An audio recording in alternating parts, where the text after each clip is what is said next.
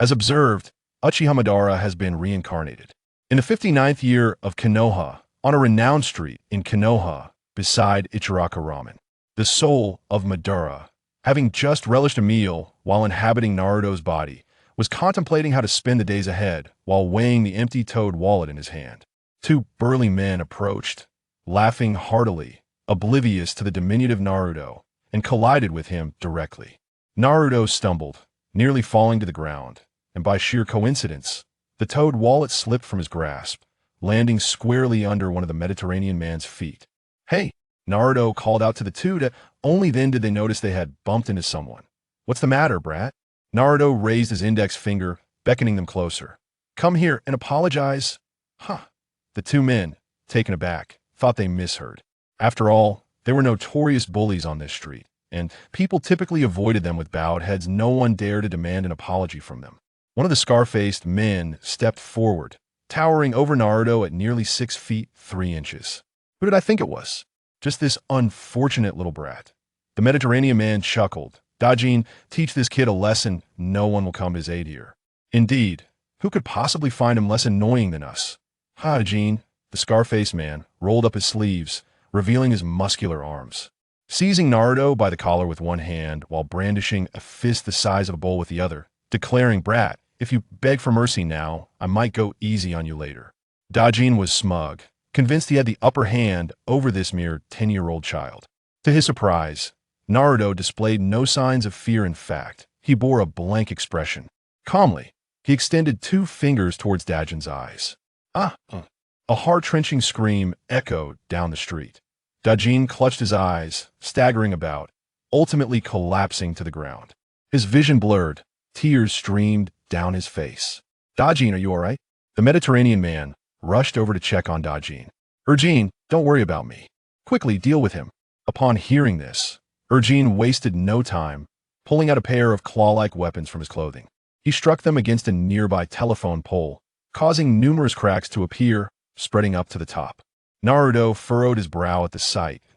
It was evident that this Urgine possessed considerable strength, likely surpassing Dajin. Fueled by rage, Urgine swung his fist towards Naruto. They were accustomed to bullying others. They would not allow themselves to be victimized. Setting aside Dajin's humiliation, Urgine felt compelled to defend his brother's honor, especially given Naruto's disdainful demeanor, which suggested he did not regard them as worthy adversaries. Irking Urgine and bruising his pride, face saved must be reclaimed. Urgine intended to fulfill this notion, planning to pound Naruto into submission, ideally forcing him to beg like a dog, which would be the pinnacle of satisfaction. He envisioned parading the pitiful Naruto before the villagers, establishing his dominance in the neighborhood. Moreover, Naruto, as the village's concealed Jinchuriki of the Nine Tails, had once wrought havoc upon Konoha, leading to the ruin of countless families. Urgine believed his actions would not only win the villagers' favor, but perhaps even gratitude, reaping benefits in the process. With that thought, Urgine couldn't help but smile, admiring his cleverness.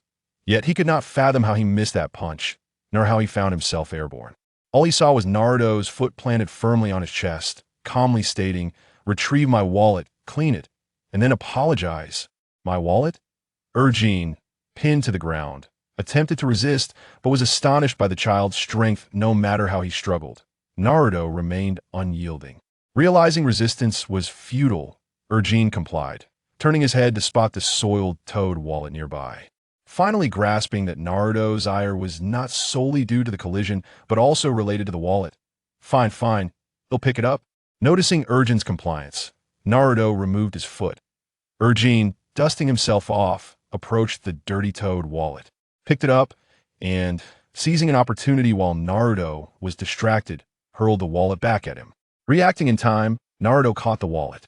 However, he soon discovered Urgine cupping his hand around his mouth, bellowing, "Help! That cursed child has finally revealed his fangs and is about to attack us." Urgine's voice surpassed even Dajin's anguished cries. Quickly, passers-by, young and old, gathered around, chattering excitedly. "What's this kid doing again? Every time I see him, it sends chills down my spine." "Son, did you see that? I told you not to play with him. Who knows what he might do to you?" Caught in a whirlwind of public opinion, Naruto was at a loss as to what he had done wrong. Moreover, with the soul of Madara residing within him, he felt even more bewildered. The gazes from the crowd were chilling, almost as if they were looking at a monster rather than a person. Seeing his plan succeed, Urgine stifled a laugh behind his hand. Though it deviated from his initial scheme, he had successfully stoked the flames of hatred, allowing him to extricate himself from the situation. Dejin, whose vision had mostly returned, joined Urgine, wearing a mischievous grin. Noticing the villagers' emotions weren't quite heightened enough, he incited, "This child is like a ticking time bomb. Who knows when he might explode? We should drive him out to prevent any future catastrophe." "Exactly. Get out. Get out. We don't need your kind in Konoha." Indeed, Dajin's provocation bore fruit. Those villagers who already harbored prejudices against Naruto genuinely feared he might be a ticking bomb. Unbeknownst to them, their words would ignite that very bomb. Each piercing remark aimed at Naruto was a dagger to his heart. For anyone else, such treatment might have driven them to madness. But he was not just anyone. He was cold, arrogant. A legendary figure in the ninja world, on par with the god of ninjas Uchiha Madara. He would not coddle these timid, short-sighted villagers. Standing amidst the crowd, Uchiha Madara raised an eyebrow, his demeanor radiating an air of nobility. "You all, how exceedingly noisy." Chapter 2. A mocked ambition what? An inexplicable aura of dominance compelled the onlookers to retreat. Such an imposing presence, such remarkable vigor. How could this align with their perception of Naruto? Was he not the incorrigible prankster, craving attention? The solitary figure, enduring abuse in silence, perpetually downcast? The cursed youth, burdened by the nine-tailed fox?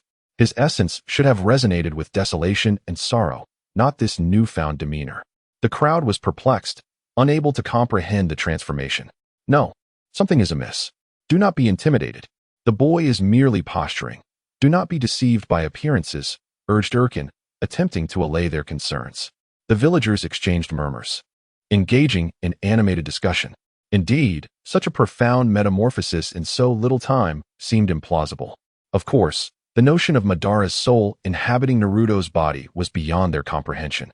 They surmised that Naruto, subjected to prolonged oppression, had finally succumbed to the pressure, like an overinflated balloon. After all, even a cornered rabbit would retaliate. Whether Naruto was the rabbit was debatable, but Madara's bite was undeniable. Seizing the opportunity amidst the villagers' chatter, Madara executed a swift teleportation, materializing before Erkin, startling him. Erkin frantically sought refuge within the crowd, yet Madara apprehended him, forcibly extracting him by the arm. "Spare me," Erkin pleaded, as he was flung into the center of the throng. Before anyone could react, Madara reappeared, reiterating the scene of stomping on his chest, crushed beneath Madara's foot. Erkin begged for mercy. "Master Naruto, I implore you, forgive me.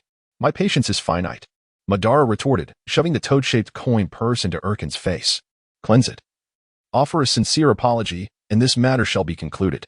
Yes. Erkin stammered, desperate to escape his predicament. His face burned with humiliation. The thought of enduring such degradation, a person of renown in this very district, filled him with shame. Even Dakin averted his gaze, unable to bear witness to the spectacle. In truth, the villagers were indifferent to the outcome. They harbored no affection for either Naruto or the gold-digging duo. Whoever suffered, the result was the same to them. As long as the conflict didn't burn them, they were happy. They were all cunning. Dakin and Erkin were well aware of the villagers' sentiments. They were left with no choice but to slink away in disgrace. With the spectacle concluded, the crowd began to disperse. "Hold," Madara interjected, gesturing in all directions. You remain." The villagers exchanged bewildered glances, wondering what he was plotting. Could it be that Naruto had truly succumbed to madness, as Erkin had suggested? He was always one to never fight back, but today his actions were perplexing. "You are a recalcitrant lot. It seems Hashirama's philosophy of love has proven ineffective," Madara remarked. "Insolent fool, how dare you address the first Hokage by name? You are audacious. And to call us recalcitrant? Do you not realize that our forbearance alone has prevented your expulsion from this village? I advise you to retract your words, lest you face our collective displeasure in the future." Madara's words struck a nerve, provoking outrage among the villagers. But who cared? Just like back then, a co-founder of Konoha, Hashirama became the revered first Hokage, the legendary god of shinobi. Madara was met with hostility and betrayal by his own clan. "Enough with the incessant chatter," Madara roared, his voice silencing the crowd. No one could have imagined such power emanating from his diminutive frame. An eerie silence descended, stifling and oppressive. Madara surveyed the crowd, his gaze piercing. You remain oblivious to your own failings. It appears Konoha is in dire need of comprehensive reform. Madara advanced to the center, raising his right hand, extending his index finger. Listen closely, Madara declared, his voice resounding with authority. I shall ascend to the position of Hokage of Konoha. I beseech you to await this eventuality. What madness are you spouting? You, of all people, aspire to become Hokage? Ha ha ha ha. Do you even comprehend the gravity of your words? Should you ever become Hokage? I shall be the first to vehemently oppose it. Madara's proclamation was met with scorn and ridicule. A monster, an outcast, dared to proclaim his ambition to lead this village. I shall reclaim all that I have lost, Madara vowed inwardly, clenching his fist in defiance. Suddenly, a large hand seized him from behind. It was a method Madara despised. The hand grasped the back of his collar, lifting him into the air. Madara attempted to resist, but his efforts were futile. He was perplexed. Ordinarily, such an ambush would result in the assailant's arm being seized and thrown. But Madara's efforts to break free were unsuccessful. Who is this person? Suspended in midair. Madara craned his neck, revealing a man with tied-back hair and a scar across his nose. This man's strength is not overwhelming, yet I am defeated? Madara struggled to accept this outcome. He reasoned that the vessel he inhabited was too weak to unleash his full potential. Naruto, if you desire to become Hokage, perhaps you should first graduate from the Ninja Academy and become a shinobi, the man suggested. Madara did not recognize him. However, the villagers did. Iruka-sensei. As a seasoned instructor at the Ninja Academy, Iruka had taught many of the villagers. Among his current students was Naruto. Earlier that morning, Iruka had noticed Naruto's absence from class, assuming he was engaging in some prank. He had stumbled upon the commotion in this district, drawn by curiosity. He had discovered Naruto. Just as he was proclaiming his intention to become Hokage, embarrassed by his delinquent student's audacious pronouncements, Iruka had intervened to halt this absurdity. Release me. Who are you? Madara demanded. Feigning ignorance, are we? I shall escort you back to the academy and introduce you to my true identity.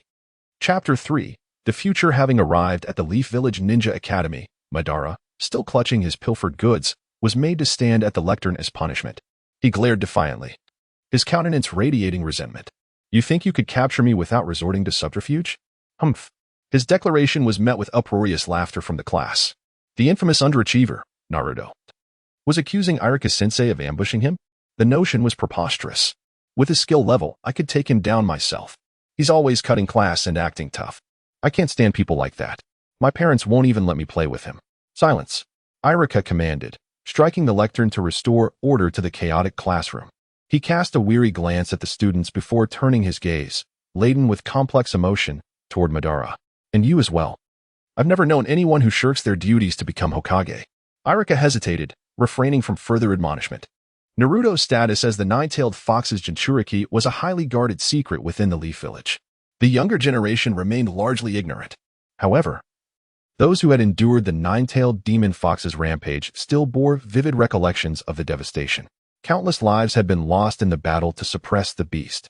Even the fourth Hokage, who was in office at the time, had sacrificed his life to seal the nine-tailed fox away. Later, an orphan with distinct fox-like whiskers appeared, leading the villagers to associate the vanished demon fox with the sudden arrival of Naruto. Thus, Naruto became universally reviled as the embodiment of the demon fox. Iruka, too, harbored some of this sentiment. During the nine-tailed fox's attack, the young Iruka had witnessed his parents, who were on the front lines, being slain by the beast. Iruka loathed the nine-tailed fox, yet Naruto, aside from his penchant for mischief, was so innocent and guileless. Iruka found it difficult to reconcile the two. However, hatred was not something that could be easily relinquished. Iruka's heart was torn, as if two opposing forces were warring within him. Though I know not who you are or why you have brought me to this place, I must inform you that I am destined to become Hokage, and no one shall stand in my way. By now, Madara, whose soul had become entwined with Naruto's body, was beginning to comprehend his predicament, the Ninja Academy, the Cursed Youth, and the Hokage Rock Monument in the distance. These were not products of Madara's era. However, one thing was certain, this was the Leaf Village. Still spouting such nonsense? You are incorrigible, Iruka chided, delivering a light blow to Madara's head. The indomitable Madara endured the strike without so much as a flinch. What year is it in the Leaf Village? Are you feverish? Iruka inquired, touching Madara's forehead before checking his own, finding no difference. Year 59. A girl with alabaster eyes, seated in the corner of the classroom, softly replied, her cheeks flushed with embarrassment. Hinata, you're far too kind. He's feigning ignorance. And you're playing along, one student remarked. Indeed. Even at his most obtuse, he should know what year it is. I wager he'll claim to be possessed or some such nonsense. Naruto is capable of such things. Haha. The taunts of his classmates did not perturb Hinata. Instead, she lowered her head further, muttering to herself, barely audibly, but what does it matter? Because he is Naruto. Year 59, is it? Madara mused, digesting the information. So, I have traversed far into the future. It seems that much has changed, and turning back will be difficult. In that case, I shall make the most of this era. He smiled inwardly, thinking that Byakugan girl is not bad. Madara then frowned, casting a sidelong glance at the boy who had accused him of being possessed, and murmured, he saw through me at once. I cannot allow him to live. Madara was unaware that the boy's comment was merely a coincidence. He could not have possibly discerned that Naruto had been possessed. However, Madara was not one to take chances. Any threat must be eliminated. Without warning, Madara seized a pointer from the lectern and lunged at the boy. The suddenness of the attack startled the boy, causing him to expel a stream of mucus. As Madara brandished the pointer, intent on ending his life, Iruka swiftly intervened, grabbing Madara by the scruff of his neck and halting the assault. Aya, how terrifying. The boy, spared from harm, inhaled the mucus and recoiled in fear, colliding with the desk behind him. The underachiever dared to attack us. How audacious. Try it again, if you dare. Indeed, we'll give you a sound thrashing. Madara's actions ignited the class's collective ire. They were unaware that Naruto was the demon fox. Their parents had simply warned them not to associate with him. Over time, Naruto had become increasingly ostracized, even subjected to bullying. It was unlikely that anyone would come to his aid. Silence. Iruka interjected, for reasons he could not fully explain. Iruka felt a sense of empathy for the demon fox who had slain his parents. In his own childhood, he had been much like Naruto, lacking parental affection and engaging in foolish acts to gain attention, which only led to contempt from others. Naruto was merely an amplified version of Iruka, using pranks to assert his presence, resulting in even greater rejection and suppression. Naruto, you must be in great pain, Iruka thought. Even though you killed my parents, I long to say these words to you. Come on, you brats. You think I'm afraid of you? Madara retorted, glaring at the loudest of his classmates. You. Don't you dare leave later. We'll see who thrashes whom. Madara's arrogance caused the children to deflate like punctured balloons. In the past, they had often struck Naruto's head, tripped him, and pelted him with snowballs in winter. Each time, Naruto would rub his wounds, grin, or lower his head and walk away with a melancholic expression. They had never witnessed such a reaction from him, and they were momentarily taken aback. Come on, what's the matter? Lost your tongues? Madara challenged, his menacing demeanor causing the children to tremble. One of them stammered, don't think. I'm afraid. Fighting amongst students is forbidden, Iruka declared, pulling Madara away. Observing his boundless energy, Iruka could not help but smile wryly. This was the Naruto he had been so concerned about? All right, Naruto, go to your class. And remember to write a letter of apology for cutting class before school is out. The altercation was brought to an end. Madara reluctantly made his way to the center of the classroom. Noticing his hesitation, Iruka prompted, Naruto, return to your seat. Return to my seat? Madara questioned, bewildered. He had no idea where his seat was. Iruka glanced at Naruto's usual seat, which was occupied by the boy with whom he had just quarreled. To prevent further conflict, Iruka pointed to an empty seat in the corner. Very well, you may sit next to Hinata. Chapter 4. A Date Naruto. The one who reacted most strongly to the seat change was undoubtedly Hinata. The mere thought of sitting next to Naruto made her face flush crimson, as if it were about to bleed. Sasuke took a seat and glanced at the Byakugan girl who had just answered his question. He felt quite fond of her. You are a nice person. Pleased to meet you. Naruto, Hinata was taken aback when Naruto unexpectedly spoke to her, leaving her mind in a daze. Me too. Coming back to her senses, she pinched her thigh. They had known each other for some time. So why did they still greet each other as if meeting for the first time? Hyuga. Hinata? Sasuke read her name from the textbook aloud. Is there something you need? Huh? Hinata was surprised that Sasuke's voice, though soft, had reached her ears, since the conversation had already begun. And considering Hinata had just helped him, Sasuke decided to ask, do you have time after school? I'd like to treat you to something. Really? Hinata's voice was gentle, laced with anticipation. Sasuke nodded. Having been reborn, He was filled with curiosity about everything here. This was a splendid opportunity to invite Hinata and gather information about this place. Of course, the school bell rang. The golden sunset bathed every corner of Konoha. As Sasuke exited the school gates, he noticed that Hinata had not followed him. Turning around, he saw her peeking from behind the gate, her head barely visible. Hinata, what are you hiding there for? What if someone sees us on our date? That wouldn't be good, would it? Are you going or not? Yes. Hinata, fearing she might miss an opportunity to be alone with Naruto, was propelled by an invisible force, obediently following behind him. Along the way, Hinata kept her head down, both afraid of being recognized and overwhelmed with shyness. It was only when she bumped into Sasuke's back that she realized he had stopped walking. Naruto, you were quite impressive at school today. Hinata lifted her head, only to discover the 3 classmates who had clashed with Sasuke earlier. In the center stood the snot-nosed boy, tall and lanky, flanked by a chubby one and another with a short ponytail.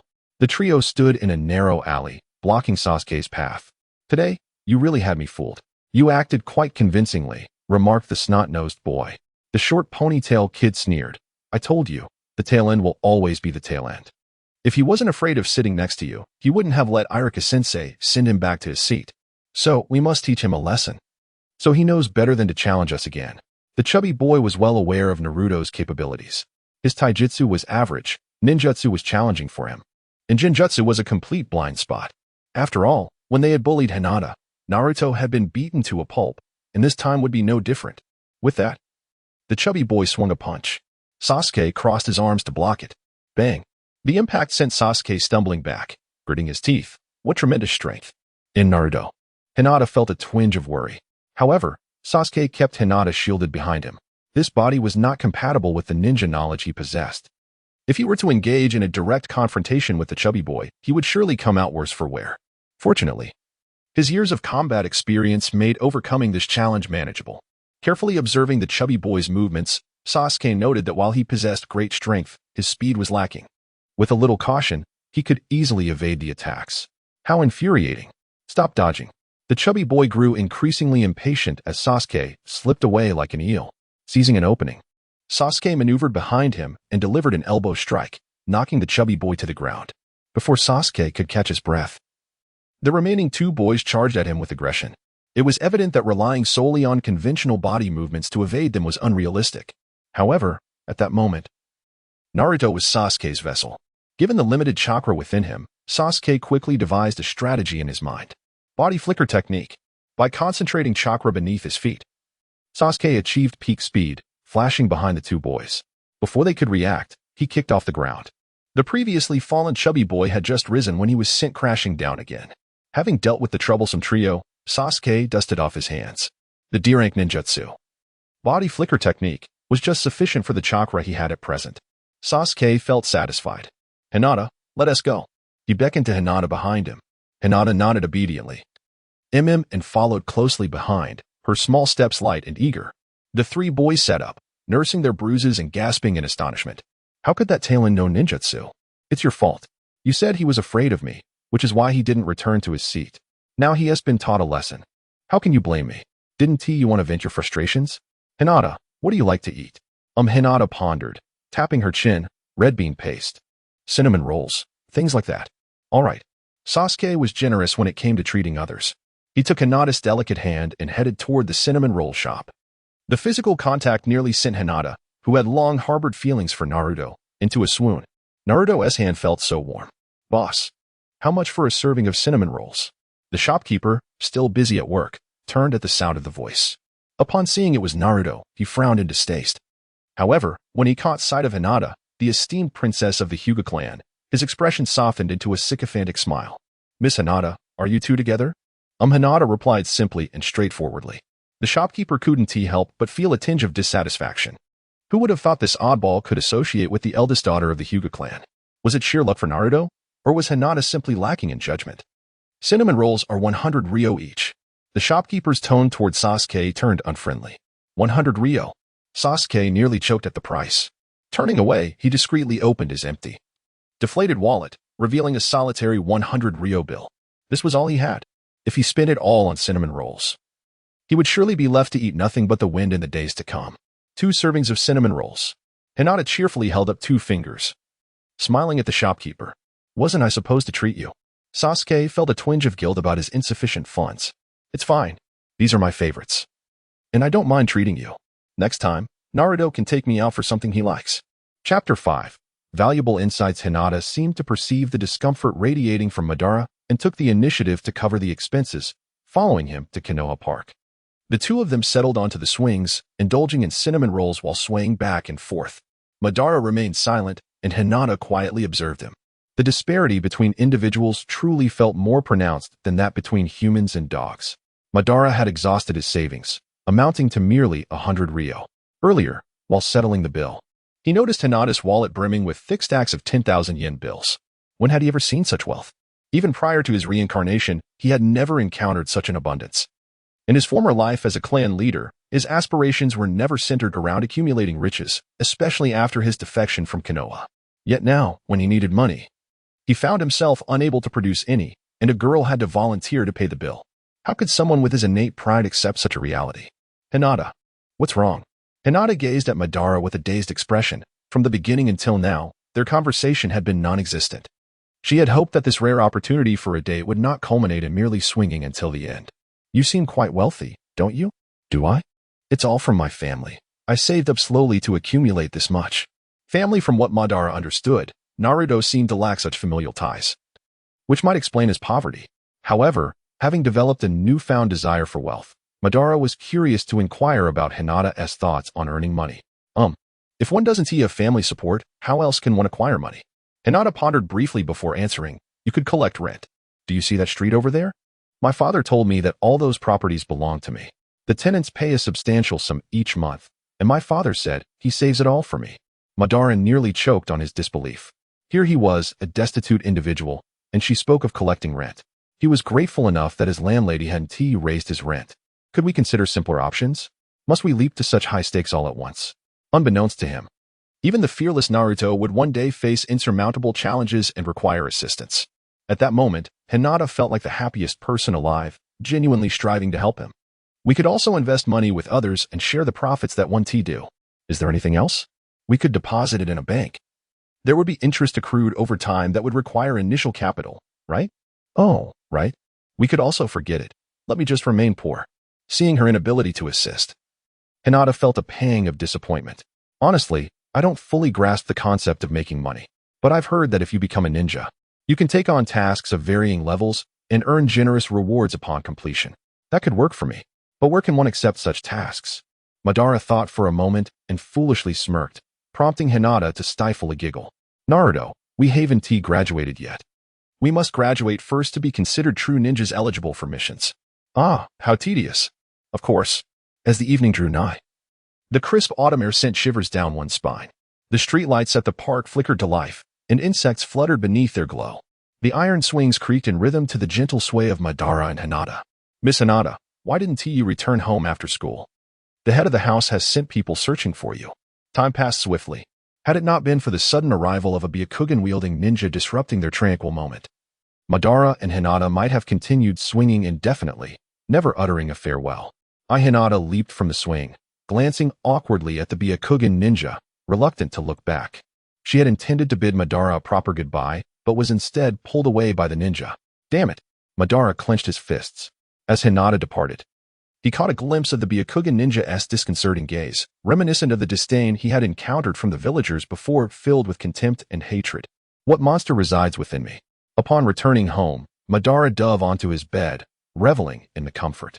How delightful, he mused, recalling the entirety of his day with Hinata and cherishing the precious information she had shared. Currently, the leader of Konoha was Sarutobi Hiruzen from the Sarutobi clan. Madara had a vague recollection of him. They had exchanged a few words the previous night, mostly trivial pleasantries. When Hiruzen departed, he left behind this month's living expenses, neatly packaged in a small envelope. Madara opened the envelope without needing to count 1,000 ryo. However, after visiting Ichiraka Ramen today and devouring several bowls, little remained. How impoverished. That old man surely must have money. Why is he so stingy? Madara also gained a general understanding of Hiruzen's identity. The Hokage of Konoha. He was the third successor after Senju Hashirama and Senju Tobirama. Originally retired, he was compelled to return to the position after the Nine-Tails incident 11 years prior. The fourth Hokage, Namikaze Minato, sacrificed his life to protect the village and seal the Nine-Tails. With no successor in sight, the retired third Hokage had no choice but to reclaim the mantle. Madara lifted his shirt, observing the intricate sealing techniques on his abdomen, and recalled the villagers' remarks about him being a monster. Could it be? Is the Nine-Tails sealed within me? Am I now the Jinchuriki of the Nine-Tails? A smile crept onto Madara's lips. The Nine-Tails was an old acquaintance. It seemed that, should the opportunity arise to access that power again, he would have to reconnect with the Nine-Tails.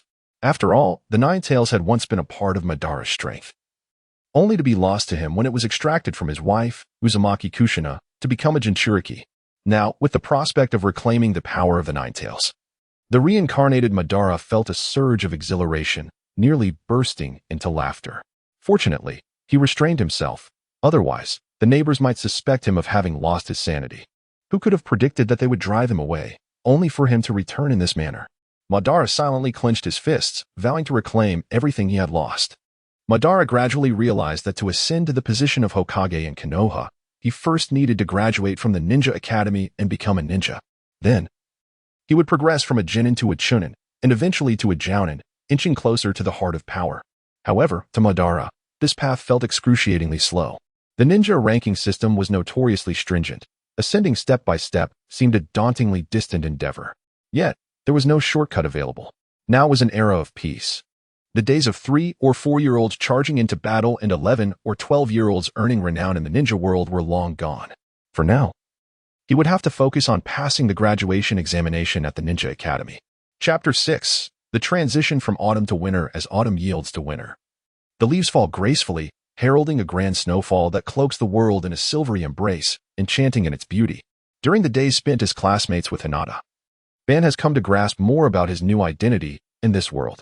Naruto Uzumaki, an orphan with unknown parentage, is discreetly cared for by the third Hokage, Hiruzen Sarutobi, who periodically provides him with a modest allowance while refraining from further involvement. The villagers, wary of his monstrous reputation, Ban has surmised that the monster refers to the Nine-Tails, maintain a distance from him. In class, Naruto's poor academic performance earns him the derogatory title of the bottom of the class, and he occasionally falls victim to bullying. Reflecting on this, Ben feels discontent. How dire must this child's past have been? After all, he possesses a certain dignity. He cannot be reduced to mediocrity. To graduate, he must study diligently and achieve outstanding results. With an inherent pride, he is unwilling to concede defeat easily.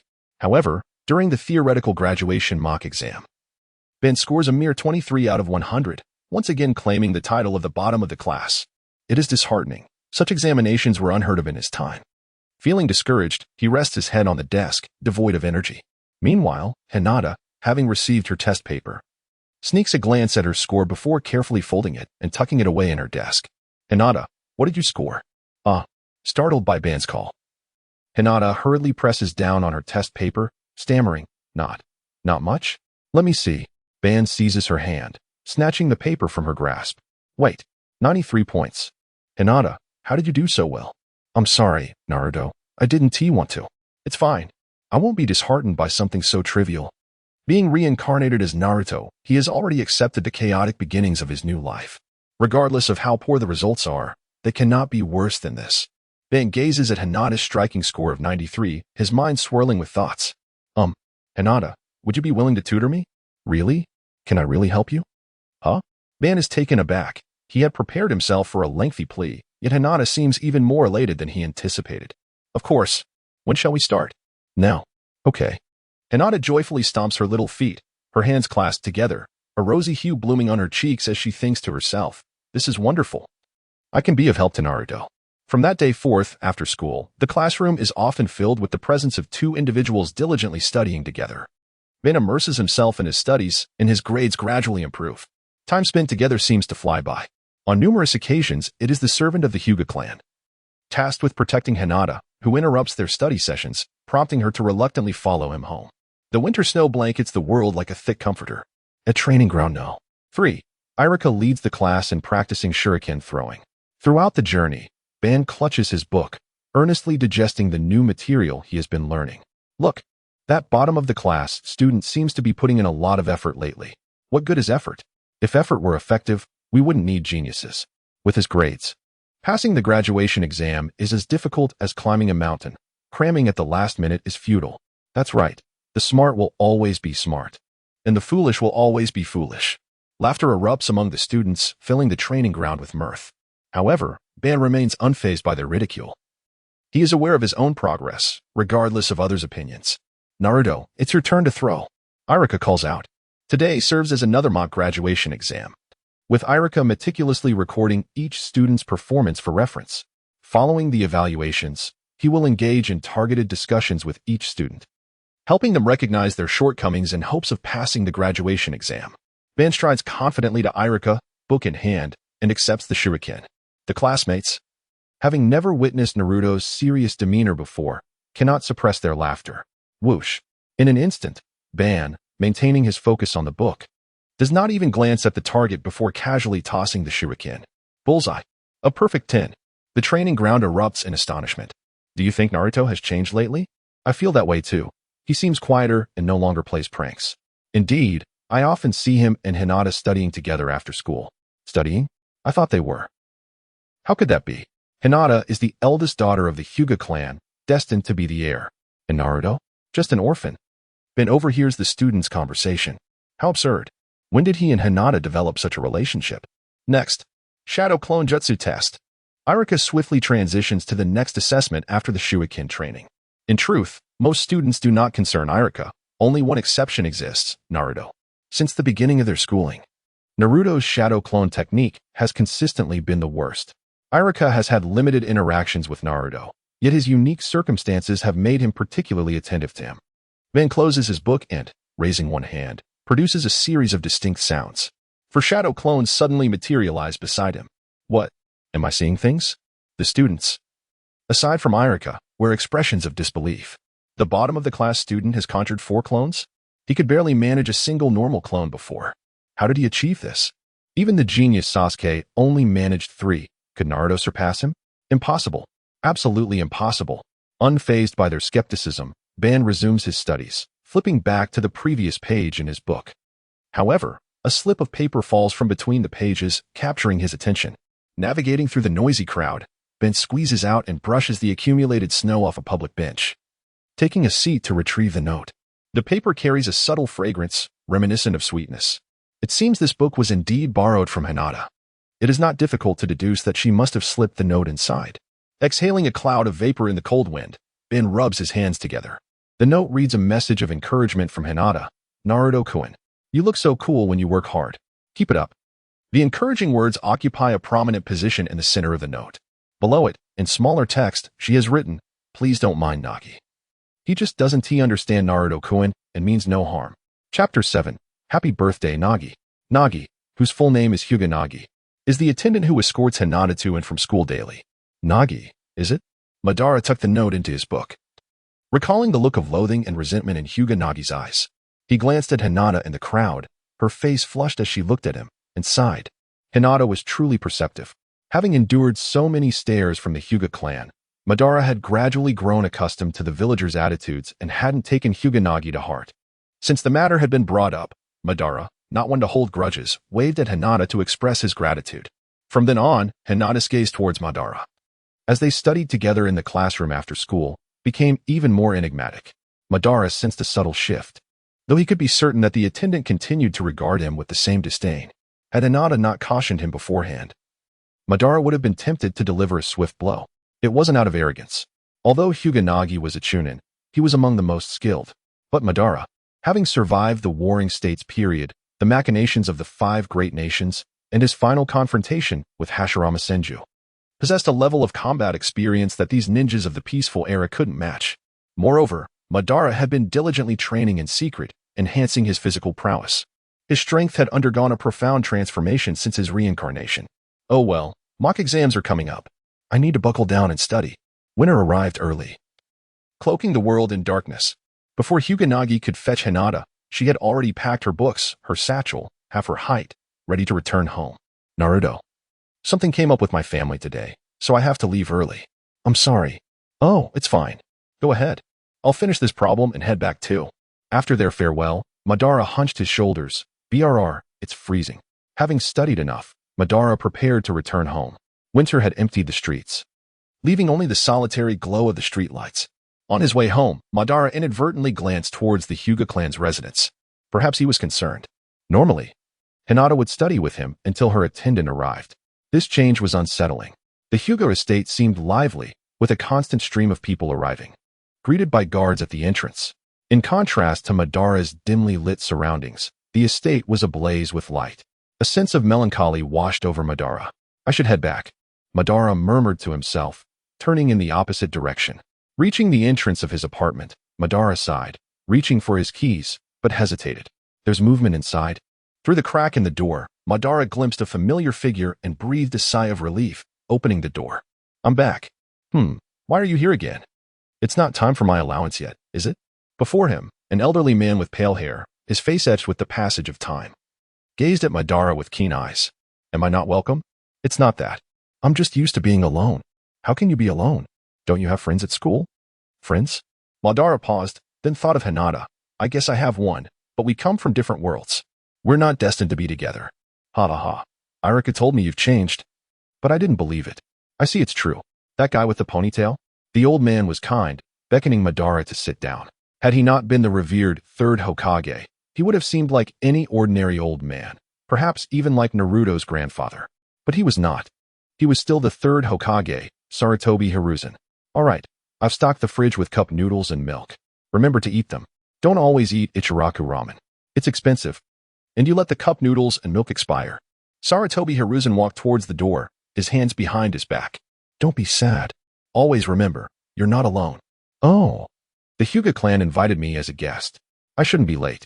What kind of guests are the Hyuga clan hosting today? Sarutobi Hiruzen turned back, seeing Naruto concerned about something other than himself for the first time. Loneliness had made him oblivious to others. It seemed Naruto had indeed made a good friend. It's nothing much. It's the Hyuga clan's eldest daughters. I think her name is Hyuga Hina. Hyuga Hinata. Yes, your classmates, right? Today is her birthday, so her father is hosting a banquet to celebrate. After Sarutobi Hiruzen left, Madara felt even more despondent. A friend who didn't even mention her birthday. Just an ordinary friend. Opening the fridge, Madara found it fully stocked. The expired cup noodles and milk had been disposed of by Sarutobi Hiruzen. Taking out a cup noodle, Madara poured hot water and waited for the noodles to soften. Ugh, I have no appetite. Madara truly lacked appetite. Firstly, he was troubled. Secondly, perhaps due to genetic selection after possessing this body, he only had a strong craving for Ichiraku ramen and nothing else. Madara thought perhaps, aside from Uncle Ichiraku, no one else in the village would treat him so kindly. Eating ramen there always brought a sense of relaxation. The cup noodles were ready, but Madara only took a couple of bites before pushing it aside. The rehydrated noodles tasted bland and unappetizing. Frustrated, Madara took a hot shower, crawled into bed, and drifted off to sleep. Knock, knock, knock. A knock echoed from the door. Madara forced his eyes open, barely able to pry them apart. The light was on, its glare making his eyes uncomfortable. It was still dark outside. The knocking persisted. Madara didn't know who it could be, as no one other than Sarutobi Hiruzen ever visited. And he had a key. All right, I'm coming. The outside was too cold. Madara wrapped himself in his blanket, not caring that it dragged on the floor, and opened the door. Who is it? Naruto-kun. Outside, Hinata, wearing white fluffy earmuffs, stood holding a slice of cake, shivering in the cold. Madara was surprised to see her. Achoo! A gust of wind swept through, causing Hinata to sneeze. Naruto, can I come in? Of course, come in. Watching Hinata enter, placing the cake down, and brushing the snow from her hair and clothes, Madara asked, what time is it? Almost midnight. Madara didn't realize he had slept for so long. Almost until the next day. But it was still in time. Madara looked at Hinata, and Hinata looked at Madara. Happy birthday. Chapter 8. Behind the mock exam results were released, and Madara's performance, while showing considerable improvement, was still less than ideal. Even Irika, who rarely offered praise, commended Madara before the entire class. However, as Madara held the exam paper with the conspicuous red mark, a sense of dissatisfaction gnawed at him. Why only this much? Hinata leaned in, remarking, not bad. You've improved a lot. The large 59 at the top of the paper felt like a thorn, pricking at Madara's pride. Why not 1 point more, or even 1 point less? Exactly 59. The score, representing failure, seemed to negate his recent efforts. It's all right, no matter what. I'll always support you from behind, Hinata offered. Behind? Madara's nerves twitched. He recalled Hashirama Senja standing behind him as a child, making him unable to urinate, and Hashirama's wooden clone stabbing him in the back at the Valley of the End. For some inexplicable reason, Madara erupted at Hinata. I don't like people standing behind me. It was his flaw, an inability to entrust his back to anyone. Startled by Madara's outburst, Hinata, unsure of what she had said wrong, burst into tears and fled the classroom. Realizing his loss of composure, Madara hurried after her, but Hinata vanished from sight. Sasuke Uchiha, standing nearby, abruptly blocked Madara's path. I want to fight you. Get out of my way. Madara tried to shove past Sasuke, but Sasuke stood firm. The atmosphere turned icy, charged with animosity. Are you afraid, loser? Sasuke taunted, attempting to provoke Madara. But Madara's mind was elsewhere. A pathetic wretch blinded by revenge, as foolish as the rest of the Uchiha clan. What did you say? Sasuke grabbed Madara's collar, but Madara remained unfazed. The Uchiha's downfall was self-inflicted. I had lost interest in the Uchiha. But since you've come looking for me, let's set a time to discuss things. With that, Madara pushed Sasuke aside and stormed out of the classroom. The altercation with Sasuke had cost him time. By the time Madara reached the outside, Hinata was nowhere to be found. In the following days, Hinata was absent from school. It's been 3 days, she should be over it by now, Madara thought. Without Hinata, he felt listless, unable to focus on his studies. This is troublesome. How can I be so disturbed by a mere girl? Madara sighed, running his hands through his hair in frustration. Hinata, you're here. Go back to your seat. Irika's voice broke through his thoughts. Hearing Irika's words, Madara looked up, his eyes filled with excitement. Hinata. Hinata nodded slightly, her usually blushing face unusually calm, yet exuding a sense of resolve. Naruto-kun, excuse me. Madara, who was sitting by the aisle, quickly stood up to make way. His Hinata winced as she sat down. Hearing the sound, Madara turned to see Hinata's delicate hands covered in bandages, barely concealing the numerous cuts and bruises. What have you been doing these past few days? Nowhere. Just staying at home. But your hands? It's nothing, Madara persisted, but Irika's shock interrupted him. Naruto, pay attention. Reluctantly, Madara gave up for the moment. During the break, Hinata rested on her desk, seemingly exhausted. Her breathing was erratic, as if she had been running or was ill. Madara couldn't be sure, but he decided it was best not to disturb her. The whole day passed without Madara exchanging a single word with Hinata. After school, Hayashi was already waiting to pick up Hinata. Hayashi still wore his usual contemptuous expression. Madara endured it. As he had promised Hinata, he had grown accustomed to the glares. But he still disliked them. Hayashi, apologize. Suddenly, Hinata stopped in her tracks. Hayashi and Madara both wore expressions of surprise. Hinata-sama, apologize to whom? Hayashi asked, confused. Hinata turned around, her gaze resolute, a departure from her usual timidity. Pointing towards Madara, she declared, apologize to Naruto. Huh? Why should I apologize to him? Hayashi was even more perplexed. Madara remained silent, standing still. I've known about your disrespectful behavior towards Naruto from the beginning, but I've always turned a blind eye, Hinata said, clenching her fists, her nails digging into her skin. It's because I'm too weak, too useless, that Naruto dislikes me and said he doesn't want me standing behind him. So, during my absence, I resolved to become as strong as Naruto, and from now on, I will do everything I can to stand in front of Naruto. What? Madara and Hayashi exclaimed almost simultaneously. Madara was taken aback that Hinata, instead of being angry, blamed herself for his outburst. He felt a pang of guilt. But you want me to apologize to that annoying brat? Hayashi retorted, his face contorted with disdain. Naruto was ostracized by the entire village, the lowest of the low. He, on the other hand, was a member of the esteemed Hyuga clan. Apologizing to Naruto would be humiliating. This isn't a request, it's an order, Hinata said, her voice firm. But Hayashi hesitated, glancing at Madara and then at Hinata, unwilling to lose face. If I'm going to apologize, I need a reason. What should I say? A reason? Hinata frowned. She had been too lenient, and her words carried no weight with her attendant.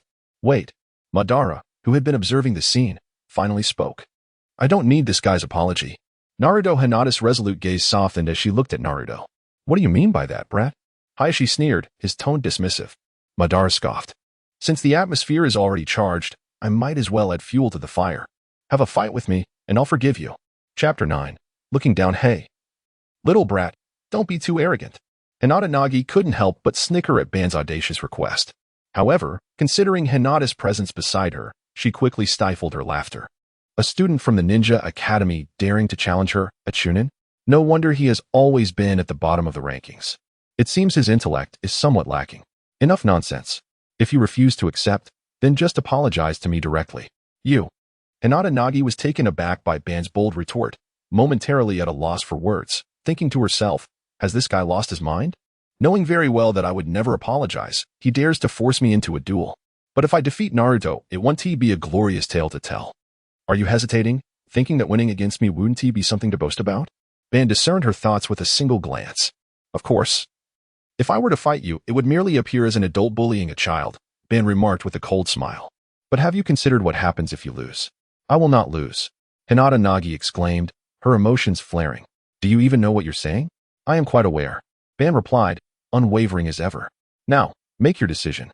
With the conversation reaching this point, Hinata Nagi chuckled, unable to maintain her composure any longer. Setting, training ground number 5. As the last rays of the setting sun faded, a faint blue hue spread across the sky. One by one, lights flickered on in the training ground, illuminating Ban's youthful face. Let's place a wager as well. The loser will cover the cost of renting the training ground. Renting the training ground costs 200 ryo per session, equivalent to 3 bowls of Ichiraku ramen. For someone like Ban, whose monthly allowance is merely 1,000 ryo, the training ground fee is indeed a significant sum. All right, no problem. Hinata Nagi agreed, confident in her victory, adding, if you're truly short on funds, I could cover your expenses if you lose. No need. Ban replied firmly. In an instant, Ban vanished using a technique too swift for the naked eye to catch, appearing behind Hinata Nagi. Just as he raised his hand to deliver a decisive blow, Hinata Nagi reacted with remarkable speed, spinning around to seize Ban's wrist. Haven't I told you? The Hyuga clan is the foremost noble family of Konoha. My Byakugan can see through everything. Crash. Just as Hinata Nagi's words fell, Ban transformed into a cloud of white mist, disappearing from her sight. Useless. Even so, I still don't regard you as a threat. Hinata Nagi shouted defiantly, my Byakugan allows for a 360-degree view without blind spots. Hiding from me won't work. Naruto. Standing nearby, Hinata's concern was palpable, despite her attempts to appear strong. She remained the gentle girl she always was. Training ground number 5. Nestled among the mountains with a nearby forest, provided an ample hiding place. Possessing the Byakugan, Hinata Nagi not only had a vast field of vision but also the ability to see through objects. Scanning the open area yielded no sign of Ban. She then turned her gaze towards the forest, dense with foliage and thickets, an ideal place for concealment. Activating her Byakugan, the veins near her temples throbbed, and her white pupils expanded dramatically. Strange, where could that little brat have gone? No sight of Ban in the forest either. Hinata Nagi began to feel anxious. After all, she was a chunin, surely she wouldn't fall prey to a mere child. Come out. Stop hiding. She scanned the area again, even glancing up at the sky. Still, no sign of Ban. Where could he possibly be? Hinata Nagi felt increasingly agitated, her breath becoming uneven. The rising and falling of her chest indicated she was beginning to fear. She dreaded the thought of losing. Ninjas excel in stealth, moving silently into shadows to strike without warning. Unable to anticipate Ban's movements, Hinata Nagi felt as helpless as a lamb awaiting slaughter. Boom. The ground beneath her feet cracked and buckled. Ban emerged, delivering a powerful punch to Hinata Nagi's chin. The force of the blow sent her flying, tracing a perfect arc through the air. All that talk about being the foremost noble family of Konoha, you're merely a bunch of out-of-touch individuals. Stop holding your head up high. Occasionally, you must learn to lower it to recognize your true position. Ban turned away, striding towards Hinata. Remember to settle the bill later. As Ban approached, Hinata could hardly contain her excitement, her small hands fidgeting aimlessly, unsure of where to place them. Naruto. Ban placed his hand on Hinata's shoulder, remarking, you seem different today. Despite her efforts to appear strong, Hinata's facade crumbled the moment Ban's hand rested on her shoulder, and her cheeks flushed crimson. I just feel that I can't always rely on others. I must have my own opinions. I truly want to stand in front of Naruto. Ban fell silent, unsure if Hinata's transformation was right or wrong. All he could do was nod in acknowledgement. Hinata, reassured by his approval, smiled brightly. I was wrong last birthday. I was genuinely happy at the time, but I didn't expect Nagi to join us and insult you, calling you an orphan unworthy of being my friend. I've always been compliant, following my family's arrangements, even knowing Nagi was in the wrong, but I lacked the courage to stand up to him. It's all my fault. which is why you were so angry with me in the classroom that day. Her earlier joy faded into guilt. Fortunately, Ban understood. I understand that being in a large family comes with many burdens. There are things you might not even have the power to decide, which could lead to your character. After offering comfort, Ban noticed Hinata's mood lightening and grasped her scarred hands, inquiring, "Could you tell me how you got these injuries?" Hinata quickly retracted her hands, not wanting him to worry about her. "It's nothing. I just got careless." "That doesn't seem like mere carelessness," Ben observed, sensing her dishonesty. "Really? There's no need to worry. As the eldest daughter of the Hyuga clan leader, I have responsibilities for the clan's future. Therefore, I've been training a lot lately. And injuries are inevitable. Your character doesn't seem suited for a clan leader, but I will strive to improve. Is it just to stand in front of me?" Ban's profound question finally softened Hinata's heart. After an internal struggle, she resolved to open up and have an earnest conversation with Ban. "Naruto, do you know what captivates me most about you?" Chapter 10, Encounter at the Summit Me? Madara was perplexed, unable to fathom what he possessed that could captivate another. Especially considering the previous occupant of this body was a perceived failure. Frankly, even Madara held a degree of disdain for Naruto. "Yes," Hinata affirmed, her conviction unwavering. "The first time I saw Naruto was near a mask shop. You were captivated by a particular mask, eagerly preparing to purchase it, only to be ejected by the proprietor. The mask hurled after you, striking your head. You were visibly distressed, vociferously questioning why you were met with such disdainful gazes, enduring the scorn of the villagers. I would have been devastated, perhaps perpetually weeping. Yet, Naruto, you did not. My family cautioned me against associating with you. However, on a snowy eve, I absconded from my home, weeping alone. You were the one who noticed me, who grasped my hand and escorted me back. You even remarked, 'You possess such a grand home. Why must you weep?' I, on the other hand, have no one, yet I never shed tears. I could discern the loneliness in your words, yet I also perceived that resilience. And you are not the monster my family depicted. I aspire to emulate Naruto, to be a bastion of strength." "Enough," Madara interjected, unable to endure further. It sounded like a narrative of a seemingly resolute child imbuing courage into another. Madara's perception of Naruto remained unchanged. "Very well, let us conclude here for today." As Madara turned to depart, Hinata, rooted to the spot, expressed profound gratitude for fate's orchestration of her encounter with Naruto. She harbored the hope that they would remain together eternally. "Naruto-kun, what is it?" Madara inquired, turning back with a hint of bewilderment. "See you tomorrow." Madara was taken aback. Such was the epitome of romantic discourse. "Ah, see you tomorrow," Madara responded, waving in farewell once more. En route home, Madara repeated the phrase "see you tomorrow," and as he did, a smile unexpectedly graced his features. Upon returning to his lodgings, Madara performed his ablutions. Ascending to his bed, he assumed a meditative posture, attuned to the flow of chakra. Through diligent practice, Madara could palpably sense the augmentation of chakra within him. However, a fraction invariably gravitated toward his abdomen, vanishing inexplicably.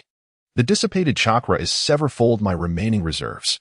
The seal within my abdomen, it seems, has exacted a considerable toll for containing the nine tails." The seal not only siphoned Madara's chakra but also impeded its circulation. Upon his initial attempts at ninjutsu, Madara had observed that the chakra was arduous to control. With the slightest misstep, the technique would distort. The previous inhabitant of this body, Uzumaki Naruto, often derided as the dead last, was rumored to struggle with even a rudimentary clone technique. Undoubtedly, this was attributable to the influence of the Nine Tails chakra. Months later, winter's grip had relinquished, and all things were rejuvenated in the vernal equinox. Madara donned an orange spring ensemble, retrieved his goggles from their hook, and ventured forth. Having received 1,000 ryo for living expenses from the third Hokage, Hiruzen Sarutobi, the previous day, Madara hastened to Ichiraku Ramen, ordering a steaming bowl of tonkatsu ramen, extravagantly adding bamboo shoots and chashu pork. "Here you are, Naruto, your ramen." "Thanks," Madara replied, retrieving disposable chopsticks, bisecting them, and positioning them horizontally across his knuckles. With eyes closed, he intoned with the reverence of a devotee, "I shall partake." This repast nearly consumed a tenth of Madara's funds. "Naruto, I haven't seen you around lately," remarked Tuchi, the Ichiraku proprietor, as he prepared the noodles. "I've been preoccupied with the ninja graduation exams. It's been exhausting." Tuchi chuckled, adding a fried egg to Naruto's bowl. "Uncle, what's this?" "It's on the house. You're still growing. Eat up." Following his indulgence, Madara contentedly patted his abdomen. Madara had calculated that 1,000 000 Rio, when frugally managed, would suffice. He had even reproached Naruto for his lack of fiscal prudence, lamenting his perpetual penury. Yet, once Madara assumed control of these funds, he realized how arduous it was to curb expenditures. For instance, a bowl of Ichiraka tonkatsu ramen cost 76 Rio, with a mere 1,000 Rio in total. How many such indulgences could one afford? However, Madara was no longer concerned. Saving money could wait. Partaking in Ichiraka ramen was not merely about the flavor, but about the emotional sustenance it provided. The day was resplendent with sunshine. Madara had selected his destination, the summit of Mount Konoha, a secluded locale. From its vantage point, one could survey the entire village and revel in the invigorating spring breeze. After an arduous ascent, Madara, weary from the climb, was invigorated by the sight of Konoha's prosperity. Though he might outwardly deny it, he inwardly admired Hashirama. To transform this once barren land into such a thriving metropolis was truly remarkable. Will I ever tread the same path as you? Madara seemed to inquire of the departed Hashirama, or perhaps of himself. Madara sat at the precipice's edge, overlooking Hashirama's sculpted visage. Hashirama had once told him that Madara would be his successor as Hokage. Madara had believed him. Yet, glancing aside, he saw the likeness of Tobirama Senju. Hashirama had ultimately deceived him. Madara reclined, his fist clenched, pointed heavenward. Rather than rely on the largesse of others, I shall seize it through my own strength. A surge of resolve coursed through Madara's being. Concurrently, a familiar figure materialized above Madara. I knew I'd find you here. After all this time, you should fulfill your promise. The visitor was Uchiha Sasuke. Months prior, Sasuke had accosted Madara in the classroom, seeking a duel. I don't recall making any such promise. Are you afraid? Afraid? Reflect upon what I said to you that day. Humph. Sasuke retorted, displeased. Sasuke recalled that Madara had not explicitly agreed to a duel. He had merely stated that he would speak with him at some point. I have no interest in what you have to say, Sasuke rebuffed. Hurry up and duel me. Why are you so insistent on dueling me? Madara inquired, propping his head with his hands, gesturing for Sasuke to move aside as he was obstructing the sunlight. Sasuke obliged, retreating a few steps. Then, his demeanor grew agitated. Because I want to prove my existence. Oh, your existence? What kind of existence? What kind of existence? Sasuke faltered, unpleasant memories surfacing in his mind. I have always striven to improve myself, consistently being the top student in the academy. I believe that if I continue to work diligently, I will surpass him one day. Who is him? Who he is irrelevant. What matters is that I have realized that burying myself in effort is futile. Why is it futile? Perhaps it's because of your recent transformation. Chapter 11. Madara and Sasuke. Madara took a brief nap. Sasuke, a person who spoke in riddles, was truly frustrating. Regardless of who he was or what his situation entailed, if he could articulate his thoughts clearly, perhaps I might consider engaging in a duel with him. Am I to be pitted as the tail end of the group? Upon hearing Madara's words, Sasuke felt a surge of anger, as if the notion of battling him was nothing short of a condescending favor. Stop right there. Do not refer to me as the tail end. I scored 78 on the last mock exam, so if you must call me something, refer to me as the body of the vehicle. Sasuke exclaimed, laughter lacing his voice. Forget your vehicle body. The more Sasuke spoke, the angrier he became. He crouched down and seized Madara's collar, intending to lift him up. Hey, be gentle. This outfit was a gift from the third Hokage, and it's quite expensive. Madara protested. You dare say that?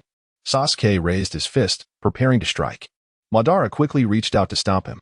Unexpectedly, this Uchiha descendant's emotions were quite volatile. It seemed that I had teased him too far. Rising to his feet, Madara looked up at Sasuke, who towered over him, musing to himself, am I truly this short? After his moment of self-reflection, Madara's interest peaked. Very well. Considering your Uchiha lineage, let me witness your prowess. Do not speak to me in such a condescending tone, tailend. Sasuke retorted, launching a punch that Madara deflected with his palm.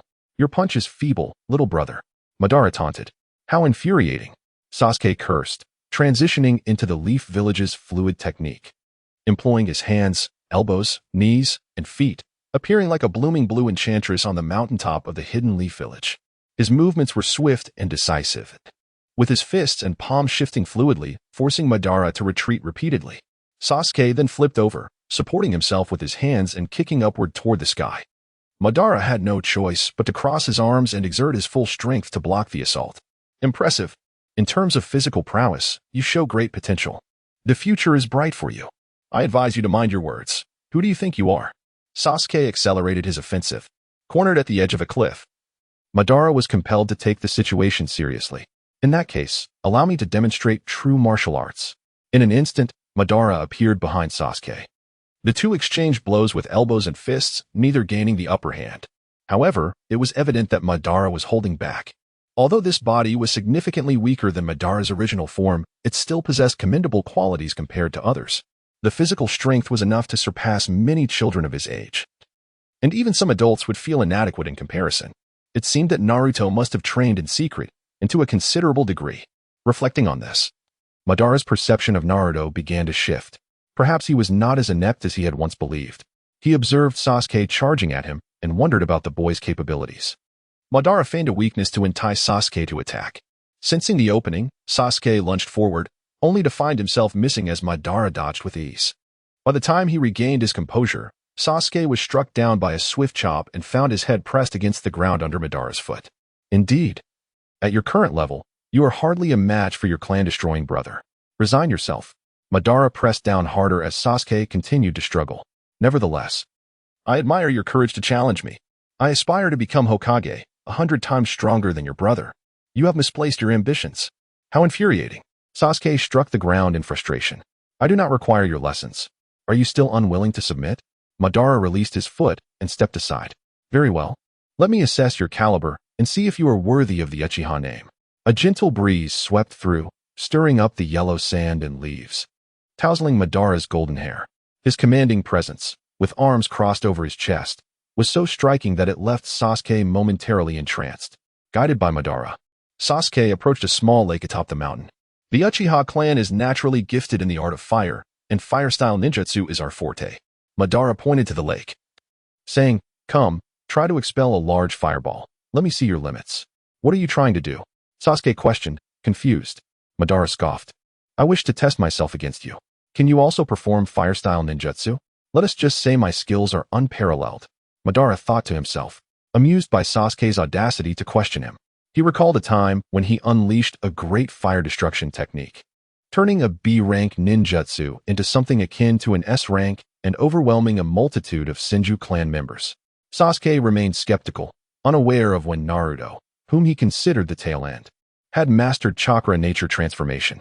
It was common knowledge that chakra consisted of 5 elemental natures: wind, fire, lightning, water, and earth, along with the 2 unique attributes of yin and yang. Without systematic training, an ordinary ninja could barely output chakra. To incorporate chakra nature transformation required significant effort.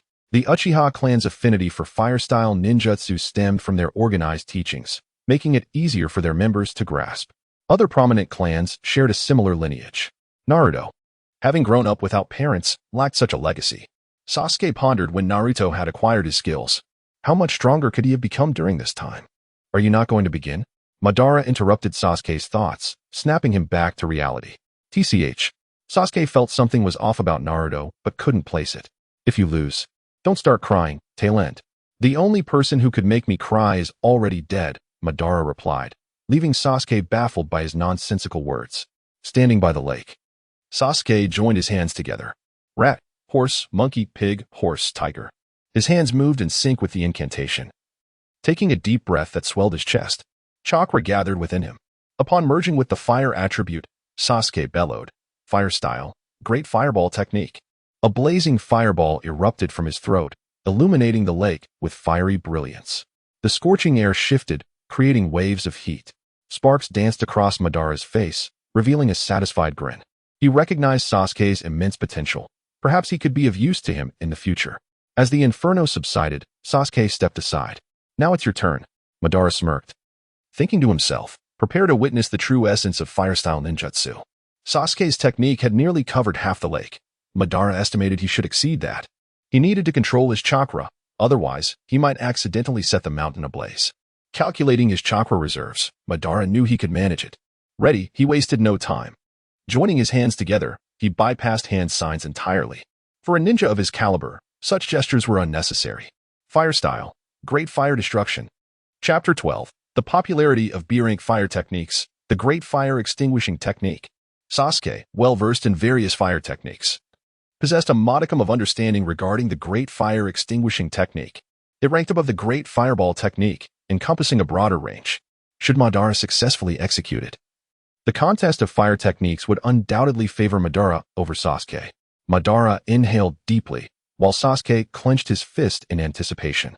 Here it comes. Fire Style, Great Fire Extinguishing Technique. Madara exhaled forcefully, expecting a magnificent blaze to erupt. However, contrary to his expectations, a vast conflagration failed to materialize. Not even a spark flickered in the air. Madara stood there, bewildered, glancing at the surface of the lake and then at Sasuke's grim expression. At that moment, Sasuke felt more miserable than if he had ingested something foul. This was an utter deception. That fool Naruto couldn't possibly wield fire techniques, and here he was, foolishly comparing himself to him. What a blatant humiliation. Oh, I nearly forgot. This is not my original body. Madara belatedly realized that he was indeed a fire-type ninja. But this new body had yet to undergo any chakra nature transformation tests, leaving him completely ignorant of its attributes. How careless of me. Having failed in his show of prowess, Madara felt an acute embarrassment. In the realm of ninjutsu, you can claim victory this time. We are currently at a stalemate, 1-1. Shall we engage in a contest of Jinjutsu next? No need. Sasuke firmly rejected the idea, aware that prolonging this charade would only render him a laughingstock. Fortunately for Sasuke, he chose not to pursue the matter further, and Madara silently breathed a sigh of relief. He had discreetly tested this new body and discovered it lacked the aptitude for Jinjutsu. Had they truly competed, he would have faced defeat again.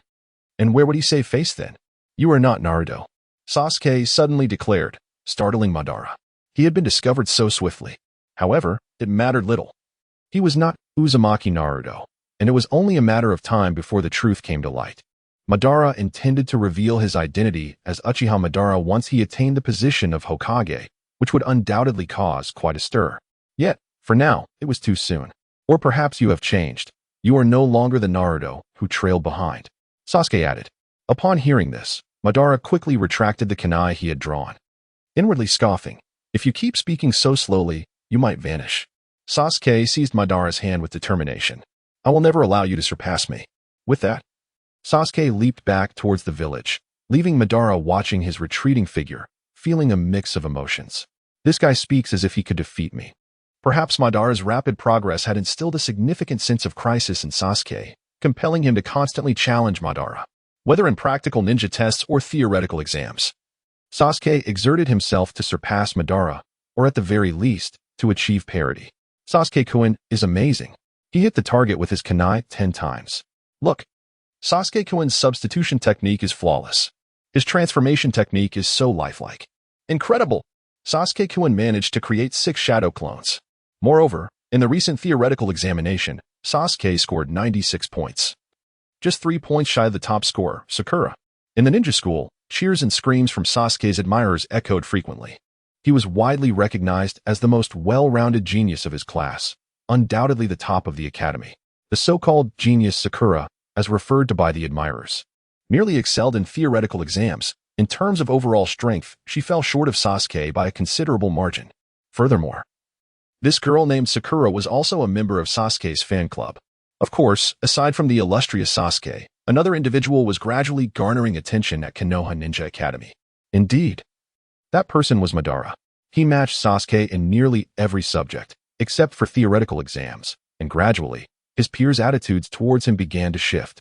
With scores of 87 in ninjutsu theory, 96 in history, and 64 in culture, Madara reviewed his latest results.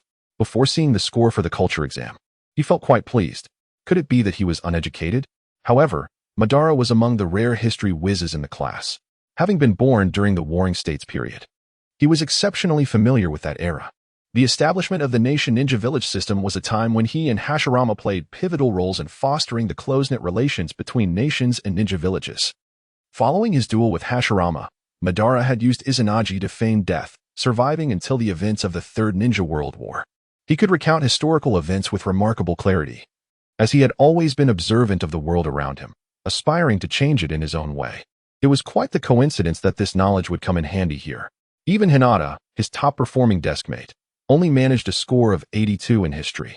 Naruto, I have always struggled to grasp the history of the first Hokage establishing diplomatic relations among the 5 great nations. Could you enlighten me? Hinata gazed at Madara with anticipation. Madara nodded, but his attention was drawn to the delicate hands of Hinata, which bore numerous wounds. It appeared that since promising to stand in front of him, Hinata had exerted considerable effort. Madara began to speak when suddenly, a horde of girls rushed in.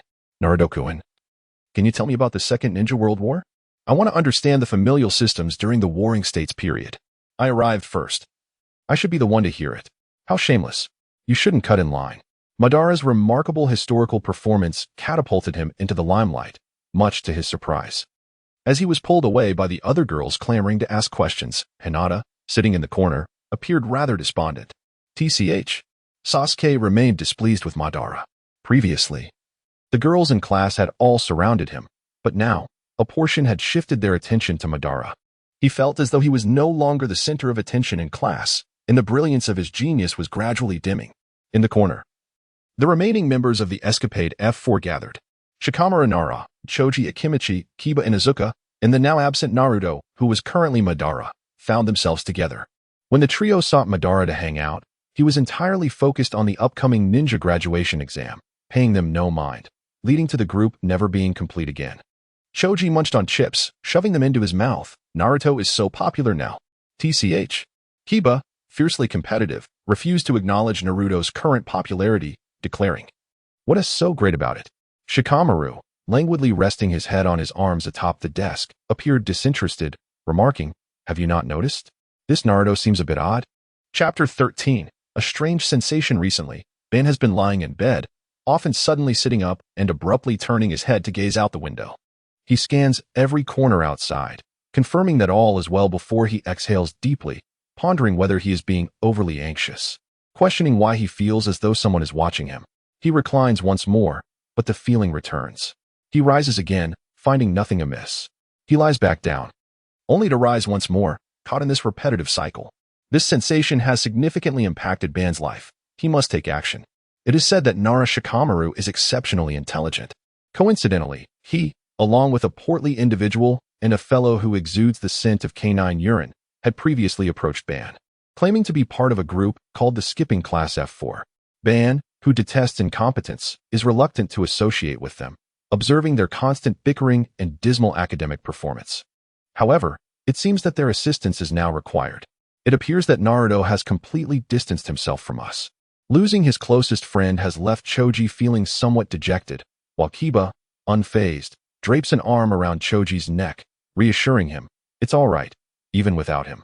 We can still have fun." Shoo. Shikamaru gestures for silence, stating, "Wait, it seems he is approaching us." "Hey, you brats." Ban, hands thrust into his pockets, calls out, "Shikamaru? What is up? There is something. Come with me." Without waiting for Shikamaru's consent, he grabs him by the collar and heads outside. Choji and Kiba, puzzled, follow suit. Standing by the window ledge of the rented apartment, Shikamaru leans out for a quick glance before turning back to the group. "Naruto, you mean to say you felt someone spying on you recently?" "Yes, otherwise, why would I seek you out? Your Nara clan is renowned for its intellect, often spoken of since the Warring States period." "Oh." Shikamaru looks at Ban.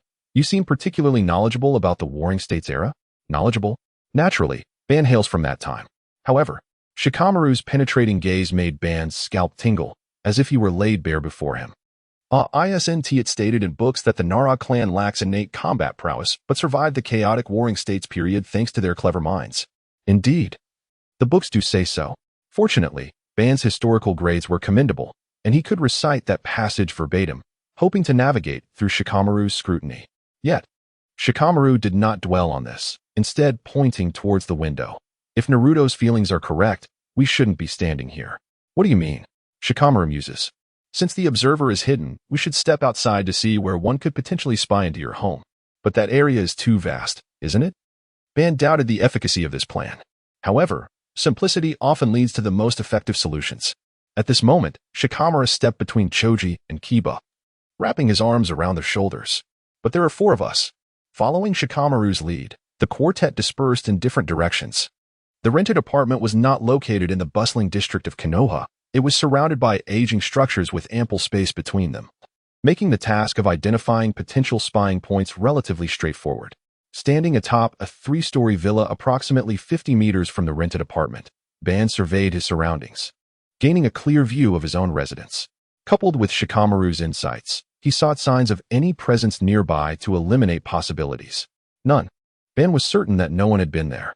He turned to move to the next location when, damn it, Naruto, what are you doing on my roof? The villa's owner emerged, furious at Ban's intrusion. Indeed, the antics of the skipping class F4 had caused quite a commotion throughout the street. After exploring all suspicious locations, the four reconvened at the rented apartment. Choji and Kiba shook their heads, reporting no findings. Ban, equally exasperated, shrugged, realizing the situation mirrored that of Choji and Kiba. Shikamaru, however, remained deep in thought. The others turned their expectant gazes towards him, adding to his pressure. Wait, I didn't find anything either. Shikamaru quickly waved his hands. Upon hearing this, the group's spirits sank. Nevertheless, Shikamaru's tone shifted. The group's eyes suddenly sparkled with renewed hope. Shikamaru approached the window once more. If all nearby suspicious locations are clear, then there remains one possibility. Ban, feeling Shikamaru's gaze upon him, suddenly grew irate. What do you mean? Do you suspect me of lying? Of course, that's a possibility. Shikamaru approached, patting Ban's shoulder to calm him. But I can sense that you are not. So we can temporarily rule out that possibility. Shikamaru led the group downstairs, tilting his head upwards, aligning with the window below Ban's. What are you bringing us here for? Kiba questioned impatiently. While you were checking the suspicious areas, I took the liberty of investigating this vicinity as well. As Shikamaru spoke, he crouched down, picking up a handful of dusty soil to present to the others. What is this dirt for? Kiba pressed again. Ban, perplexed, stared at the soil, wondering what point Shikamaru was trying to make. Suddenly, a light bulb went off in Ban's mind, as if he had stumbled upon a revelation. You mean? Ban noticed Shikamaru looking up, and he followed suit. That's it, right there. What are you two talking about? Kiba was genuinely confused by their exchange. Choji, however, munched on chips throughout the discussion, not participating, for he had always believed in Shikamaru's ability to unravel any mystery. It's the roof. Ben answered Kiba's inquiry. The roof? Kiba's confusion only deepened, unsure how they had arrived at that conclusion. All right, let me summarize for you, Shikamaru explained. When I first arrived here, I noticed that the ledge below the window had accumulated more dust than other areas. I considered all possibilities, even wondering if Naruto frequently leaned on the ledge, causing the dust to accumulate. However, I observed that while Naruto's ledge had plenty of dust, there were no traces on it. It seems he rarely visits the ledge. Thus, if dust can only fall from the ledge, it must be from the roof as well. Given the recent dry weather, the roof must also be coated in dust. With that, the four leapt onto the roof. Indeed, they made a significant discovery there. Above Ban's window, near the eaves, evidence of someone's presence was unmistakably left behind. However, the mark was peculiar, not resembling a footstep, but rather resembling the shape of a posterior. Chapter 14. Eliminating Akamaru. I've got a lead. Kiba grinned, recognizing an opportunity to shine. I've memorized the scent. Let's track this pervert down. Shikamaru swiftly interjected, Hold on, Kiba. What is it? Kiba questioned, eager to showcase his skills. Shikamaru sighed, rubbing his temples. Are you planning to accost every villager and have them sniffed? Kiba conceded the point. So, what's your suggestion? Shikamaru rolled his eyes. Explaining things to you is always a chore. He paused, reflecting on Naruto's unexpected comprehension earlier. To be brief, the texture indicates it's from an individual wearing a Jonin uniform. Kiba, you and Akamaru should focus on Konoha's Jonin. That'll streamline the search. Understood. Kiba affirmed, trusting Shikamaru's judgment. Let's go, Akamaru. Akamaru barked in response. Choji chuckled as they departed. Kiba's as energetic as ever. By narrowing the search to Konoha's Jonin, the task became far more manageable. With most Jonin deployed on missions, the pool of suspects was significantly reduced. Furthermore, given the recent nature of the incident, focusing on Jonin currently in the village would further refine the search. Target ahead, Kurenai Yuhi. Hold up, there's another individual, Asuma Saratobi. They appeared to be engaged in an intimate rendezvous. Will Akamaru be detected if he approaches them? They're holding hands. Concealed within an alley, the quartet observed Asuma and Kurenai. Shikamaru, familiar with Asuma, confidently stepped forward. Asuma, a habitual smoker, turned to acknowledge the call. Spotting Shikamaru and Akamaru, anxious to conceal his clandestine relationship with Kurenai, Asuma nearly choked on his cigarette. He swiftly released Kurenai's hand. Shikamaru, what are you doing? Asuma whispered, pulling Shikamaru aside. Keep this to yourself. Understood, Shikamaru replied, willing to keep their secret. Unbeknownst to them, the entire scene had been witnessed by the others. What are you smirking about? Asuma inquired, concerned about Shikamaru's discretion. Akamaru completed his task. Upon receiving the signal, Shikamaru reassured Asuma, trust me, you can count on me. He bid farewell and departed. Let's play shogi sometime. Asuma called out. Shikamaru grimaced, muttering, spare me. Back in the alley, Kiba relayed Akamaru's findings. Asuma and Kurenai were cleared. Let's move on. After eliminating Raid Namishi, Gek, and Genma Shiranui, Shikamaru struggled to recall the remaining Jonin in the village. Fortunately, his father, the Jonin commander, confirmed Kakashi Hitaki's presence. Kakashi Hitaki, the copy ninja? He's an enigma, elusive even within the village. Shikamaru's father had mentioned the scarcity of information regarding Kakashi, noting his early promotion to Jonin at age 12, followed by a period of obscurity before his recent return. It was speculated that he had served in the Umbu, the Hokage's personal guard, explaining the lack of background information. Kiba and Choji continued their discussion. If all the other Jonin are cleared, could he be the culprit? If so, why would he be spying on Naruto? Who knows? I've seen him with his mask and obscured eye. He might be a pervert. A pervert? Could he have a predilection for children? Perhaps he's even more depraved. The implications made Ban shudder. Regardless, we need confirmation before jumping to conclusions, Shikamaru cautioned. As they prepared to resume their search, a nearby bamboo pole emitted a loud crack, accompanied by a cloud of smoke. Kakashi Hitaki materialized, startling them. So, you've been looking for me all day, haven't you? Chapter 15. Kakashi Hitaki. The four individuals, restrained, struggled fervently against their bindings. Yet, their efforts proved futile in the presence of Kakashi. Akamaru. Among them, Kiba sought to ascertain whether the voyeur truly was Kakashi. Even in such dire circumstances, he could not help but exhibit bravado. Akamaru, still unrestrained, barked and dashed toward Kakashi, only to falter before reaching him. As he approached, a ferocious hound suddenly emerged. Among them, a pug perched atop the head of a large dog spoke in human tongue. Kakashi, do I truly need the 8 ninja dogs to handle such diminutive creatures? The pug, named Pakin, was the only one that spoke, while the other 7 dogs displayed their menacing teeth, causing Akamaru to cower, his front paws on the ground. Whimpering in distress. Regrettably, my hands are currently occupied. Kakashi produced a specialized wire, binding the 4 of them to a nearby telephone pole. There. Now you 4 should be more compliant. Dusting off his hands, Kakashi lazily retrieved a book from behind his back and began to read. Bang! Among the 4, Obito transformed into a cloud of white mist, morphing into a wooden stump. Oh, a substitution technique? While reading, Kakashi lowered his book, revealing his vacant gaze. He then twisted his body with a grace that was almost ethereal, evading Obito's sudden advance. Don't be so hasty. There are still 30 pages left. Can't you wait for me to finish? Kakashi mused, extending a hand as he sensed a tremendous pressure from behind him. Obito promptly activated his body flicker technique, shifting his position just as Kakashi made his move. He can also use the body flicker technique. Despite his surprise, Kakashi remained unfazed. In contrast, Obito, having dodged to the side, was now drenched in sweat. That was close. I nearly got caught. Just now, evading Kakashi had almost depleted Obito's chakra. The irony was that Kakashi was merely executing a basic attack. Obito was uncertain if he could endure another encounter. You seem rather fatigued? Kakashi suddenly appeared behind Obito, employing the same body flicker technique, outpacing him. Obito detested having others behind him, yet this man effortlessly appeared at his back twice. He could feel the overwhelming strength of Kakashi. He was no match for him now. But I truly despise it when others stand behind me. With a swift turn, Obito struck Kakashi. Bang. So that is how it is? Upon being hit, Kakashi transformed into mist.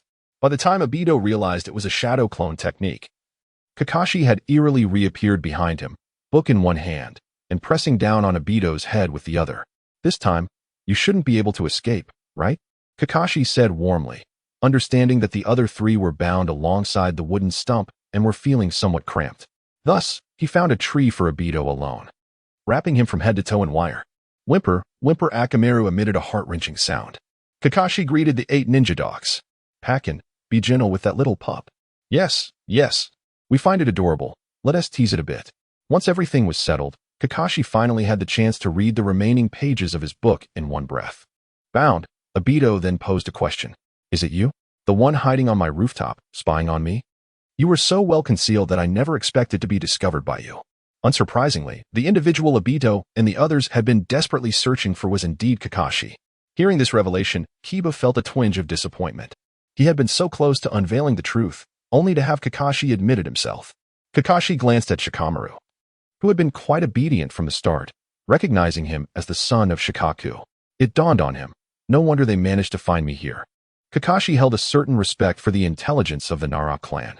Of course, he was no slouch in that department either. Turning to Obito, he mused that Naruto was no ordinary ninja. He had likely surpassed the level of a mere genin. Thud, thud, thud. Not far off. A bookstore displayed a life-sized cardboard cutout. It depicted a white-haired man, with 2 streaks of face paint, holding a pink, enticing book. Jiraiya's latest masterpiece, Intimate Paradise Max. Now on sale. The bookstore, having set up the cutout, proceeded to drum and announce their new arrival. In the blink of an eye, Obito noticed that Kakashi had vanished. Another blink, and Kakashi returned, clutching a new book. How delightful. Just finished, and now I can continue. Why did you spy on me? Spy? Kakashi didn't perceive his actions as spying. He replied, no, when you had nothing to eat. Who was it that provided you with instant noodles and milk? Was it? Obito raised his eyebrows, pondering. Didn't I always have instant noodles and milk in the fridge? He had never paid much attention to the quantities of instant noodles and milk in his refrigerator. They were always there when he opened it. With your living expenses barely lasting a week, you would have starved without me. Kakashi glanced through the new book briefly before closing it and stowing it away in his waist bag. He was reluctant to finish it all at once, preferring to save it for later that evening. There are some things I wish to discuss with you privately, and I suspect you feel the same. Kakashi untied the wire, taking Obito away. The 8 ninja dogs, having fulfilled their intimidating role, dissipated into mist.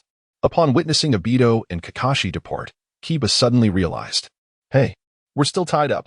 Who will untie us? Kakashi brought Obito back to his rented apartment. It was a complete mess. Dust covered everything. Remnants of consumed instant noodles and milk cartons cluttered the table, unwashed dishes soaked in the sink, and clothes were strewn everywhere. As Kakashi entered, he instinctively covered his nose. The odor was overwhelming. Obito was released. Why do you, and that 3rd Hokage, treat me so well? Is there some ulterior motive? Kakashi stroked his chin, contemplating. The 3rd Hokage? I can't speak for him, but perhaps I just feel sorry for you. Do I look like I need your pity? All right. I suppose you've exhausted this month's living expenses. Kakashi shifted his tone, reaching for his waist bag. Obito presumed Kakashi was about to give him money.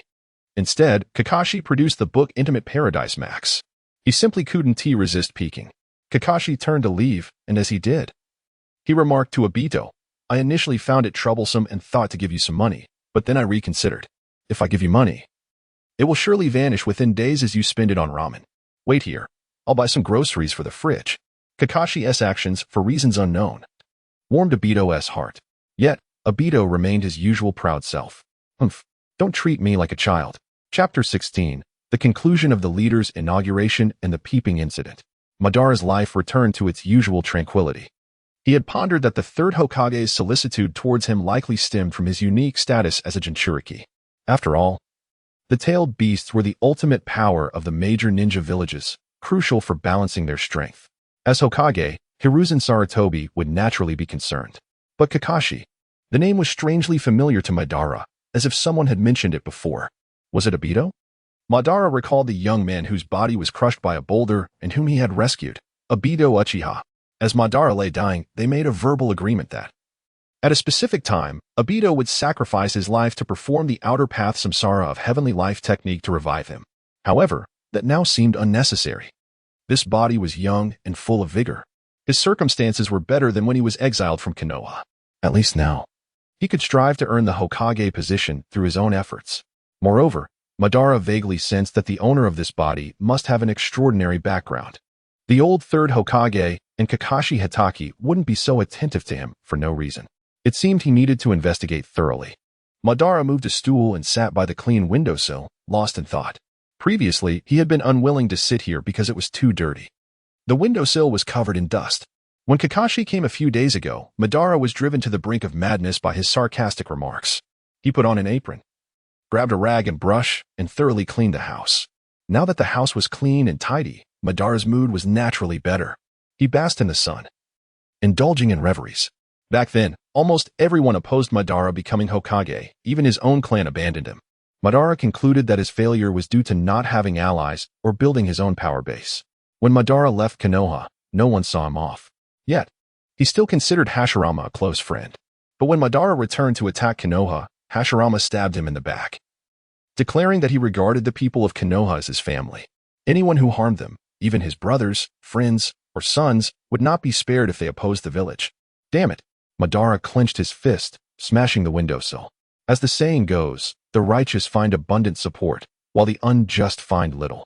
This time, Madara resolved not to be a lone wolf again, fighting alone. Hinata, will you support me no matter what I become in the future? Huh?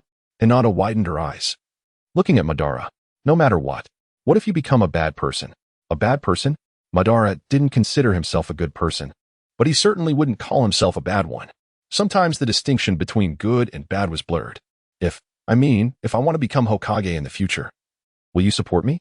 Madara rephrased his question. Hinata pondered for a moment before answering. Isn't that your long-held dream?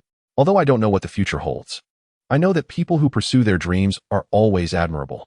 Just admirable? Madara was somewhat dejected. He had thought Hinata would be the easiest to recruit, but he had already hit a wall. Madara had been planning that Hinata, as the daughter of the Hyuga clan's leader, might inherit the family fortune and control the entire Hyuga clan in the future. If Hinata fully supported him, it would be a significant advantage in his future campaign for Hokage. All right. Madara took out a jar of ointment from his clothes and handed it to Hinata. I've noticed your hand injuries have been increasing recently. I bought you some healing ointment that works pretty well. Remember to apply it often. It'll help your injuries. Thank you. Naruto. Madara left his seat and sat down among Shikamaru, Choji, and Kiba. I want to discuss something with you guys. What is it? Madara said. Let's elect a leader among our truant F4.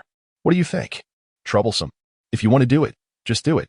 Naruto had always had many whimsical ideas, so Shikamaru wasn't bothered and let Madara do as he pleased. Choji, what do you think? Choji happily munched on potato chips and said to Madara, I'll do whatever Shikamaru does. Madara glared at Choji. What do you mean?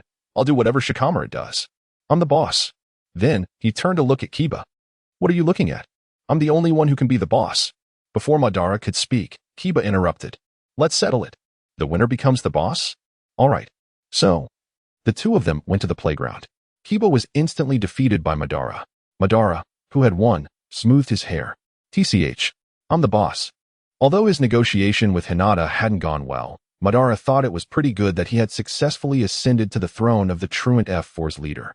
Let me think. Who else can I recruit? Madara surveyed the entire class.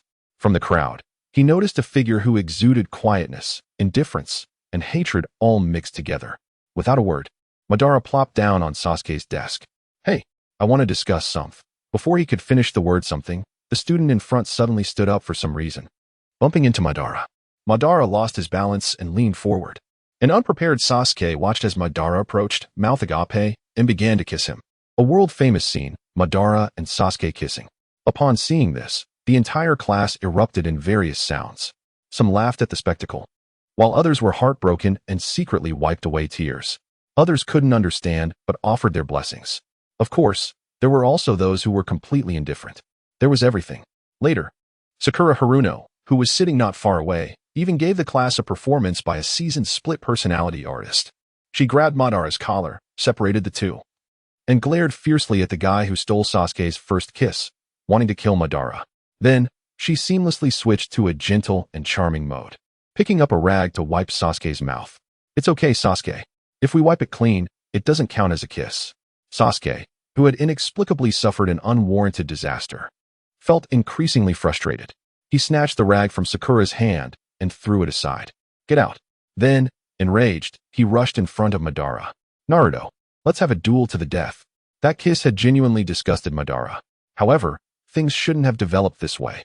Madara had originally planned to recruit Sasuke to become part of his future power base. Now, Sasuke was glaring at him with red eyes. It seemed this mess wouldn't be easy to clean up. Madara wiped his mouth, walked up to Sasuke, and patted him on the shoulder. Young man, don't get so worked up. Also, did you eat scallions for lunch? The smell is a bit strong. Chapter 17. Anticipation becoming the leader concluded in a farcical manner. Ban reluctantly assumed the role of the F4 leader, and on the way home from school, the four friends fortuitously reunited due to Ban's initiative. I told you.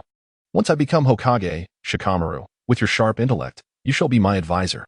Choji, your love for food ensures you can manage logistics. So I will entrust you with that responsibility. As for Kiba, with your keen sense of smell and tracking skills, I will assign you the task of intelligence gathering. It is difficult to fathom that these words were spoken by Ban with a serious expression. The other three merely listened, not interjecting, while inwardly pondering whether Naruto had lost his mind. As the graduation examination approached, many classmates confined themselves to their rooms after school, fervently reviewing in hopes of presenting their best selves for the upcoming test. However, that evening, a famished Ben aimlessly wandered through the village. He found himself at the entrance of Ichiraku Ramen, halting his steps, neither entering nor departing. The streetlights dimmed as Uncle Ichiraku emerged, taking down the sign in preparation to close for the night. Noticing Ben all alone, he inquired, "What's the matter, Naruto?" "Nothing. Do you want ramen?" "Forget it. I have no money." By the middle of the month, Ben's wallet had already run dry. The instant noodles and milk at home were off-putting to him. The root of all this was his lack of funds. Thus, troubled by financial woes, Ben found himself outside Ichiraku Ramen. Uncle Ichiraku, hearing Ben's words, responded without much emotion, simply stating, "You can pay me back once you succeed." "Really?" "Indeed." Uncle Ichiraku replied with conviction. He held a fondness for Naruto, the boy who could devour his ramen without ever tiring of it. Even though it was late and no customers remained, Uncle Ichiraku cheerfully returned to the stove, reigniting the fire to prepare noodles for Naruto. "Do you truly believe I will succeed?" Of course, Uncle Ichiraku affirmed decisively. He then turned to ask, "Would you like a fried egg added?" "Sure. What about the leftover bamboo shoots and fish cake? Can you put those in too?" "All right. Thank you, Uncle." Satiated, Ban walked home, patting his round belly and letting out a contented burp. Since turning around, he noticed a shift in his mindset, occurring unconsciously. Within the territory of the Uchiha clan, in a little-known secret chamber, there lay a stone tablet inscribed with the words of the Sage of Six Paths. The Sage, a legendary figure, is considered the progenitor of all ninjas. Without him, the shinobi world would not have flourished, nor would chakra have spread across the land. Thus, Ban regarded the contents of the tablet as truth and held them in absolute reverence. The tablet recorded that the Senju clan and the Uchiha clan were initially passed down by the two sons of the Sage of Six Paths. If the two powers could be combined, a far greater strength could be created. In his previous life, after being expelled from the village, Ban, in a reckless quest to validate the tablet's contents, returned to Konoha. In the Valley of the End, he battled Senju Hashirama. Ultimately, Hashirama, using a wooden clone, deceived Ban and pierced his chest from behind. Ban believed his life was at an end. However, just before death, he sacrificed one of his eyes to activate the Uchiha clan's forbidden technique, Izanagi, rewriting his fate. Seizing the opportunity while Hashirama was unguarded, he bit off a piece of Hashirama's flesh. Ban utilized this piece to cultivate a face of Hashirama, implanting it upon his own chest. Thus, the ancient power, merging the Senju and Uchiha bloodlines, birthed a strength Ban had never witnessed before. Ban awakened the Rinnegan.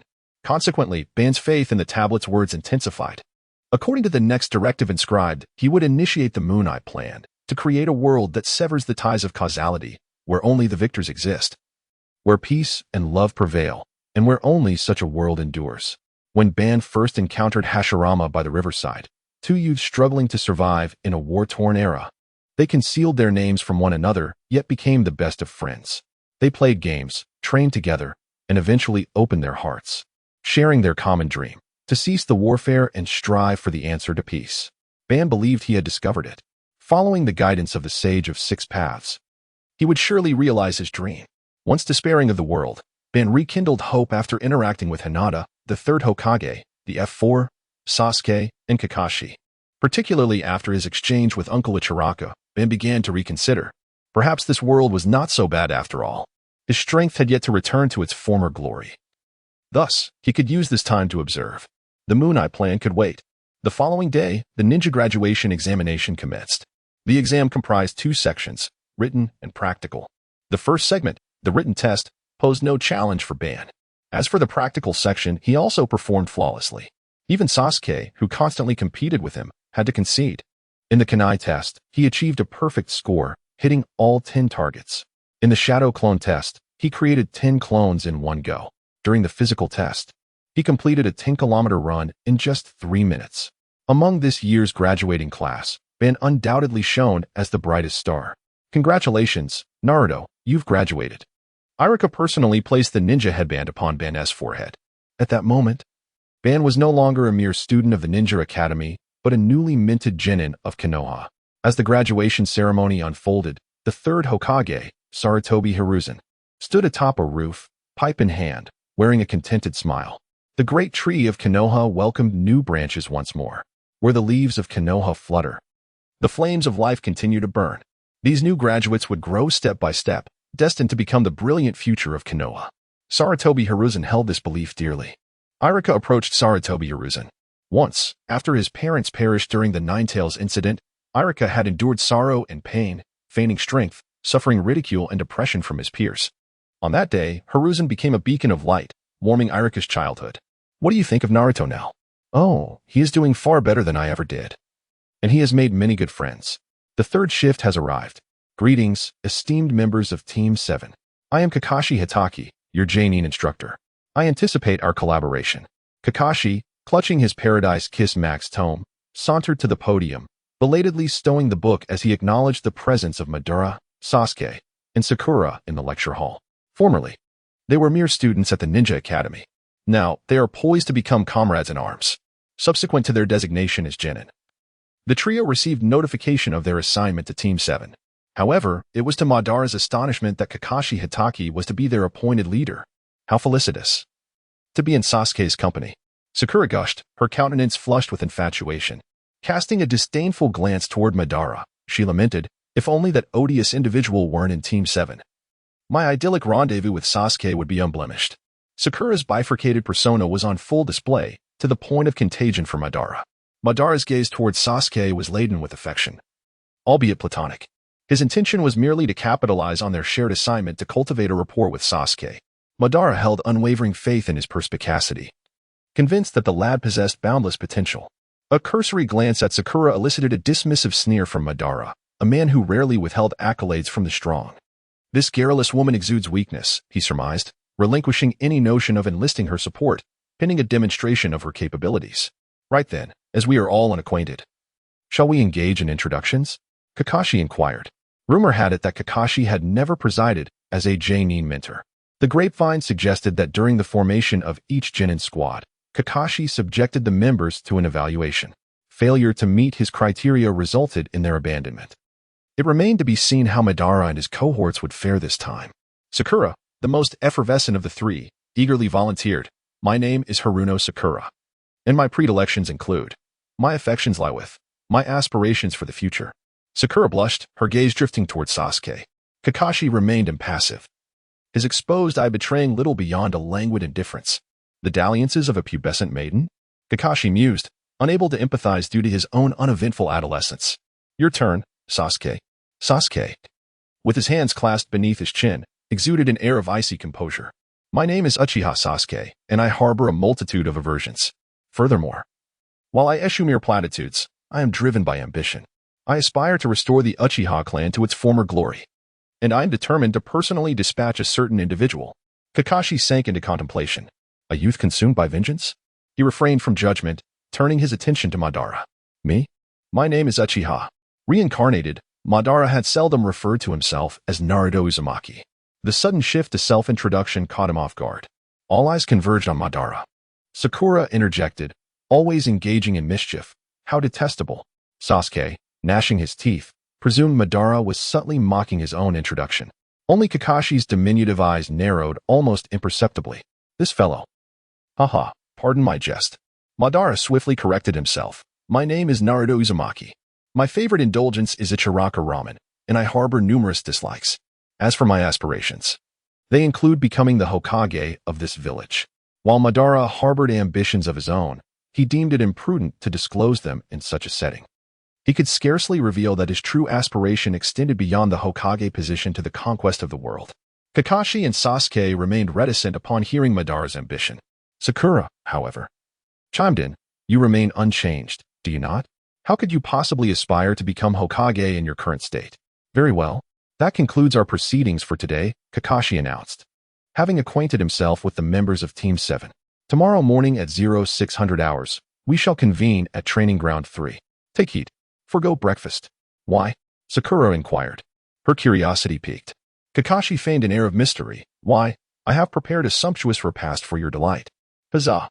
We have been assigned an exceptional Janine mentor. Sakura exclaimed, oblivious to the impending tribulations.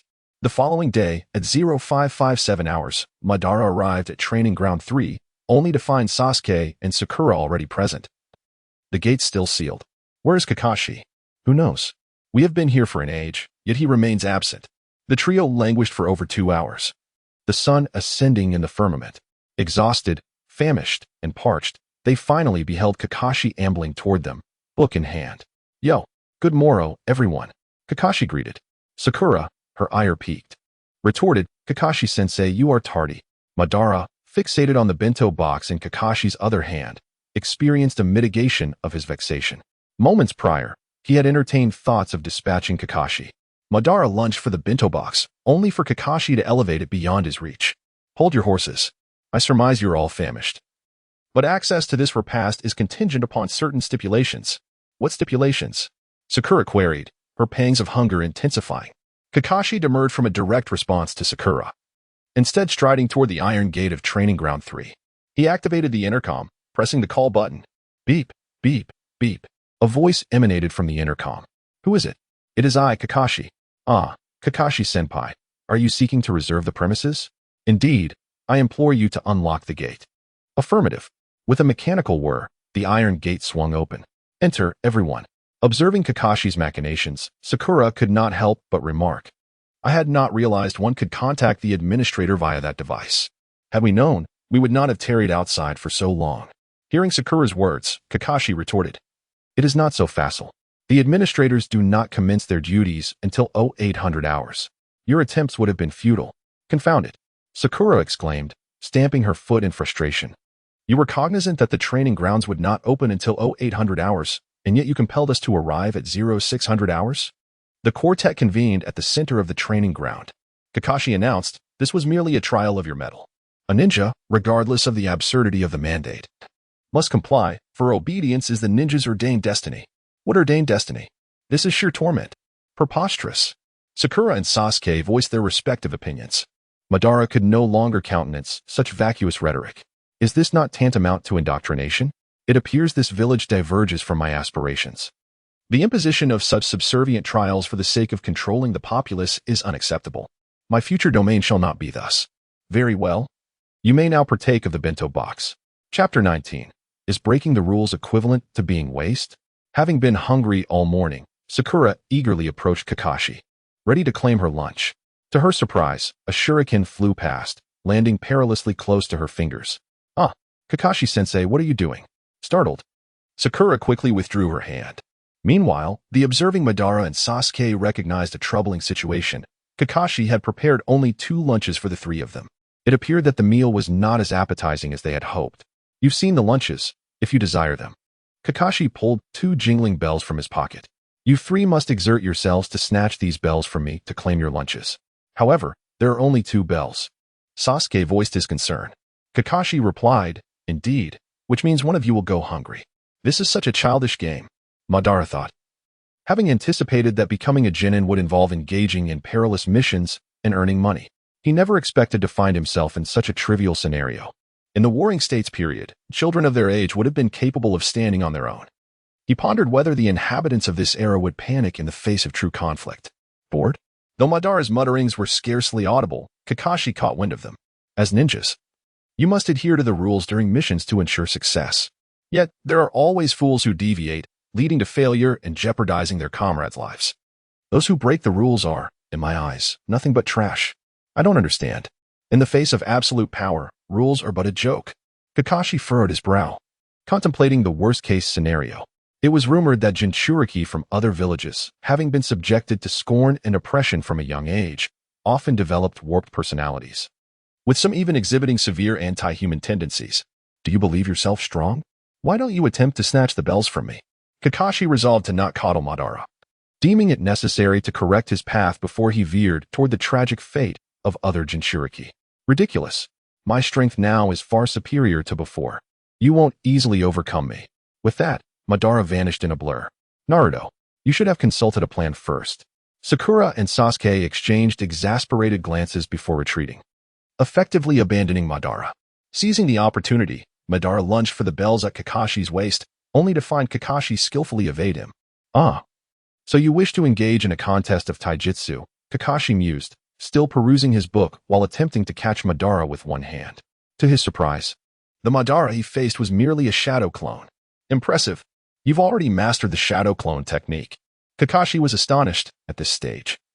Madara had managed to learn a technique that surpassed the basic clone technique taught in the Ninja Academy. The two techniques, while similar in name, were worlds apart. The basic clone technique creates intangible duplicates to confuse enemies but inflicts no real harm, while the shadow clone technique produces solid copies capable of both distraction and attack.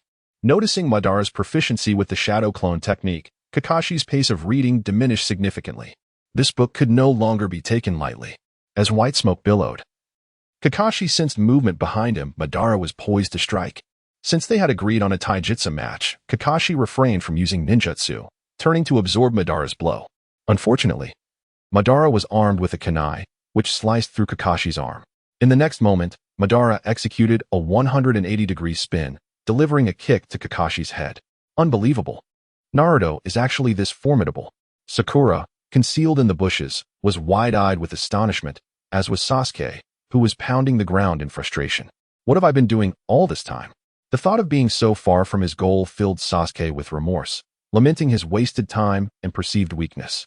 When would he catch up to that person and exact his revenge? The bells are mine. Seizing the moment when Kakashi was off guard, Madara snatched the bells, only to discover they were actually smoke bombs. The ensuing cloud sent him into a coughing fit. How infuriating. A substitution technique. As the saying goes, there is always a higher mountain. Kakashi's true self burst forth from the smoke. Konoha Taijutsu's secret technique, 1,000 years of pain. With hands clasped, only his index and middle fingers protruded, Kakashi executed a thrust towards Madara. Ah! Madara cried out in surprise. Observing this, Sasuke and Sakura felt their muscles tense involuntarily. Suddenly, a shadow darted past. It's over, Kakashi realized, as Sasuke took advantage of the commotion to snatch the bells from him. Why only one? Sasuke questioned, glancing at the bell in his hand, only to see Madara approaching with another bell. How did you manage that? He asked incredulously.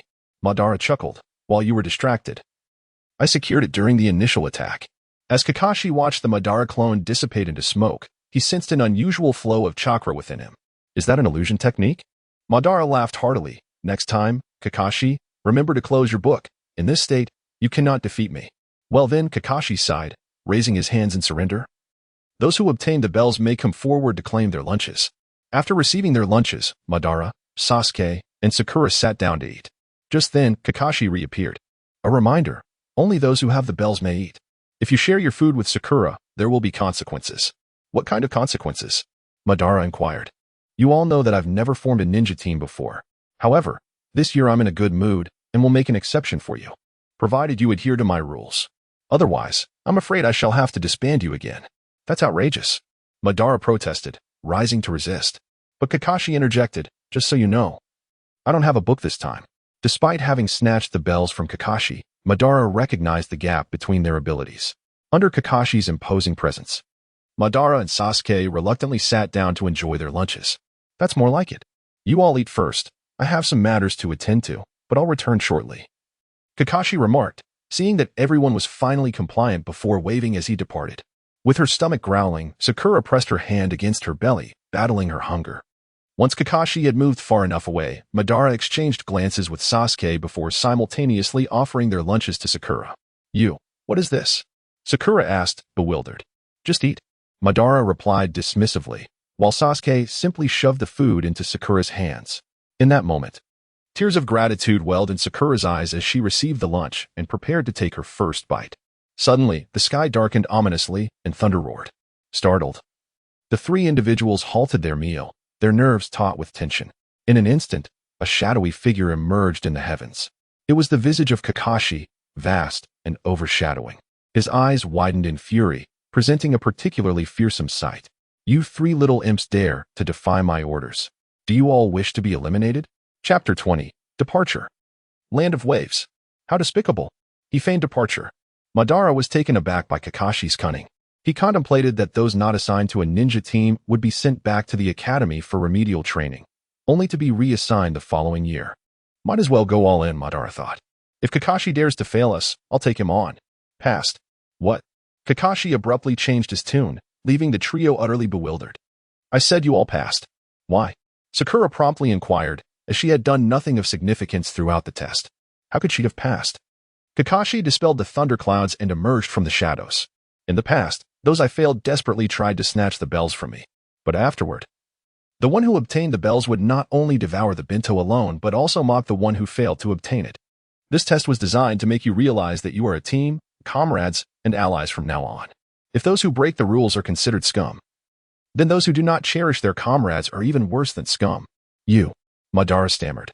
It turned out that the true message Kakashi intended to convey behind the bell-snatching exercise was this. It seemed he had misunderstood him. From that moment on, Madara acknowledged Kakashi as someone he could trust. After the formation of Team 7, their interactions were relatively harmonious. Aside from Sakura's acerbic tongue and Sasuke's aloofness towards Madara, everything else seemed fine.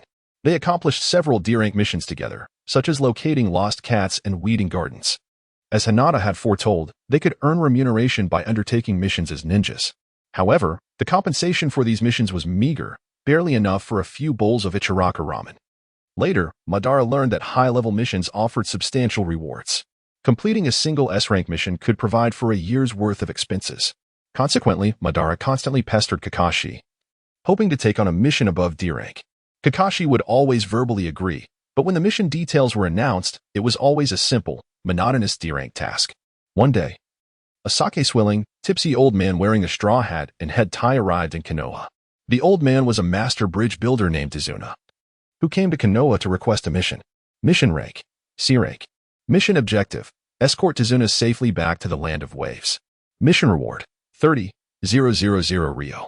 Given Madara's persistent requests for a higher-level mission, Kakashi had specifically discussed it with the third Hokage, Hiruzen Sarutobi. Hiruzen Sarutobi said, Kakashi, you are aware of Naruto's unique status. If he leaves the village, it could attract unwanted attention, potentially affecting the village. Besides, Team 7 consists of newly graduated genin.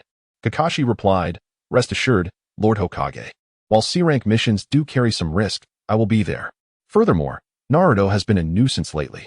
Giving them a higher-level mission might prove to be a valuable trial. Very well, proceed as you see fit. Thank you, Lord Hokage. With the matter settled, Kakashi summoned Team 7 to assemble at the village entrance. Upon learning that the mission would take them abroad, Madara was thrilled. He had traveled abroad in his previous life. More importantly, this was an opportunity to earn money. He had promised Hinata a treat, but his finances had been tight. With this mission, he would finally be able to fulfill his promise.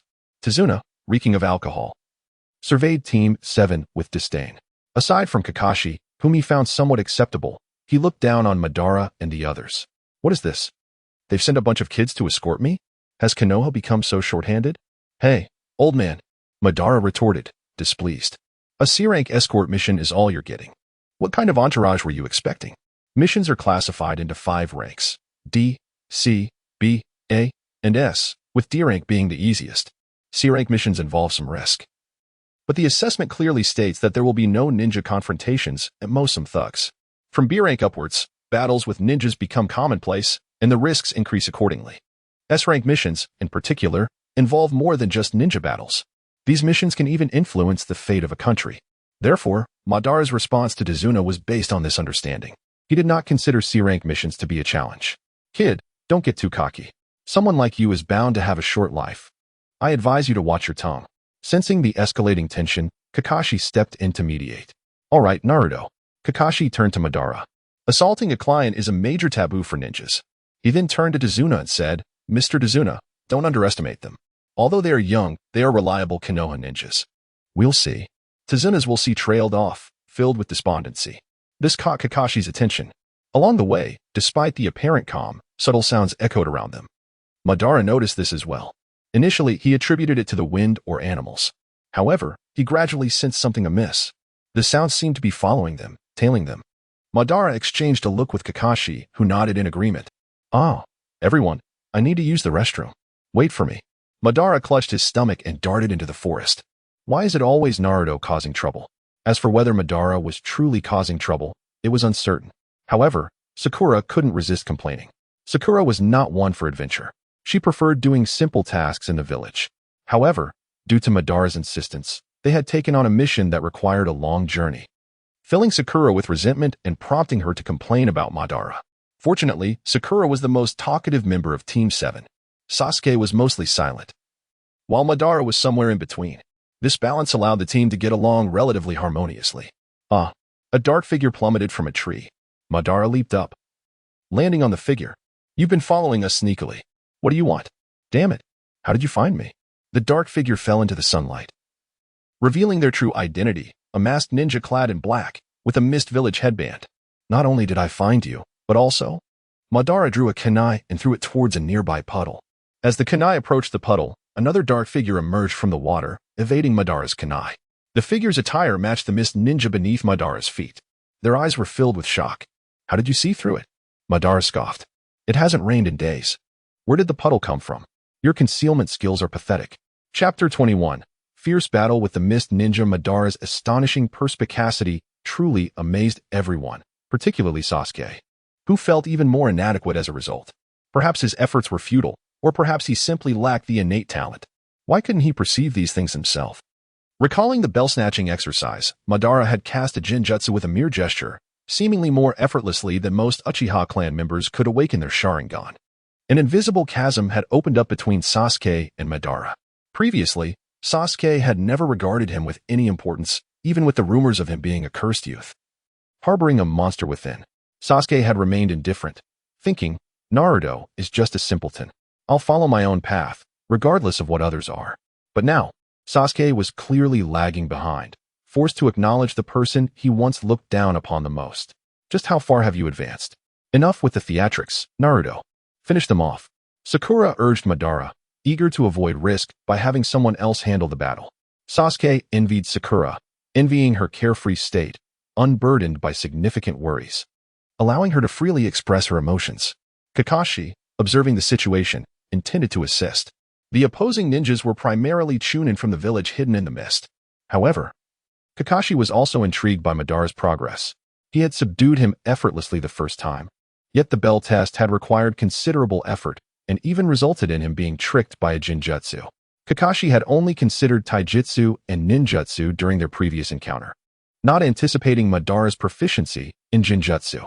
"I underestimated him," he mused. A mist ninja clashed with Madara, their kunai ringing and sparking. Another mist ninja emerged from the undergrowth, joining forces with the one from the water puddle, and hurled a thick chain at Madara. The chain was heavy at both ends and lighter in the middle, designed to ensnare him upon contact. Madara was twisted and bound like a pretzel. "Die, brat." The mist ninja beneath Madara broke free and lunged with the steel claws attached to his arm, aiming to strike. Madara instantly disintegrated into scattered fragments. "Naruto!" Sakura cried out in alarm. This was her first time witnessing a life-or-death struggle, and fear was inevitable. Hearing Sakura's cry, another mist ninja spotted Tazuna behind her and immediately charged. No. The mist ninja moved with incredible speed, like a specter in the darkness. Sakura, caught off guard, instinctively crossed her arms to protect her head. Her immobility and closed eyes were a grave error in ninja combat. Fortunately, Sasuke reacted swiftly, retrieving a Fuma Shuriken from his pack and blocking the attack. Clang! The metallic impact reverberated. Sasuke's Fuma Shuriken was composed of 4 overlapping blades, forming a bladed windmill when fully extended. "Sasuke, thank you." Sakura, rescued from danger, shed tears of fear and gratitude. She composed herself, standing protectively in front of Tazuna, and drew a kunai, saying, "Mr. Tazuna, these mist ninjas are likely after you. Stay behind me. I'll protect you." Impressive.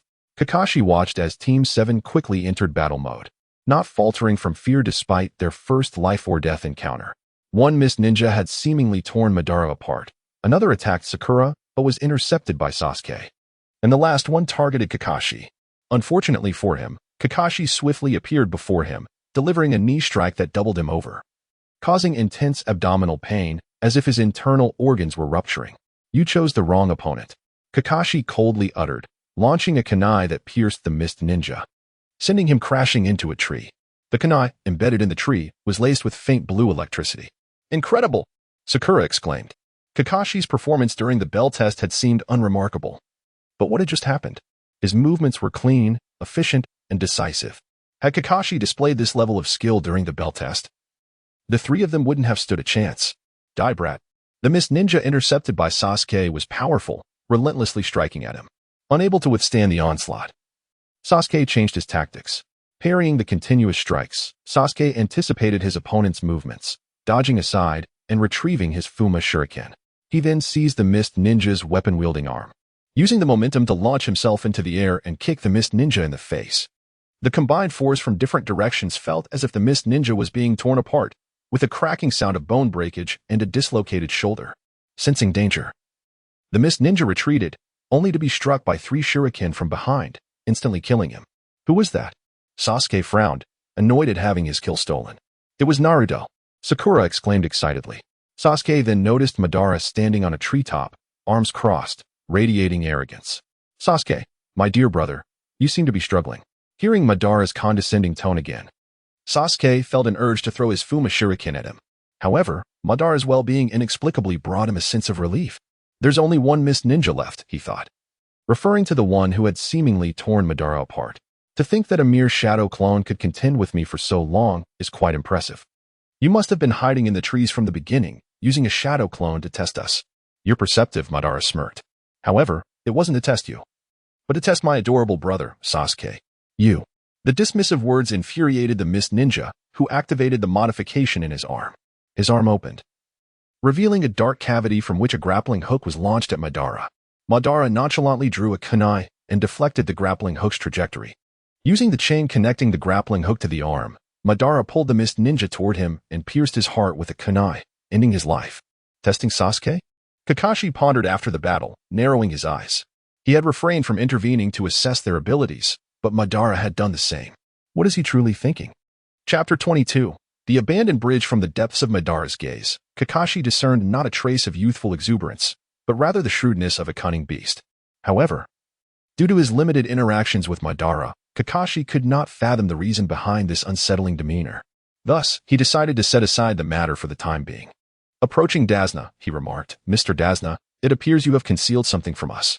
According to your commission, this was merely a standard escort mission to protect you from the assaults of gangsters and thieves. Yet, just now, those nin from the Mist Village seem to be heading directly towards you. The involvement of ninjas in an assassination implies that the mission's rank is at least a B level. Dazna trembled, sinking to his knees before Team 7. I admit my deceit.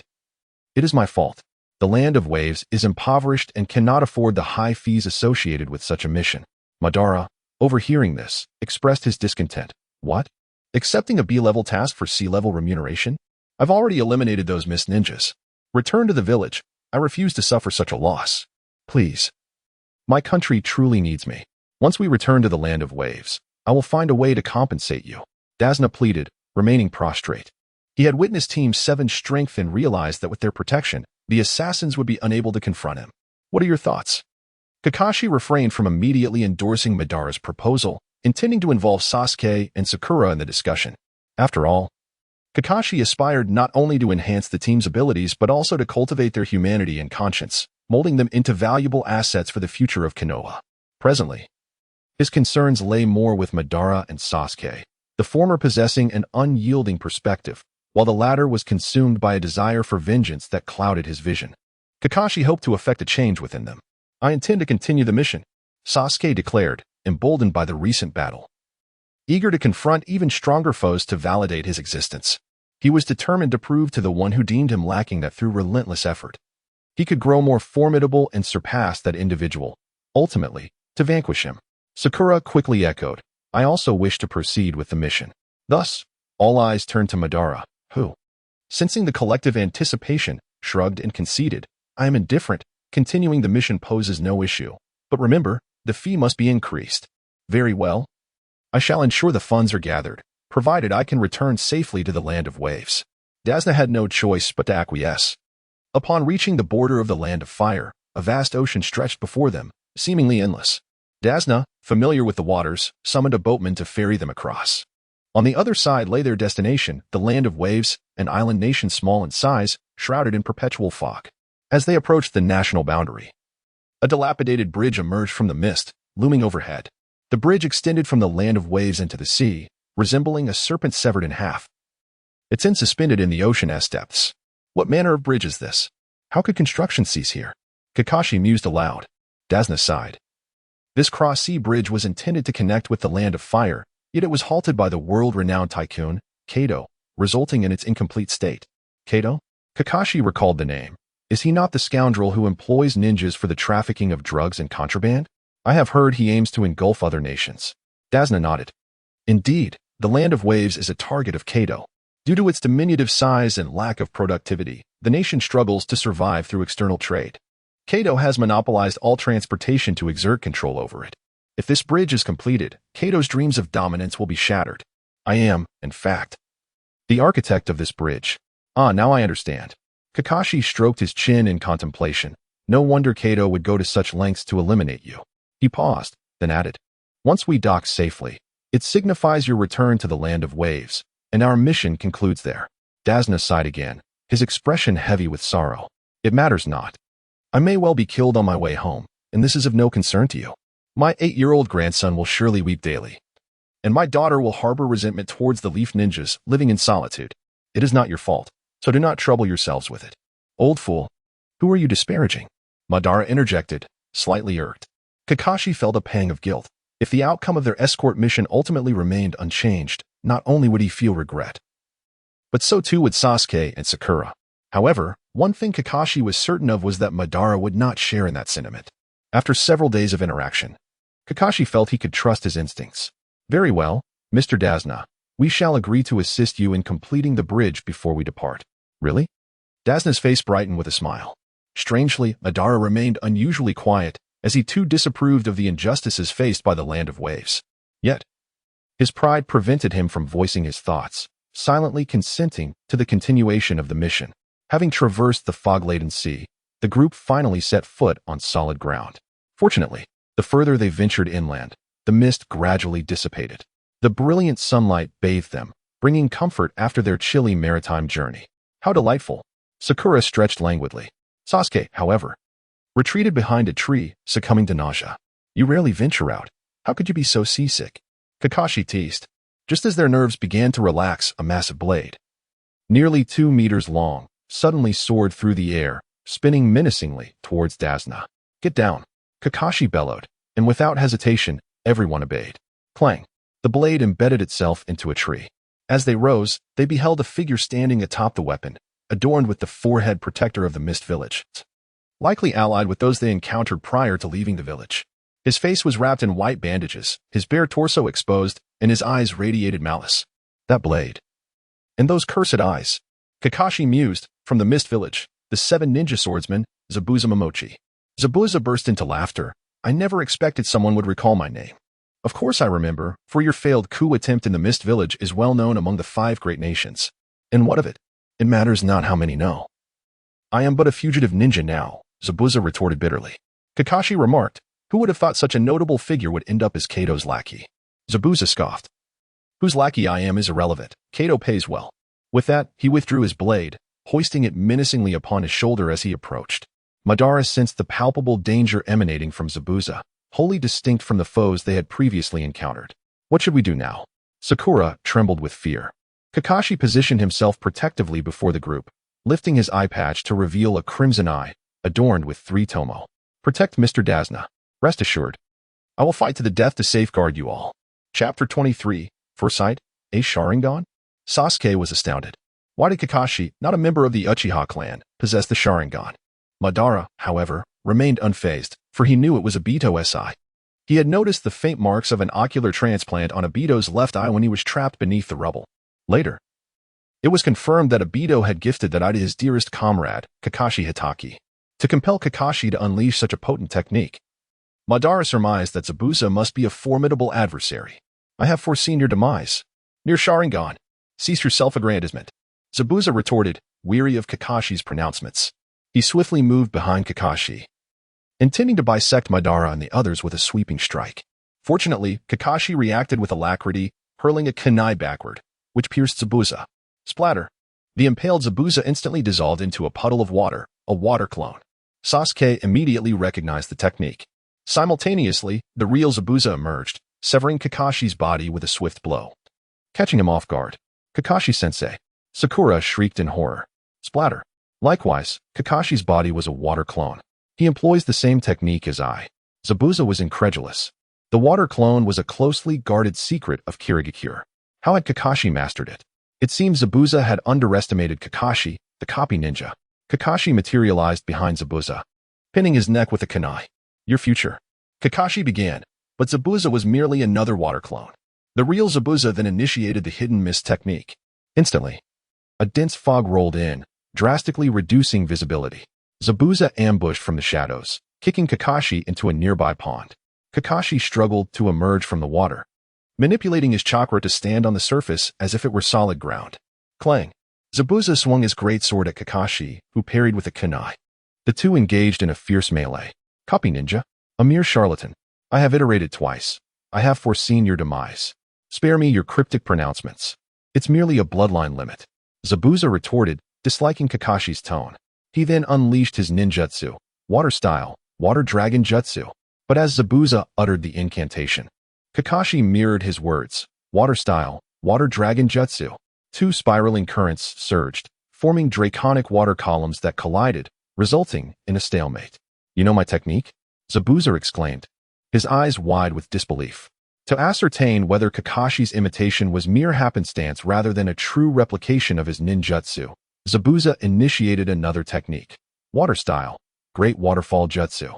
Before Zabuza could complete the technique, Kakashi seized the initiative, executing the great waterfall jutsu first.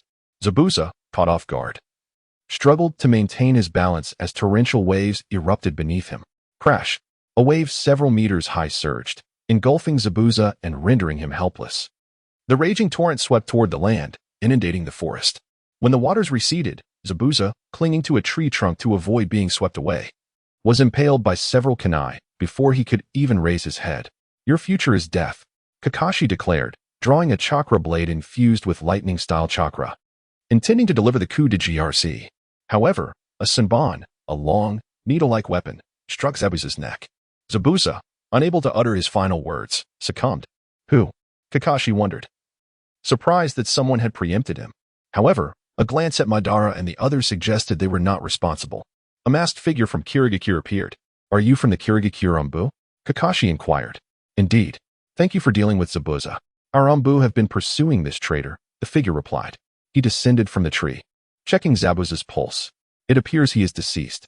Kakashi, still skeptical, approached to confirm. After verifying the absence of a pulse and breath, Kakashi conceded that Zabuza was indeed dead. Since this is a matter for Kirigakure, I shall not interfere.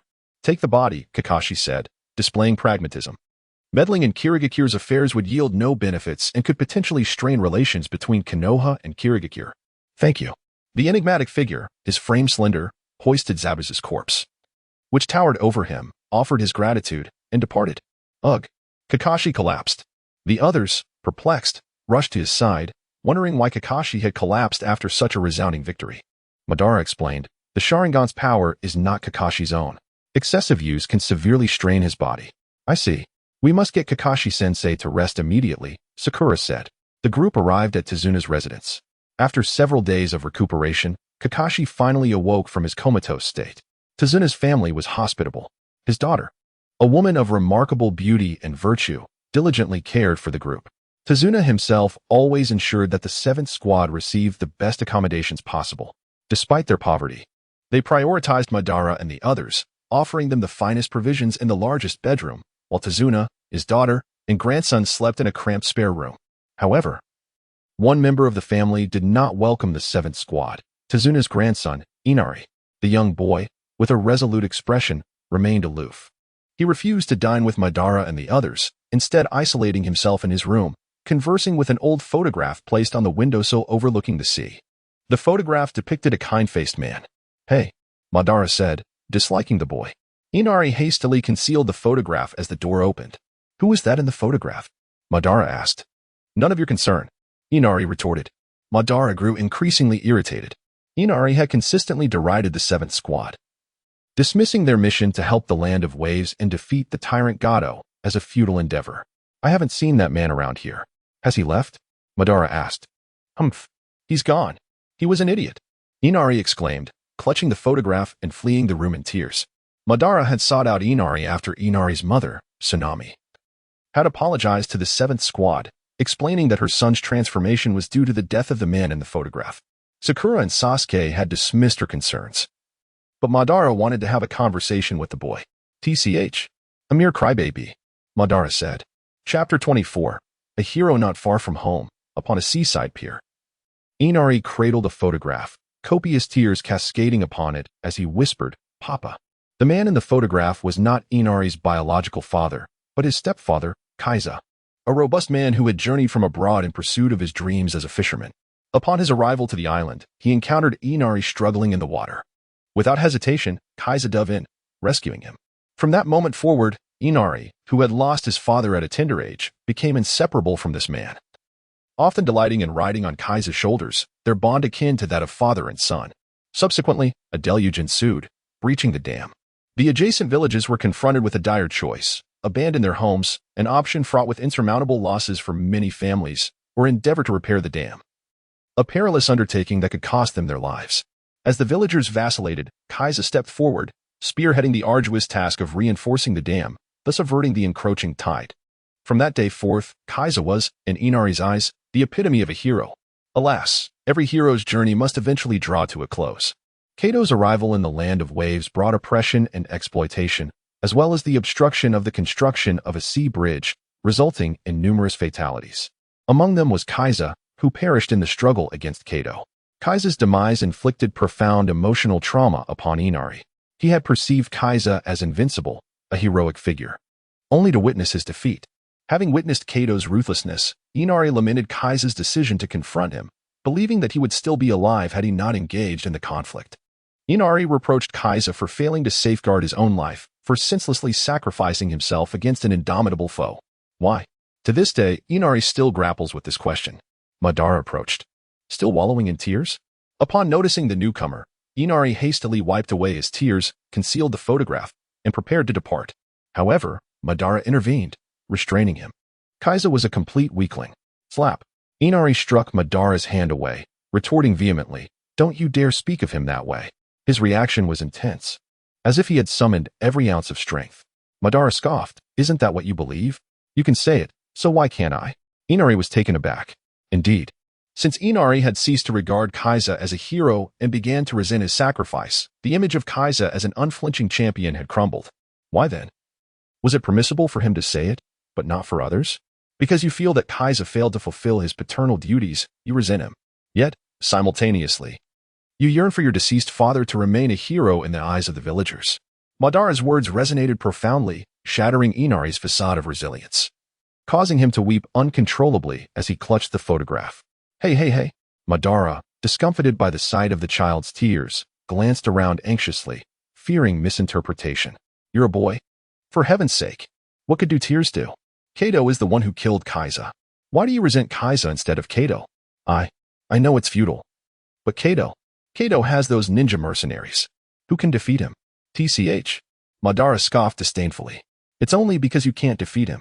But we're here now, aren't we?" "You?" Inari eyed Madara, who was barely older than himself. To challenge the demon Kaido seemed like a pipe dream. "You should return to the land of fire. Don't be foolish like Kaiza, throwing your lives away." Slap. Madara could no longer restrain himself, striking Inari's cheek. "You're a vexing little brat. And what gives you the right to call Kaiza a fool? Even if he lacked the strength, he still dared to risk his life in the fight. Unlike you, who only knows how to cry. In my eyes, Kaiza is a hero. You." Inari cradled his reddened cheek. At that moment, Inari ceased to weep. Gazing at Madara for an extended period, it dawned on him that his father remained a hero in the hearts of others, and he finally smiled in relief. "Thank you. Naruto, get lost. Don't be so sentimental." Madara shoved Inari away, declaring, "Just you wait, and see how I'll beat Kaido to a pulp." The fog was dense, obscuring everything beyond a few meters. Tazuna toiled alone on the bridge, hammering stones, determined to complete it with his aging body. In recent days, he had extended invitations to the villagers to assist in the bridge's construction, but fear of Kaido's reprisal had led to their rejection. The thought of the nation's future being held hostage by Kaido filled Tazuna with bitterness, leaving him to exert every ounce of strength, accomplishing as much as he could on his own. "Old man, I didn't expect you to be so obstinate." From the dense fog, Zabuza, bearing his massive blade, emerged alongside a strikingly beautiful girl. Humph, you lackeys who sell your services for money. Do you even comprehend the significance of this bridge for our land of waves? Your actions are severing the nation's future. Tazuna retorted with unwavering resolve, betraying no fear. Zabuza chuckled coldly. The future? My actions are aimed at raising funds to reshape the future of our land of water. We simply have differing perspectives. How eloquently put. From the fog, Kakashi, fully recovered, emerged with Team 7. He cast a glance at the girl beside Zabuza, musing, indeed, I suspected that Zabuza's death was suspicious. Umbu typically only retrieved the head of a rogue ninja, yet he painstakingly carried that large body. It seems they are, in fact, accomplices. Kakashi, so you surmised that my death was a ruse? Of course, I can see through everything about you. Zabuza burst into laughter. The eyes that claimed to see my future were blinded, weren't they? But Kakashi brandished a kunai and dashed forward. This time they won't be. As Kakashi and Zabuza engaged in combat, Sakura remained behind to protect Tazuna, while Madara and Sasuke prepared to provide assistance. However, their progress was halted by a barrage of Saban needles. Damn it, they masqueraded as Mist Umbu to deceive us. Madara, glaring at the girl, clenched his fists. Betrayal and deception were the things he loathed most. I'll beat her to a pulp, no matter what. The girl remained expressionless, offering no response. Haku, eliminate them. Zabuza issued the command to Haku, who, like a puppet, responded by brandishing Senbon needles and launching an attack. Ice Release, Demonic Mirroring Ice Crystals. Chapter 25, Ninetales Chakra Wind. Lightning, Earth, Water, Fire, as well as Yin and Yang Release, represent the most primordial elements of this world. Ice Release, however, is conspicuously absent from this list. Obito speculated that it might be a form of bloodline limit. As the name suggests, bloodline limit abilities cannot be acquired through postnatal learning. They can only be inherited from one's ancestors. The Sharingan serves as a prime example of this principle. As Haku unleashed the demonic mirroring ice crystals, the temperature plummeted, and water molecules in the air swiftly crystallized into rectangular ice blocks resembling one-sided mirrors. These blocks rapidly converged, forming a small ice house that imprisoned Obito and Sasuke within. If Zabuza speaks, I will have no choice but to eliminate you, Haku declared. Frustration coursed through Sasuke as he remained fixated on Haku outside the ice enclosure, uncertain of what would transpire next. With that, Haku leapt, merging seamlessly into the ice. Moments later, his image appeared on every ice block. Where could he be? Obito and Sasuke stood back to back, striving to maintain a 360-degree defense. Suddenly, several Senbon shot from the corners. Clang! Obito easily intercepted them. More Senbon followed suit, overwhelming them. The sound of metal clashing resonated continuously. Unfortunately, some Senbon cleverly emerged from their blind spots, embedding themselves into Obito and Sasuke's bodies, turning them into pincushions in no time. Kakashi, I shall not fail this time. Zabuza taunted. Is that so? But allow me to inform you that your fate will remain unchanged. Kakashi and Zabuza exchanged fierce words, their swords poised against one another. Zabuza laughed heartily. Though I find you a challenging opponent, do you truly understand the caliber of your students? Kakashi inquired. Are you referring to that boy named Haku? Indeed, Zabuza replied with pride. Haku is a remarkably talented child, even surpassing me in strength. If this continues, your two students will soon meet their demise at his hands. Then it seems I must deal with you post-haste. Do not underestimate me. Under the mist technique, Zabuza moved like a specter, unexpectedly striking Kakashi twice amidst the thick fog. After several exchanges, Kakashi found himself at a disadvantage. What is this? Did you not foresee my future?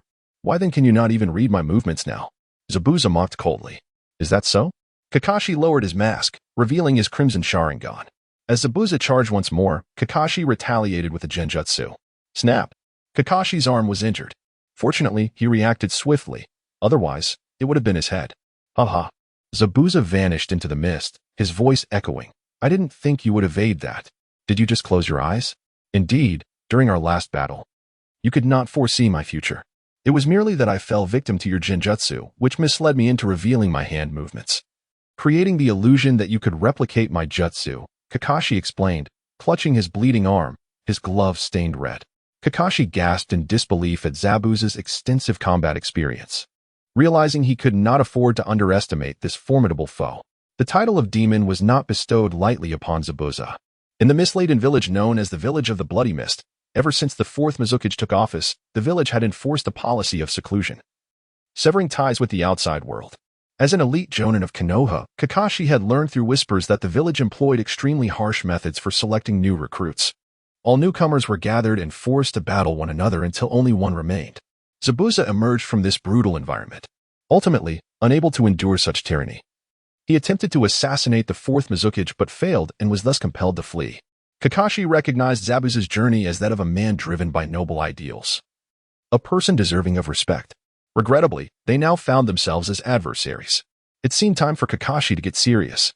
He bit his finger, swiftly forming hand seals before slamming his palm onto the ground, exclaiming, "Summoning Jutsu. 8 ninja dogs. Woof, woof, woof." Led by Pakken, the 8 ninja dogs revealed themselves after a cloud of white mist dissipated. Zabuza, unfamiliar with the capabilities of the 8 ninja dogs, believed he could evade Kakashi as long as he remained cloaked in fog.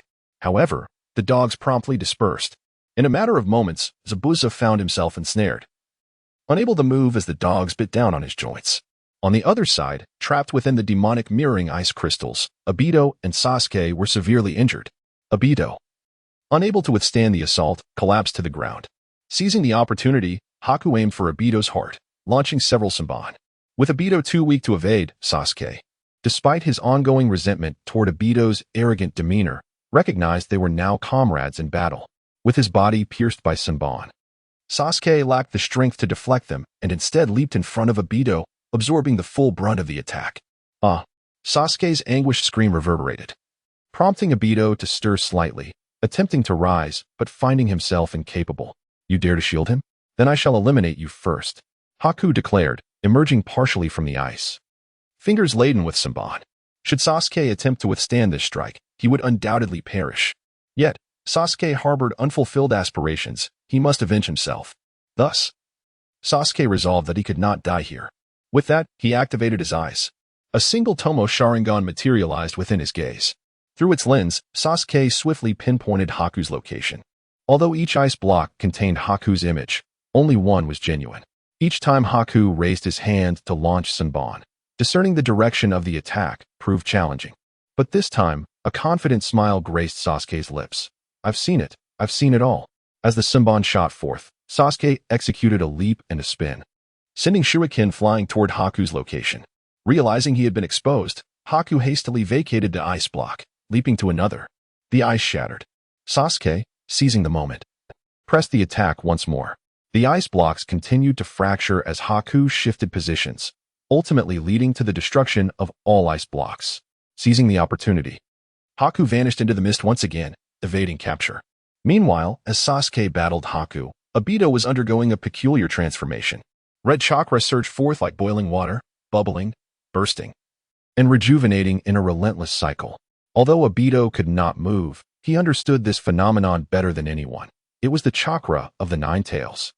It seemed he was on the verge of reuniting with an old friend. But the question lingered, did the Nine Tails harbor any desire for him? Chapter 26. Madara and the Nine Tails. As Madara's consciousness entered a peculiar realm, he found himself enveloped in a dim, hazy atmosphere. The walls were lined with winding pipes, and the ground was shallowly flooded, creating a gentle sound of trickling water. As he brushed his fingers against the walls, he sensed the flow of chakra coursing through them. Indeed, it was the sealing techniques of the Uzumaki clan. The ability to construct such an expansive sealing space was a feat that only the Uzumaki clan, masters of sealing arts, could accomplish. The four-symbol seal? How intriguing to use this to confine the Nine Tails. Ever since Madara discovered that the Nine Tails resided within him, he had long pondered how he might encounter it. After all, he was not the same as he was before his rebirth. Lacking the power to meet the Nine Tails through his own strength, he never anticipated that he would find himself in this situation. During his battle with White, when his life was threatened, Madara instinctively activated the protective mechanism of the Nine Tails within him. Now, within the sealing space, he gazed into the depths of the darkness, understanding that the Nine Tails was indeed lurking within. As he advanced, the sound of splashing water echoed beneath his feet, seemingly capturing the attention of the Nine Tails. Although the beast remained unseen, its thunderous roar reverberated through the air. "You little brat, who allowed you to approach me? Do you not fear that I will tear you apart?" The splashing ceased momentarily, followed by a puzzled grunt from the Nine Tails. "You little brat, I know you're out there. If you dare, come closer. Madara, stirred by the familiar voice, felt a surge of excitement and momentarily paused, suppressing a smile. Once he regained his composure, he pressed onward until he reached an imposing iron gate, towering several meters high. Lifting his gaze, he noticed a talisman affixed to the lock. Undoubtedly the key to the sealing technique. If he were to remove that talisman, the Ninetales might very well escape uncontrollably, peering through the gaps in the iron bars. Madara found just enough space to fit his head. Inside was obscured by darkness, rendering it impossible to see anything. Determined, he pushed himself forward, calling out, "Ninetales, can you hear me? Little brat, do you dare to disregard me? Do you believe I won't tear you apart?" The Ninetales' voice boomed like thunder, attempting to intimidate Madara. However, as Madara wedged himself halfway through, sensing something amiss, he attempted to retract his head, only to realize he was stuck. Ninetales, help me out, I'm stuck. You little fool, are you seeking death? Suddenly, a pair of deep, murderous eyes materialized from the darkness. These eyes seemed capable of swallowing all light, instilling an indescribable terror in anyone who dared to gaze upon them. Yet, Madara was different. He remained unfazed. "Don't just stare at me. Lend me a hand," he urged, unperturbed by the ominous presence. With the four symbols seal in place, even the formidable Ninetales was powerless against him. Even if it charged at him, a mere swipe would only shatter his conceptualized form. Thus, Madara remained calm. "You are rather presumptuous. Do not think that with the seals of Minato and Kushina, I am at your mercy." Minato? Kushina? Who are they? Madara furrowed his brow, having never heard those names before. Ha ha ha ha. Did they not inform you? How significant. The Ninetales, incensed by Madara's attitude, leaned closer, its face contorted in a fierce grimace, revealing disarrayed fangs while steam billowed from its nostrils, transforming into swirling white mist in the cold. "You." As their faces drew near, the Ninetales instinctively recoiled a few meters. Madara, with great effort, finally extricated his head from the bars, exclaiming, "It seems that infiltrating your prison is no easy task." He continued, rubbing his stiff neck, "But you are quite astute. I am indeed not Naruto." Seeing the Ninetales still wearing a puzzled expression, Madara could not help but chuckle softly, intending to clarify. "This sealing space is a manifestation of consciousness," he explained, pointing to his own face. "Naturally, the form it takes is at my discretion." With that, Madara channeled his chakra, transforming his appearance. As the figure of the golden-haired youth twisted and darkened, the Ninetales felt an escalating sense of dread. "No way. It truly is you." "Of course it is. Did you not sense it from the beginning?" Madara responded. "Indeed, initially I found it hard to believe. I thought you had perished long ago." "I did indeed die long ago, approximately 20 years past." The Ninetales, somewhat skeptical, remarked, "That cannot be right. The last time you summoned me to wreak havoc in Konoha was only about 12 years ago." "Oh." Madara seemed intrigued. 12 years ago. The deceased me was somehow controlling the Ninetales to cause chaos in Konoha? It seems someone has been misusing my name." After pondering for a moment, Madara swiftly deduced who that individual might be. Chapter 27. Initial Tailed Beast Mode Obito, is it? Madara murmured, wondering about the progress of the task he had entrusted to Obito Uchiha. Recollecting himself, Madara extended his hand toward the Ninetales within the iron cage. What are you going to do, Madara Uchiha?" Madara responded with a frigid smile. "You know very well. Now that I've appeared, it's only natural that I require your power." TCH. The Ninetales scorned Madara's presumptuous behavior as if it were entitled to its power.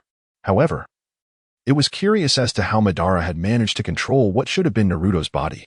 Judging by Madara's current chakra levels, his strength was evidently diminished. The Ninetales surmised that even without lending its power, Madara would be unable to do much. "I refuse." "Is that so?" Madara smirked, raising a single hand. The accumulated water at his feet rapidly coalesced, forming a miniature vortex. The vortex grew in intensity, rising into a water column that lifted Madara from the ground. The column extended to the height of the seals affixed to the barrier. "I possess some knowledge of the Uzumaki clan sealing techniques. Don't forget, you are currently confined within the four-symbol seal." With that, Madara infused yellow chakra into the seals. Instantly, the sound of chains sliding echoed within the iron cage. The Ninetales, having exposed its head, was once again dragged into the darkness by an enigmatic force, followed by its anguished cries. "Now, will you lend me your power?"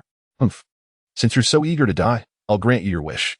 Madara's constitution was not yet robust enough to withstand the entirety of the Ninetales' chakra. The Nine Tails intended to seize this opportunity to overwhelm Madara's will with its immense chakra, ultimately seizing control of his body.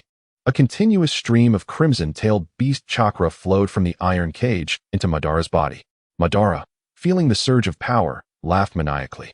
Initially, the tailed beast chakra enveloped Madara's body, resembling a tailed beast cloak. Gradually, a chakra tail sprouted from his tailbone, then a second, and a third. As the fourth tail was about to emerge, Madara abruptly noticed that his skin was cracking, peeling, and vaporizing into dust within the intense heat of the tailed beast chakra. The skin dissipated, revealing crimson inner flesh, and blood coalesced into beads, then vaporized into red steam, enveloping his body. Wait. Madara sensed something amiss and immediately commanded the Nine Tails to cease the chakra transfer. Have I been discovered? The Nine Tails dared not challenge Madara.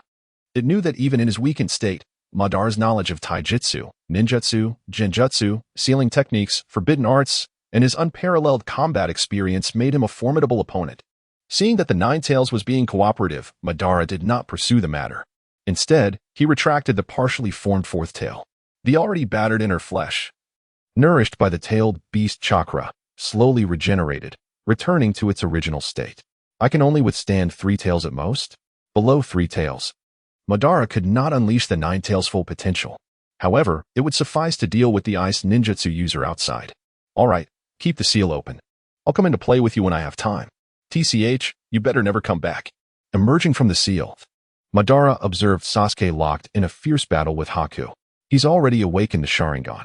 Interesting. Madara remained fixated on Sasuke.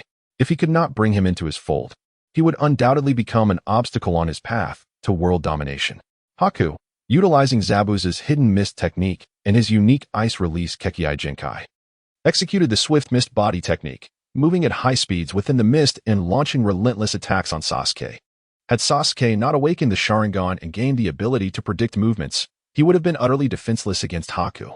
Witnessing their protracted struggle, Madara, now wielding 3 tails, could no longer tolerate the drawn-out fight.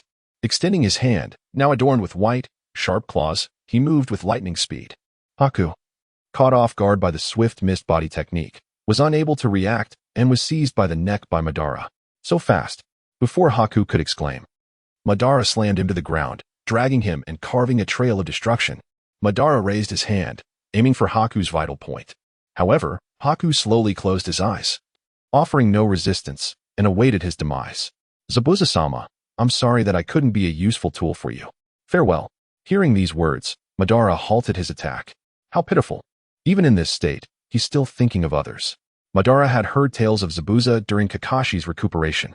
To be honest, Madara admired Zabuza's courage in standing up during a time of national crisis. However, he despised Zabuza's willingness to exploit a teenager, sacrificing his future to protect himself. Thinking of this, Madara inexplicably thought of Obito. Perhaps he was in no position to condemn Zabuza. Hadn't he also been exploiting Obito to collect tailed beasts and use the outer path samsara of heavenly life technique to resurrect himself? All in the pursuit of the elusive Eye of the Moon plan? Meanwhile, Kakashi wasted no time with Zabuza and immediately unleashed his self-created S-rank ninjutsu, Lightning Blade. With the power of lightning, he severely injured Zabuza, nearly piercing his heart. In that instant, Haku broke free from Madara's grasp and used his body to shield Zabuza from the fatal blow. Haku, why? Zabuza-sama, being your tool, has truly been the greatest happiness. Haku died with a smile. Before his death, memories flooded his mind. In a snow-covered village, the people despised those born with Kekkei Genkai, believing they carried a curse. Unfortunately, Haku's mother possessed the ice-release Kekkei Genkai, and so did Haku. The family of 3 had lived cautiously, but Haku's cowardly father, unable to bear the pressure, revealed the truth about Haku and his mother to protect himself. In the end, the villagers stormed Haku's home and killed his mother. Overwhelmed by grief, Haku awakened his Kekkei Genkai and killed everyone. Afterward, he lived as a wandering orphan, scavenging for food. One snowy night, Haku sat shivering on a wooden bridge, unnoticed and uncared for. But then, a figure appeared before him and asked, "Would you like to be my tool?" Chapter 28. The Phantom, Are You Willing to Be My Tool? This was the most heartfelt confession Bai had ever heard. The man before him, wrapped in bandages and wearing a melancholic expression, appeared fierce, yet Bai understood that he was the gentlest person he had ever encountered. with the presence of Zai Buzhao. I finally felt that he was no longer alone, that he was someone who could be needed. All of this was granted to him by Zai Buzhao. Therefore, for Zai Buzhao, he would willingly lay down his life. Bai lay dead before Zai Buzhao. Kakashi, who had pierced Bai's body with Raikiri, beheld the man across from him, whose eyes had turned dark. Disguising yourself as a member of the Mist Umbu to rescue him, and even taking a Raikiri for him, this child must be very important to you. Shut up. Bai is merely my tool. How could I possibly care for an instrument? At this moment, nearly everyone could sense Zai Buzhao's sorrow, yet he held his head high, unwilling to concede. A failed assassination of the Mizukage, followed by a pursuit. And now attempting to restart his life as a mercenary. What right did a failure like him have to speak of love? Yet, each time Zai Buzhao implored Bai, be my tool, Bai would beam with joy. For Zai Buzhao understood that Bai needed him, and he, too, required Bai. They were like two lost souls, redeeming each other. Just then, Kadu, a half-man with a cane, arrived at the bridge with dozens of men. Kadu approached Bai's lifeless form, striking Bai's face with his cane. After confirming Bai was dead, he vented his anger by kicking Bai a few times and spitting on him. And this one calls himself a ninja? Always so arrogant in front of me, yet he lies here like a worthless fool. Kadu, relying on his wealth, dismissed Zai Buzhao and his companions entirely. There were countless desperate rogues like him. As long as the price was right, he could find more. You bastard. Ban glared at the unfazed Zai Buzhao. Both had, at times, used others to achieve their ends. Ban believed that while he did so to foster eternal peace, even if it brought temporary calamity, the outcome would ultimately be beneficial. In contrast, Zai Buzhao, who had endured under the thumb of scoundrels like Kadu, harboring his ambitions for a resurgence, was not so different. Yet Ban thought that despite his ruthlessness, he was still a person of emotion. If someone dared to harm his own, he would fight to the death. Doesn't it bother you that your comrade's body is being desecrated? Upon hearing this, Kata burst into laughter. I paid to have them serve me. Does he dare to touch me? Does he wish to continue in this line of work? Zai Buzhao's expression darkened. Hurry up. Deal with those Konoha ninjas. Kata pointed his cane directly at Zai Buzhao. What are you waiting for? Move. At this moment, the Nine-Tails chakra within Ban began to stir uncontrollably. Kakashi sensed the anomaly and swiftly intervened, blocking Ban. This is their affair. Do not interfere. Hey, Zai Buzhao, are you deaf? Kata rushed to Zai Buzhao, striking him on the head with his cane. Crimson blood seeped from Zai Buzhao's forehead, flowing down to his chin. With his head lowered, Zai Buzhao's ghostly eyes, akin to a specter from hell, bore into Kadu. Feeling the overwhelming killing intent emanating from Zai Buzhao, Kadu instinctively took a few steps back. Realizing Zai Buzhao was not a tool to be wielded, he gestured for his men to attack. In an instant, dozens of armed followers surged towards Zai Buzhao. At this point, having just fought Kakashi, Zai Buzhao's chakra reserves were nearly depleted. He could no longer wield his great sword and turned to Kakashi. Lend me a kunai. Here. Kakashi readily tossed a kunai over. Catching the kunai, Zai Buzhao removed the white bandages covering his face, revealing a visage of anguish. Tears streaming down his cheeks, tears shed for Bai. As Kata's men closed in on Zai Buzhao, they suddenly halted. What is that? The sky has turned red. Could that be the killing aura released by the phantom Zai Buzhao? Are we really going to charge in recklessly? We might die. If we don't charge. Kadu 1T spare us either. We'll die regardless. Let us go for it. They cried, rallying their courage. However, in the face of Zai Buzhao, their strength was woefully inadequate. As Zai Buzhao descended upon the throng like a ferocious beast, Kata's men were sent sprawling, reminiscent of a grand fireworks display. When the spectacle concluded, every one of Kata's men lay defeated. Zai Buzhao, his body riddled with blades, staggered toward Kadu. Stay away from me. Do you hear? Even at this juncture, Kata foolishly believed his orders could sway Zai Buzhao. Yet, this was merely Kata's ignorance, for he had no other recourse. He could only hope that Zai Buzhao would show him mercy. I'm sorry, I shouldn't have laid a hand on him. Zai Buzhao, please spare me. A man as obstinate as Kadu, faced with the specter of death, ultimately caved. Cornered at the bridge, with nowhere left to retreat, he knelt before Zai Buzhao, bowing his head in submission. Humph. Zai Buzhao's eyes turned crimson. Whether from blood or grief for Bai, it was unclear. If you seek forgiveness, go to hell and apologize to Bai. Zai Buzhao's pupils constricted, the whites of his eyes glaring, creating an atmosphere of suffocating dread. A ghost. A demon. At this moment, Kata perhaps truly grasped why the world referred to Zai Buzhao as the Phantom. For when Zai Buzhao claimed a life, he embodied a malevolent spirit from the depths of hell. With a swift motion, The kunai pierced Kata's heart. Zai Buzhao released the instrument of his countless slaughters. Watching as Kata staggered, teetering on the edge of the bridge. Ultimately, clutching his chest, with nowhere left to retreat, Kata stepped into the void. Plunging into the straits between the land of waves and the land of fire, swallowed by the vast sea. The salty breeze swept across everyone's face. The dense fog gradually dissipating in the wind. Amidst the clouds, a ray of golden light broke through, casting warmth upon the earth. On the brink of death, Zai Buzhao trudged through the fallen bodies, searching for Bai's figure. "Where are you?" Zai Buzhao finally spotted Bai, but mere meters away, he collapsed to the ground. Ban rushed over, lifting Zai Buzhao and placing him beside Bai. "Thank you." "No need to thank me. I should instead apologize. You are unlike me." "Is that so?" Zai Buzhao, lacking the strength to inquire further, simply wished to be by Bai's side, to gaze upon him for just a moment longer. Chapter 29. Nightfall. Following the defeat of Geido, the construction of the cross-sea bridge in the Land of Waves has recommenced. It is only a matter of time before the bridge is completed, allowing for more convenient travel between the Land of Fire and the Land of Waves. As Team 7 departed, Dasna took a moment to request leave, bringing along his daughter and grandson to bid farewell. "Thank you, Brother Naruto, for vanquishing Geido. I will certainly remember your words. I will no longer cry, but will strive to become strong and powerful. Only then can I protect those I wish to safeguard." In heartfelt sincerity, Inari proclaimed loudly. Ban, unable to tolerate the sentimentality, scoffed, "I never told you such things." "But Brother Naruto, you implied as much, did you not?" "Whatever you think." Later, Team 7 received the Dasna family's most sincere gratitude. After Ban and his companions boarded the ship home, they exchanged farewells with the Dasna family. Upon returning to Konoha, 3 days had passed. As they entered the village, dusk was settling in. Ban and the others made a visit to the mission office to submit their escort mission and collect their reward. Subsequently, Kakashi, upon receiving his share of the reward, generously decided to relinquish his portion, distributing it equally among Ban and the others. Once Ban, Sasuke, and Sakura had departed, Kakashi did not head home. Instead, he turned towards the central hub of Konoha, the Hokage Tower. "Come in." Cough, cough. Standing outside the Hokage's office, Kakashi received permission from the third Hokage, Sarutobi Hiruzen.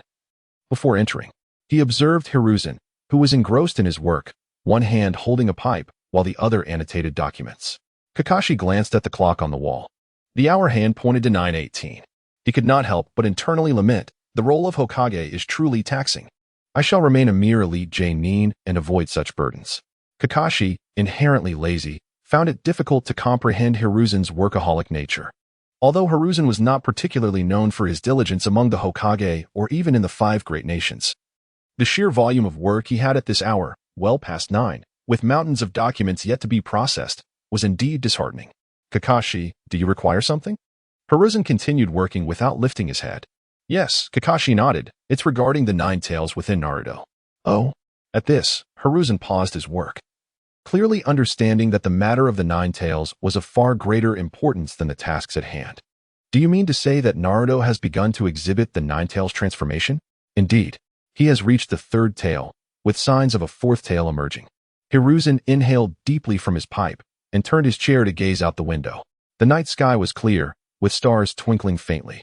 The village lights, one by one, extinguished as night fell, rendering the once bustling Konoha eerily tranquil. This calmness reminded Hiruzen of that fateful night 12 years prior when the 9 tails wreaked havoc. "Kakashi, you must understand how significant the 9 tails matter is for Konoha. I am not particularly concerned about the 9 tails. Rather, my focus lies on Naruto." Hiruzen turned back, his expression complex. "Is it because of the 4th Hokage?" "Partially, yes.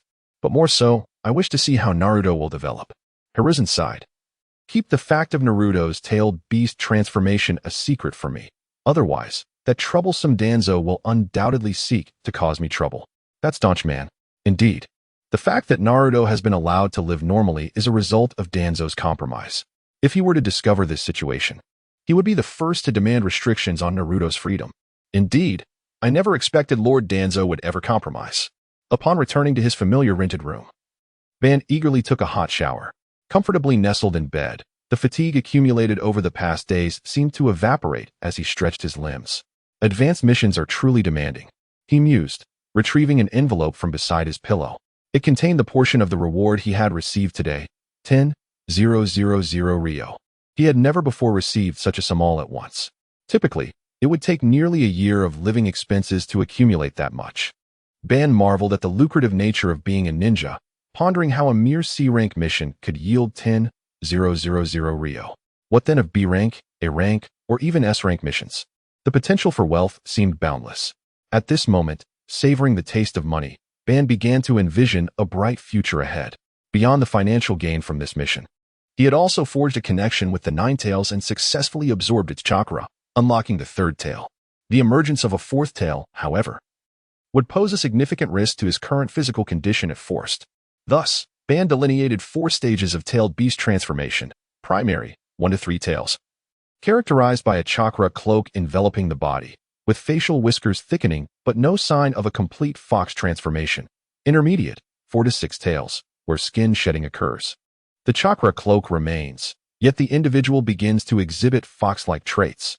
Advanced, 7 to 9 tails, where the chakra cloak dissipates, transitioning from a fox-like appearance to a complete transformation.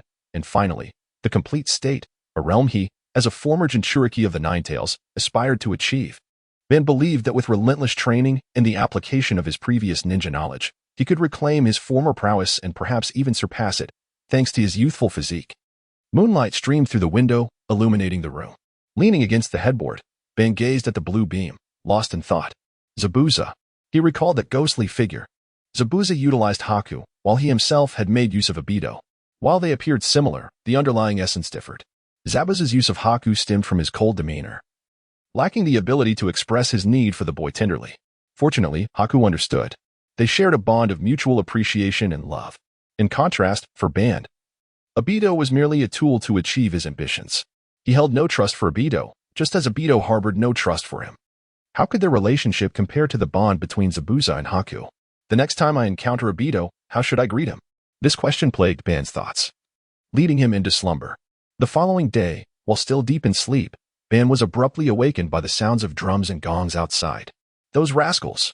If you keep banging, I swear I'll thrash you. Fuming, Ban rolled out of bed, thrusting his head out the window to shout. Below, an endless procession of carriages halted at his outburst. Ban noticed that at intervals, someone would raise their hand, seemingly signaling for a stop. True to form, the procession eventually came to a halt.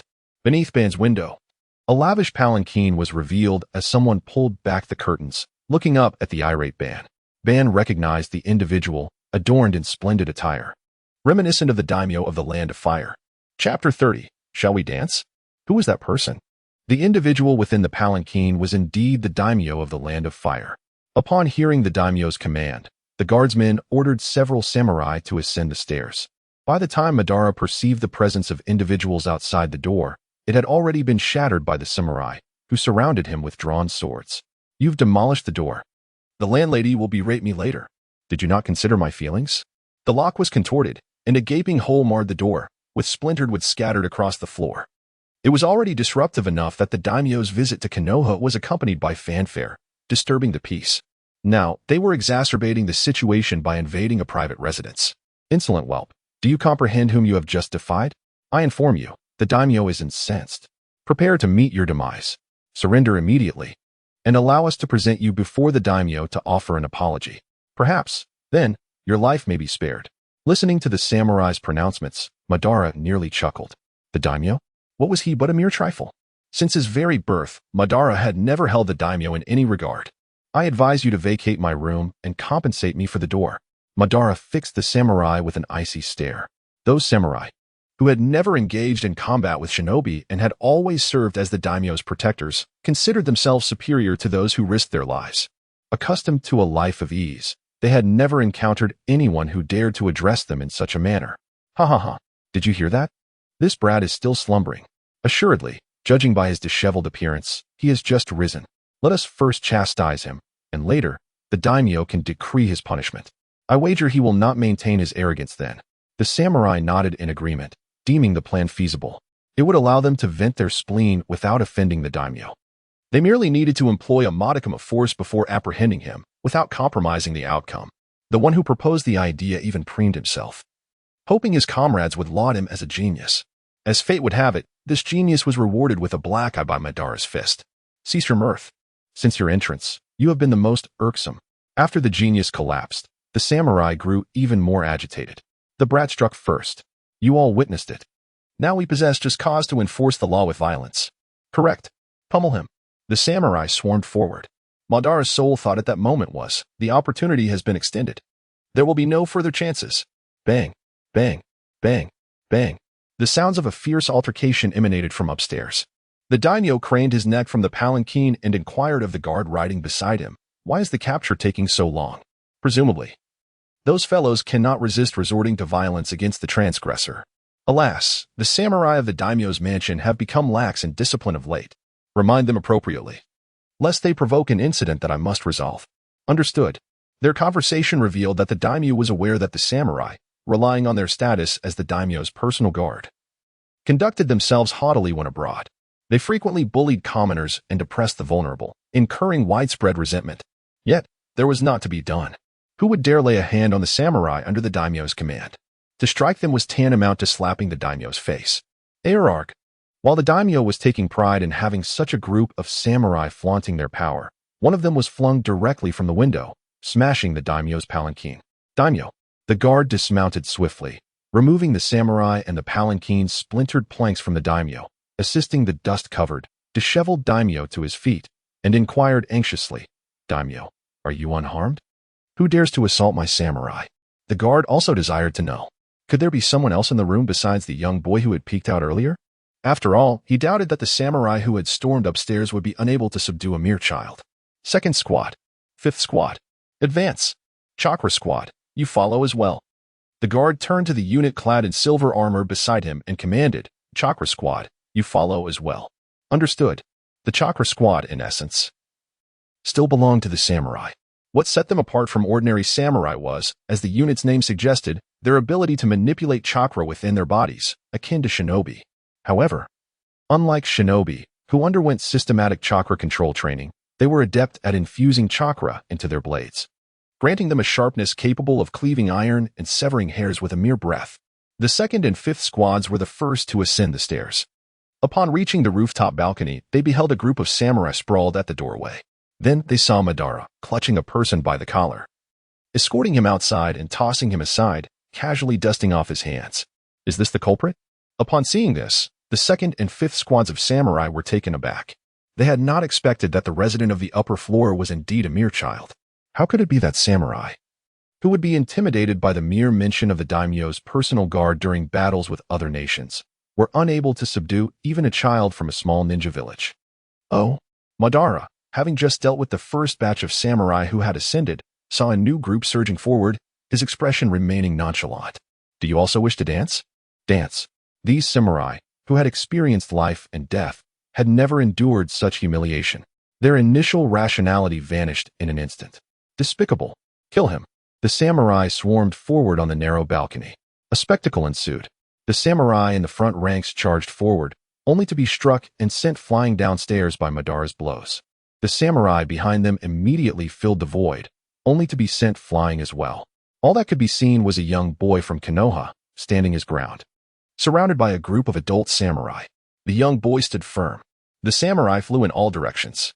Once the second and fifth squads of samurai were exhausted, the chakra squad immediately brandished their blue blades, infused with chakra, and slashed at Madara. However, before the blades could descend, a powerful gust of wind swept through, sending all members of the chakra squad tumbling down the stairs, sprawling in disarray. I'm glad I made it in time. Countless green leaves swirled, forming a small tornado under the influence of the wind. As the tornado dissipated, the green leaves vanished. Standing before Madara was none other than Hiruzen Sarutobi, clad in the white and red Hokage robes. The third Hokage. Upon seeing the newcomer, Madara was uncertain of his allegiances. After all, in Madara's era, he and Hashirama had never feared the daimyo. When they visited the daimyo's mansion, it was always the daimyo who showed them deference, never the other way around. The Land of Fire's position as the foremost of the five great nations was largely due not to the samurai, but to the shinobi. The samurai, no matter how strong, were still mere mortals. In contrast, shinobi, especially Madara and Hashirama, were capable of single-handedly contending with an entire nation. Madara wished to see if the Hokage, who had never been subservient to the daimyo, still possessed his former pride. However, the first words from Hiruzen Sarutobi caused Madara to frown. Naruto, apologize to the daimyo immediately. Chapter 31. A confrontation indeed. The Leaf's Hokage has become degenerate. How could Madara tolerate this? That old codger, Hiruzen Sarutobi, would actually succumb to the lecherous power of the daimyo and even have him apologize to the man, even with his strength not yet fully restored to its peak. Madara refused to lower his head here. If Hiruzen insisted on forcing an apology, Madara would simply fight his way out and take the daimyo's life.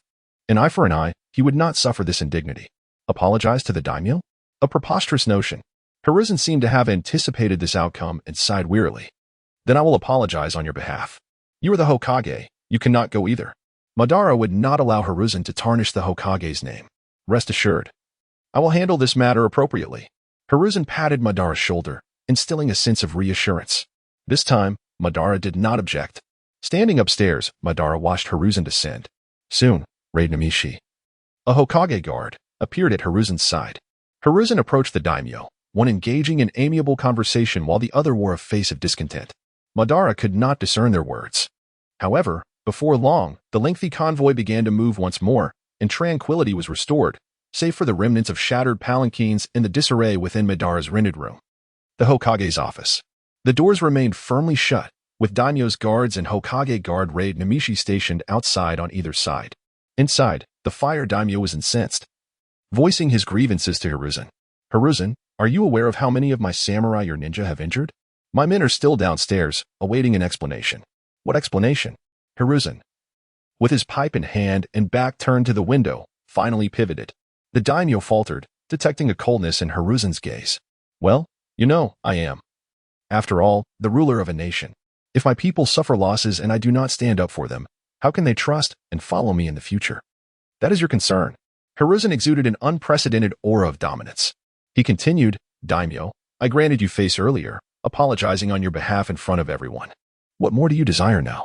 Do you intend to have us kill a leaf ninja as atonement? No, it wouldn't come to that. Hiruzen turned back to the window, gazing at the gradually bustling village. You are not as magnanimous as your father. When would he have dared to speak to me in such a manner? Know that the Leaf and the Land of Fire have never been in a hierarchical relationship. From the beginning, we Leaf have merely been a vassal state of the Land of Fire, occupying its land and providing military security. I hope you learn from your father. Manage your own affairs, and keep your hands out of my domain. You. The daimyo was taken aback by Hiruzen's rebuke. Regarding everything Hiruzen had said, the daimyo, being the ruler of a nation, understood it perfectly well. However, this was Leaf, not his territory. The daimyo could only swallow his resentment. Very well. Let the matter be. Standing before the panoramic window, Hiruzen noticed several unfamiliar faces below the Hokage tower. They were ninjas from other villages. Seeing the Hokage of Leaf for the first time, curiosity was etched on their faces. The Ch-nin exams are about to commence. During this time, daimyo, you should enjoy your stay in Leaf, eat, drink, and appreciate the burgeoning Leaf of our village. After the daimyo departed, a man obstructed Raid, preventing the door from closing. Dans, what brings you here? The man Hiruzen addressed as Dans was clad in white, his left arm in a sling, his right eye and head swathed in bandages. Danz's sole functional hand was occupied, gripping a resounding cane. Without waiting for an invitation, he seated himself. In contrast to his composure when facing the fire daimyo, Hiruzen now displayed a hint of anxiety. Am I not welcome? Dans, you should understand that the root organization has been disbanded. You are currently in a probationary state. The Hokage's office is not a place you can enter at will. Leaf is a grand tree, and its robust growth relies on strong roots for support. If the need arises, the root organization can be re-established at any moment. From comrades who fought side by side to intimate friends, and finally to rivals who tore at each other in the pursuit of the Hokage position, Hiruzen did not wish to engage in further pointless verbal sparring with Dans. Your visit must be for more than just exchanging pleasantries. Indeed, I have come to discuss Naruto. Naruto? Hiruzen's concerns had materialized. Despite having alerted Kakashi to keep watch over Dans, the man had approached him sooner than expected. Dans was typically stern and unsmiling, seated on the sofa. His posture was ramrod straight, even his cane stood erect, firmly gripped by his aged left hand. Naruto has already manifested the Nine-Tails chakra, has he not? Who informed you of this? Hiruzen's eyes flickered. A bold conjecture formed in his mind. You haven't actually rebuilt the root organization, have you? During the mission to escort Tazuna in the Land of Waves, did you send someone to monitor Naruto? Dan remained as unyielding as ever, his face devoid of any emotion. Unnervingly calm. Prudent measures are necessary. You are aware that Naruto is an unstable element within Leaf, and his actions will affect the village's future. Therefore, for the sake of security, you should relinquish him and entrust him to me. Entrust him to you? Hiruzen scoffed. He is the child of a Leaf hero. Are you suggesting he be confined within the dark and desolate root base? This is also to preserve Leaf's integrity. Furthermore, what hero's child? My previous agreement to allow Naruto his freedom was already the greatest compromise. There is no need to reiterate the phrase hero's child. Compromise? Indeed. A village's cohesion requires a common internal threat to maintain equilibrium. When everyone's attention is focused on the nine-tailed fox, Leaf will not experience strife or division. If people were to discover that Naruto is the child of a hero and develop compassion for him, the hard-won balance would be shattered. Dan gazed earnestly at Hiruzen, stating, Hiruzen, everything I do is not solely for the village but also for you. I appreciate your concern. Hiruzen was unmoved by these sophistries. Dan's, your interference in Naruto's affairs is not required. Finally, a flicker of change crossed Dan's face, a furrow appearing on his brow. Not required? Last time it was the Nine-Tails chakra. This time it was defiance of the daimyo. If you continue to indulge Naruto, Leaf will undoubtedly be destroyed by his hand one day. My mind is made up. There is no need for further discussion. Please leave. I must convene with the J-Nin shortly to discuss the Ch-Nin exams. Hiruzen. Dan attempted to persuade him further. Unexpectedly, Hiruzen approached Dan's ear. The two men turned their heads in opposite directions. Hiruzen said, Enough. I hope you understand. Dan's. I am the Hokage. Chapter 32. Re-encounter with Hinata indeed. I've registered you all. Kakashi, acting on his own initiative, submitted the 7th Squad's application for the Ch-Nin exams without consulting Madara and the others. So, having such a responsible J-Nin instructor, don't you just adore me? Madara clapped and cheered alongside Kakashi. As a newly appointed Genin, his ambition was to become the future Hokage of the Hidden Leaf Village. He eagerly anticipated upgrades like this occurring every month. With a rough calculation, he could realize his dream in less than half a year. Of course, this was merely Madara indulging in a fantasy. Sasuke remained silent, but it was evident that he was also thrilled. He had been secretly training diligently during this time, and the Ch-Nin exams were the perfect opportunity to assess the fruits of his labor. Sasuke naturally looked forward to it. However, Sakura was lamenting. What to do? I'm so scared. I heard people died in the last Ch-Nin exams. A ninja cannon fodder like me will surely be killed, right? Oh, what to do? I don't want to participate at all. No problem. Kakashi, with his perpetually squinting eyes curving into crescents, reassured Sakura, placing his hands on her shoulders. You need to have confidence in your abilities. Besides, aren't Naruto and Sasuke in the 7th Squad? They'll protect you. Kakashi-sensei, you're so kind, Sakura sighed. As expected, the young girl couldn't resist the gentle and patient persuasion, and she unconsciously nodded her head. And Sasuke, I know what you care about most is improving your strength. Go ahead, the Ch-Nin exams are an excellent stage. Sasuke didn't respond, but inwardly, he was already impatient. He wanted to see what he could achieve in this Ch-Nin exam. And Naruto. Kakashi turned towards the direction where Naruto had been standing. Where is he? Naruto, who had been standing obediently just now, had already vanished without a trace. Fortunately, Sakura knew what was going on and pointed to two figures walking side by side in the distance, saying, Kakashi-sensei, while you were talking to me, Hinata passed by. And Naruto quietly slipped away. That rascal! Kakashi exclaimed in annoyance, but quickly sighed. Before the formation of the 7th Squad, Kakashi had spoken with Iruka at the Ninja Academy. Iruka had repeatedly urged him to keep a close watch on Naruto, as he was a notorious truant. Hinata, I'll treat you to sweet red bean soup this time. Really, Naruto-kun? To convince Hinata, Madara took out his bulging toad wallet, saying, Our 7th Squad completed a C-rank mission last time and earned quite a bit. Wow, Naruto-kun is amazing. You're already taking on C-rank missions. Madara didn't know why, but he enjoyed being with Hinata. He could see that every time Hinata expressed herself, it was with genuine emotion and a wealth of emotional value. Madara cherished this feeling. Being with Hinata made him happy. The two bought sweet red bean soup and also enjoyed cinnamon rolls and chilled Ichiraku ramen. Madara secretly counted his dwindling funds in his toad wallet, feeling a pang of pain and surprise. Despite her small size, Hinata had quite an appetite, quickly emptying Madara's wallet. After eating their fill, the two strolled through the streets of Konoha. Recently, I've been seeing a lot of unfamiliar faces. Yes, because they're all examinees from other countries who have come to participate in the CH exams. Foreigners participate in the CH exams? Of course, because Hinata was about to explain when she suddenly noticed a figure standing far away in the street. The person had an arrogant expression, even a hint of anger in their eyes. It was Hayashi Natsu. Hayashi Natsu slowly walked over, glaring at Madara. Although he had been defeated by Madara last time, he still harbored some resentment. If Madara hadn't used those petty hiding tactics, Hayashi Natsu was confident that he could have used the Byakugan's gentle fist to keep Madara bedridden for 3 days. Hinata-sama, the clan head is looking for you. Okay. Hinata didn't resist and nodded, preparing to leave with Hayashi Natsu. This time, Madara didn't allow Hayashi Natsu to get his way and resolutely grabbed Hinata's hand. Wait. What does your Hayashi clan head want with Hinata? Hayashi Natsu frowned, saying, the affairs of the Hayashi clan are none of your business, outsider. Madara didn't want to waste words with Hayashi Natsu and shielded Hinata behind him. Then Hinata can't leave today? That's not up to you. At this point, Hayashi Natsu didn't bother to pretend anymore and raised his fist to strike. The atmosphere was already charged, and he could both teach this insolent fellow a lesson and avenge his previous defeat. It was a win-win situation.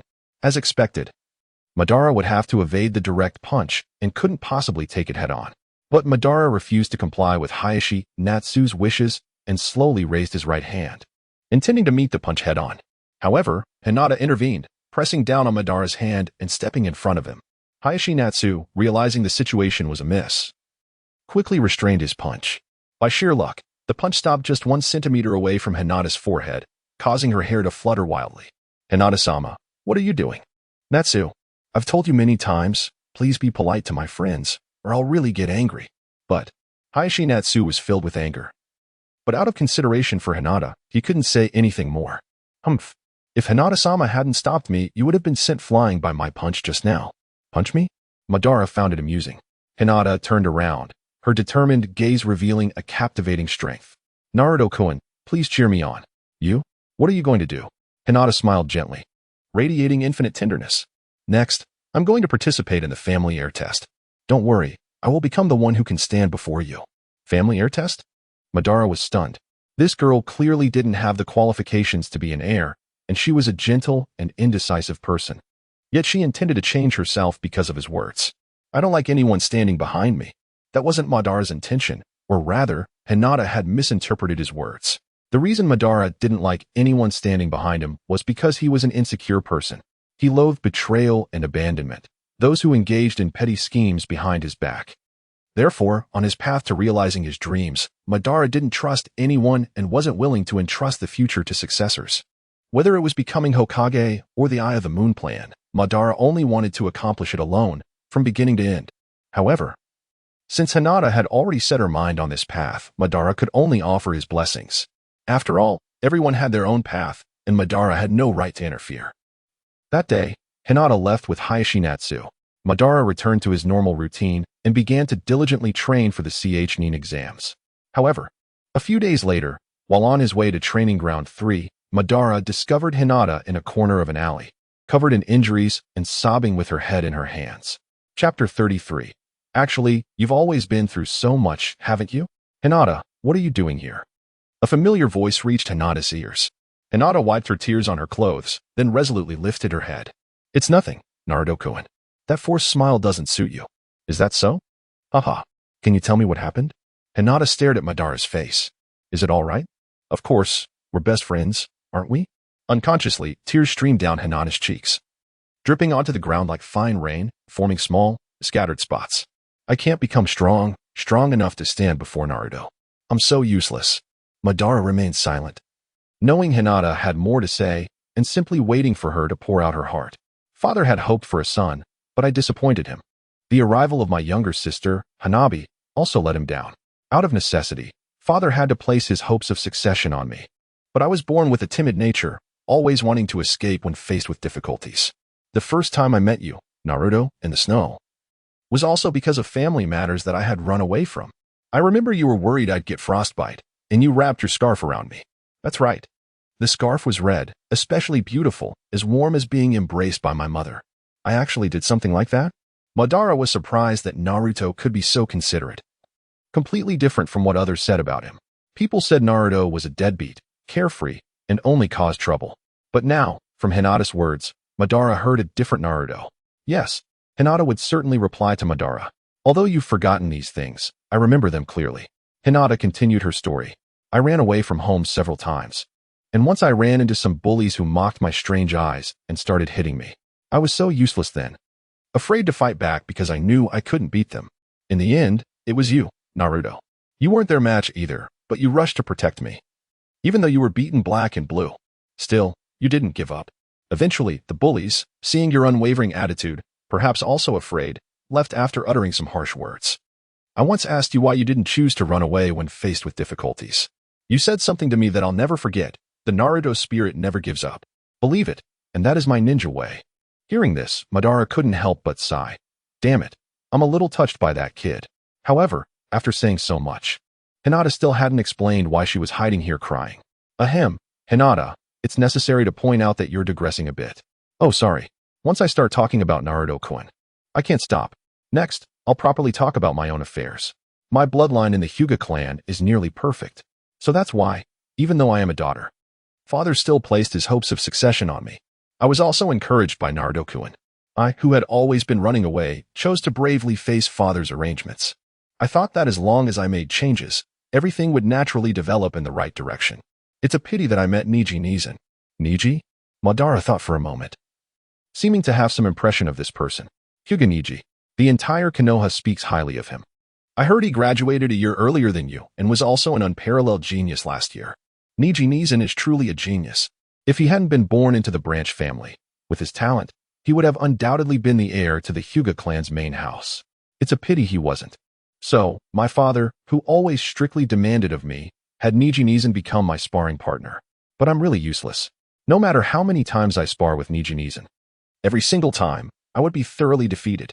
Madara touched Hinata's hand, which was covered in bandages, and asked in the gentlest voice, so, all along, the injuries on your hand, they came from this, didn't they? Hinata subconsciously withdrew her hand. On one hand, the physical contact with Madara made her a little embarrassed. On the other hand, these injuries also represented her incompetence and inadequacy, which Hinata didn't want to face, because I lost to Neji Nezen so many times.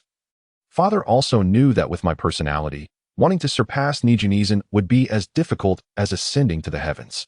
So he gradually began to lose interest in me, turning his attention to the still young Hanabi. Your younger sister Hanabi? What kind of girl is she? Hinata curled up her legs, resting her chin on her knees, and hugged her shins with both hands to feel more secure. Hanabi, she's a very strong girl. As the older sister, I should be taking care of her. But every time I got injured, Hanabi would run over and hug me, blowing on my wounds. Sometimes, when I was tired and fell asleep, she would put a piece of clothing over me, afraid I'd catch a cold. She's more like an older sister than you are. Yes. Hinata blamed herself for being too useless, unable to even do something as basic as taking care of her younger sister. She tightened her grip on her shins, her knuckles digging deeply into her calves. Hanabi is not only stronger than me, but she's even more talented. Her bloodline in our Hyuga clan is a genius that appears once in a century. Every time I sparred with Neji Nezen, Hanabi would always hide to the side and watch. Gradually, Hanabi's strength improved by leaps and bounds just by watching.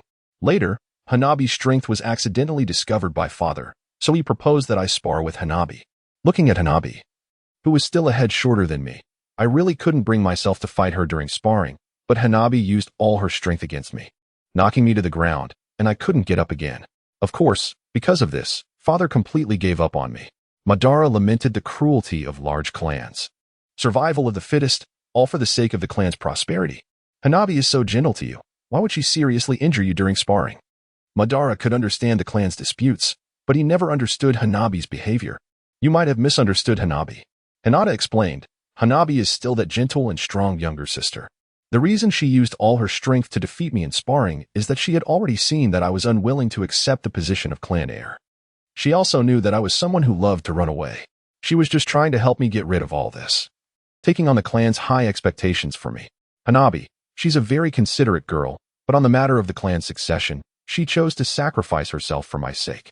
Madara listened heavily. What a good child. I'm very sad. It's all because of me that others have to bear so many unfortunate things for me. I wish I had never been born. What are you talking about? Madara suddenly pulled Hinata into his arms, not caring whether she was embarrassed or not. Listen. Since your sister has already made such a choice, then you must not let her down and live your own life well. Madara hadn't even realized that he could be so gentle. If standing in front is too difficult, there's nothing wrong with choosing to hide behind. Chapter 34. The Chunin Exams. The first trial. The Chunin Exams commenced as scheduled.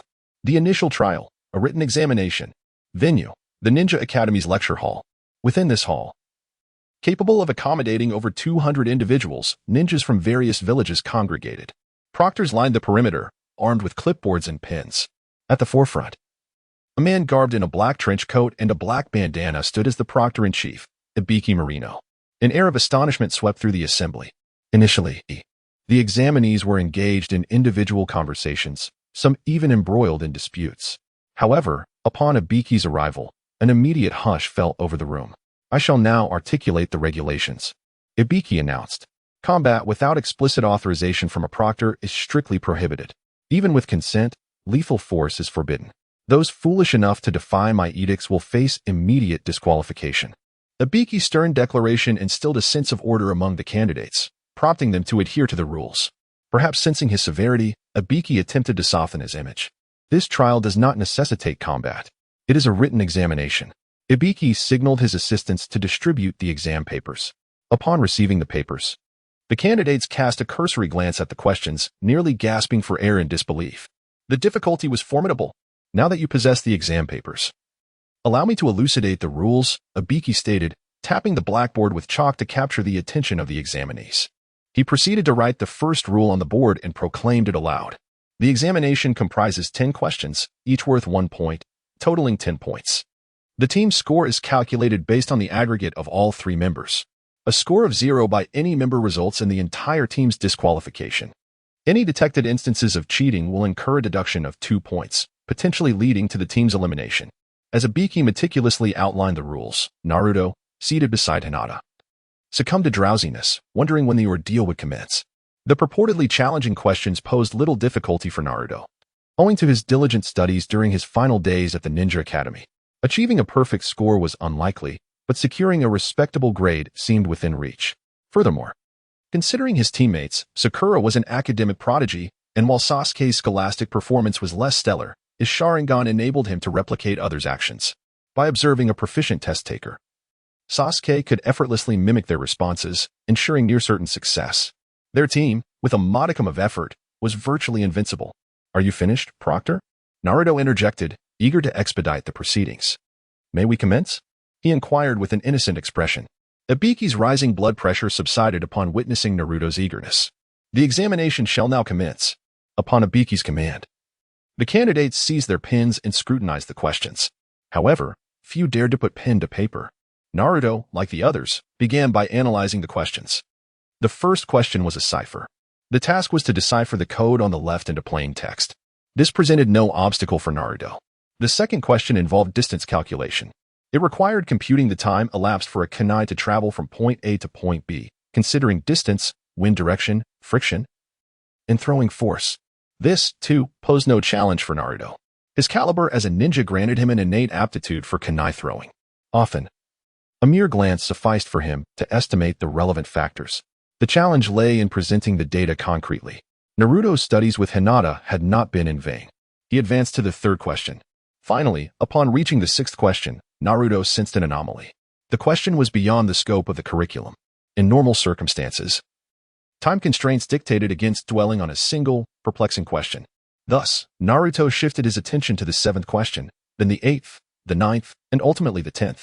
He realized that all the questions were beyond the syllabus, while his ninja experience enabled him to intuit the appropriate direction for his answers.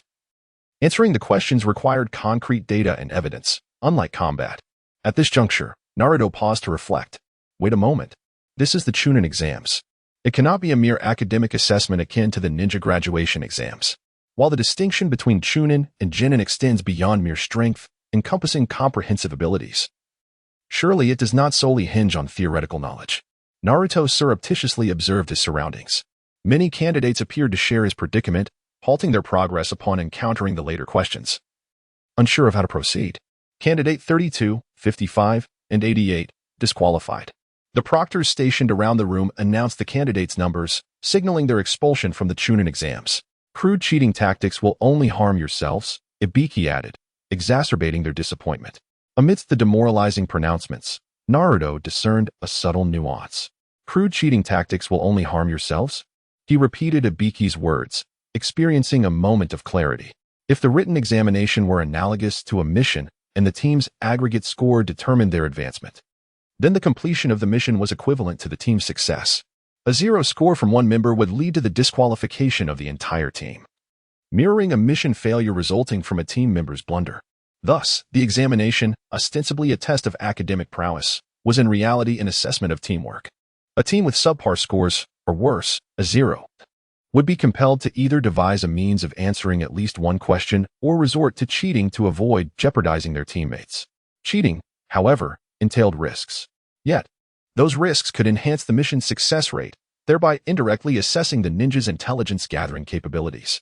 Crude cheating tactics equated to inadequate intelligence gathering. The crudeness stemmed from insufficient or erroneous intelligence gathering, potentially leading to mission failure. Therefore, the penalties for cheating, including score deductions and disqualification, were justified. Candidate 7, 19, and 29, disqualified. Candidate 30, 77, and 91, disqualified. Candidate 15, disqualified. Disqualified. Disqualified. Disqualified. With the number of remaining candidates dwindling, Ibiki remained relentless. Very well. Those who remain are either finished or are simply too dense to know what to do. To offer you imbeciles an opportunity to advance, I shall pose a single, decisive question. The answer will determine your eligibility for the next stage. What is the meaning of this? What was the point of laboring over those previous questions? Protests erupted throughout the lecture hall. Ibiki slammed his fist on the table, silencing the dissent. Silence, you fools. I have declared that my rules govern this place. Chapter 35, the final question now. Before presenting the last question, I am prepared to introduce an additional rule.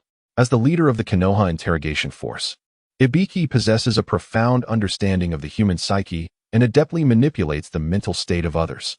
Consequently, each time he speaks, he instills a considerable sense of pressure among the candidates below. What, then, is this rule? Sakura, seated in the examination hall, tightened her sweat-dampened palms and cautiously inquired. Ibiki admired Sakura's ability to maintain her composure under such duress, in stark contrast to the other candidates, who trembled with anxiety, nearly losing control of their bladders. Of course, the same could not be said for Ben, who was intent on observing the tricks of this individual named Mori no Ibiki. The rule is that for the final question, you possess the right to choose whether or not to answer. What does it mean to have the right to answer or not? Are we not here to pass the examination? Why would we relinquish our right to respond? In a fit of impatience, Inuzuka Kiba slammed his hands on the table, interrupting Ibiki's discourse. Ibiki let out a cold laugh, a derisive sound escaping his lips. Foolish child, the privilege of choice inherently comes with consequences.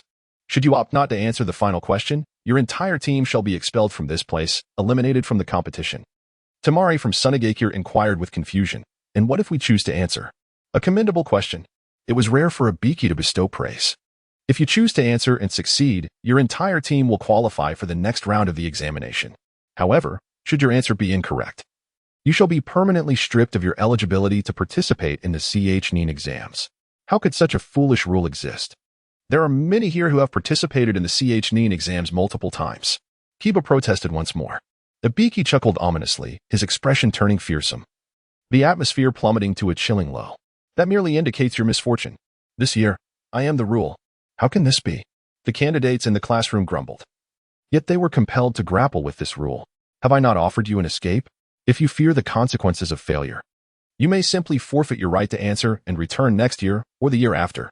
With that, Ibiki threw his head back in laughter. In the face of such a situation, none present could muster a laugh like his. I choose to answer. Just as uncertainty hung in the air and some were considering withdrawing, Ben unexpectedly raised his hand, astonishing everyone. Those who were poised to withdraw, unwilling to permanently forfeit their chances at the CH-NIN exams, decided to stay for the moment, contemplating their next move. Now that we have received a choice from one candidate, I ask the rest to make their selections. Ibiki glanced at Ben, only to find that Ben's gaze was sharper than his own, the so-called devil interrogator. For a moment, Ibiki found himself unable to meet Ben's eyes. Quickly shifting his focus to the others. Examiner, please do not waste time. Hurry and present the question. Ben urged Ibiki, maintaining the same insistence as at the outset. What are you doing? We have yet to make our choices. Indeed, what if we choose to answer and end up incorrect? Will you bear the consequences for us? I certainly do not wish to remain a lowly genin for life. Examiner, could you grant us a little more time? Ibiki shared this sentiment. More time for choices would lead to more eliminations. Prior to the examination, he had boasted before the examiners that he would reduce the number of participating teams to single digits. There is no need. You all truly resemble foolish pigs. Ban declared mercilessly, particularly eyeing those who had raised their voices the loudest. Hearing this, those individuals could hardly contain their anger. Yet they remembered Ibiki's earlier warning that no one was to engage in combat without his consent. They ultimately had to relent.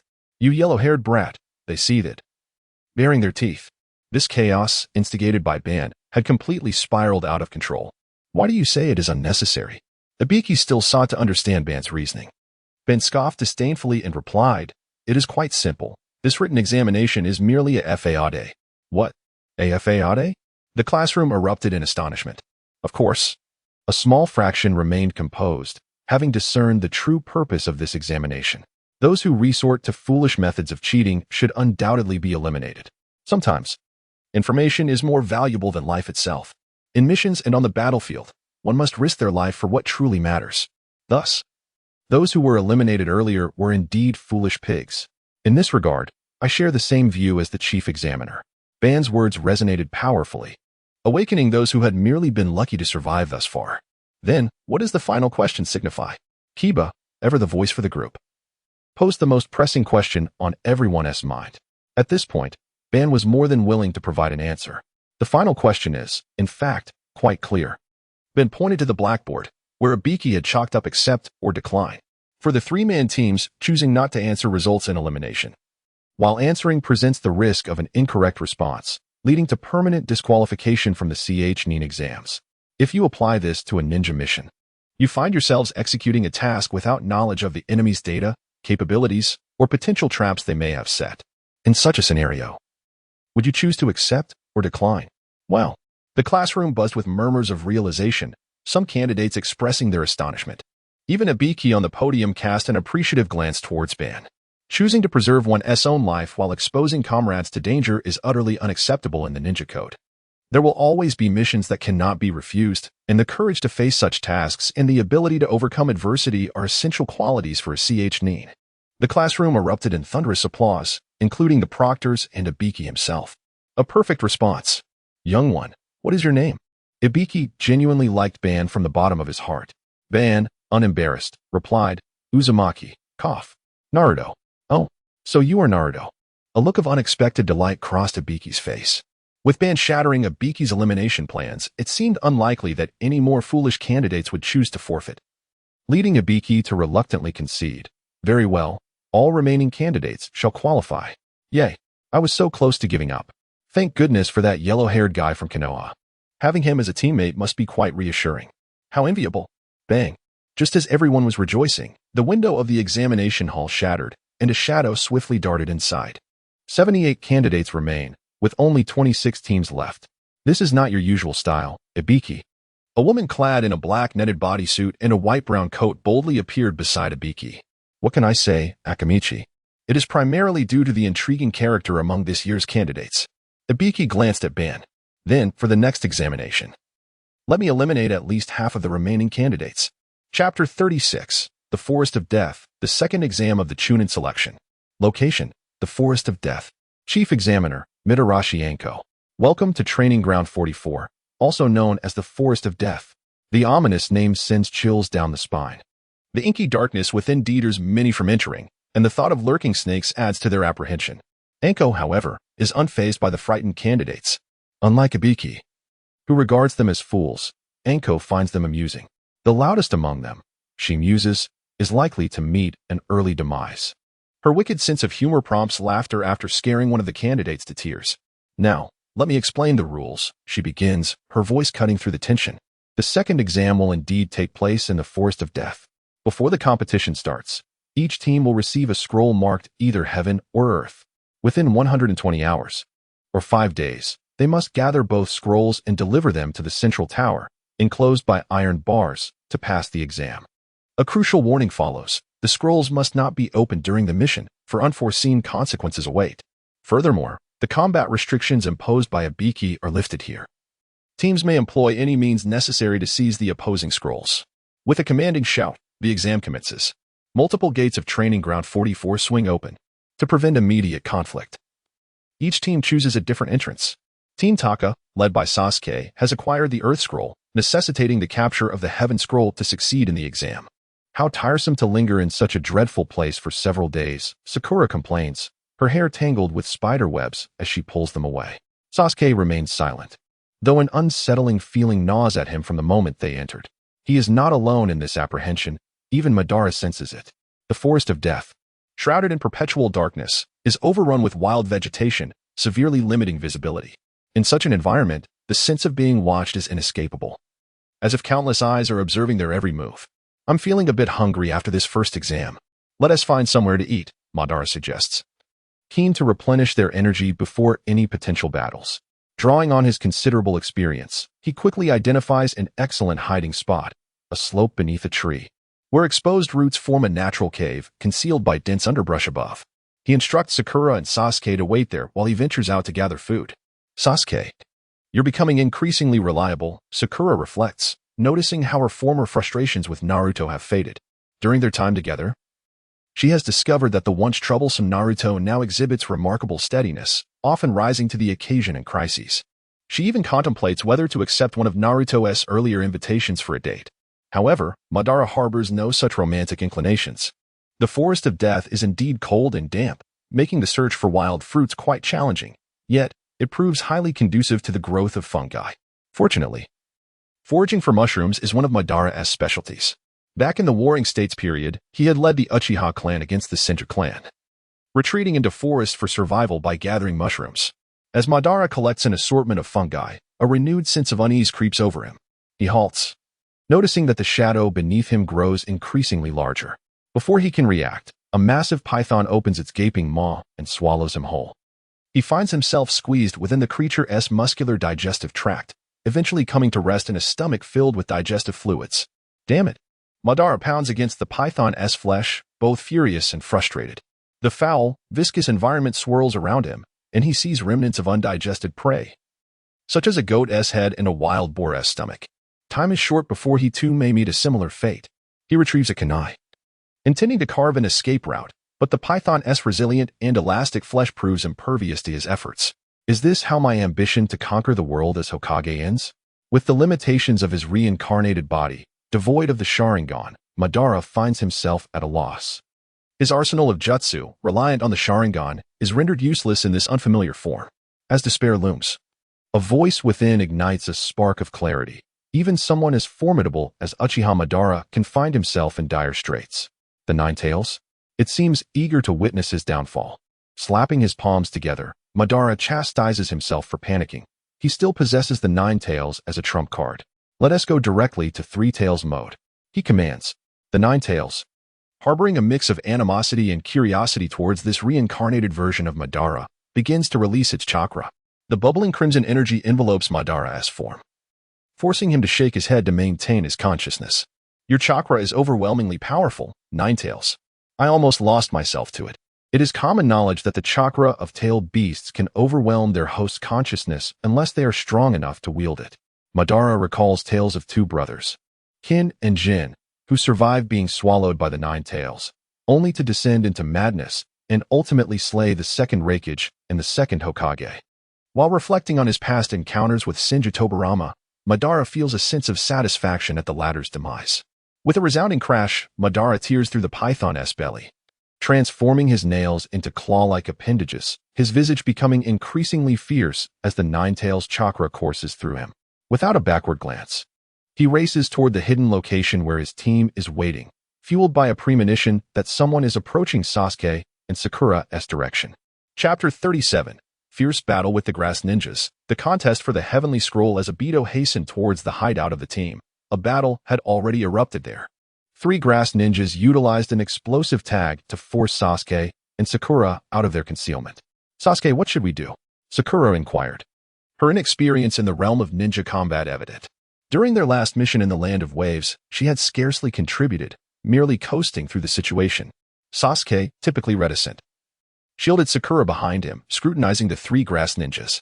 The two flanking figures appeared tall and robust, yet their auras suggested they posed little threat. In contrast, the woman at the center, with her pallid visage and cunning gaze, emanated an aura of danger. That was a murderous intent. Sasuke instinctively took 2 steps back.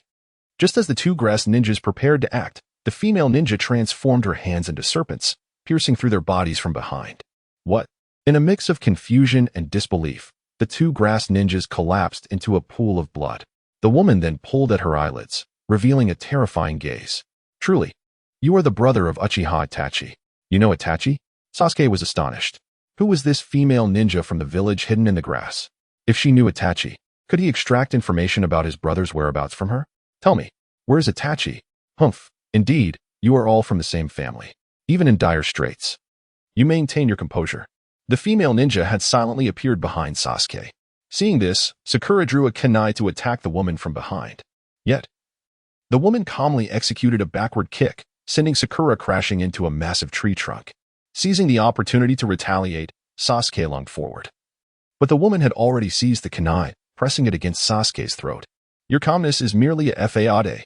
How swift. Sasuke marveled at the woman's speed, which transcended mere quickness. It was nearly imperceptible.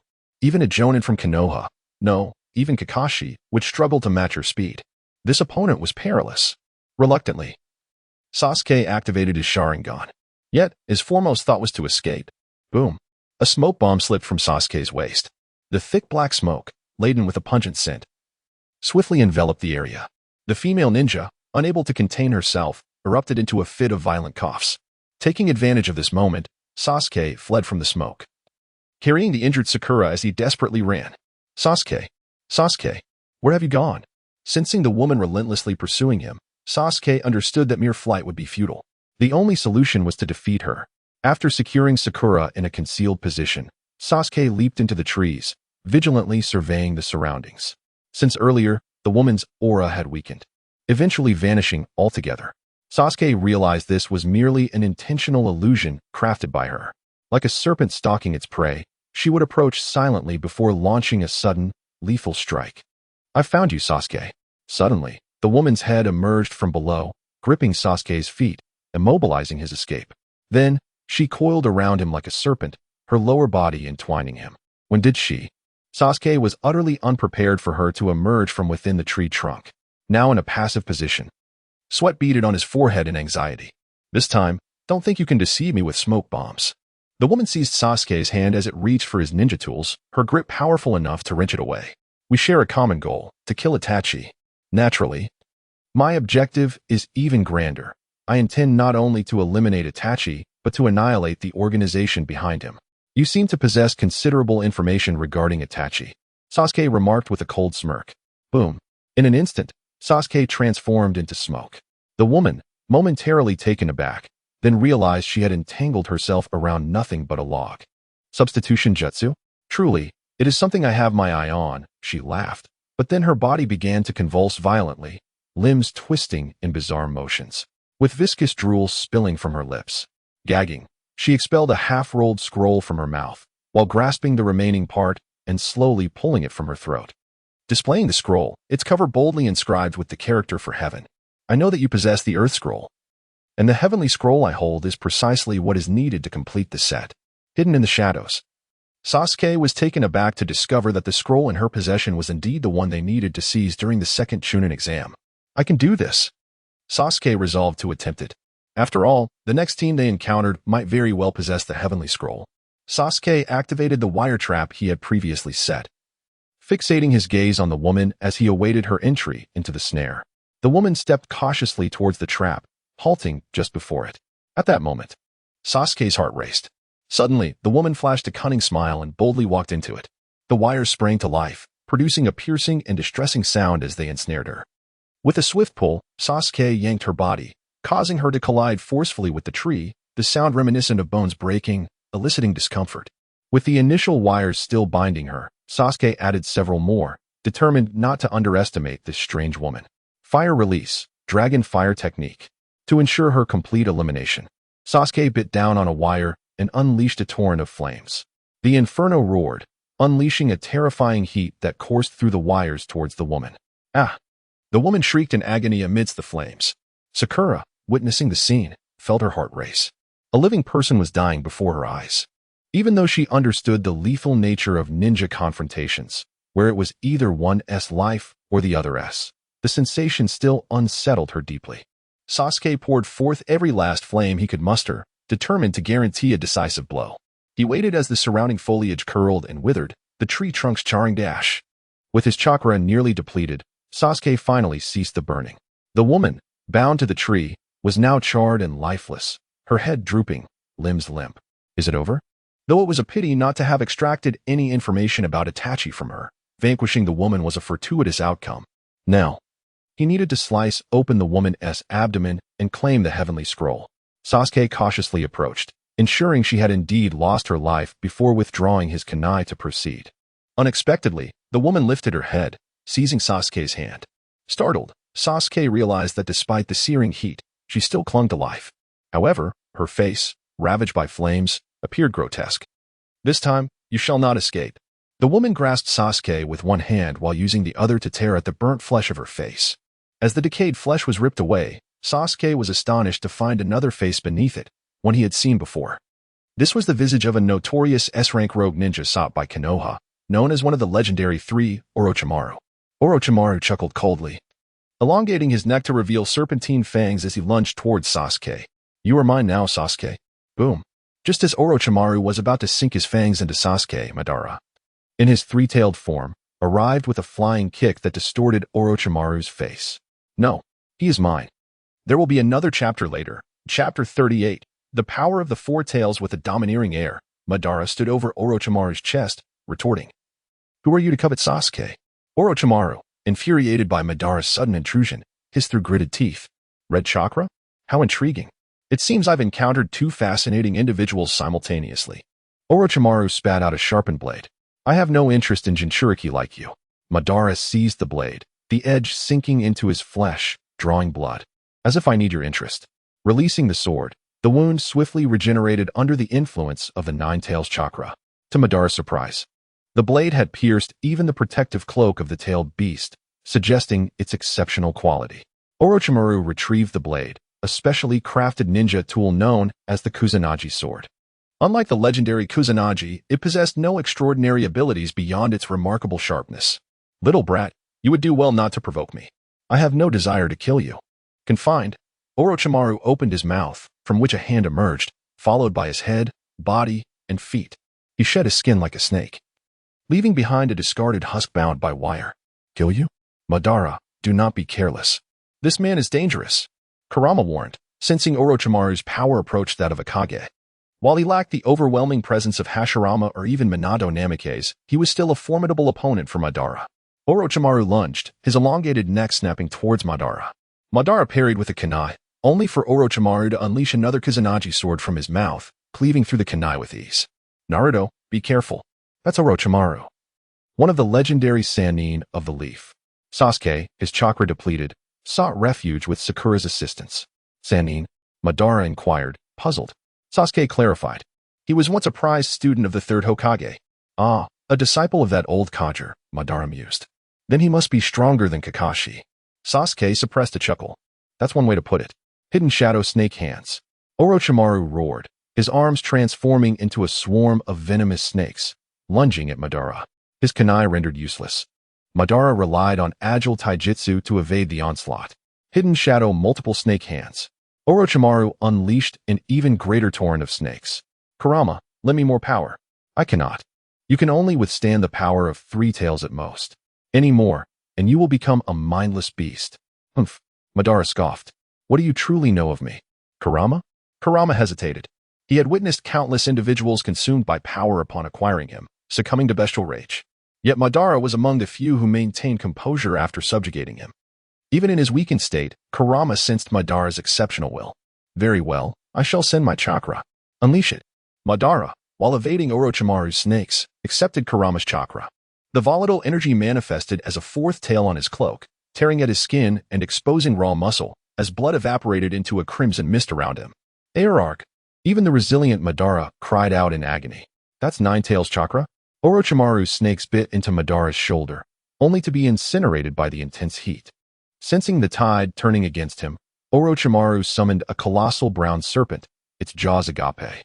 Madara grinned, condensing the crimson mist into black-purple spheres, pulsating with ominous energy. What is that? Sasuke and Sakura watched in awe. The coalesced spheres formed a bizarre, chaotic mass before Madara. Without hesitation, he swallowed it. He consumed it. Orochimaru had never witnessed the true power of a tailed beast. He knew that ingesting such condensed chakra would obliterate an ordinary being. Before Madara could act, Orochimaru commanded the serpent to attack. But Madara, his mind now influenced by the beast, seized the serpent with his clawed hand. He unleashed a torrent of flames, incinerating the serpent and engulfing Orochimaru. I must not prolong this fight. It could jeopardize my plans. Orochimaru retreated, performing the summoning, triple Rashomon, erecting 3 colossal gates. However, Madara's flames obliterated the gates, the residual force sending Orochimaru hurtling away. Seizing the opportunity, Orochimaru burrowed underground and escaped. Madara remained in his four-tailed state, his body enveloped in crimson mist. Madara, are you still in control? Kurama called out, receiving no response. Madara, his white eyes scanning his surroundings, spotted Sasuke and Sakura hiding beneath a tree. He moved with blinding speed, leaving dark streaks in the air. With a roar, Madara pierced the tree with his claws, his hand reaching towards Sasuke and Sakura. Chapter 39, Rainy Night Madara. The Nine-Tails shouted. Just as Madara's claws were about to crush Sasuke's head, his wild gaze turned clear, and he halted his movements.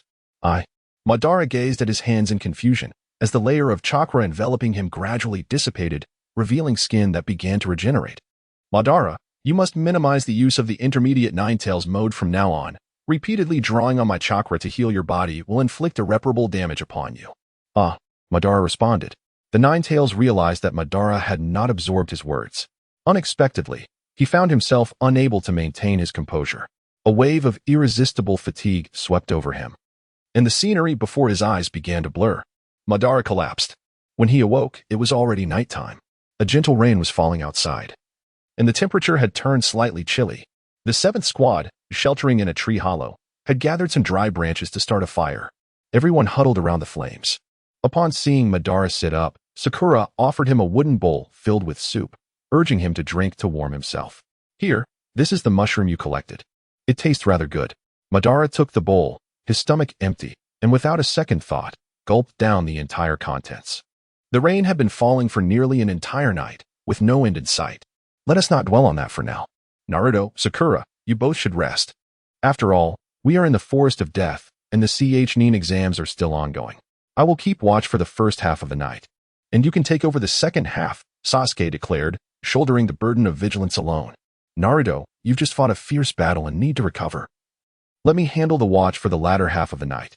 Feeling the warmth of his companions, Madara chose not to say more, but before lying down, he reminded them, thank you for your kindness.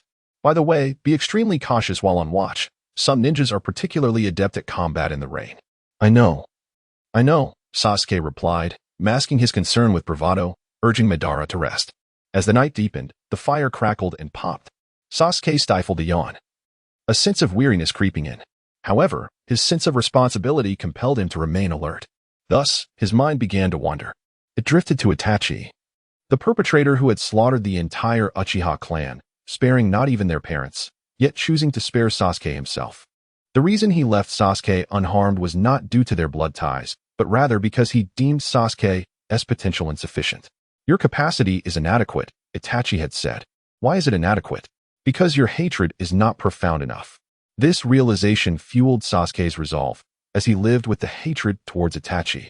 Driven by the need to avenge his clan, he persevered, yearning for the day he would become strong enough. Yet, reflecting on the earlier confrontation with Orochimaru, the memories flooded back. Sasuke clenched his fist and struck the ground in frustration, lamenting, "What have I been doing all these years?" He had thought that through his efforts, he would draw closer to Itachi. Yet, in the face of Orochimaru, he felt as fragile as an insect easily captured, devoid of any progress. In comparison to the sleeping Madara beside him, Sasuke felt like a mere underachiever, a pitiful joke. The rain intensified, its relentless sound suffocating. Sasuke cast a glance outside. Everything appeared normal. However, in such weather, an unsettling feeling lingered in his heart. Why this unease? Since entering the forest of death, aside from encountering Orochimaru. Everything had been eerily tranquil, too calm for comfort. With 26 teams in total, why had they not encountered more of them? Instinctively, Sasuke activated his Sharingan, a tool that allowed him to perceive chakra flow, distinguishing it with unique colors against the backdrop of the surroundings. Trees, sky, shrubs, everything seemed fine. Yet, a puddle not far from him caught his attention. It moved. The Sharingan's ability to capture motion revealed the truth. Something was amiss. Suddenly, a kunai flew towards the puddle. With a splash, a figure emerged, evading Sasuke's weapon. A rain ninja. Sasuke recognized the emblem on the enemy's forehead protector. The Rain Village, a land perpetually shrouded in rain. Its ninjas donned waterproof attire, equipped with goggles and breathing masks, allowing them to perform at an enhanced level during downpours, impervious to their environment's influence. You notice me? The Rain Ninja hurled thin needles resembling raindrops towards Sasuke, and several aimed at the sleeping Madara and Sakura. Damn it! Sasuke cursed, shocked by the enemy's ruthless tactics. Fortunately, Madara had already awakened at the first sign of disturbance. He swiftly drew a kunai, deflecting the needles aimed at him, and with remarkable agility, caught the ones flying towards Sakura with his bare hands. As expected, the ninjas from the Rain Village preferred to strike during the rain. Madara rose, and Sakura rubbed her eyes awake, striving to maintain her alertness. You weren't sleeping at all? Sasuke queried. Of course not. This is a competition. If you want to sleep, go home, Madara retorted. Sakura shot him a glare, feeling slightly insulted, and wiped the drool from her mouth. Having been discovered, the Rain Ninja resorted to a direct assault. He quickly performed hand seals, causing the surrounding rainwater to coalesce into a massive water sphere. Sasuke, wary of the enemy's intentions, threw a wind shuriken from his backpack to shatter the water sphere. Fool! Madara recognized the enemy's strategy, but before he could stop Sasuke, he saw the shattered water sphere explode into a deluge of droplets. Each drop rolled away, revealing figures emerging from the water, identical to the Rain Ninja. Suddenly, the area was swarmed with dozens, if not hundreds, of clones, encircling Madara and the others. Where's the real one?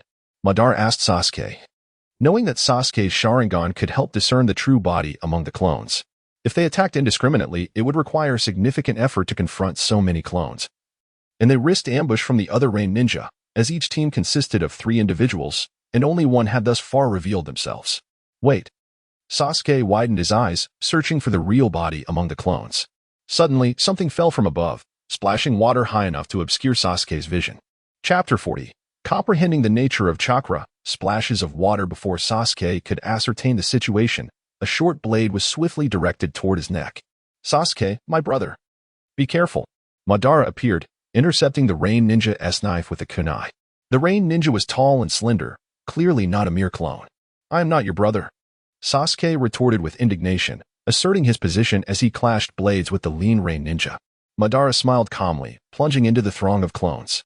In an instant, the clones targeted him, drawing their short blades to strike. Madara evaded with remarkable speed, unhindered by the technique of body flicker. However, continuously dodging was not a viable strategy. Employing the body flicker technique would deplete chakra, and prolonged use would inevitably drain it completely. Clones? Huh? Madara contemplated, realizing he could employ the same technique. In fact, he possessed a more advanced technique, shadow clone technique, developed by the much-despised Shinji. Unlike traditional clones, the clones created by the basic technique lacked a true body. The multitude of clones before him, spawned by the Rain Ninja, were mere illusions, with only one true form. This meant that those clones wielding kunai were nothing but fade. Yet, despite their illusory nature, it was challenging to discern which was the genuine body.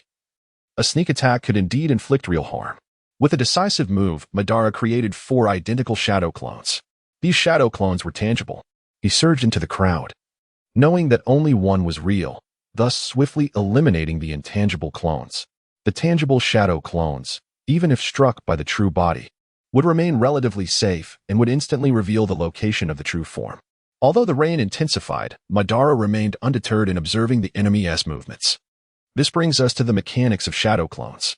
Not only could shadow clones act in combat independently, possessing their consciousness and resilience against damage, but they could also utilize a variety of jutsu. Upon dispelling, the memories and experiences of the shadow clones would return to the original. Thus, by activating shadow clones, Madara effectively had 5 pairs of eyes. Charge. The 4 shadow clones advanced, weaving through the clones. Damn it. The Rain Ninja cursed. Realizing his proud secret technique, clones, had been so easily countered, justifying his ire. "Fear not, I am here." A voice echoed from an unexpected source. Madara, standing still, turned to see a one-eyed adult Rain Ninja perched on a branch with an umbrella, towering over the other Rain Ninjas. This adult Rain Ninja possessed a resolute gaze, distinct from the typical ninjas. He hurled his black umbrella, which, instead of descending, was propelled by chakra, spinning rapidly in midair. In an instant, countless shuriken were unleashed from the umbrella's mechanism, raining down upon the four shadow clones, reducing them to a cloud of white smoke. "You two make a fine team." Madara couldn't help but commend. One created clones to confuse the opponent while the other executed a broad attack from above, making it challenging to discern the true body amidst the chaos. To assault the figure in the tree, one had to remain wary of the clones launching a sneak attack. "Sakura!" Suddenly called by Madara, Sakura was startled, having merely observed the battle until now. "Naruto, what is happening?" Madara tossed his ninja tool pouch to Sakura. She caught it. Bewildered, "What are you planning to do?" She thought Madara had lost his mind, recalling how he had nearly lost control and harmed her not long ago.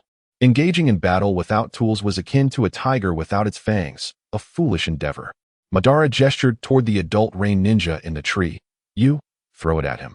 Do not let him interfere with me." "But I've never fought before." Madara had no intention of relying on Sakura to defeat the Rain Ninja. "Just throw. Do not worry about the rest." "All right, fine." Sakura was uncertain of the purpose of her actions. Throwing ninja tools at the foe could indeed serve as a distraction, but relying on that alone to defeat an enemy seemed utterly implausible. As the last of the tools were thrown, they would be left defenseless, three individuals without a means to defend themselves. "Sasuke, could you hurry and toss your tool pouch to Sakura? I fear my supply may be insufficient." Madara calculated Sasuke's tools into his plan. Sasuke, engaged in a fierce clash with the slender Rain Ninja, found himself at a boiling point, blades locked together. "Damn it, can't you refrain from calling on me while I'm fighting?"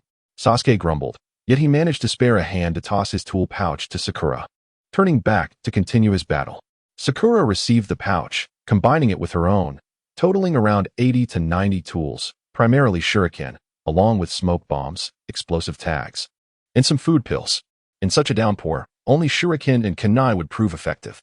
Following Madara's instructions, Sakura hurled a shuriken at the adult Rain Ninja in the tree. He deftly dodged the attack. "Keep going. Do not hesitate," Madara urged, unable to contain his impatience at Sakura's hesitation. "Oh." Sakura remained perplexed, continuing to throw shuriken, much to the annoyance of the adult Rain Ninja. Meanwhile, to guard against the true form of the Rain Ninja launching a surprise attack, Madara summoned 2 additional shadow clones to protect him. As the original Madara joined his hands, murmuring incantations, the Rain Ninja, concealed in the shadows, observed Madara's every move. It appeared he was forming seals, yet no jutsu was activated. The Rain Ninja found this peculiar. Transforming into a blur, he swiftly dispatched the 2 shadow clones. Seeing Madara still unmoving, he charged forward, intent on delivering a lethal blow. "Is this it?" "No, not this. Not again. Such terrible luck. This time, it must succeed." Frustrated, the Rain Ninja thought of only one possibility. As he neared Madara, he overheard him speaking. The more he listened, the more confused he became. What on earth is he talking about? Dismissing it, he resolved to eliminate Madara regardless. The Rain Ninja hastened his approach, but as he was about to confront Madara, he suddenly saw Madara lift his head, a wild grin spreading across his face. Wind release, gale palm. Chapter 41. Turbulent storm. Madara roared, slamming down a palm. The tempestuous gale dispersed the rain within a radius of dozens of meters, scattering a ground cover of leaves. The Rain Ninja was hurled through the violent winds, crashing into a large tree. The trunk groaned and splintered, snapping apart. Before the wind subsided, he collided with another tree, causing further destruction. After felling 3 trees in succession, the storm finally abated. The Rain Ninja, his bones shattered, coughed up blood as his respirator slid down his neck, rendering him unconscious on the ground. As the wind waned, the rain resumed its downpour. The senior Rain Ninja, perched in a tree, deflected Sakura's final shuriken with his iron umbrella, his eyes peering out from beneath the brim. Fixated on Madara amidst the lingering echoes of the storm. He had been weaving 5 different elemental jutsus, so why did only wind release manifest? Perhaps, as the most seasoned of the 3 Rain Ninja, he possessed some familiarity with Madara's hand seals, allowing him to discern Madara's actions. Indeed, Madara had been attempting to weave jutsus of various elements. Since his failed attempt at using fire release, great fire annihilation during his duel with Sasuke in the Hidden Leaf's backwoods, he hadn't given it much thought. However, at this moment, it occurred to him to experiment with the elemental jutsus he could wield, a spur-of-the-moment decision. After all, Madara had other means to deal with the clone Rain Ninja. He systematically tested all 5 elemental jutsus, discovering that only wind-natured chakra responded. Wind, adept at cutting and effective at mid to long range. Intriguing. Madara felt a surge of excitement. While he lacked extensive knowledge of wind-released jutsus, understanding his strengths would make future mastery attainable. Of course, this applied only to someone of Madara's caliber. Anyone else overhearing his inner thoughts would likely be infuriated. Let's see how this works. Madara inhaled deeply, mirroring his actions when executing great fire annihilation.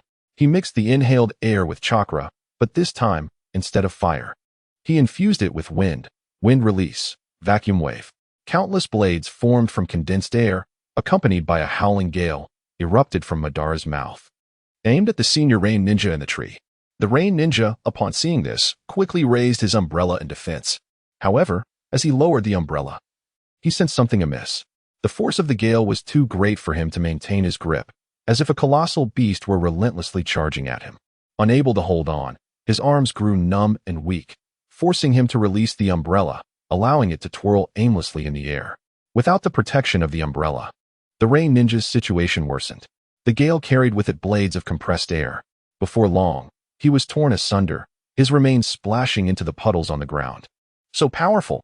Sakura exclaimed, gazing at Madara's somewhat rounded profile, finding him increasingly captivating. Madara noticed Sakura's adoring gaze and felt a strange unease, as if he were a delectable milk pudding about to be devoured in one gulp. He quickly averted his eyes to check on Sasuke's progress. Sasuke, true to his Uchiha lineage, engaged the Rain Ninja in a fierce battle, ultimately stepping on his chest and aiming a kunai at his throat. "Hand over your scroll." The Rain Ninja reluctantly surrendered the Heaven Scroll to Sasuke, glancing at his mangled teammate and the lifeless clone Rain Ninja. Without a trace of remorse, he vanished into the rain. "Are the Rain Village people also cold-blooded?" Sakura inquired. Madara, accustomed to such behavior, sighed, his eyes closed. "Do you expect a nation eking out a living between 3 great powers to espouse universal love?" Madara found Sakura's words somewhat amusing. Not every nation could. Like the Hidden Leaf Village in the Land of Fire, advocate for equality and mutual care under the protection of its strength. Other nations were expending all their energy just to survive. "Hashirama, your ideals are just that, ideals. World peace is not so simple. Perhaps only the eye of the moon can save the world," Madara mused. As dawn broke, the sky gradually cleared. Having acquired both Heaven and Earth scrolls, Team 7 headed toward the central tower. 2 days had passed since they entered the Forest of Death. They were far ahead of all the other participating teams. About a kilometer from the tower, a moat encircled it. A single bridge spanned the moat, teeming with ferocious crocodiles below. The trio crossed the bridge. Suddenly, Madara stopped. Sasuke and Sakura, not noticing, continued on for some distance before realizing Madara wasn't with them. "Naruto, we're almost at the tower. Why aren't you coming?" Sakura asked. Madara grinned mischievously. "If the Chunin exams are constantly eliminating candidates, doesn't that mean the fewer left, the more likely the rest are to become Chunin? That makes sense." Sakura replied, pondering. An idea suddenly occurred to Madara. The Chunin exams wouldn't eliminate everyone until only one Chunin remained. The candidate's performance would determine the outcome. The preliminary written exam and the Forest of Death team competition were initial selections. The real focus was on the 3rd round of the tournament. Not only would the Hidden Leaf Hokage be present, but also Kage from other nations, dignitaries, and influential figures. In other words, entering the 3rd round greatly increased the chances of becoming Chunin. Those eliminated in the first 2 rounds were now deprived of exposure and essentially out of the running for Chunin. But now, everyone passing through here will become an obstacle to my advancement. So, Madara forced a somewhat sunny smile. "How about we ambush other teams that have collected both Heaven and Earth scrolls here? What do you think?" Sakura, startled by this bold idea, exclaimed seriously. Orochimaru and the Rain Ninja were already difficult enough. Sasuke, focusing on Madara's smile, murmured, "So cunning." Chunin was a must. To get closer to the Hokage, Madara had to be ruthless. Stepping between Sasuke and Sakura, Madara, slightly shorter than both, awkwardly spread his arms and patted their shoulders. "No problem, right? What do you say?" Sasuke brushed off Madara's hand dismissively. I don't care. Sakura seized the opportunity to move closer. If it's Naruto, it should be fine.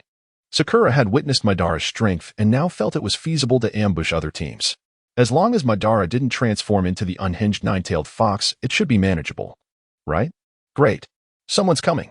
Chapter 42. Mayhem at the bridgehead. I told you. You should have eaten less. Now the enemy has spotted us, and we were almost wiped out. But I didn't eat that much. I've only had 10 bags of chips so far. That's not much? I might as well inflate you in today. What was that? 3 figures are approaching the bridge. One person leads the way, hands in pockets, back hunched, looking like an octogenarian despite being only 11 or 12 years old. Behind him are a corpulent boy and a fair-haired girl, bickering as they walk. As the blonde girl uttered the word corpulent, the diminutive elder darted forward and muffled her mouth. Ino, that's a forbidden word. How many times have I warned you?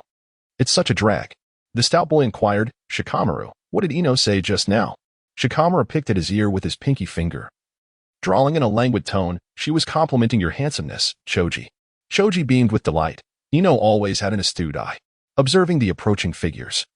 It was none other than the renowned Ino Shikacho trio from the Hidden Leaf Village, belonging to Team 10 led by Asuma Saratobi.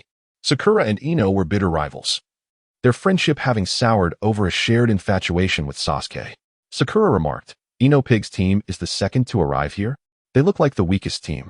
Madara scoffed, deriding Sakura's lack of perception. Sometimes intellect is also a component of strength. Have you considered who is in their team? Sakura was not intimately familiar with the background of anyone in the team except Ino. Shikamaru and Choji were both former truancy aficionados. However, despite her words, Sakura glanced at Madara. After all, Madara was also a member of the truancy quartet, yet his current strength was astonishing. This prompted Sakura to conjecture. Could it be that all the members of the truancy quartet are secretly formidable figures? Sakura grasped Madara's arm. Let's go and eliminate them. Madara was perplexed. Why? Shikamaru and Choji are my underlings. But not Ino. This is a personal vendetta, isn't it? Madara was aware of the feud between Sakura and Ino. Therefore, he would not fall for such a ploy. As the trio traversed the bridge, Madara restrained Sakura, preventing her from acting rashly. After the 3 had passed, cheers erupted from within the tower. Yes, I didn't expect us to be the first team to clear the stage. It was Ino's voice. Thanks to Shikamaru, who used traps to snatch the scroll from the hidden grass village, Choji added. All right, let's hand in the scroll quickly. I want to go home. I haven't had a proper night's sleep in days. Shikamaru concluded with a protracted yawn. Sakura was incensed, stamping her feet in frustration. Ino Pig snatched first place. How infuriating. Madara patted Sakura's back, soothing her like a cherished canine. It's all right. Our objective isn't to seize first place. Subsequently, another trio arrived.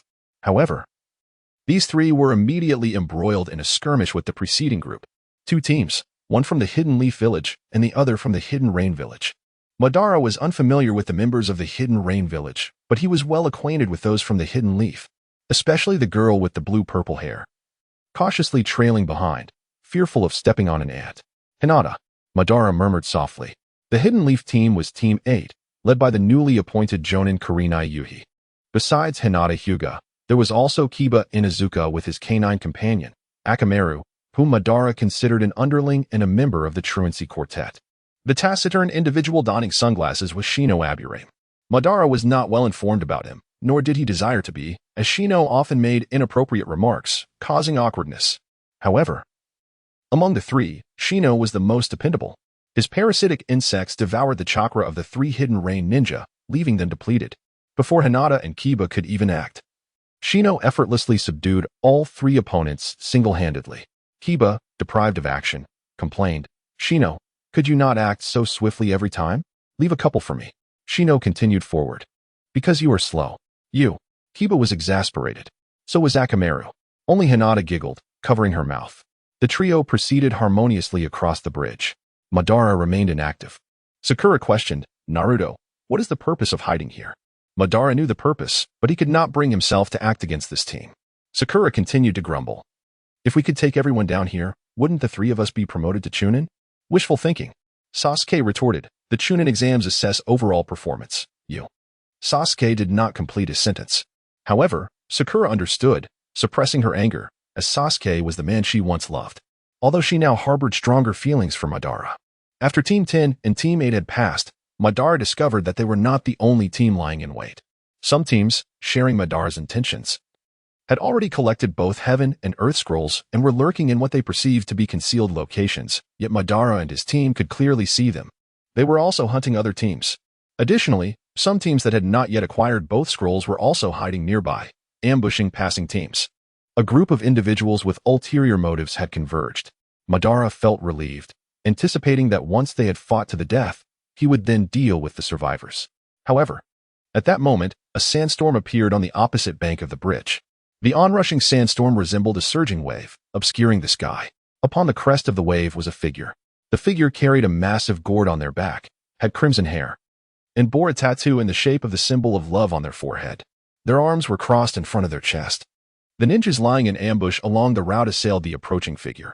In response, the red-haired ninja raised their hand. Suddenly, sand erupted from the ground, enveloping the charging ninjas. The red-haired ninja clenched their hand. Sand-binding coffin. The enveloped ninjas felt the crushing pressure of the sand, and with a deafening pop, they exploded like punctured balloons, splattering blood everywhere. Even the enveloping sand was saturated with blood. A monster. Some of the more discerning ninjas, recognizing the red-haired ninja's formidable nature, fled for their lives. However, their fate was no better. The sand overtook their legs, dragging them back. Sand waterfall funeral. The sand swirled into a vortex, seeping into the ground. The dragged-back ninjas perished in this manner. At that moment, the nine-tailed fox within Madara began to stir restlessly. That individual possesses a chakra that I loathe. Chapter 43, The Verdant Beast of Konoha, Arousal of the Nine-Tailed Chakra. Even Madara discerned the agitation in the nine-tailed fox's chakra. Across the bridge, the crimson-haired youth dispatched two ninja with a single hand each. Those not among their comrades knew that mere flight would be futile. Thus, driven by the instinct for survival, they united against the red-haired adversary. Within the surveillance chamber, expansive closed-circuit televisions broadcasted images from the Forest of Death examination site. Beneath the screens, ninja meticulously adjusted the equipment, poised to provide the dignitaries with critical perspectives. Among these dignitaries were the proctors of the Chunin exams, Ibiki Marino, Anko Mitarashi, Hate Gecko, and Genma Shiranui. Four figures stood at the rear, with Jonin Commander Shikaku Nara positioned slightly behind the third Hokage Hiruzen Sarutobi and Danzo Shimura. Hiruzen remarked, "Shikaku, your son seems to be performing admirably." Shikaku demurred, "It's merely a display of cleverness." Hiruzen countered, "Brute force alone is insufficient. On the battlefield, a keen intellect can save countless lives." Shikaku responded, "Hokage-sama, you flatter him." Their exchange was convivial, yet Danzo remained aloof. The central monitor focused on the red-haired ninja's rampage. However, Danzo's gaze remained fixed on the lower right corner, where Madara lay in wait. Hiruzen, taking a puff from his pipe, gestured towards the red-haired ninja and inquired, "What is the origin of this ruthless youth?" Shikaku consulted his files, replying, "Gaara of the Sand, from Sunagakure. According to his record, he is the youngest son of the fourth Kazekage, Raza." Hiruzen mused, "Gaara, you say?" Blood splattered onto the camera lens, obscuring the screen. Finally, Danzo interjected, "Have you not noticed? This Gaara has united everyone." All eyes in the surveillance room turned towards Danzo, some with bewilderment, others with comprehension. Hiruzen explained, "Gaara's threat to everyone's lives has fostered a consensus among competitors, united by the desire to survive." Danzo, his right arm in a sling, raised his cane with his left hand, pointing towards Madara below. He too could be the catalyst for Konoha's unity. "Silence," Hiruzen retorted. "I have forbidden you from pursuing the Jinchuriki. However, if you intend to destabilize Konoha by revealing his identity as the hero's son after the Chunin exams, I will not hesitate to stop you, Hiruzen." Danzo issued his warning and departed. "Danzo," Hiruzen retorted, "if you dare to harm anyone in Konoha, you will face my wrath." Across the bridge, twin chains emerged, immobilizing Gaara's upper body and restricting his movements. Two ninja leaped forward, aiming kicks at Gaara. To their surprise, the gourd behind Gaara formed a protective barrier, deflecting their assault without any conscious effort from Gaara. Below, a ninja unrolled a scroll, biting his finger to initiate a mystical contract. As smoke billowed, a towering, muscular panda emerged. The panda, positioned slightly above Gaara, spread its arms, poised to strike Gaara like a swatter. A thunderous clap echoed as the panda's hands met, reverberating through the air and unleashing a powerful gust of wind. However, Gaara remained unscathed, protected by his sand shield. His defenses are formidable. Several ninjas seized the opportunity, hurling kunai fixed with explosive tags at Gaara's back. Before Gaara could react, The tags detonated, engulfing his upper body in smoke. Beneath the smoke, sand flowed from Gaara's lower body, indicating the disintegration of his protective gourd sand. Did we succeed? Even the strongest warrior couldn't withstand that. He's too ruthless. Killing him is a service to society. Yes, this avenges my brother. He killed my comrades as well. The ninja, united in their hatred, cursed Gaara, eager to condemn him to perdition. However, Gaara, capable of effortlessly slaying other ninja, could not be so easily defeated. As the smoke dissipated, Gaara remained suspended in the air, seemingly unaffected by the explosions, save for a minor crack on his left cheek, which was quickly repaired by the sand. What is that? Is that absolute defense? I'm certain. He has a layer of sand armor beneath. The explosive tags never touched him. We're no match for him. Run. The unity of the ninja crumbled as fear overwhelmed them, prompting a desperate scramble for survival. Gaara, unwilling to let them escape, raised his hand to eliminate the insects. However, a figure in a green jumpsuit intervened, disrupting Gaara's technique. Gaara paused, gazing at the jumpsuit-clad youth with confusion. He sought only to eliminate the others. And the youth was not involved. Why would this seemingly weak individual risk his life to protect them? Rock Lee, the sublime green beast of Konoha, at your service, the youth declared. Subsequently, a white-robed youth with Byakugan eyes, similar to Hinata's, and a martial artist maiden joined the fray. The maiden complained, Lee, why must you interfere in everything? Lee replied earnestly, Tintin, have you forgotten? Gai-sensei taught us to intervene when the weak are oppressed. The Byakugan youth sighed. You are a fool.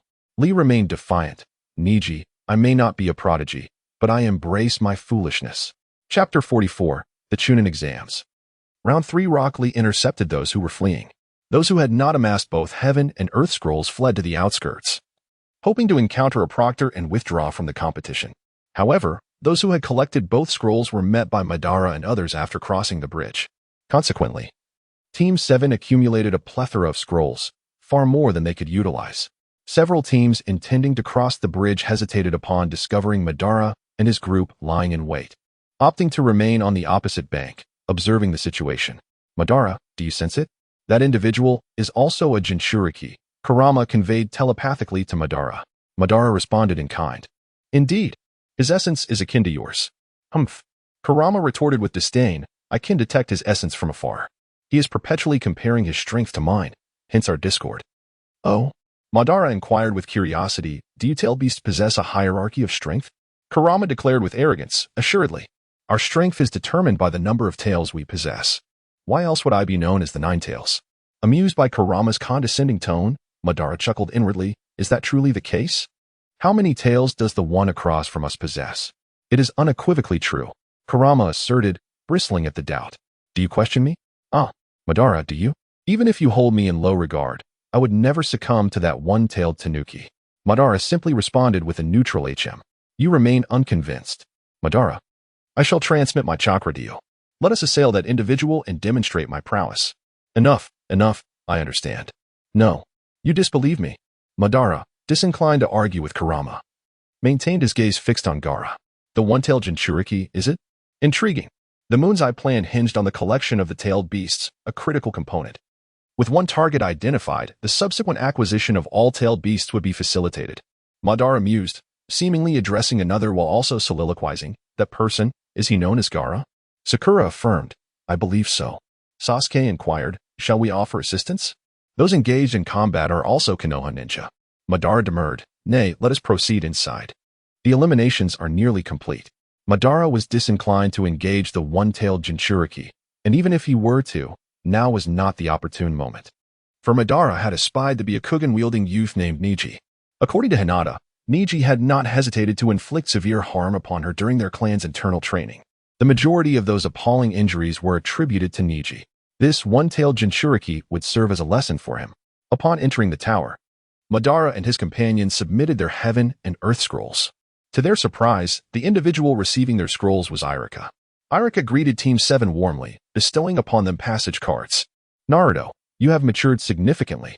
Irika, placing a hand on Madara's shoulder, gazed upon him with paternal affection. Following his recent conversation with the third Hokage, Irika had gradually come to terms with his inner self, accepting Naruto. While his parents had indeed perished at the hands of the Nine Tails, Naruto could not be held accountable. He had perhaps been unduly harsh towards Naruto due to his unique status. Now, Iruka resolved to acknowledge Naruto and to nurture this youth who, like himself, had endured oppression and ostracism during his childhood. My childhood was healed by the Hokage-sama. Naruto, allow me to heal yours. This, perhaps, is the legacy of Konoha that the Hokage-sama spoke of. Iruka was moved by his own thoughts. However, Madara, having accepted the passage cards, led Sasuke and Sakura into the inner arena, dismissing the garrulous Iruka. Inside the arena, the venue for the third phase of the Chunin exams was overseen by Hate-Gek. The central area was expansive, with spectator stands positioned on the surrounding high-rise structures. Team 8, comprising Hinata Hige, Kiba Inuzuka, and Shino Aburame, and Team 10, consisting of Shikamaru Nara, Ino Yamanaka, and CHG Akimichi, had already taken their places. Upon seeing Madara and his team arrive, they exchanged greetings. Hinata, visibly excited, softly called out. Naruto and Ino Yamanaka cast a disdainful glance at her teammates, remarking, Shikamaru, CHG, observed Team 7. They're all handsome. CHG, munching on potato chips, retorted, did you not recently commend my handsomeness? Ino exclaimed indignantly, when did I ever? Shikamaru, fearing Ino would utter a prohibited phrase such as fat pig, hastily interjected. No, I said it. The two, separated by Shikamaru's intervention, finally subsided. Shikamaru, who abhorred trouble above all else, sighed repeatedly. The primary reason for Shikamaru's intervention was that CHG would become enraged upon hearing a prohibited phrase, and even several jonin would be unable to restrain him. The situation would become even more troublesome. Kiba approached Madara, bumping fists with him, declaring, I lost to you when I was a subordinate. But I have trained relentlessly since then. I will not lose to you now. Madara rolled his eyes at Kiba. Keep dreaming.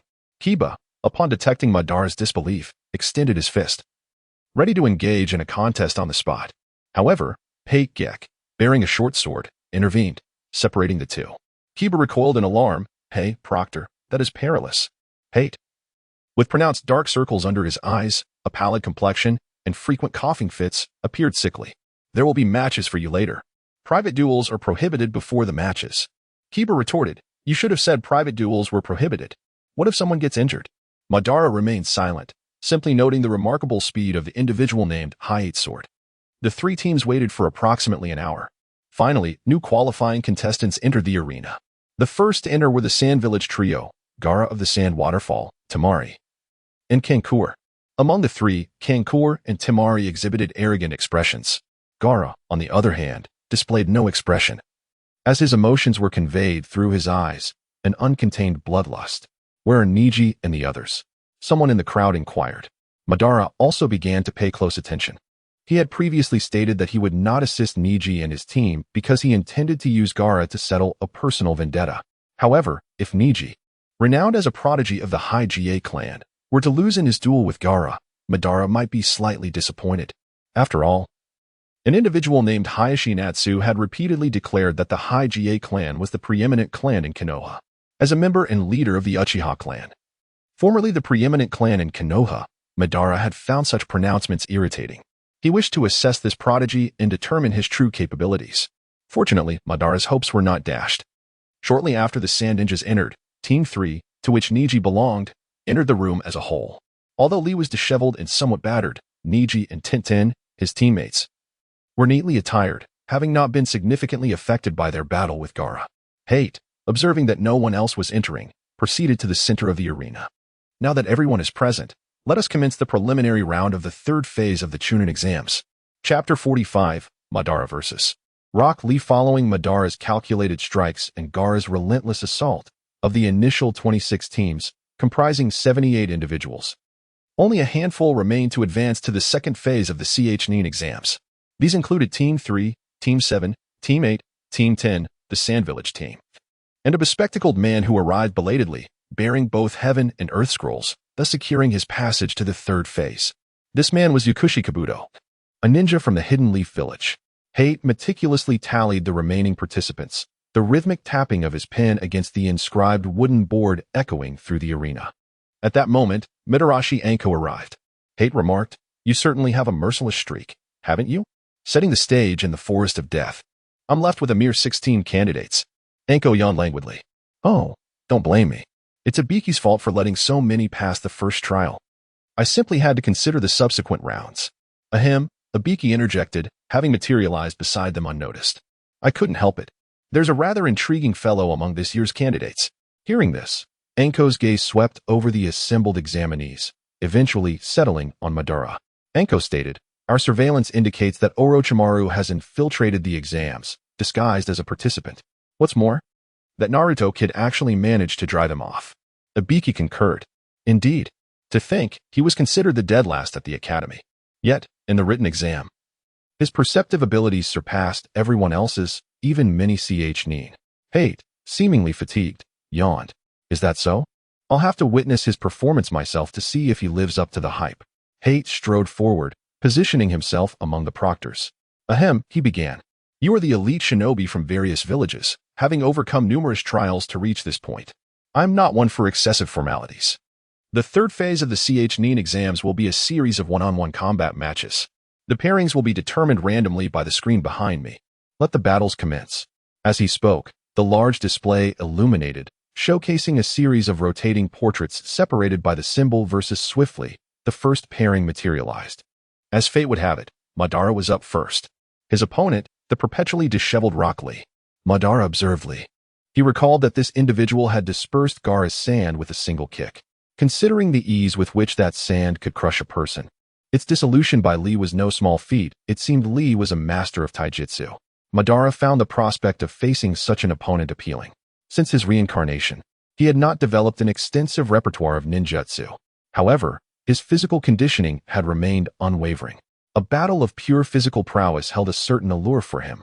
All non-combatants, please proceed to the spectator stands, Hate instructed, clearing the arena, leaving Madara and Lee to confront each other. On the elevated platform, a robust man with prominent eyebrows, a bowl-cut hairstyle, and clad in a green jumpsuit identical to Lee's, stood out. Often flashing a radiant grin, he exuded boundless energy. This was Might Guy, Lee's J-Nin instructor, the self-proclaimed sublime green beast of the leaf. Might Guy draped his arm over Kakashi's shoulders. Their familiarity suggested a close bond. Might Guy exclaimed, Kakashi, destiny has decreed that our students shall clash. Tell me, who do you believe is superior, your Naruto or my Lee? Kakashi, engrossed in Paradise Kiss, paused, closing his book and glancing upward, feigning contemplation. Impatient, Might Guy urged, well, Kakashi, speak. Seeing Might Guy's eagerness, Kakashi nonchalantly replied, ah yes. The release date for Jiraiya-sama's new book is tomorrow, I believe. Kakashi, were you even listening to me? Seeing Might Guy's face flush with anger, Kakashi quickly realized his faux pas and inquired, Guy, is something the matter? Kakashi. Might Guy roared Kakashi's name, nearly succumbing to the urge to unleash his signature technique, the 8 gates, and deliver a flying kick to Kakashi. However, understanding Kakashi's personality, Might Guy composed himself. Lee is a student I have nurtured with all my heart and soul. He is my pride and joy. Kakashi recognized the profound significance of Lee to Might Guy.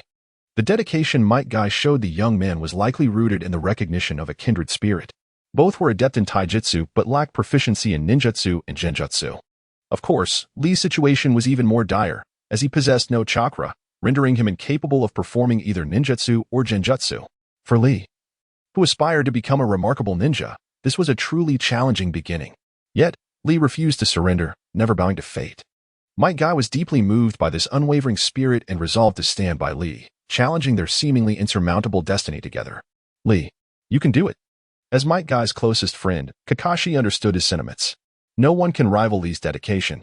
However, Naruto is a different breed. He's a prodigy. Might Guy chuckled softly. A prodigy? We have no shortage of prodigies. Lee is a prodigy of effort. Oh, Kakashi, observing the individual who trained with such fervor, wondered what this prodigy of effort was truly capable of. How about a wager? Might Guy grinned, as if Kakashi had taken the bait. If you lose, you decide the terms. If I lose, I'll run 500 laps around the Hidden Leaf Village on my hands. Kakashi groaned. Not again. You truly have no regard for your own well-being. With the wager established, their attention turned to the main event, Madara versus Lee. Lee, adopting the stance of a martial artist, with a single fist held at his hip and his palm facing forward, declared, Rock Lee, I humbly request your guidance. Madara regarded the young man before him, still covered in grime. He surmised that Lee had faced Gaara alone.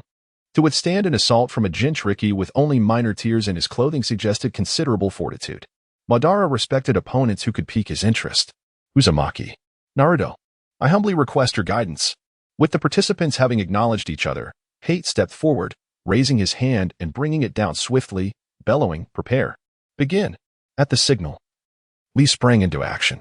His body, honed through relentless training, was both powerful and agile. A gust of wind arose as he moved, his form blurring into a series of dark streaks as he materialized behind Madara. He then lowered himself, extending his leg in a sweeping motion. Leaf Hurricane. Chapter 46. Your physical technique has my approval with a sweeping kick. Lee executed a move akin to autumn winds rustling fallen leaves, conjuring a whirlwind. Caught off guard, Obito attempted to evade but found it too late, becoming ensnared in the vortex. His body was propelled into the air, losing all sense of control. Seizing the opportune moment, Lee delivered a powerful kick, sending Obito soaring higher still. At that instant, an extraordinary surge of energy erupted from Lee, his legs bent, muscles bulging against his fitted attire, defining their contours. With a spring, Lee vaulted to a height surpassing that of Obito, extending his right foot, poised to strike him back to the ground and conclude the bout. The onlookers were left in awe, exclaiming in unison, "How swift!" Might Guy, Lee's mentor, nudged Kakashi, exclaiming, "What say you? Is my disciple not superior to yours?" Kakashi remained silent, fully aware of Obito's true prowess. He could not be vanquished so easily. "Keck out your tongue. Kakashi, are you contemplating the penalties of defeat? If you're at a loss, I can suggest a fitting one. Perhaps parading through Konoha's bustling streets with chopsticks protruding from your nostrils and ears, or..." Kakashi, unable to bear Guy's incessant chatter, retrieved soft earplugs he had purchased for quiet reading and inserted them into his ears. Undeterred, Guy raised his voice, "Hey, Kakashi, don't you dare backtrack. I have it all recorded." He continued to prattle on while Kakashi chose to ignore him, instead pulling out a book titled Paradise of Affection. Dismissing Guy entirely, back in the arena, Lee executed his decisive kick, believing victory was assured, only to discover that Obito, despite being airborne and out of control, reached out and grasped Lee's leg. Utilizing Lee's momentum, Obito exerted force, causing their bodies to whirl midair. To avoid falling into Obito's rhythm, Lee leveraged his other foot to push Obito away, creating distance between them. "I didn't expect such formidable talent among this year's freshmen," Lee remarked. Obito replied with a nonchalant smile, "No, I'm just a tail-end Charlie." "Oh no, a rear chassis." Lee was momentarily taken aback, pondering the meaning of rear chassis.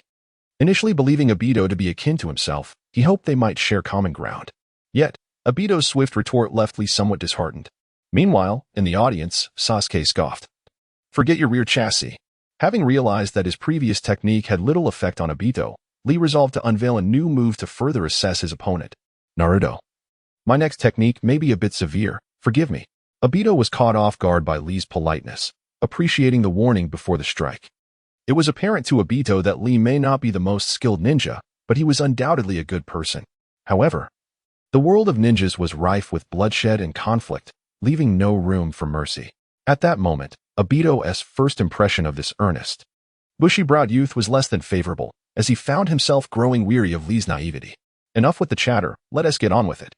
Lee observed that Obito was ready, and he used his teeth to untie the bandages binding his hands. As the bandages loosened, his arms extended. Konoha Whirlwind. Lee charged forward, spinning his body and delivering an upward kick. This time, Obito was prepared and managed to evade. Yet, for reasons unknown, his inherently stubborn nature compelled him to test the efficacy of Lee's new technique, ignoring the warnings. Once again, Obito was sent soaring into the air. Lee followed suit. Shadow Dance Leaf. Lee executed a low kick to Obito's chin, propelling him further into the sky before launching a series of rapid attacks. At this juncture, the unbound bandages came into play, allowing Lee to unleash a flurry of swift kicks, sending Obito flying. Swiftly, Lee maneuvered behind Obito, binding him with the bandages. The two then embraced tightly, spinning at high velocity before crashing to the ground in an inverted position.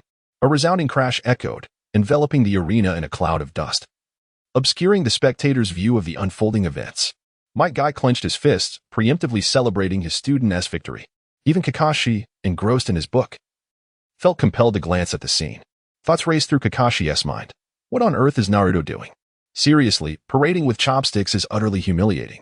Beneath his composed exterior, Kakashi's anxiety was palpable. Only Sasuke and Sakura, who had witnessed Obito's true power, understood that he was merely toying with Lee, probing his limits. Emerging from the haze, Lee stepped forward, exhilarated, raising his arms in greeting to Might Guy. Guy responded with fervor, exclaiming, "Well done. Truly my disciple." Just as the dust began to settle, Shikamaru, who had been observing intently, coughed more vehemently due to the lingering smoke. In an instant, a figure emerged from the mist, charging towards Lee like a cannonball. Caught off guard, Lee was struck, crashing into the wall and leaving spiderweb-like cracks in its wake. Regaining his footing, Lee wiped the blood from his lips. "Naruto, I didn't expect you to withstand my surface lotus," Obito remarked. "So, you call that technique surface lotus when you entangle me with bandages?" Obito, disheveled and coughing up blood, realized that the technique, reminiscent of a martial arts move from Earth, had inflicted considerable damage. Had he not adjusted his posture during the fall to avoid a critical impact, he might have faced a disastrous fate at Lee's hands. Clenching his fists, Obito declared, "I acknowledge your strength. Now, let the true battle commence." Earning another S recognition was Lee's relentless pursuit. In that moment, he extended his hand, ready to embrace the challenge. "Excellent. I shall not hold back. Let us relish this battle." With that, Lee crouched down, removing the iron rings inscribed with the word grit from his feet, raising his arms high. Might Guy's expression shifted to one of alarm. "No way. Lee, you can't be serious." Kakashi, noticing the change, removed his earplugs and inquired, "What is happening?" Before Guy could respond, Lee dropped the iron rings, which landed with a thunderous crash, shaking the arena as if an earthquake had occurred, leaving 2 deep impressions in the floor. What are those iron rings, Lee? They don't appear substantial, yet they are extraordinarily heavy. Did you train with these?" The audience erupted in astonishment. Even Kakashi cast a disapproving glance at Guy, remarking, "Are you a devil? This ISNT training, it's sheer abuse." Chapter 47. The 8 inner gates. "I feel significantly lighter now," Rock Lee remarked, stretching as he warmed up.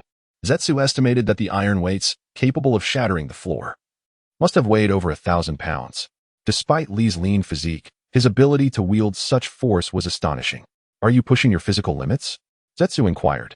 Lee responded truthfully, "Not exactly pushing my limits, but I was born without the gift of chakra. To become an exceptional ninja, I must relentlessly pursue excellence in taijutsu." "Devoid of chakra?" Zetsu murmured. "Lacking the natural aptitude for ninjutsu, yet striving to tread the path of a ninja through sheer effort. Intriguing." Zetsu's interest in Lee grew. "Unleash your full power," Zetsu declared, "and I shall do the same." Whoosh. Lee initiated the attack, his figure vanishing in an instant. From the spectator stands, what transpired? Did Lee become invisible? Fool. He cannot use ninjutsu. How could he possibly turn invisible? Could it be that his movements are so swift that our eyes cannot keep pace? The spectator's analysis was accurate. Of course, Zetsu was also aware of this. Having shed the 1,000-pound weights, Lee was like a wild steed, liberated from its restraints. Merely attempting to track him with one's eyes, even with the Sharingan, might prove insufficient. Therefore, conventional methods would not suffice to counter Lee's velocity. Zetsu sidestepped, feeling a gust of wind brush past his face. He leaned back, his clothing rustling in the gale. So fast, I cannot even perceive Lee's movements. It was not just Lee. Naruto was also formidable, evading Lee's attacks repeatedly. How did you discern that? How did I discern that? Did you not see Naruto contorting himself? He is undoubtedly evading Lee's strikes. Is that so? Indeed, it is. The spectators watched intently, some blinking rapidly, hoping to gain a clearer view. After evading several of Lee's attacks, Zetsu abruptly seized Lee's arm and flung him away. However, Lee swiftly regained his balance, somersaulting and landing on the ground, using the friction of his hands and shoes to create a trail of white smoke before coming to a halt. Lee rose, his knuckles grazed and bleeding. After briefly flexing his hand to ensure he was unharmed, he addressed Zetsu. "Can you perceive my movements?" Zetsu shook his head. "Not at all." Lee was puzzled. "Then how did you manage to thwart my attacks?" Zetsu replied, "Simple, calculation." Lee was even more perplexed, furrowing his brow. "Calculation?" Zetsu nodded. "Yes. I can accurately calculate your every move, even when I cannot see you. You must understand that taijutsu is not merely brute force, it sometimes requires intellect." Lee stared at Zetsu, tapping his temple with his index finger, still uncomprehending. "How exactly does one calculate? When I battle Gai-sensei, I cannot defend myself. Yet you can precisely anticipate my every action." Zetsu smiled. "Experience." Lee was utterly dumbfounded. Experience? Of course. Such a simple word was too intricate for Lee to grasp at that moment. Zetsu had endured the carnage of the Warring States period, tempered by arduous trials. He had encountered countless individuals and abilities. With a wealth of combat experience accumulated through thousands of battles, his brain possessed an unparalleled understanding. From an opponent's demeanor, words, and even breathing, he could deduce their state during an attack. Therefore, Lee could not defeat Zetsu with mere speed. Seeing this, Guy remarked to Kakashi, "It seems you have a promising student." Kakashi responded, "Did I not say so earlier? Naruto is a prodigy." Guy's gaze was fixed on Zetsu. That fellow's combat experience is beyond that of a genin. He might even. Guy paused, and Kakashi could surmise his thoughts. "Are you suggesting that he might even surpass us?" Having witnessed the velocity Lee displayed after removing the weights, Zetsu said, "If you possess any hidden techniques, it would be best to unveil them for my perusal."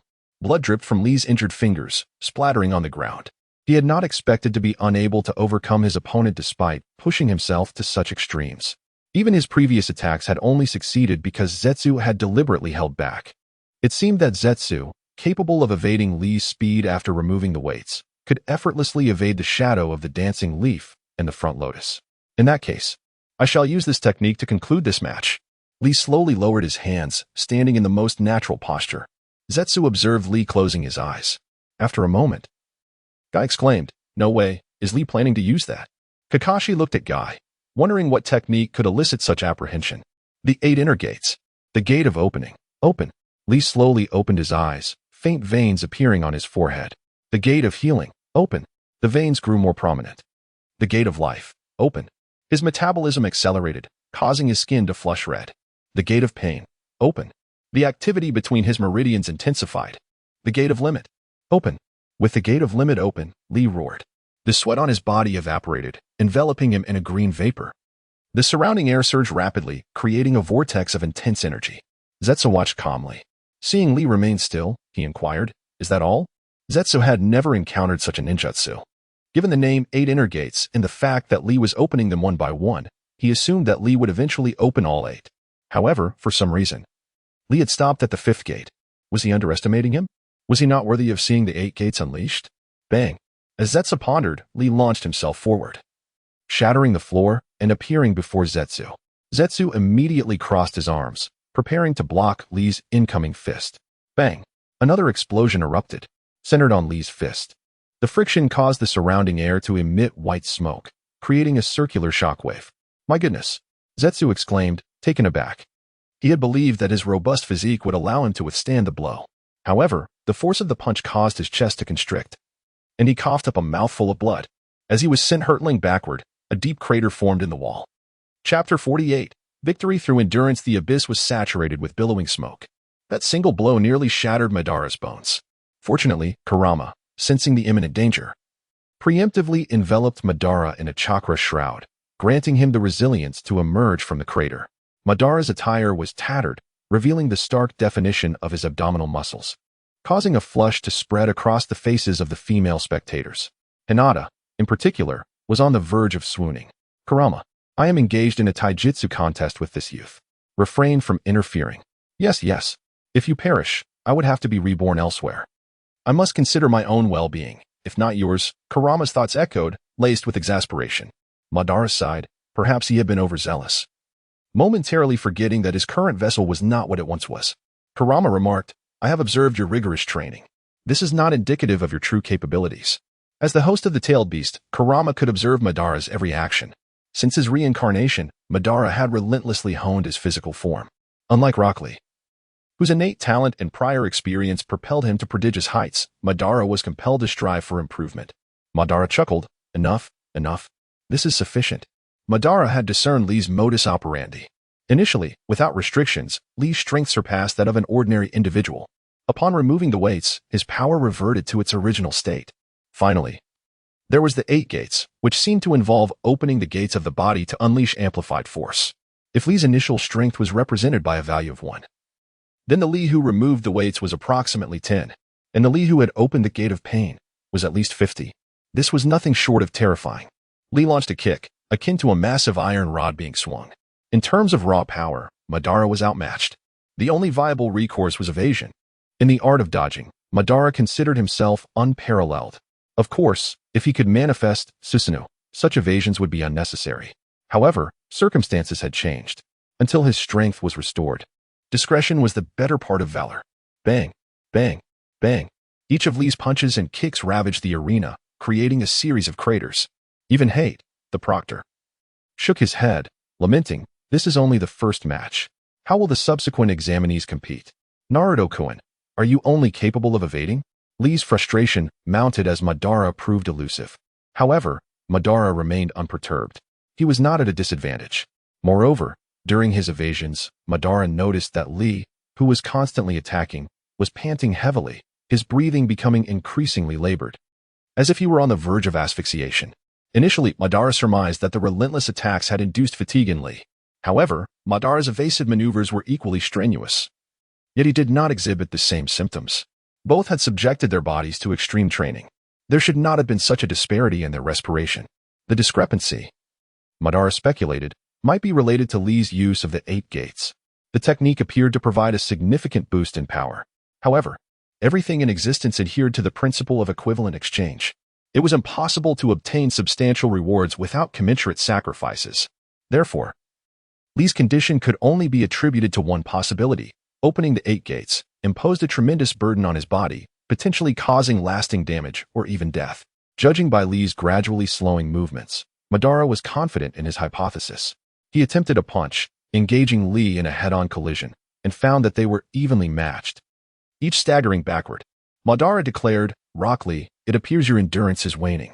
Let us conclude this with a decisive blow." Lee smiled faintly. "It seems I have been seen through, Naruto-kun. Very well, this shall be my ultimate technique." With a roar, Lee's entire body flushed crimson. A powerful shockwave emanated outward. The bandages that had previously been unwound from his hands straightened under the pressure, and with a sweeping gesture, the 2 bandages shot toward Madara like serpentine whips. Madara had previously been ensnared by the bandages, rendered immobile, and subjected to Lee's front lotus, plummeting from the sky. Thus, he was now extremely cautious. He leaped backward, evading the bandages. The missed bandages struck the ground. The seemingly pliable bandages possessed the rigidity of steel, shattering the earth. Madara retreated as Lee pursued. However, Madara realized that he could not outpace Lee. Eventually, during an evasion, his heel was ensnared by a bandage.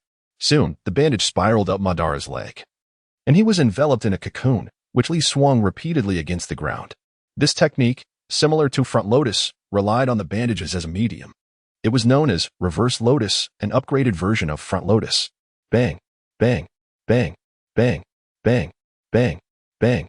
The ground was repeatedly pummeled, creating a series of deep craters, until Lee's strength was depleted. Surely, this must be the end? Lee ceased his assault, casting the bandaged sphere into a crater. He collapsed to the ground, wiping the sweat from his brow. Naruto hasn't lost, has he? Certainly. Who could withstand such a devastating barrage? I didn't expect Lee to be so formidable, capable of such destructive power with taijutsu alone. Of course, do not forget that he withstood Gaara's attacks earlier. Uchiha Kabuto, who had been silent thus far, adjusted his glasses, a sinister smile playing on his lips as he muttered to himself. From the outset, Kabuto's attention had been fixated on Madara, though they had never interacted since the start of the Chunin exams. However, Kabuto seemed particularly interested in him. Meanwhile, my guy was ecstatic, exclaiming, "Kakashi, it appears I have won this time." Hate, the proctor, approached the center of the arena. He examined Lee's condition and determined that, while conscious, he was essentially unable to continue fighting. On the other side, Madara remained motionless within the crater. Hate prepared to announce the results. However, at that moment, Madara, still bound by the bandages, began to shed them, layer by layer, like a butterfly emerging from its chrysalis. Afterward, he arched his back and gradually rose to his feet. "Ah, that stung," Madara groaned, rotating his neck and cracking his knuckles. He then leaped onto the arena, appearing unscathed save for a bit of dirt. He approached Lee and inquired, "Can you still fight?" Lee was initially startled, but then smiled in resignation. "I have lost." In his current state, Lee was unable to continue the battle. Unexpectedly, Madara had secured victory by enduring the onslaught. Hate raised his flag and announced, the victor of the first match, Naruto Uzumaki. Chapter 49, The Antique Is This? Is this how one wins? In the audience, Inuzuka Kiba wore a perplexed expression. Clearly, Obito had done nothing. So why did Lee concede? Shino remarked, "It is because Lee has exhausted all his means, whereas Naruto still possesses strength. Have you seen him employ any ninjutsu apart from taijutsu?" Kiba was momentarily speechless. He had believed his strength comparable to Obito's, yet now he realized he was far outpaced. How infuriating. Was he destined to be merely an informant for him? Aside from Obito and Kiba, neither Shikamaru nor Choji had taken the prospect of leadership seriously. Now, with Kiba fully convinced, he had no choice but to honor his previous promise and obediently become Obito's subordinate. This is so disheartening. Kiba ground his teeth in frustration. At that moment, following the conclusion of the first round of the tournament, the large screen began to roll with the next match. How intriguing. The wind spoke, the second match of the tournament. Tintin versus Temari. Outside the venue, a fatigued Lee was being carried away on a stretcher by medical personnel. En route to the hospital for treatment, although Obito had sustained some injuries, by the time the medical staff arrived to examine him, all wounds had mysteriously healed. How could this be? Not a scratch. The medical personnel grasped Obito's hand, inspecting him thoroughly. Is there a possibility of internal injuries? Perhaps you should come with us for a checkup. Obito shook his head, replying, No need. These minor injuries are nothing to me. After declining the medical staff's kind offer, Obito turned and walked towards the exit of the Death Forest. Within the central tower, a narrow path led outward. As he strolled alone along the path, Obito reflected on the recent battle in the Death Forest. During this battle, he had forcibly unlocked the power of the Four Tails. Initially, he was able to suppress the encroachment of the Nine Tails chakra, but in the final moments, he succumbed. Perhaps the intense confrontation with Orochimaru had drained too much of his chakra, allowing the ferocious chakra of the Nine Tails to overwhelm him. Obito, you should understand that I do not intend to influence your thoughts intentionally. Rather, throughout my long existence, I have endured immense suffering at the hands of humanity. Thus, I harbor a deep-seated animosity towards humans. Naturally, I still regard you with a degree of trepidation. The voice of the Nine Tails resonated with an air of regret. Obito inquired, What must I do to better control your chakra? The Nine Tails replied, There are two methods to master my chakra. The first is to conquer me with absolute power, much like you did in the past when you controlled me with your Sharingan. The second is straightforward in theory but challenging in practice. Just say it. Obito urged. It involves fostering mutual understanding between the Jinchuriki and the tailed beast. Obito furrowed his brow, pondering for a moment before saying, Aren't you merely a mass of chakra? What understanding is required? The Nine Tails instantly displayed a dismal expression, pouting, See? I told you it would be difficult. As he neared the exit, he caught a glimpse of an elderly man observing him from a distance. The man leaned on a cane, his right hand and eye wrapped in bandages, suggesting he had suffered significant injuries. Obito sensed that this elder was not an ordinary individual and felt that a story awaited him. However, as he passed by, the elder said nothing. The elder was Danzo. He had intended to speak, but not far off, the third Hokage, Hiruzen Sarutobi, stood with his hands clasped behind his back, casting a stern gaze at Danzo, as if issuing a command that he should remain silent. Ultimately, Danzo chose to say nothing, tapping his cane against the stone pathway as he walked into the Death Forest.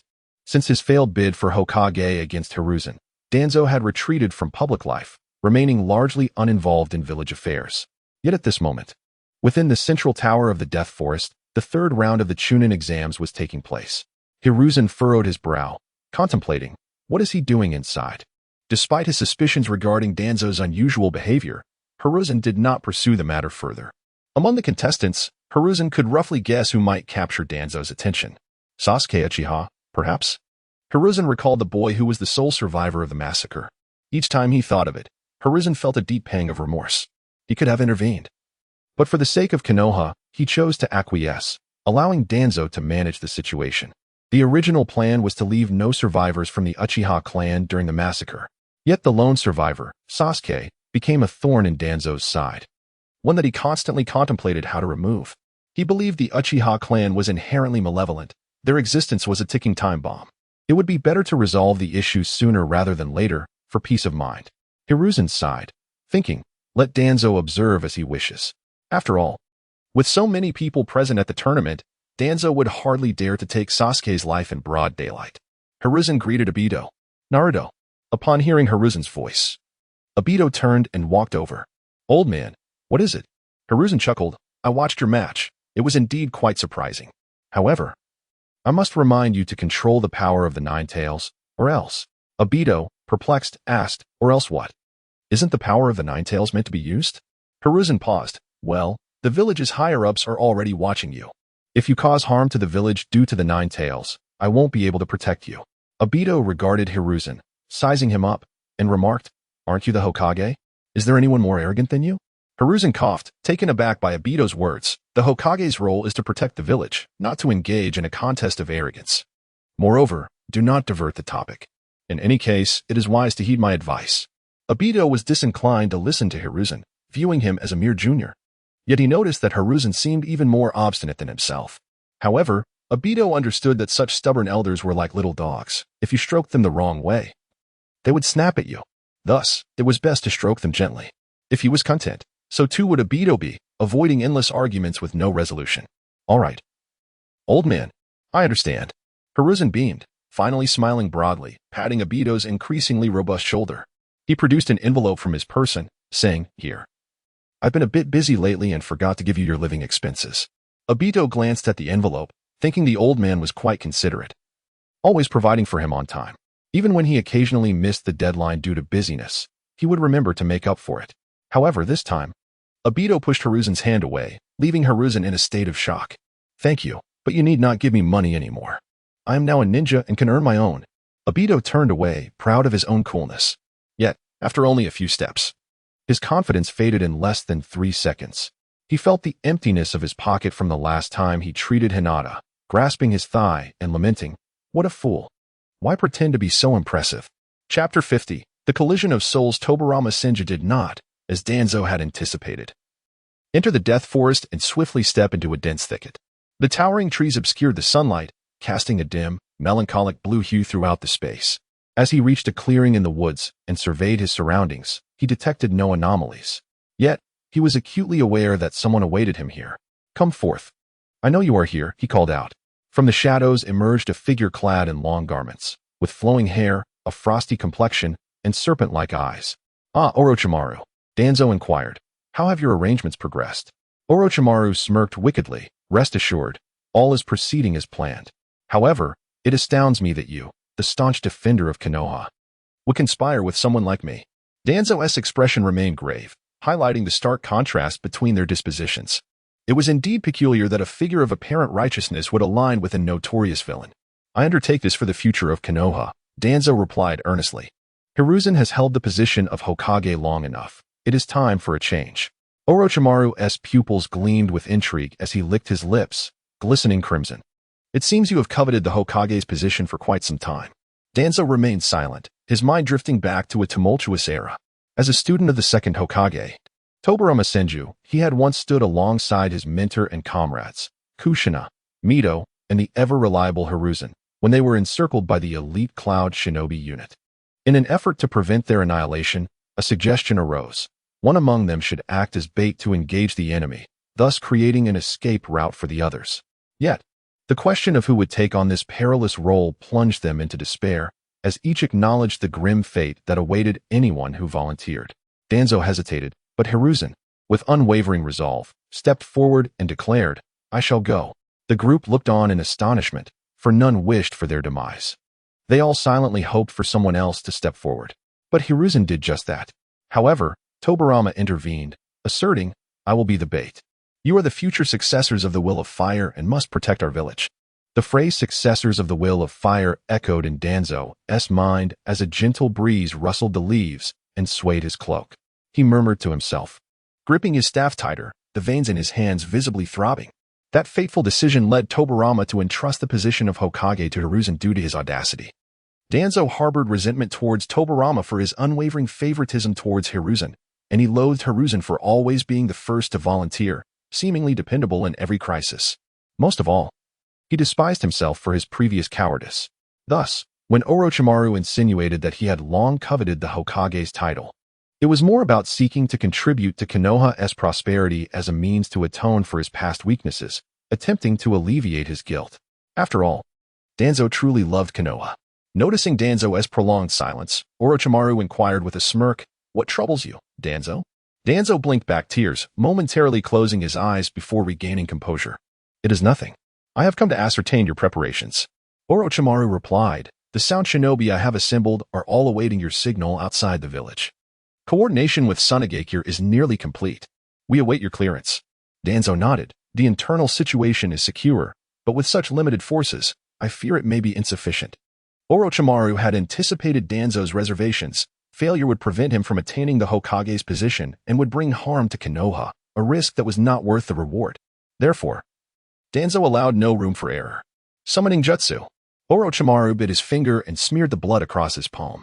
Quickly forming hand seals, he struck the ground with fervor. Instantly, the earth trembled and cracked. Soon, a coffin emerged from the ground, marked with the character for initial inscribed on its surface. Danzo gasped, "What is this?" Recognizing the technique employed by Orochimaru, Danzo understood it was the forbidden jutsu known as Edo Tensei, prohibited by Tobirama Senju. This technique could summon the souls of the deceased back into the world, reviving them in corporeal form. With a creaking sound, the coffin opened, revealing a figure inside, a corpse. To be precise, Danzo, astonished yet exhilarated, remarked, "If that is the case, then I can rest easy." Orochimaru retracted the coffin, declaring, "The Uchiha brat is mine. Even if you do not wish for him, I will find a way to dispose of him. It's your choice. Let our collaboration be fruitful." As night fell, at the Ichiraka ramen shop, Obito encountered Irika on his way home. Invited by Irika, Obito was warmly treated. Irika beamed, "Naruto, today you can eat to your heart's content." Obito eyed Irika cautiously. "Really? I have quite the appetite." "Absolutely. Don't worry," Irika boasted as he showcased his bulging wallet. Now that the conversation had turned, Obito felt liberated. After days of inadequate sustenance in the Death Forest, he relished the opportunity. Consequently, he devoured 20 bowls in one sitting. As they settled the bill, Obito noticed Irika's hand trembling. After satisfying their hunger, the two walked together, passing a convenience store. Irika instructed Obito to wait on a nearby bench while he entered to purchase a 2-in-1 popsicle, breaking it in half to share with Obito. Receiving the popsicle, Obito bit into it just as a gust of wind swept through.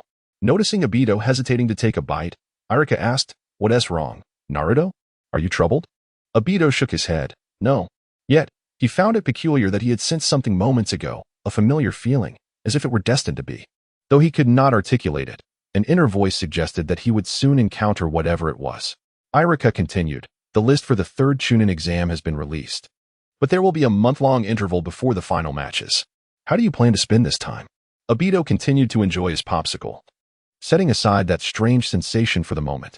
"Kakashi mentioned he has found me a mentor named Ebisu, who will guide my training." With a sigh, Obito pondered the current state of Konoha and who could possibly offer him the guidance he sought. Ugh, what a hassle. Chapter 51, The Lecherous Toad Saves the 3rd round of the Chunin exams employed a one-on-one tournament format. 16 participants vied for 8 advancement slots.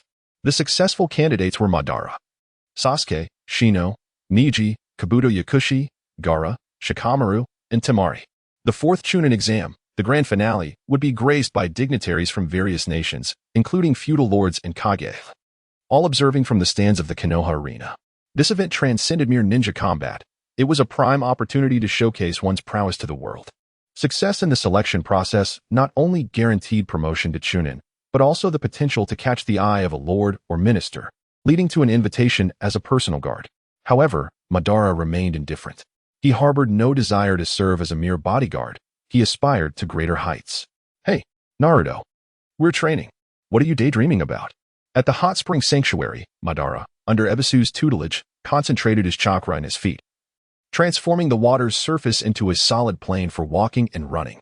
As the personal tutor of Konoha Sarutobi, the 3rd Hokage's grandson, Ebisu, among the Jonin, had always considered himself superior due to his unique position, believing his teachings to be several levels above the rest. Of course, others did not share this sentiment. Ebisu had once clutched Konohamaru's shoulders, proclaiming, "Young Lord Konohamaru, by following my teachings, you will find the quickest path to becoming Hokage." Earlier, Ebisu had been expounding his theories at length, detailing the extensive practice, time investment, and hardships endured in formulating them. He supported his claims with rigorous data, highlighting past triumphs and numerous high-level missions. Initially, Madara had paid attention, but as time wore on, boredom set in, and his mind instinctively shut down, filtering out Ebisu's incessant chatter. Consequently, Ebisu noticed Madara's inattentiveness and abruptly charged behind him, bellowing. Startled, Madara's chakra control faltered, and he plunged into the water with a splash. The scalding temperature of the hot spring snapped him back to reality, and he scrambled out of the water. "Why did you have to shout so loudly?" Ebisu retorted, "Focus. Naruto, Kakashi entrusted you to me, and I must guide you properly, identifying and correcting issues he may have overlooked, thereby enhancing your abilities. For instance, just now, Your chakra control was unstable. Madara, displeased, responded, that was because you startled me. Besides, could you refrain from suddenly appearing behind me? I'm the type who can't urinate with someone standing behind me. Ebisu paused, then burst into laughter, exclaiming, you have such a peculiar quirk. It's not a quirk. Would you enjoy someone standing behind you while you relieve yourself? Ebisu pondered for a moment. You're right. Just then, from beyond the women's bathhouse, a lewd male chuckle echoed. Ebisu, a self-proclaimed champion of justice, could not tolerate such behavior. Naruto, continue practicing. I must go and discipline that perverted scoundrel. Madara watched as Ebisu, sleeves rolled up, stormed toward a white-haired man in a tea-colored robe and red overcoat, sitting atop a toad. While disapproving of the man's actions, Madara held little respect for Ebisu either. After all, it was Ebisu who had initially chosen the hot spring sanctuary as their training ground and had been surreptitiously ogling the women in their bathrobes. Madara found such hypocrisy contemptible. Ebisu shouted, you degenerate, surrender. The man turned, his aged features displaying confusion as he gazed at Ebisu. The toad beneath him extended its tongue, ensnaring Ebisu's waist like a rope, hoisting him high, and slamming him to the ground. Startled screams emanated from the women's bathhouse. Observing the fleeing women through the wooden slats, the man sighed, really, I was so close to gathering some excellent material. The commotion had disturbed the bathing women. Much to the man's dismay, as Ebisu lay unconscious, the man dismounted the toad and sauntered over. Well, if it isn't Ebisu of Konoha? Just as the man was lamenting Ebisu's interruption, Madara launched a flying kick. Sensing the wind behind him, the man deftly dodged the attack. Turning in an instant, he seized Madara's ankle, suspending him in midair. The man inquired, you're also a Konoha ninja? What are you doing here? Madara struggled, but to no avail. Who are you? The man, seemingly devoid of animosity, released Madara. He then strode to a small bridge, extending his arms and legs in a flamboyant pose. A fine question. I am the hermit sage of Mount Myaboku, the toad sage, at your service. Upon hearing Mount Myaboku, Madara immediately recognized the place. However, Madara hesitated, asking, aren't all the sages of Mount Myaboku toads? The man, identifying himself as the toad sage, paused, more puzzled than Madara. Mount Myaboku was a hidden realm, unknown to ordinary people. The child before him, judging by his tone, seemed familiar with the place. You know Mount Myaboku? Oh, no. I haven't heard of it. The toad sage stroked his chin, dubious. Toad sage is merely my reclusive title. The toad sage, tossing his long, white hair, continued. No need to hide it. I am none other than one of the legendary Sannin, the white-haired child toad messenger, the handsome man who can silence even crying children, Jiraiya. The Sannin? Madara seemed to recall the name from somewhere, and after a moment of recollection, he remembered the eerie man with serpent eyes in the forest of death, Orochimaru. He, like Jiraiya, bore the title of Sannin. Oh, Madara exclaimed, prompting Jiraiya to eagerly approach. Well, have you heard of this sage's name? Did you soil yourself out of fear? Aren't you one of the three who challenged Hanzo of the Rain Village, only to be defeated and bestowed with the humiliating title of Sannin? You. Jiraiya momentarily choked, veins throbbing on his forehead. However, he quickly suppressed his anger, retorting, do you even know what level of ninja Hanzo was? I know a little. You little brat. Who do you think you are? Jiraiya finally lost his composure, thinking that the impudent child was not only ignorant, but also putting on an act of precociousness. However, when Madara revealed his name as Naruto Uzumaki, Jiraiya's reaction was even more pronounced. Chapter 52, The Naming, Naruto Uzumaki? Jiraiya's mind began to piece together the images from that serene and peaceful day. It was when Jiraiya, with his first new book, The Tale of the Utterly Gutsy Shinobi, had visited Minato's home. Minato had become completely engrossed in reading the entire book, deeply moved by the protagonist's unwavering determination and resolute pursuit of world peace, regardless of the difficulties faced. Eventually, Minato called his wife, Kushina, who was heavily pregnant, and asked if they could name their soon-to-be-born child after the protagonist in the novel. Naming a child was a momentous decision. At the time, Jiraiya had vehemently refused, feeling that it was too whimsical, exclaiming, No, I came up with that name while eating ramen. Kushina, leaning against the doorframe, caressed her belly and said, Naruto is a wonderful name. Jiraiya scratched the back of his head, feeling somewhat awkward, and said, So, I'll be helping to name the child? Can someone like me really do that? Kushina walked to Minato's side, and the couple stood together. Minato said, It's precisely because it's you, sensei. Speaking of truly knowledgeable and great ninja, there is no one else but you. I didn't realize he had grown so much. Jiraiya mused. Having spent so many years traveling, writing novels, and seeking the truth of the world, time had flown by. And the little infant in swaddling clothes was now almost up to his chest. Jiraiya, have you heard of my name? Madara asked, curiously examining Jiraiya. Snapping out of his thoughts, Jiraiya chuckled. Because the higher-ups in Konoha had instructed him to conceal Naruto's true identity, Jiraiya could only laugh and say, "No. I just think your name is interesting." Madara asked, "What's interesting about it?" Jiraiya replied, "It's just interesting." Jiraiya put his arm around Madara's neck and climbed onto the toad's back. With a leap, the toad catapulted into the air, reaching over 100 meters high. Whoa. What are you trying to do? Madara, almost falling off the toad's back, clung tightly to Jiraiya's arm. Amidst Jiraiya's hearty laughter, the toad landed in the forest not far from the hot spring sanctuary. Here, surrounded by mountains and water, there was a stream, a flat meadow, and a dense forest. They had landed right in the middle of the meadow. Madara rolled off the toad's back and quickly got up, brushing off the dirt and leaves that clung to him. Madara asked, "Jiraiya, what are we doing here?" Jiraiya summoned a toad with an exceptionally long body, like a cylinder. Jiraiya walked over and pulled at one corner of the cylinder, like a piece of paper. The toad's body was unfurled like a scroll. "What, Jiraiya? Show some respect. Call me sensei from now on. Get over here." Madara pouted, thinking, "You're just a young Konoha punk, trying to act like my senior." If it weren't for concealing his identity, he would have slapped him already. Madara walked over and noticed that the scroll was filled with the names of many people, including Jiraiya's. Jiraiya took out a kunai and, before Madara could react, sliced his thumb. Then, he used his thumb to smear blood on his other fingers and pressed them onto a blank line. Confused, Madara asked, "What are you doing, Jiraiya? Call me sensei." Jiraiya glared at Madara and said, "This is the Toad Sage scroll from Mount Maiboku. I've registered you in it. Once you learn the summoning jutsu, you can summon the toads from there." Signing a contract? Madara muttered to himself. Although he had been inexplicably brought to this place and forced to call him sensei, gaining a summoning jutsu seemed like a worthwhile deal. Fine, Jiraiya-sensei, okay? Jiraiya said grumpily, "What's with that attitude? I'm teaching you the summoning jutsu." "What do you mean, okay?"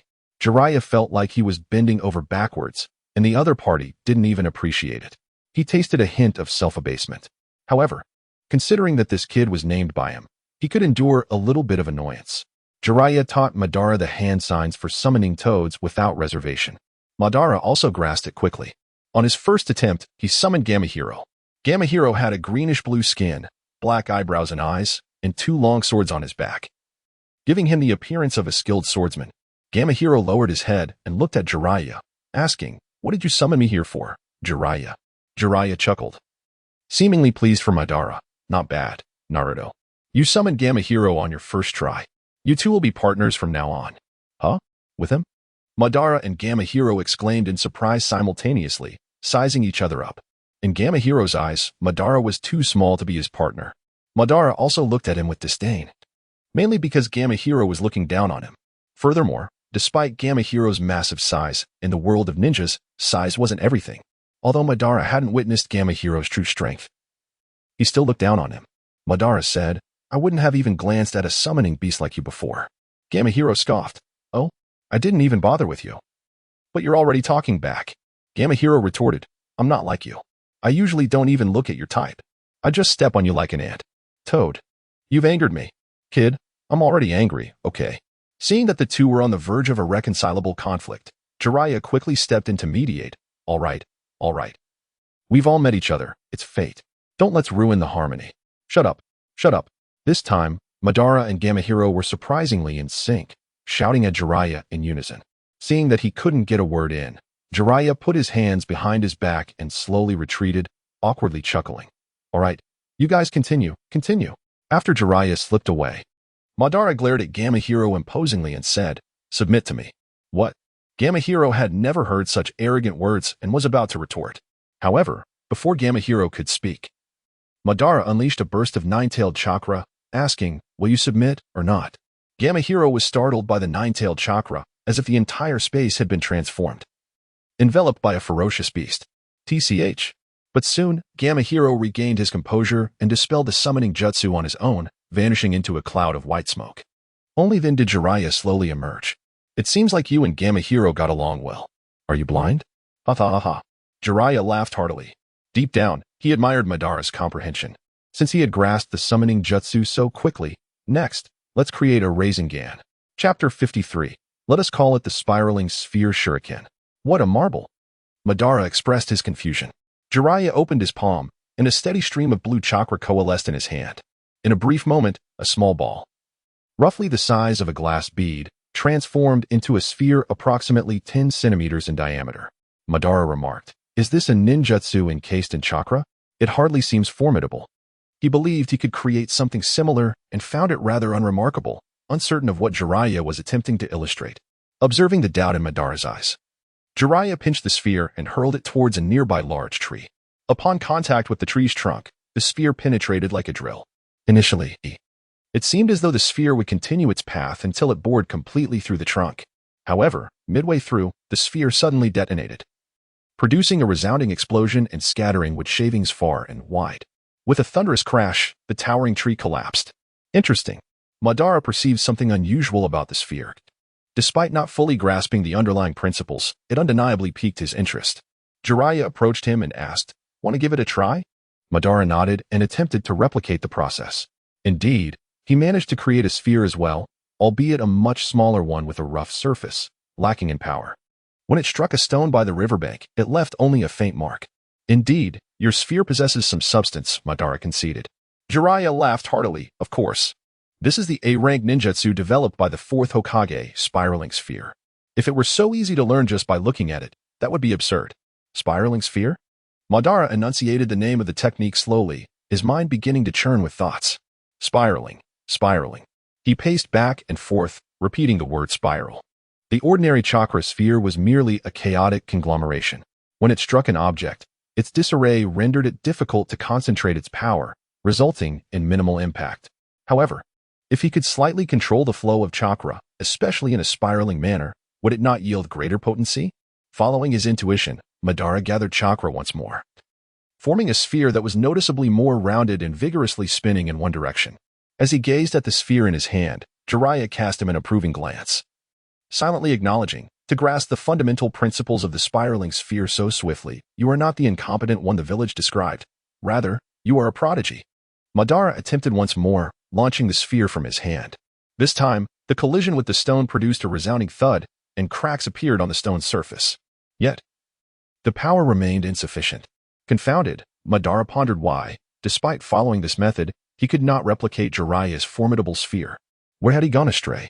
To unravel his confusion, Madara humbly sought Jiraiya's guidance. "Hey, how do you do it?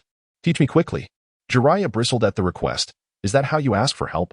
Madara, with a hint of pride, retorted, "Did you not come to be my teacher? You are the one seeking my approval." Jiraiya, exasperated, slapped his forehead. "Goodness. How did I end up with someone like you?" He stepped forward and gathered another spiraling sphere. "Come closer and observe carefully." "Oh." Madara leaned in, his face illuminated by the blue glow. The spiraling sphere in Jiraiya's hand was exquisitely crafted, akin to a piece of art, prompting Madara to exclaim in admiration. "So fascinating."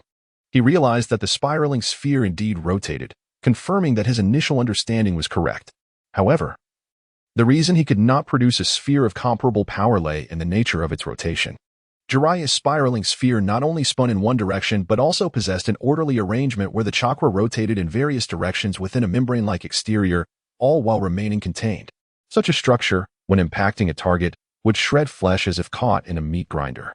"This is something that requires considerable practice to master," Jiraiya explained. "Oh, have you discerned the principle of spiraling?" For reasons unknown, Jiraiya found himself somewhat fond of Madara. The young man's talent reminded him of his proud disciple, composed, calm, and humble. Though this lad had no trace of humility, Jiraiya sighed, then produced a balloon from his pocket, inflated it with his breath, tied it off, and handed it to Madara. "Consider the balloon's skin as the chakra exterior, let the chakra rotate within it, and when you pop the balloon, that will signify success." Pop. Madara held up the ruptured balloon for Jiraiya to see. "Ah," Jiraiya exclaimed, astonished. "I spent several days mastering that principle, and you managed to grasp it in an instant." "Quite simple, really," Madara replied, unfazed by the challenge. "All right, you want to play it that way?" Jiraiya retrieved another balloon, filled it with water by the riverbank, and handed it to Madara. "If you can." Pop. Madara interrupted, causing Jiraiya to exclaim, "Can you not wait for me to finish speaking?" But, "Fine, don't say a word."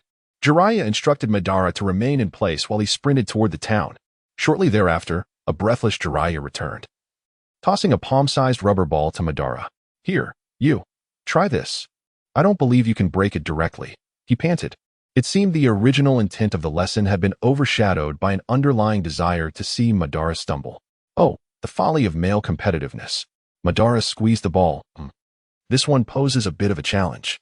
Indeed, it is a challenge, is it not? Jiraiya's eyes suddenly sparkled with excitement. Pop.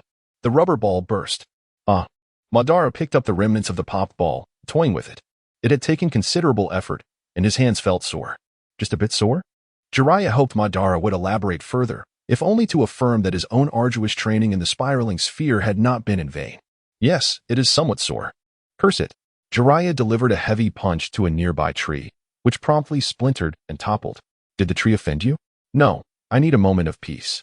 As Jiraiya sought solace in the shade to ponder life, Madara, practicing by the riverbank, inadvertently created a tremendous commotion. Jiraiya quickly rose, eager to discover what had transpired. What he beheld left him utterly astounded.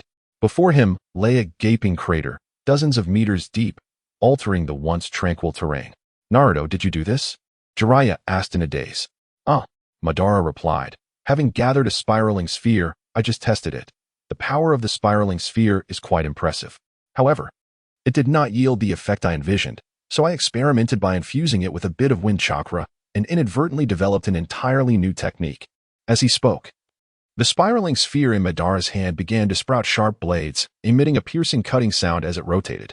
I thought about it and decided to name this new technique the Spiraling Sphere Shuriken. Chapter 54, Seeking Medical Help, Spiraling Sphere Shuriken. On that day, Jiraiya merely repeated the name of the new technique and fell silent thereafter. It was not until dusk, at the moment of parting, that Obito expressed his gratitude for Jiraiya's teachings of ninjutsu. Thank you. Jiraiya turned to glance at Obito, offering an awkward yet polite smile, before turning away, his silhouette steeped in melancholy. Thus, the encounter with Jiraiya came to an end. Upon returning to Konoha, Obito received the list of matchups for the 4th Chunin exam. The first match, Shikamaru vs. Temari. The second match, Sasuke vs. Neji. The third match, Kabuto vs. Shino. The fourth match, Naruto vs. Gaara. A Jinchuriki, you say? Obito's initial impression of this individual was somewhat favorable. The murderous intent felt in the forest of death, coupled with that cold gaze, was the hallmark of a true warrior. Obito appreciated this kind of opponent. Gaara, in a fight, would undoubtedly fight to kill. Naturally, Obito would do the same. Are you excited about facing the Ninetales? Excited? I'd rather not encounter that Shikaku fellow. Oh? The One Tail is called Shikaku, and what is the Ninetales referred to as? Why do you want to know this? The Ninetales seemed evasive on the matter, displaying a clear reluctance. Fortunately, Obito was not the type to pry relentlessly, and chose to let the topic rest. During the month of preparation, Obito had repeatedly attempted to train the Spiraling Sphere Shuriken. The power of this technique was undeniably immense, with a devastating potential. Even Obito, who was accustomed to training, experienced a backlash from this ninjutsu, as wind release primarily focuses on cutting. The incorporation of the Spiraling Sphere transformed the entire Spiraling Sphere Shuriken into what felt like countless fine threads, attacking both the enemy and the user, disrupting cellular structures and producing effects akin to poisoning, rendering Obito's arm numb and inactive. Had it not been for the presence of the Ninetales chakra, Obito's hand would have been rendered nearly useless. Obito did not anticipate that casually developing a new technique would result in a forbidden jutsu. Currently, there were two solutions to this dilemma. The first was to completely seal the Spiraling Sphere Shuriken and cease its usage. The second was to further evolve the technique, allowing the Spiraling Sphere Shuriken, which could only be released from the hand, to be thrown like a shuriken. However, Obito deemed the latter option improbable. The Spiraling Sphere Shuriken, at best, remained a chakra mass. Once detached from the body, it would quickly dissipate, losing its intended potency. It was akin to Kakashi's Raikiri, which could only be released from the hand and could not be thrown. It was rather unfortunate that the Spiraling Sphere Shuriken, despite being an S-rank ninjutsu, was rendered unusable. Obito felt a sense of helplessness. At the Konoha hospital, Obito tried several more times, ultimately determining that throwing the Spiraling Sphere Shuriken was hopeless. Moreover, his recently used hand felt weak and limp. While dining at Ichiraka Ramen, He was unable to even lift chopsticks. I am the daughter of the shop owner.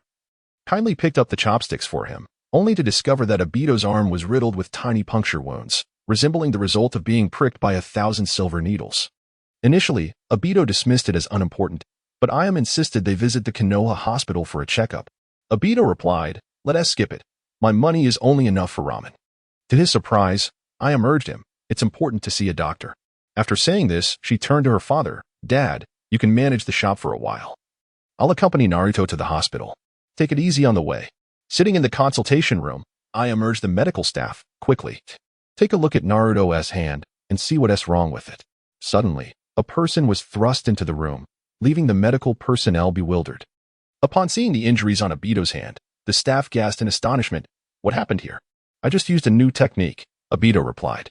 The medical personnel, appearing experienced, quickly assessed the severity of the issue and summoned a team of specialists to conduct a consultation.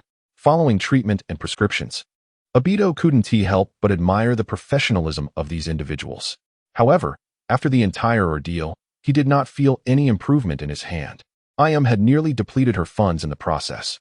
On the way back, Obito felt somewhat embarrassed, saying, "I'm truly sorry for making you spend so much money." "It's nothing. As long as your hand gets better, that's what matters," Ayam replied. In order to alleviate Ayam's worries, Obito reassured her, "Yes, it has indeed improved quite a bit." "That's great," Ayam exclaimed. "But why are you so kind to me? And Uncle Tucci as well?" Ayam, on her tiptoes, replied cheerfully, "There's no special reason. It's because we've watched you grow up, Naruto. We've long considered you family." Her words moved Obito deeply. "Really? Then as family, can I have ramen without paying in the future? Dream on." In the following days, Obito's hand showed no signs of improvement. With the 4th Chunin exam approaching, his current condition would certainly pose numerous challenges. To address this issue, Obito first sought counsel from the Nine Tails. "You mean your hand has no strength now?" "Indeed. Do you have a way to heal it?" "I could repair the damaged cellular structure, but it would take a bit of time." "How long?" "At least 3 months." Upon hearing this disheartening response, Obito felt a sense of despair and decided to abandon that course of action. Thus, he sought out Kakashi. Kakashi, upon hearing the situation, indicated that he was not proficient in medical ninjutsu and that Obito should consult a medical ninja. Upon learning that Obito had visited the Konoha hospital with less than ideal results, Kakashi remarked, "If the Konoha hospital proves ineffective, then we must place our hopes on that individual." "Who?" "Lady Tsunade, one of the legendary Sannin." "Tsunade? Isn't she the granddaughter of Hashirama?" Kakashi paused in surprise. "You know that much?"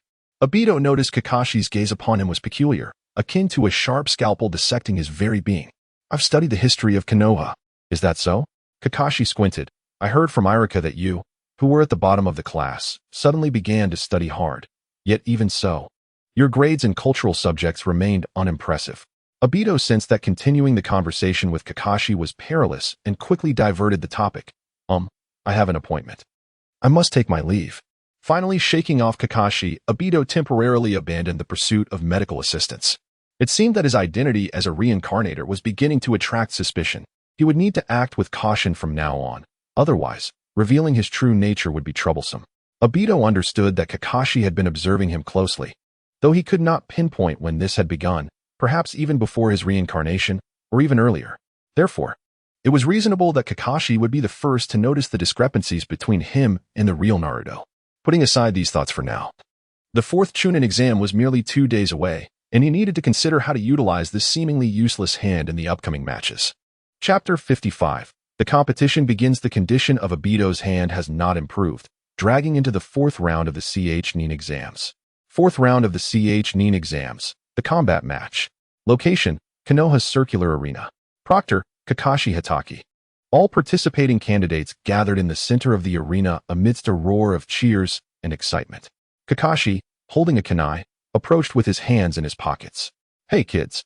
The daimyo and the ministers are watching from above.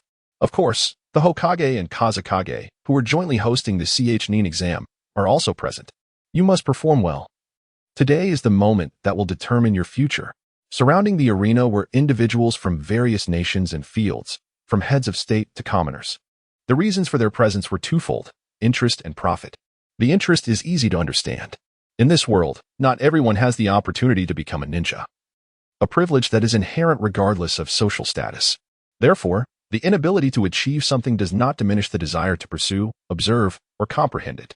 In fact, it has long been said that if one catches the eye of a noble, they might be selected as a personal bodyguard and receive substantial rewards. As for the pursuit of profit, it stems from the structure of the fourth round of the CH9 exams, which adopts a 1v1 combat format. Naturally, some will advance while others will be eliminated, but the outcome remains uncertain until it unfolds.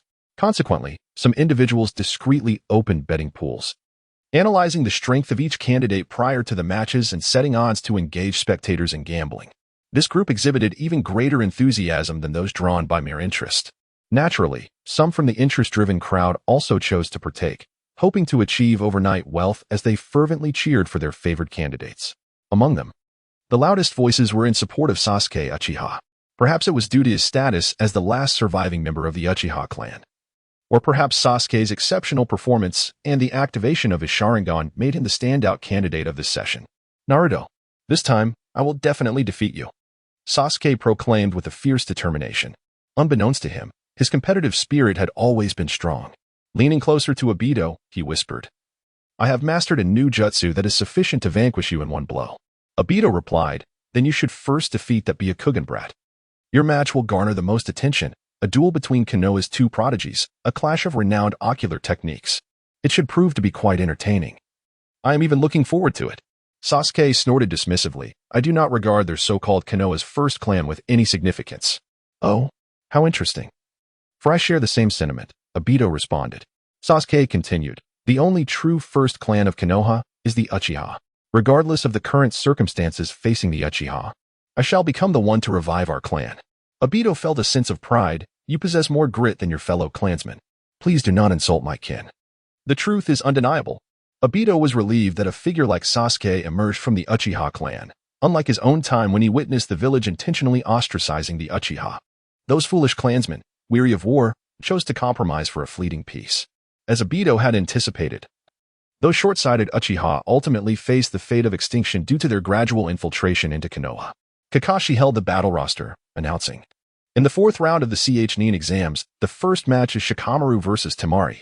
Other candidates, please return to the preparation area while the examiners remain here to prepare for combat. Obito and Sasuke exited the arena, traversing the corridor to the middle tier of the audience to watch the ensuing matches. At the highest tier of the audience, a VIP area was set up, occupied not by the daimyo or any ministers, but by the leader of Konoha, the third Hokage, Hiruzen Sarutobi. Beside him sat a man wearing a wind-themed hat, his face obscured. With a fierce glare, he was none other than the leader of Sunagakure, the fourth Kazekage, Raza. It's been a while, why the disguise? Hiruzen inquired. Raza coughed. I haven't been feeling well lately. That sounds arduous. You should take good care of yourself. The matches can be reviewed through recordings. Raza shook his head. That won't do. Konoha is our ally. As long as I have breath, I will crawl over here. Hiruzen laughed heartily, yet his eyes betrayed a shrewdness. He understood that the man before him was not truly Raza. Just days ago, the patrolling moonlight breeze overheard a conspiracy between Kabuto and Maki atop the roofs of Konoha. Upon hearing the words destroy Konoha, he nearly lost control of his emotions, ready to confront them. Fortunately, his lover, Yuzuki Uyas, brought him late-night snacks and discovered the situation. To prevent him from acting impulsively, she discreetly reported the matter to the third Hokage. Upon learning of this, Hiruzen dispatched individuals to investigate secretly, tracing the clues. They not only uncovered Kabuto's identity as a spy, but also discovered the fourth Kazekage Raza dead in a sand pit at the border between the Land of Fire and the Land of Wind. The fourth Kazekage before him was undoubtedly an imposter, and Hiruzen was fully aware of who the impersonator was. After all, this individual had revealed himself during the second CH9 exams, Orochimaru. Numerous Umbu ninjas were covertly stationed around the arena. The reason for their inaction was due to the ongoing CH9 exams. To ensure the matches proceeded smoothly, Hiruzen held back, waiting for an opportunity to capture Orochimaru.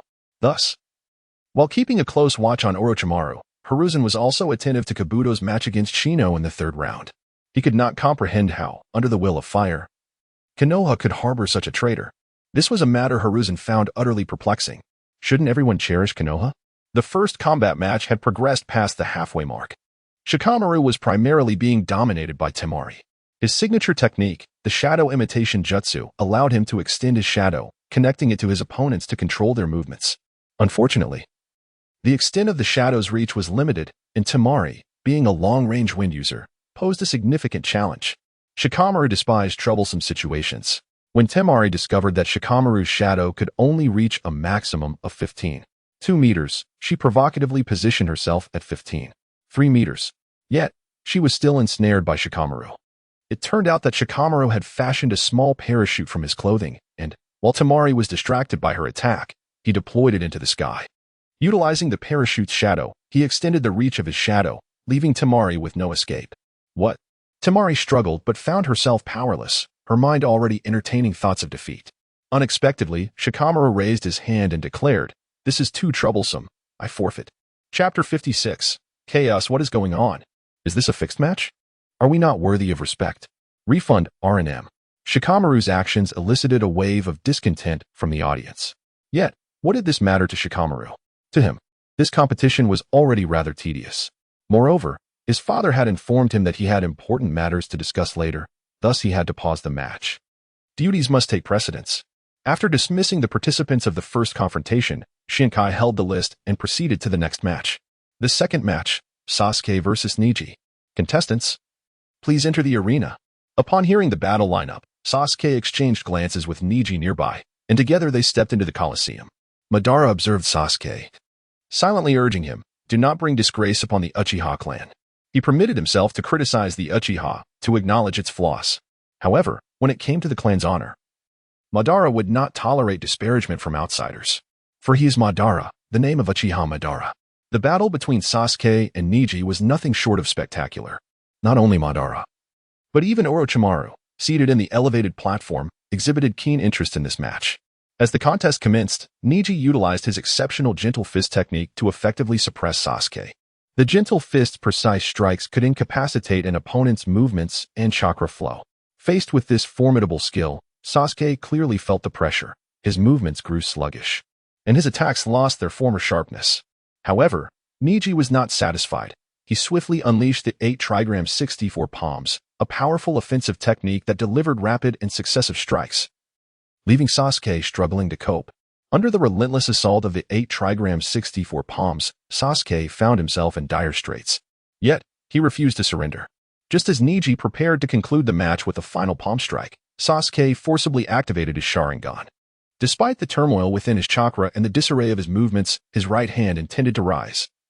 Yet his left foot moved instead. He quickly acclimated to the coordination of his body.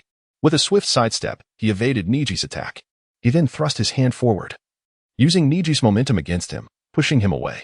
Originally intended for Naruto, the technique had to be employed here due to Neji's prowess. With a resounding shout, Sasuke declared, "Chidori." A tempest of azure lightning coalesced in the palm of his hand. In the stands, Kakashi and Might Guy, both observing their respective disciples, stood side by side. Guy remarked, "Kakashi, I did not expect you to teach Sasuke Chidori. It is evident that you hold that boy in high regard." Kakashi replied, "It was unavoidable. Sasuke's chakra aligns with my attributes, making Chidori particularly suitable for him." Guy responded, "Favoritism is favoritism. I have heard that during the month of recovery, you secretly trained Sasuke, while Naruto and Sakura did not receive such treatment." Kakashi shook his head. "Sakura is simply not suited for combat, but Naruto, that boy is beyond my teachings." Guy inquired, "What is wrong with that boy?" Kakashi recalled the last time he witnessed Madara perform the Rasengan Shuriken, a feat that even the 4th Hokage, Minato Namikaze, had failed to achieve. A piercing bird call reverberated throughout the arena. Even Neji, who had maintained the upper hand, was momentarily taken aback by the surge of power. Ultimately, a flash descended. Neji attempted to counter, but the brilliance outshone him, leading to his defeat. Shinkai announced, "In the second confrontation, Uchiha Sasuke emerges victorious." He continued, "Next, it was supposed to be the turn of Shino versus Kabuto."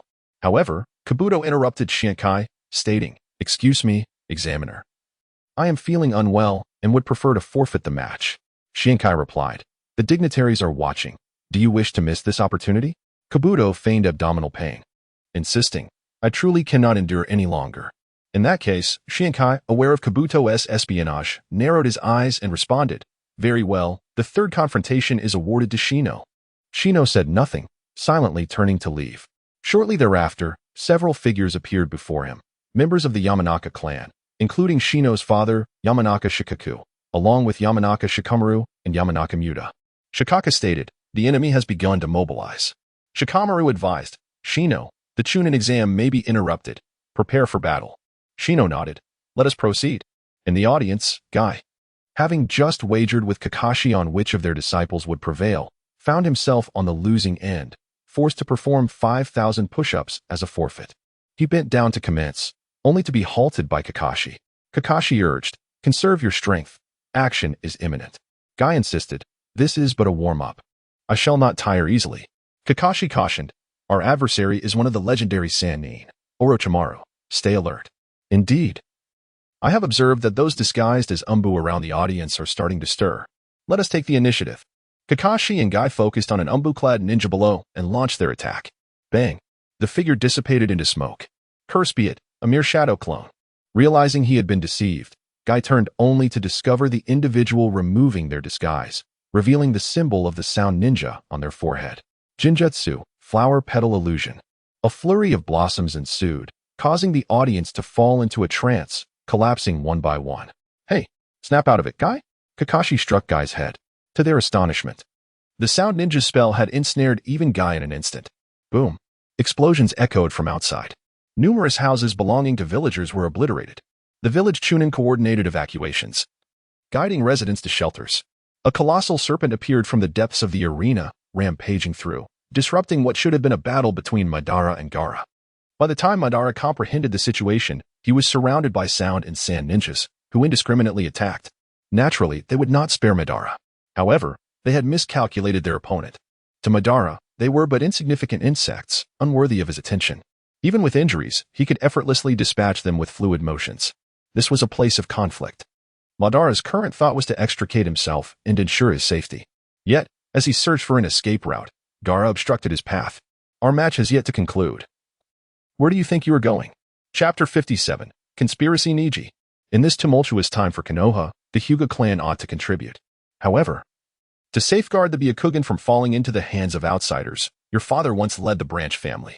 As his son, I implore you to inherit his position and fight on behalf of the Hyuga clan. In the lounge, Niji had yet to recover from the anguish of his defeat when the clan leader, Hayashi Hyuga, entered, followed closely by the branch family's elite warriors. Hayashi remarked, "Niji, I hold you in high regard. I hope you do not disappoint me." With that, he turned and departed, leaving behind a group of warriors and a conflicted Niji, who clenched his fists and gritted his teeth. "My father died for you. Must I meet the same fate?" The air was thick with smoke throughout Konoha. In the spectators' stands, the crowd fled in a frenzy. In a special box emblazoned with the emblem of flames, a man clad in samurai attire hurried forward. Seated in a chair large enough for one to recline comfortably was the rotund feudal lord of the Land of Fire, attended by several maids. The feudal lord noticed the samurai's abrupt entrance without a formal request but refrained from expressing anger. "Has it begun?" he inquired. "Yes," the samurai replied. "Konoha is now engulfed in total war." The feudal lord took a cherry from a maid's hand, savoring it while also playfully nibbling at her delicate fingers, causing her cheeks to flush with embarrassment. "That old fool, Danzo, dares to shout at me. Most of Konoha's expenditures are funded by me. What gives him the right?" The samurai respectfully replied, "He seems to lack awareness of his station. Danzo has held the position of Hokage long enough. It is time for a change." The feudal lord declared, "Do you think Danzo is suitable?" The feudal lord continued to indulge himself, his hands exploring the maid's form. "Who becomes Hokage is of little consequence. What matters is that they are obedient. Their invasion of Konoha will be financed entirely by you," the samurai stated. "Investing a small sum for a significant outcome is worthwhile, especially if it ensures that Konoha ultimately falls under my control," the feudal lord replied. He peered through the curtain at the confrontation between Madara and Gaara, recalling the earlier altercation upon his entry into the village. In a fit of rage, he pushed the maid away and commanded the samurai, "Go inform Danzo that once we remove Danzo from power, I will take care of that child." "Yes." The samurai, loyal to his master, turned and departed. Navigating a spiraling corridor, the samurai arrived at the arena's lower level. Outside, the chaos of battle raged, punctuated by the sounds of explosions. In a concealed corner, Danzo observed Madara. "Danzo, The feudal lord has instructed that the child be handed over to him after the coup, the samurai relayed. Hearing the commanding tone, Danzo did not respond immediately but furrowed his brow, fixated on the unfolding conflict. He witnessed Madara deliver a powerful kick to Gaara, which was thwarted by a cloud of sand. Curious, Danzo noted Madara's apparent reluctance to engage physically, despite his evident lack of proficiency with his legs. Hey, Danzo, did you hear that? That was the feudal lord's command. The samurai insisted. And what of it? Danzo replied, still facing away. I have never regarded the feudal lord as a matter of consequence. My appeal to him was merely for his financial support. After all, you know that war is fought with economics. The samurai was taken aback by Danzo's duplicity, realizing he spoke one way, yet acted another. Old fool, the feudal lord has treated you well and even offered you the position of Hokage. How could you be so ungrateful? If that's the case, then you shall meet your end. The samurai raised his blade, infused with chakra, and lunged at Danzo. In an instant, the blade glimmered, followed by a gasp of pain. However, the gas did not belong to Danzo but to the samurai captain himself, whose head soon rolled from his shoulders, severed by one of Danzo's own hidden guards, Yamanaka F. Following closely was the shrouded figure of Narashikaku. Lord Danzo, the war has commenced, and the advantage lies with Orochimaru. Yamanaka F. added, if Orochimaru turns against us, seizing the opportunity to capture Konoha, then not only will you lose the position of Hokage, but you may also. He hesitated, unable to finish the thought. Die? Orochimaru lacks the courage for such a betrayal. To ensure the success of this plan, I have placed a curse seal on his heart. Should he entertain any treacherous thoughts, I can swiftly take his life. Danzo was meticulous in his operations and had certainly accounted for the possibility of Orochimaru's defection. The position of Hokage was his to claim. As for Madara, Danzo would never relinquish him to anyone. The Jinchuriki had always been a source of power for the shinobi villages. Should Konoha lose the might of the tailed beasts, its strength would be significantly diminished. Thus, for the long-term prosperity of Konoha, Danzo must maintain firm control over the Nine Tails. The feudal lord was merely a means to finance his ambitions. More and more ninja poured into Konoha. On the high platform, Orochimaru, disguised as the fourth Kazekage, revealed his true identity. Naturally, Hiruzen Sarutobi was not taken by surprise. Ever since Orochimaru made his appearance in the Forest of Death, Konoha had been vigilant. Additionally, with Shikamaru eavesdropping on the conversation between the Sand Villages Maki and Kabuto, the plan for Orochimaru's invasion had been largely uncovered. However, Hiruzen's understood that Orochimaru alone could not breach Konoha's defenses and launch a full-scale invasion unless he had an inside collaborator. Yet, the villagers of Konoha cherished their home and would never tolerate outsiders wreaking havoc. Who exactly allowed you into the village? Hiruzen's demanded. Orochimaru grinned. That person. You should be able to guess. After a moment of hesitation, Hiruzen's asked, are you referring to Danzo? Orochimaru's smile broadened. Ah, Sensei Sarutobi, you are as naive as ever. Why do you not dispose of someone who consistently opposes you instead of keeping him close? Hiruzen's found it difficult to believe. While Danzo often acted against him, his loyalty to Konoha was genuine. Indeed, one could argue he desired the village's welfare more than anyone else. Now, this very individual, in pursuit of the Hokage position, had resorted to actions that threatened Konoha's integrity, a reality that left Hiruzen's momentarily bewildered. Chapter 58. What is Hokage? Niji. Shall we rebel? Indeed, let's just rebel. What nonsense is this main house, treating our branch family as what? They only care about enjoying the finest things, while we handle all the sweat and blood. Niji remained silent, seated on the medical bed, gazing out the window at the three giant serpents advancing with overwhelming force, devouring the villagers of Konoha, their forked tongues hissing. Niji rose from the bed. In the distance lay the rear mountain of Konoha, the place where the Hokage rock was carved. Niji's thoughts drifted back to the days when his father was still alive. His father, Hayashi Hizashi, was the twin brother of Hayashi. Whenever Niji saw his uncle Hayashi, he would always think of his father. However, despite their similar appearances, their personalities differed greatly. Hayashi was always taciturn, never smiling, naturally inspiring a sense of awe. Hizashi, on the other hand, often wore a gentle smile. Back then, Niji would sit on Hizashi's shoulders, pointing at the Hokage rock and asking, Father, who are those people up there? Niji was very young, clinging tightly to Hizashi's forehead, afraid of falling. But Hizashi would never let Niji fall from his shoulders, holding Niji's thighs firmly, ensuring he was steady even in strong winds. Hizashi said, Those are the Hokage of our Konoha village, the leaders of our village, protecting us from foreign enemies. Niji asked, are the Hokage that powerful? Hizashi smiled and said, it's not a matter of the Hokage being powerful or not. As long as someone is wholeheartedly dedicated to protecting the village and willing to give everything for it, they have a chance to become Hokage. Niji, only partially understanding, said, then father is also a Hokage, because you love the village more than anyone else. Last time, someone said the village was bad and not as good as other villages. Father even argued with them and almost got into a fight. Haha. Hizashi laughed heartily. I didn't expect you to remember that. Yes, my dream was once to become Hokage. But unfortunately, my abilities are limited. So, I can only do my best to protect the village. At this point, Hizashi stopped walking. Niji, if someone were destroying Konoha, what choice would you make? Time flew by. Niji once again pondered this question. Back then, the young and naive Niji had answered without thinking, of course. I would protect Konoha. And this time, Niji's answer remained the same. The conflict between the main and branch families could be addressed later. Konoha must be protected by us, the branch family, because it is not only our responsibility but also the dream that father has always upheld.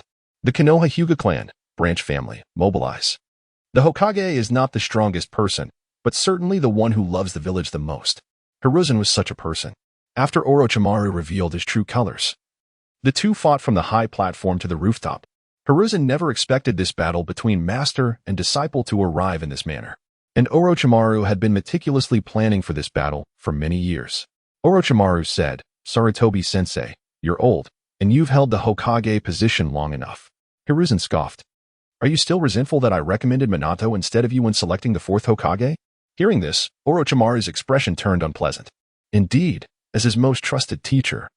Even though he had performed well enough, perfectly enough, and was undeniably the strongest among the Hokage candidates, his teacher had not paid attention to him at all, never even considering him for the next Hokage. Orochimaru said, yes, I resent you, but I resent you for more than just that.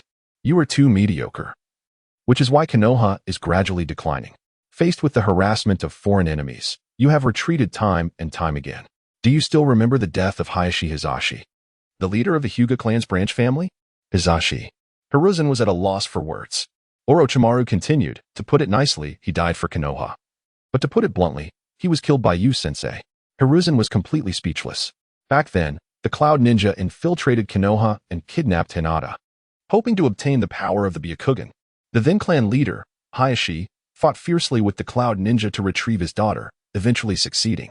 This battle indirectly led to the deterioration of relations between Konoha and the Cloud. The higher-ups in Konoha, considering that the village had just experienced the Third Shinobi World War and needed to recuperate, sent people to negotiate with the Cloud to avoid war. The final result was, as long as Konoha handed over Heihachi's body, the Cloud would abandon their war plans. In the end, to protect Konoha and the life of Heihachi. Heihachi's twin brother, Hizashi, chose to die in his brother's place, thus ending a war that could have broken out at any moment. Orochimaru watched Hiruzen's pained expression, enjoying seeing him like this. Orochimaru said, if I were the Hokage back then, I would never have compromised. The Cloud? Hey. Now, the sand is under my command. I don't even care about the Cloud. Hiruzen could no longer make a decision about the rights and wrongs of the past, no matter how much he regretted it now. It was useless. However, Orochimaru did not intend to let Hiruzen off so easily, continuing. It seems that you also turned a blind eye to the Uchiha clan's extermination back then, didn't you? Enough. Hiruzen trembled all over. Don't say any more.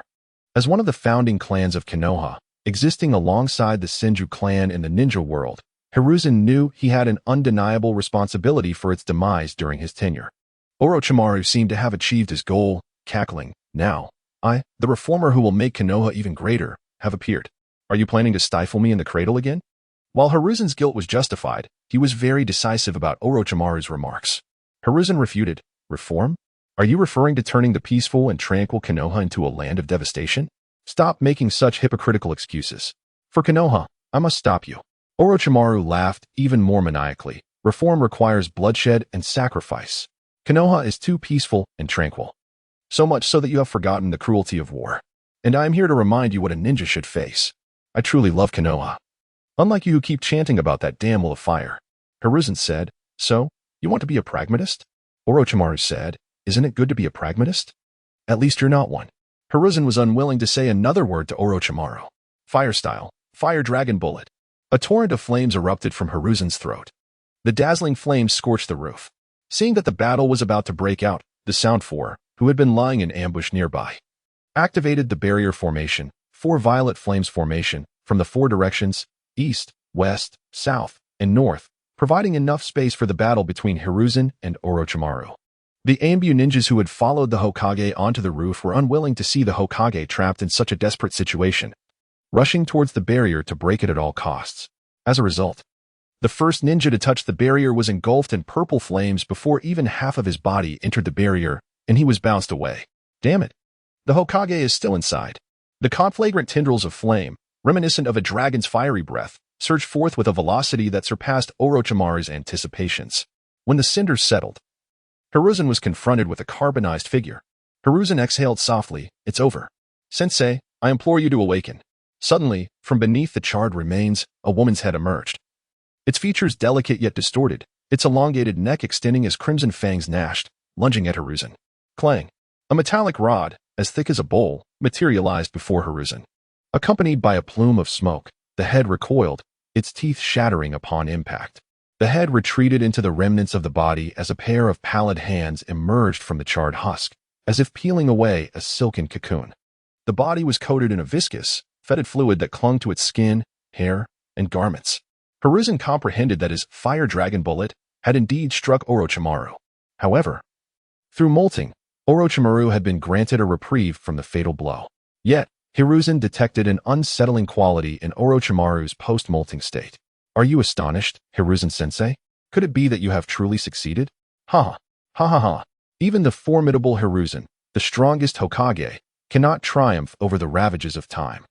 Having shed his skin and been reborn, Orochimaru now sported an unfamiliar visage, a woman's face, round and unsettlingly beautiful. Hiruzen was acutely aware of the circumstances that had led to Orochimaru's transformation. For years, Orochimaru had relentlessly pursued immortality through human experimentation. Everything that exists is destined to end. And no one can escape this conclusion. If someone wants to break this conclusion, they will definitely pay an inhuman price. A being resembling a person, yet not truly human. Merely a monster cloaked in human skin. Such was Orochimaru's state. He had devoted his life to developing the forbidden art of immortality technique, a method of achieving corporeal immortality by seizing the bodies of others. However, this seemingly advantageous technique was not without its perils. If one's spiritual strength failed to subdue the host during the possession, there was a risk of succumbing to the host's will. A case of biting off more than one could chew. Even if the possession succeeded, this method of borrowing life was ultimately unsustainable. Every 3 years, the borrowed body would wither, necessitating the acquisition of a new vessel and another perilous ordeal. I should never have allowed you to leave. Regret often follows experience. Ninja art, shuriken barrage, hidden shadow snake hands. As they exchanged words, their hands were far from idle. Hiruzen employed his ninjutsu to dislodge roof tiles, launching them at Orochimaru. Orochimaru, in turn, evaded the tiles with a leap, opened his maw, and unleashed a serpentine creature that sank its fangs into Hiruzen's neck. Such feeble attacks. The ravages of age have taken their toll, haven't they, Hiruzen-sensei? Orochimaru taunted, believing he had gained the upper hand. However, the Hiruzen he had bitten dissolved into a mass of earth and matter, collapsing into a muddy heap. By the time Orochimaru realized he had been sparring with an earth clone, Hiruzen emerged from the flank, bellowing, earth-style, earth flow river. Instantly, the roof tiles beneath Orochimaru's feet transformed into flowing mud. The mud accumulated, forming a surging river that swept Orochimaru away. As Orochimaru struggled to maintain his footing, Hiruzen executed a series of swift hand seals.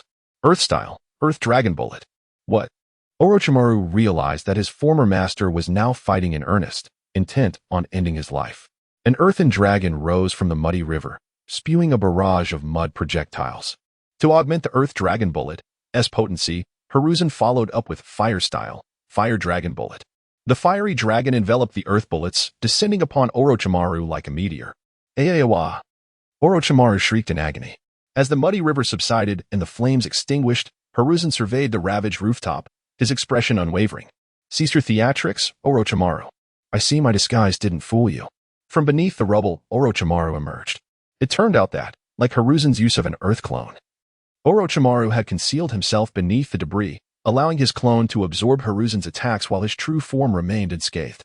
A battle between masters is not merely a clash of strength but a contest of intellect and cunning.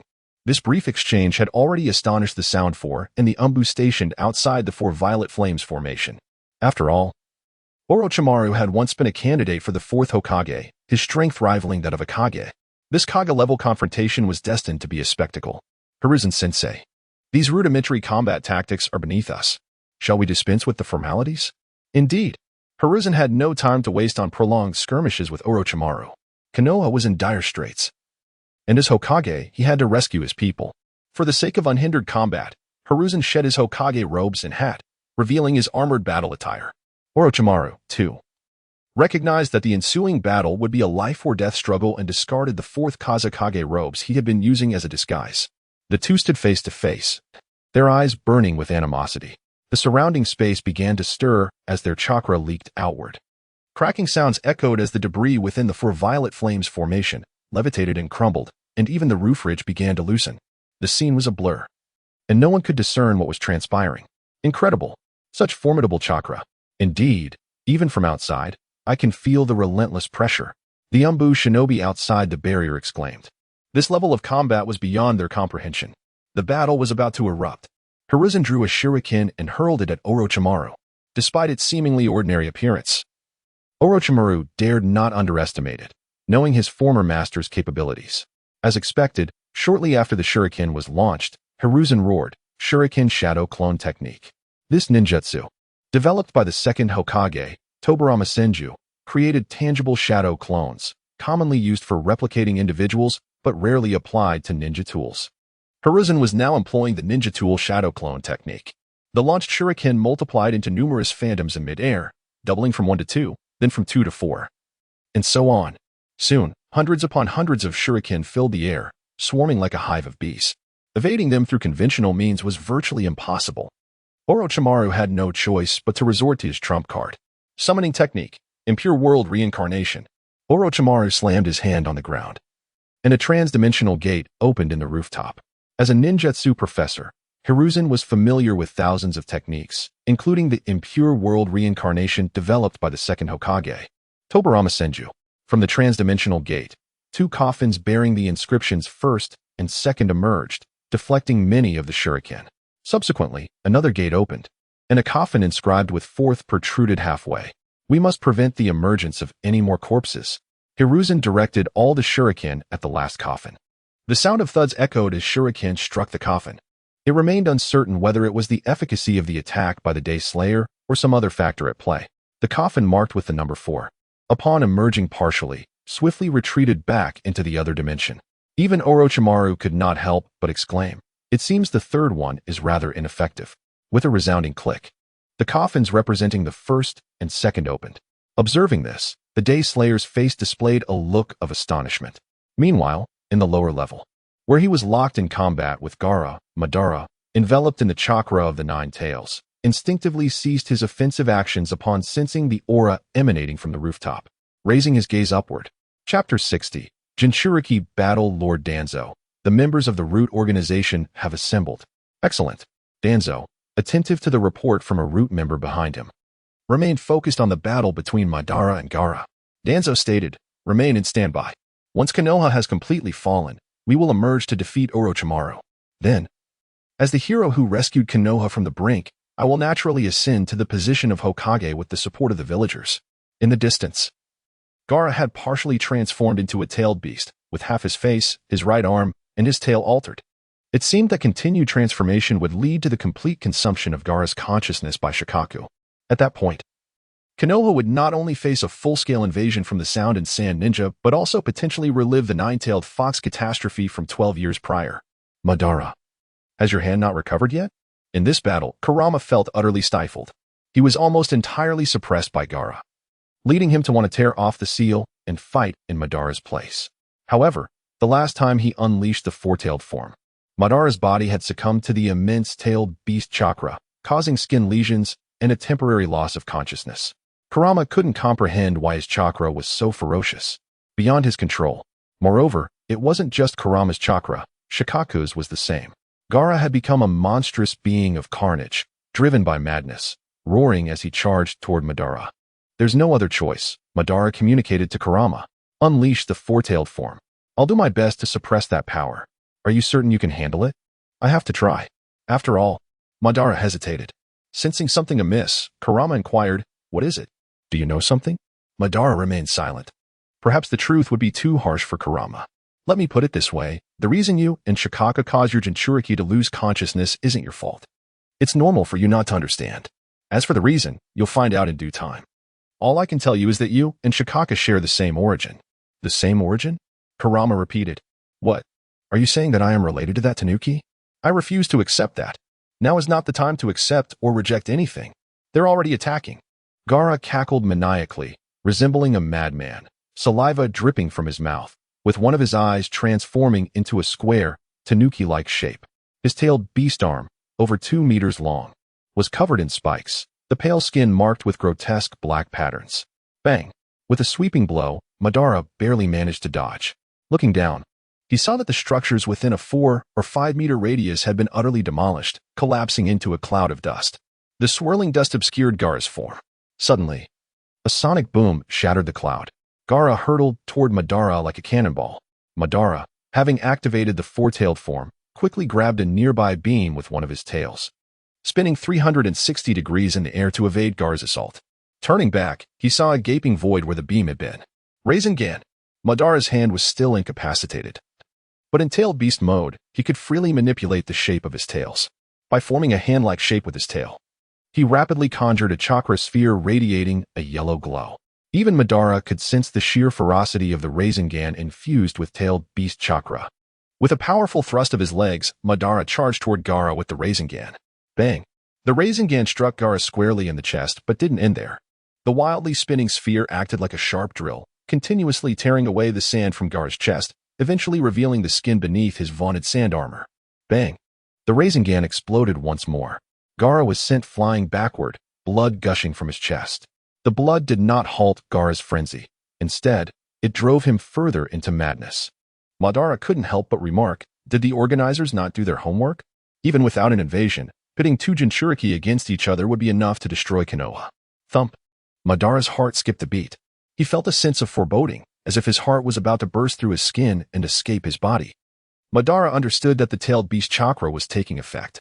It wouldn't be long before his consciousness was consumed by it. I can't let that happen. Madara forcefully suppressed the encroaching power, resisting the invasion of his consciousness. He gazed at the open coffin on the rooftop. Who was using the impure world reincarnation? Madara yearned to investigate, particularly the person within the coffin. He felt a sense of familiarity, a feeling of having met them before. Do you have time to be looking elsewhere? That brat's legs and feet have already transformed. Kurama, noticing Madara's distraction, urgently reminded him, regaining his focus. Madara saw that Gaara had adjusted his stance. The chest wound inflicted by the Rasengan had been refilled with sand. Aside from the half-tailed beast face, he genuinely resembled a miniature-tailed beast. Unleash the 5-tailed form. What? Are you trying to kill yourself? Kurama rebuked Madara. The 4-tailed form had already left Madara bloodied and bruised. The 5-tailed form would undoubtedly cost Madara half his life, if not his entire existence. I have no choice. I want to end this battle quickly. Following Madara's gaze, Kurama also noticed the commotion on the rooftop. A familiar figure came into view.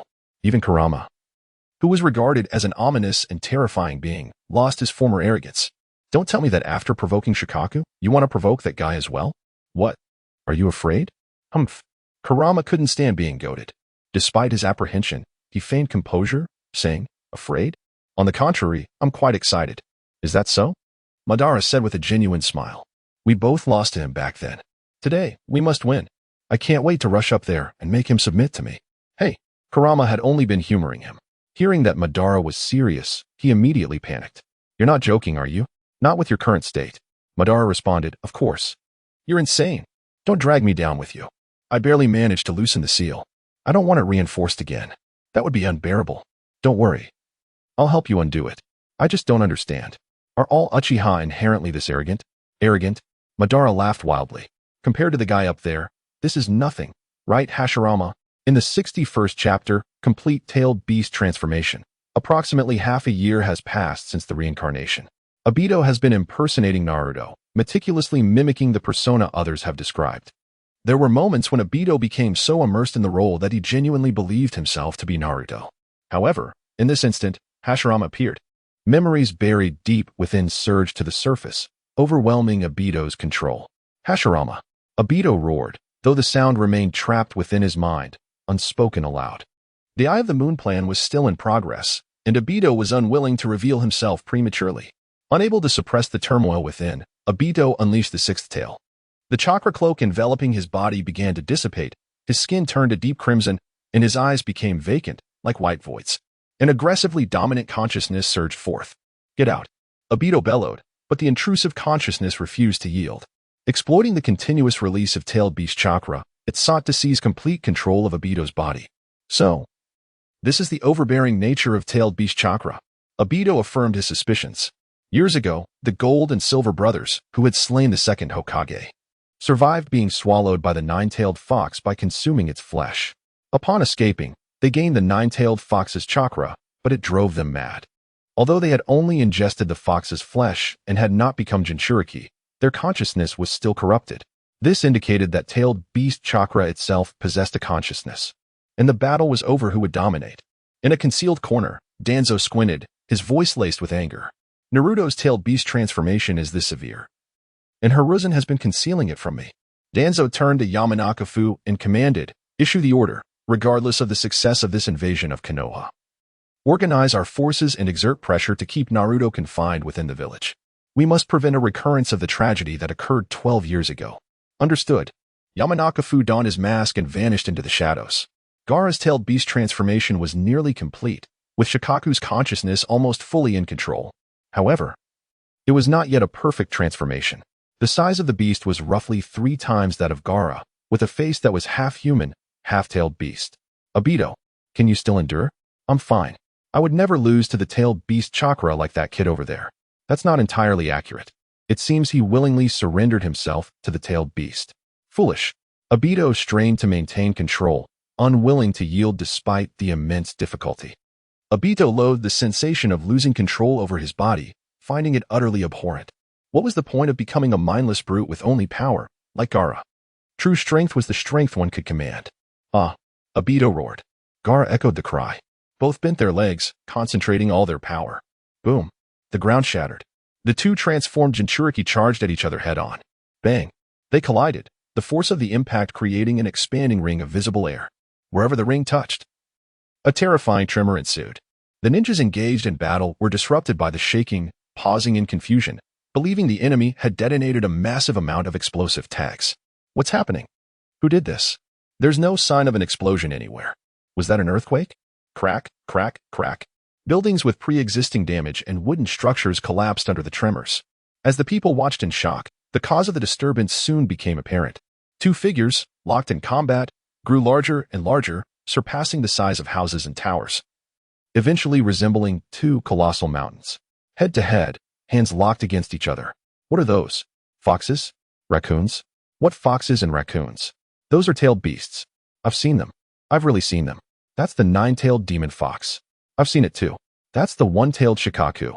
Those who recognized the 9-tailed fox and the 1-tailed Shikaku were ninjas from Konoha and Suna, respectively.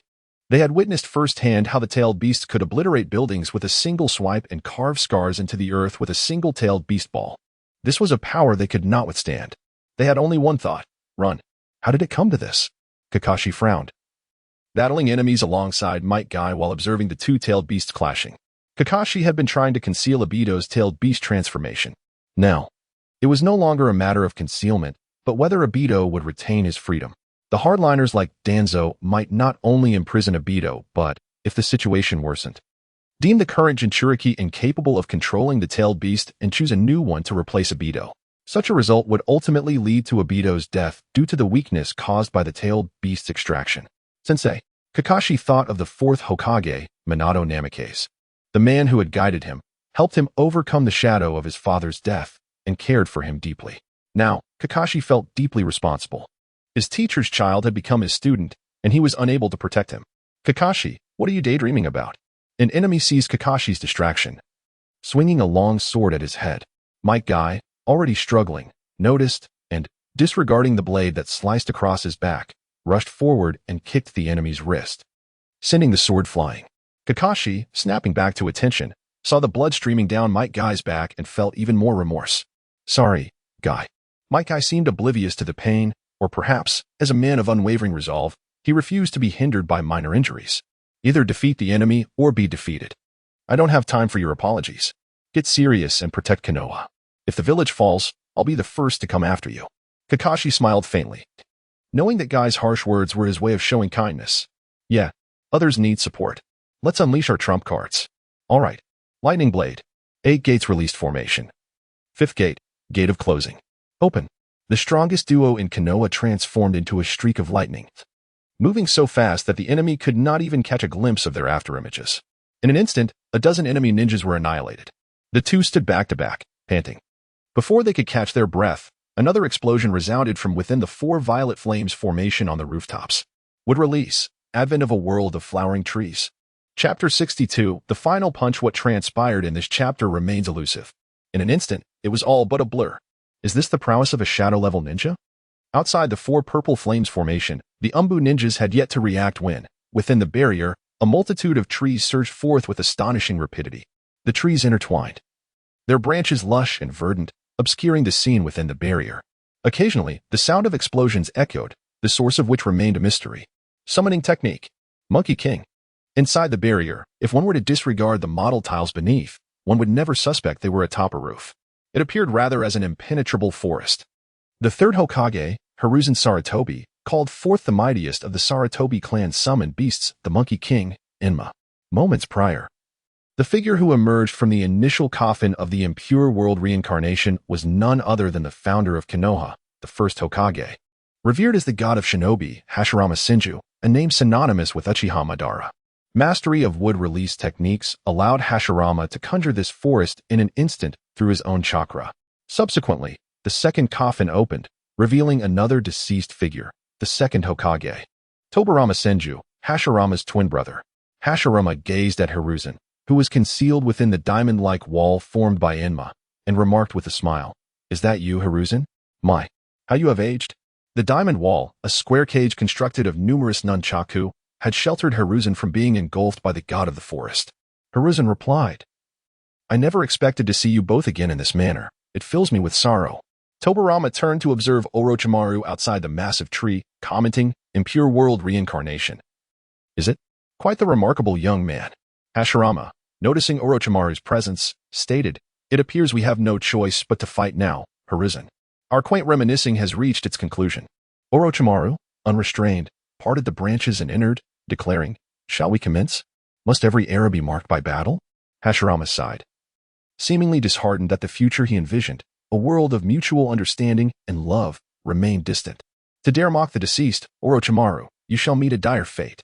Hiruzen commanded Enma to revert to his monkey form, glaring fiercely at Orochimaru. Orochimaru laughed heartily. "Can you fathom the satisfaction and joy derived from inflicting harm on a former mentor? This is a special gift for you, Sensei Sarutobi. Savor it." As Orochimaru's words faded, a tremor resonated from beyond the forest. In shock, Hashirama and Tobirama lunged toward Hiruzen to launch an attack. What was that commotion? Hiruzen pondered. It did not resemble ordinary explosions. Rather, it sounded like colossal entities colliding with one another, obscured by the trees. Hiruzen remained unaware that 2-tailed beasts were engaged in fierce combat beside their building. "Damn it.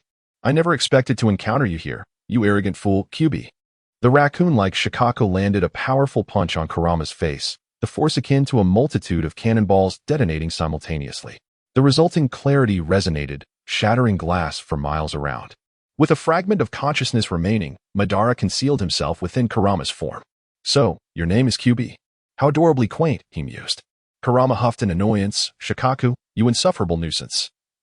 You've utterly tarnished my image." Madara questioned the need for an image from a mere little fox, especially one that had ever maintained such before him.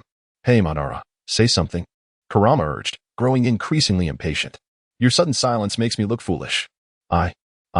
Madara's eyes fluttered. "I'm merely a bit fatigued. It's quite evident that your human bodies are exceedingly fragile." Kurama had no time for such trivialities. Shikaku's previous blow had left his jaw aching, as if dislocated. After ensuring his jaw was intact, Kurama retaliated with a claw that tore across Shikaku's face. "You foul raccoon. You make it seem as though I have any affection for you." Shikaku, clutching his sand-drenched face, whimpered in frustration. You audacious fox! How dare you scratch my face? I shall do more than scratch. I intend to dismember you. Then I shall dismantle you into 9 pieces. Haha.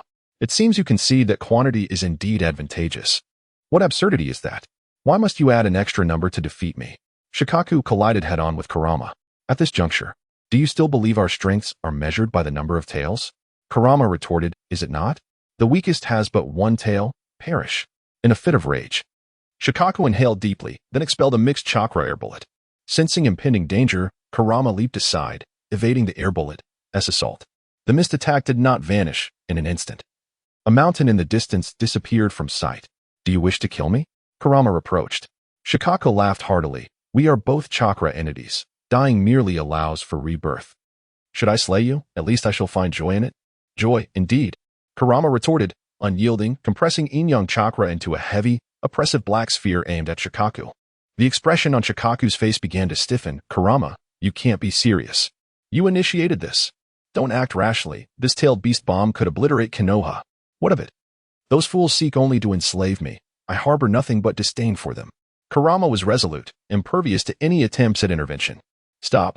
Except for Madara, who, striving to maintain consciousness, recognized Kurama's reckless intent and rushed to intervene. Upon hearing this command, Kurama swallowed the prepared tailed beast bomb, allowing it to detonate within his mouth. Kurama's cheeks puffed, producing a muted explosion, followed shortly by wisps of smoke escaping from the corners of his mouth. Haha, you truly are obedient, you dead fox. Shikaku continued to taunt Kurama. Unexpectedly, Madara surged forth from Kurama's body and landed atop Shikaku. With a resounding thud, Madara delivered a punch that sent Shikaku's head and half of Gaara's body, who had been awakened from slumber, into disarray. In an instant, Shikaku's form disintegrated into a cloud of sand, burying the structures beneath. Without a place to land, Madara and Gaara tumbled down. Fortunately, Kurama caught Madara, sparing him from disaster. However, Gaara, encased in his sand armor, fell to the ground, the armor shattering upon impact, leaving his exhausted body unable to move, save for a flicker of consciousness remaining. Kyubi, take me to the rooftop. Chapter 63, Defection. Madara, how did you know how to disrupt that brat's tailed beast mode? Kurama inquired, astonished by Madara's recent actions. The one-tailed Shikaku is unique. It vies for control of the body with its Jinchuriki, based on whether the Jinchuriki is asleep. That's why Gaara's eyes are as dark as a panda's. It's all due to sleepless nights. Is it not reasonable that I possess extensive knowledge? Madara retorted, evading Kurama's question directly. Instead, he gestured towards the rooftop, saying, transport me up there. Kurama was taken aback. Do you genuinely intend to confront that man in your current state? Kurama gazed at the dense canopy above, sensing the oppressive aura even without seeing Hashirama himself. As one of the 2 individuals who had once perfectly controlled him, Hashirama's would release surpassed even Madara's. Kurama knew that man could have effortlessly annihilated the world if he had desired. Fortunately, he yearned for love, a boon for the ninja world. You've become rather loquacious lately, Madara remarked as the tailed beast mode gradually receded from his body. Understanding that Madara's decisions were not easily swayed, Kurama remained silent. Are you capable of movement? Barely. My hands are still immobile. Who told you to develop such a perilous ninjutsu? But don't you find the Raisin Shuriken aesthetically pleasing? Kurama chose not to argue further with Madara. Persuading others might be possible, but Madara? Unthinkable. Kurama grasped Madara as if he were an insect, gently lifting him to the rooftop.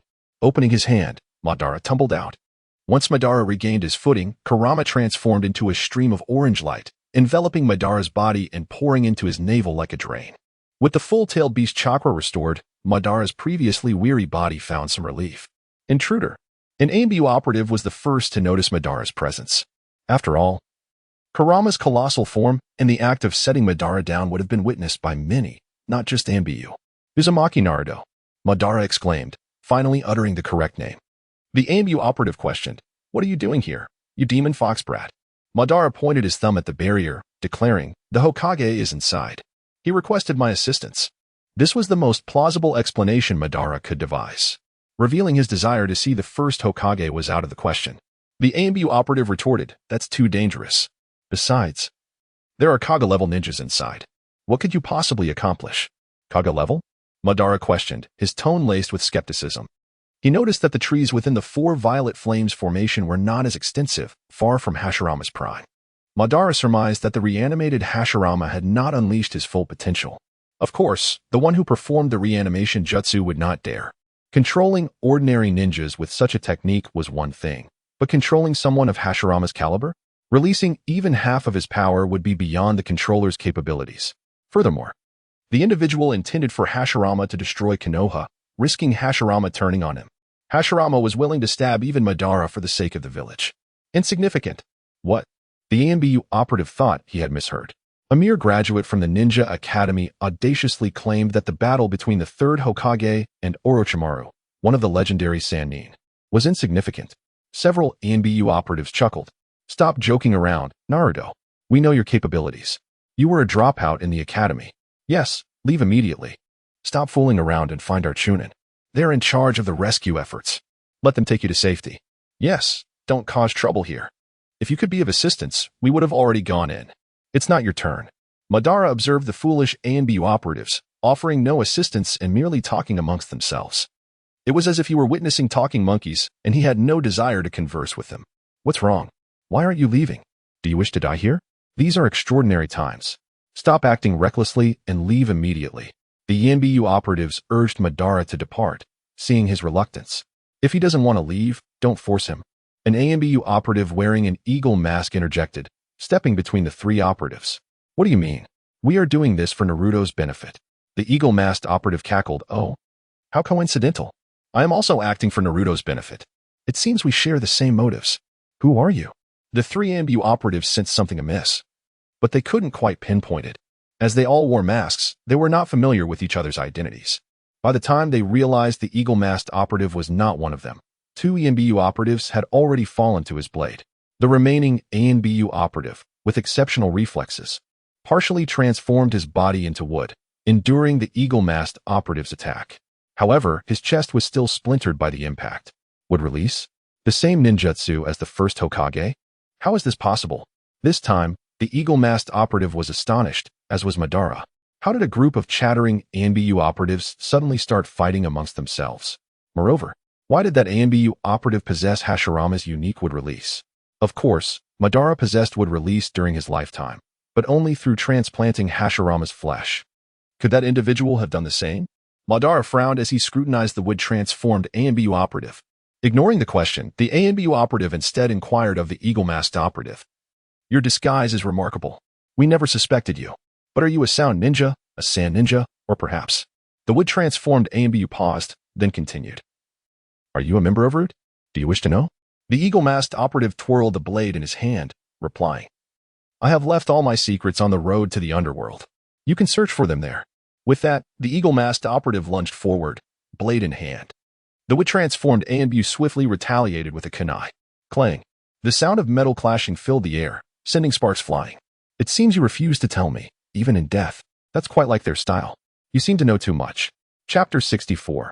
Dispelling the barrier. Madara observed the two Umbu shinobi locked in fierce combat.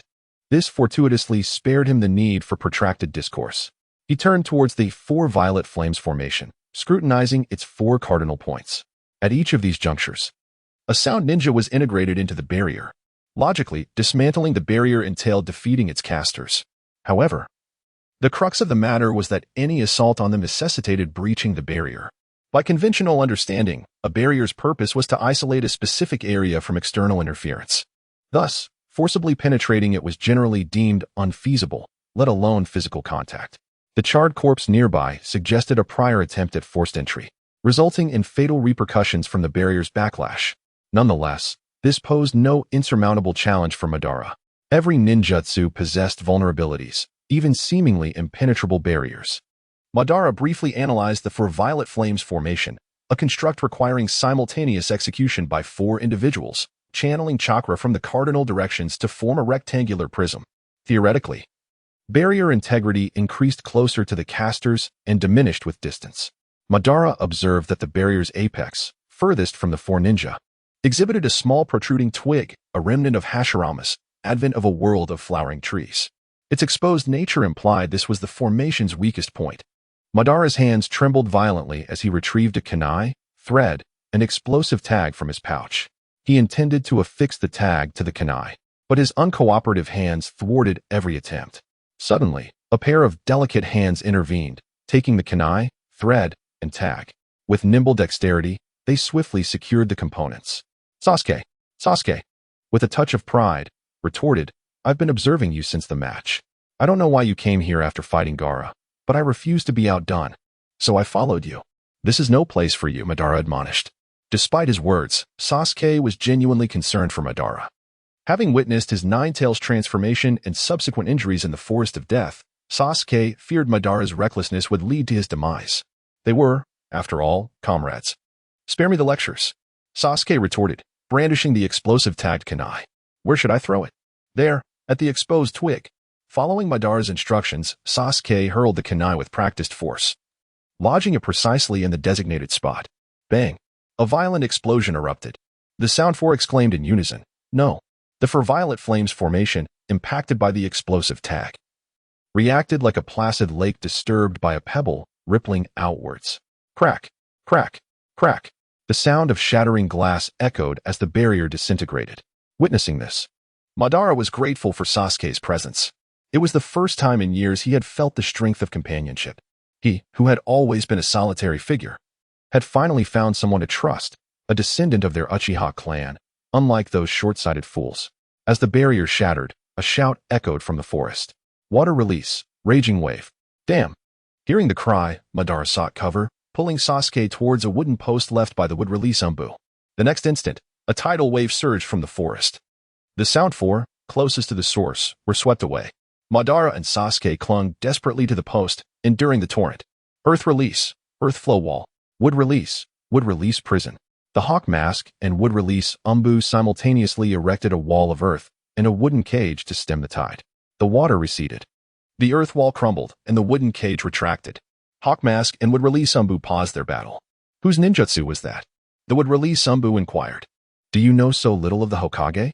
Hawk mask replied. That was the second Hokage's technique. The ninja Lord Danzo respects most. Danzo? The wood release umbu seized upon the name. Sensing his slip, Hawk Mask retreated to the rooftops to avoid suspicion. So, Danzo is involved. The wood release umbu pursued him. Madara and Sasuke watched, bewildered. Their limited knowledge as Jinin left them in the dark. They were ignorant of the reasons for the attack on Konoha, the Sound and Sand's involvement, and the identity of Danzo. Madara, hearing the coded exchange between the masked ninja, was clueless. He remained unaware that their discussion concerned him. Hawk Mask, acting on Danzo's orders, had infiltrated the umbu ranks, seeking an opportunity to capture Madara and imprison him. Danzo, a notorious hardliner, preferred preemptive action to negotiating over Madara's volatile-tailed beast chakra. He would rather act first and seek forgiveness later, regardless of the Konoha elders' approval. Naruto, what do you intend to do now? Sasuke inquired. Sasuke was unsure of Madara's thoughts, and Madara himself was uncertain. His presence here was prompted by Hashirama's appearance. Perhaps now was not the opportune moment for a meeting, but Madara still desired to see him, the man he had once considered a brother, a cherished friend, who had betrayed him for the sake of the village, inflicting a wound deeper than any betrayal by his clan. I intend to enter. What can you accomplish by entering? Indeed, nothing, but I still wish to see his face. Whose face? Chapter 65. A meeting. Hey, you still haven't told me who we're meeting? Naruto inquired. Sure. Just follow me, Madara urged. Navigating through the twisted branches, Madara crouched low, noticing Sasuke still propped up on his head, and promptly pressed him down. Truly reckless. Even if you're unaware of the situation inside, at least possess some basic awareness of danger. You're typically sharp, Sasuke, yet when you're with me, you often act foolishly like a little brother. Madara parted the grass with great care, creating only a small opening in the foliage. Orochimaru, Sasuke exclaimed, realizing their predicament and struggling to contain his voice, which drew the attention of Orochimaru, who was spectating nearby. Orochimaru turned his head with a grin directed at the thicket, clearly having sensed Madara's presence. However, he quickly returned his gaze, his interest not lying in this encounter. Whatever transpired in the forest could not possibly rival the spectacular battle between the third Hokage and the first and second Hokages. Naruto, you're worried about the third Hokage, aren't you? What do you mean? Madara asked, puzzled. Sasuke replied, the way he takes care of you is well known throughout Konoha. Madara acknowledged with a nonchalant "oh," not particularly desiring anyone's care, as the third Hokage chose to act that way willingly, so he didn't dwell on it. You're being a bit too chatty, Madara remarked.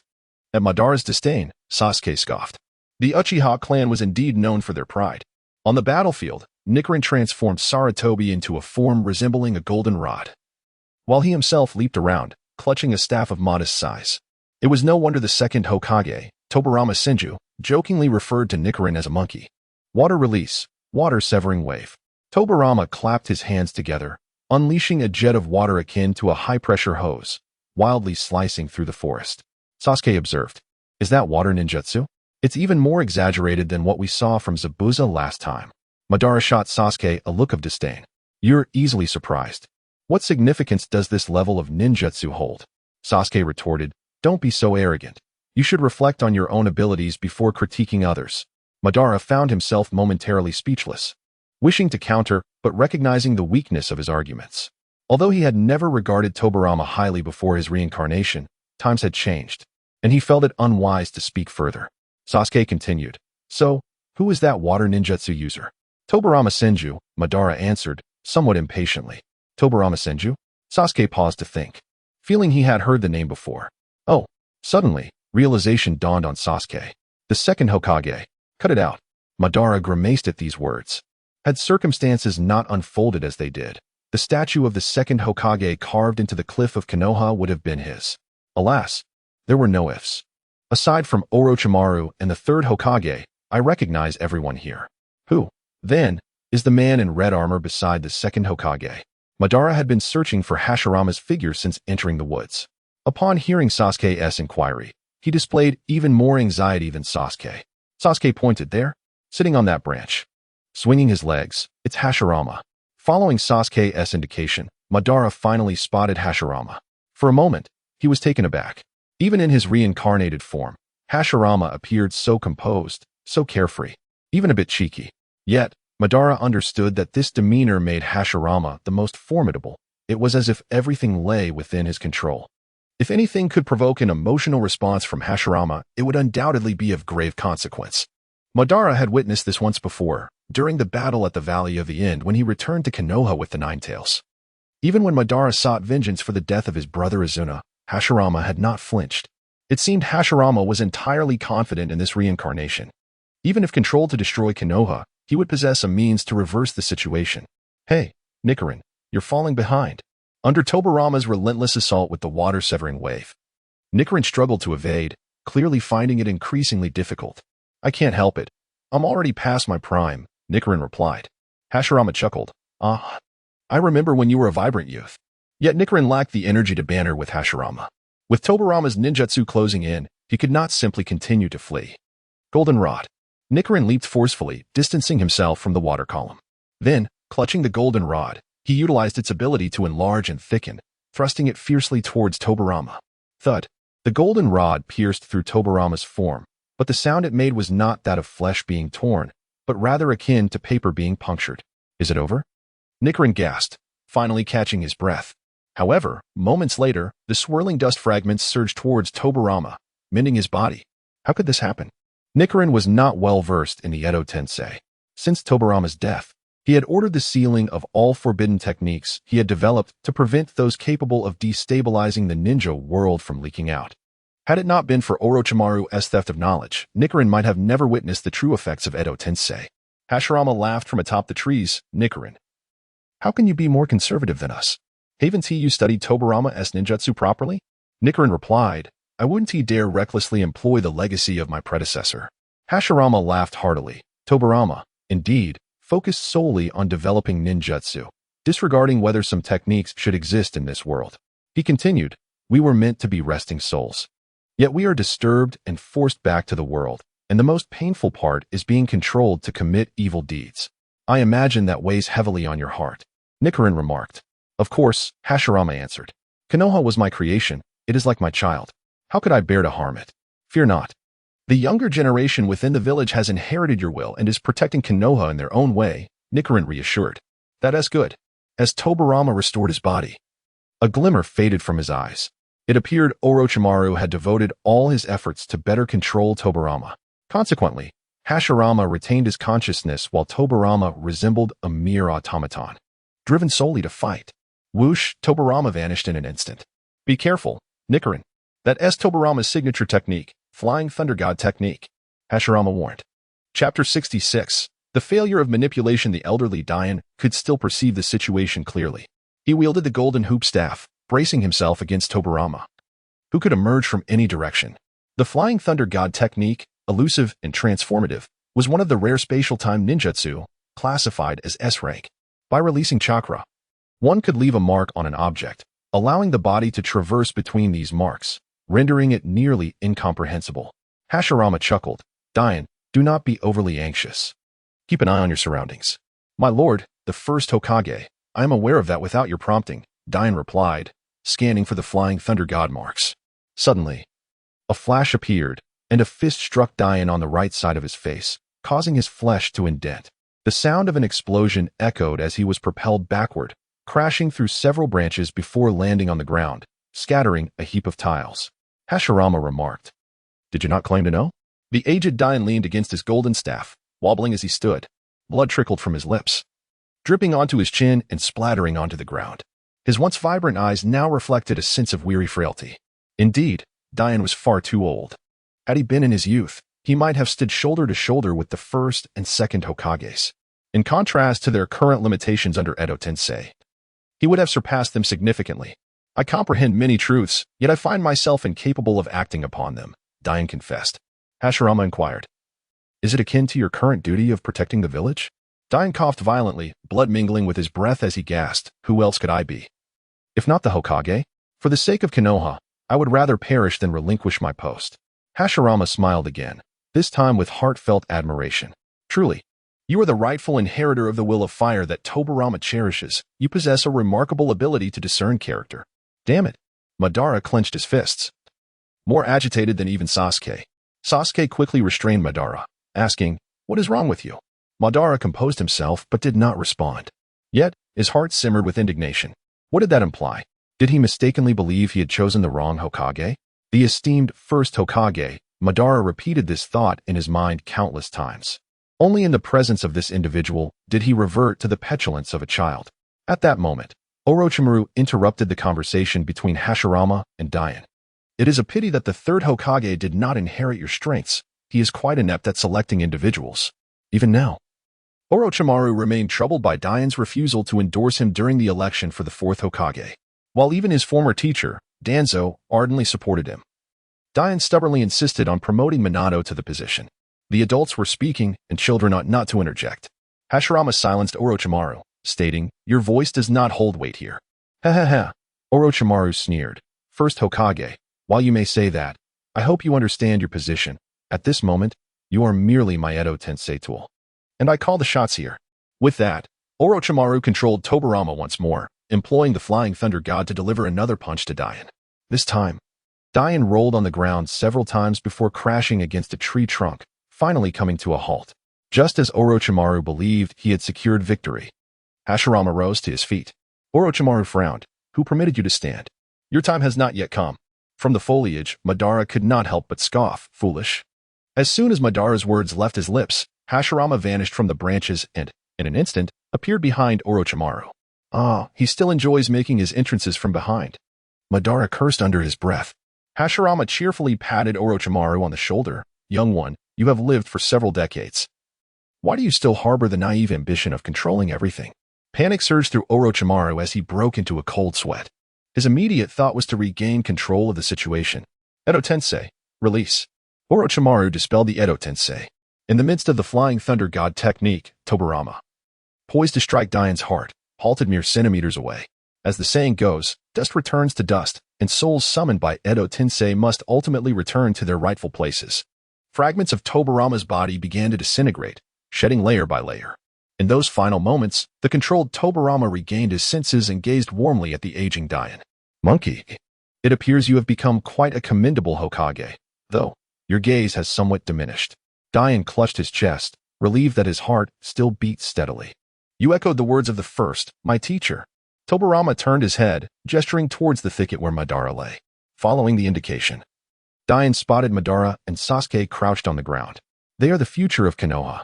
I hope you can see clearly. Do not fall prey to anyone's Flying Thunder God. As Tobarama's words faded, he vanished into the vastness of the world. Teacher, Dayan seemed to grasp something profound. In the past, his failure to recognize potential and guide correctly had led to the emergence of a monster like Orochimaru. Today, Orochimaru had returned to strike at him like a bolt of lightning. This was not only a calamity for Konoha, but also a personal catastrophe for Dayan. Having been discovered, Madara no longer concealed himself and stepped forward with Sasuke. "Old man, cease your struggles and take a rest." Sasuke pouted. "What? Do you wish to fight Orochimaru again?" Madara replied, "Last time, we did not reach a conclusion, and this time we must settle it. Moreover, this fellow is destroying my village. I cannot allow him to escape." Madara's words ignited Sasuke's passion. "What do you mean your village? It is our village. I wish to join. Cut it out." Madara shot an annoyed glance at Sasuke, thinking to himself, "This is my village." At that moment, Hashirama's form began to disintegrate behind Orochimaru. He looked at the small, round figure of Madara and smiled joyfully. "Little one, can I entrust the future of Konoha to you?" Madara, irritated by Hashirama's casual demeanor, replied, "With me, Konoha will surely have a future." "Such spirit," Hashirama praised. "In truth, I could have dispelled Edo Tensei and participated in the battle. However, we are relics of a bygone era. Excessive interference in the future may not yield favorable outcomes. Therefore, I hope that the future of Konoha will be safeguarded by you all." Madara retorted, "Get lost, get lost. Even in death, you still chatter too much." "Ha ha." Hashirama laughed heartily. "Conversing with you brings me joy. Seeing you is akin to seeing him." Madara inquired, "Who is he?" Madara contemplated that Hashirama had protected many people: his brother Tobirama, his wife Mito, his granddaughter Tsunade, and every individual in Konoha. Yet, he never once considered himself. Chapter 67. Cooperative Battle Band could hardly fathom that the man who had stabbed him would vanish into the ether, leaving behind an air of mystery. He grasped a fragment of what remained, but it swiftly crumbled in his palm, dissipating like fine sand after a gust of wind, irretrievably lost. "Ah, truly, I yearn to see him once more." This was the last sentiment left by Hashirama for Ban. In silence, Ban responded, "But we have already met." Leaves fell languidly, and the confrontation that had once seen him face 3 opponents now transformed into Orochimaru taking on the same number. Naturally, Ban was still averse to the idea of Nijan and Sasuke intervening. However, contemplating his own injured hands, he realized that confronting Orochimaru alone would only lead to his own downfall. While Ban was reckless, he was not foolish. He declared, "Since you both are intent on joining, let me make it clear. I shall take the lead in the assault, and you two will provide support." "What?" Nijan and Sasuke chorused in disbelief, particularly Nijan. After all, he was ostensibly the strongest among them. Despite being a hero in his twilight, he was still the Hokage of Konoha, a figure of external prestige. The idea of a Hokage being relegated to a supporting role for a junior was preposterous. Setting aside the absurdity of it, the mere thought of it spreading, Konoha's Hokage aiding a younger generation, would be a blow to his dignity. Yet for Ban, this arrangement promised a net gain. Having a Hokage as support was certainly advantageous. "Sasuke, use fire release to draw Orochimaru's attention. And you, old man, take the opportunity to strike him with your staff." The two remained momentarily stunned, pondering if this was truly the plan. Thus, an extraordinary alliance was forged. Nijan could hardly believe he would be fighting alongside the younger generation, and Sasuke was equally astonished at the prospect of collaborating with the Hokage. Fire release, Phoenix fire technique. Sasuke initiated the assault, unleashing a torrent of searing flames directed at Orochimaru. Orochimaru, upon witnessing this, couldn't he help but sneer, "The Sharingan I have long coveted, delivered to my doorstep." However, the flames posed no genuine threat to him. With a mere flick of his body, he could effortlessly evade them. Yet, Orochimaru underestimated the situation. As he dodged the flames, Nijan executed Ban's strategy, thrusting his staff forward, striking Orochimaru squarely in the abdomen. Orochimaru felt a sharp pain, his stomach protesting violently, and he retched, spewing acidic bile. "Damn it. 2 against 1. Nijan, you lack honor." Wind release, vacuum wave. Before he could finish his complaint, Ben leapt in, unleashing a barrage of wind blasts.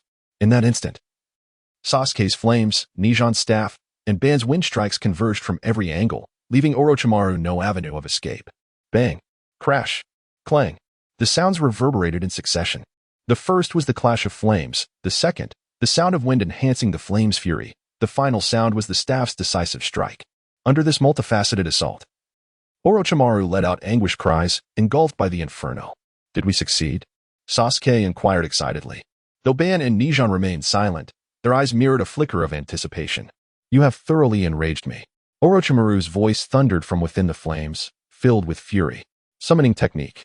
With a bellow, the ground trembled, and the entire structure began to shake violently. Everyone, get off the roof. The building is about to collapse, Nijan warned, despite not fully grasping the situation. A profound sense of foreboding compelled Ban and Sasuke to trust Nijan's judgment. Come, hold on to me, Nijan commanded, as Ban and Sasuke noticed the roof fracturing. The ancient trees left by the first Hokage began to topple, inflicting further damage on the already battered structure. Lengthen, Nijan shouted, swinging his staff, which elongated and embedded itself into the wall of the adjacent building. Once Ban and Sasuke leapt onto it, Nijan called out, hold on tight. The staff, bearing the weight of the three, contracted in an instant, functioning like a rapid cable car, whisking them to safety. Having narrowly escaped disaster, the trio dangled from the staff, gazing back at the collapsing roof. They beheld a colossal, purple-striped serpent, effortlessly dismantling the building, its massive tail thrashing amidst the billowing smoke. The creature's enormous head bore what appeared to be hardened horns, reminiscent of a dragon, poised to transform into its draconic form. This was Orochimaru's most formidable summoning beast, Madara. Madara roared, its voice echoing thunderously, even causing the initially summoned two-headed snake to retreat in fear. This was no ordinary serpent, it was the king of serpents, unparalleled in its dominance. Amidst the chaos, Madara carelessly slithered, indiscriminately consuming countless lives. Once sated, it finally settled. Its serpent eyes narrowed as it regarded the charred Orochimaru above. Is this the sacrificial offering you have prepared for me? Orochimaru felt a twinge of trepidation towards Madara. This was an instinct inherent to serpents. They feared their powerful kin, as they were known to attack and consume one another when famished. Perhaps this is not so bad, Madara interjected, smacking its lips. Far superior to those damp, rotten offerings from your base. Ensure you procure more of this quality in the future.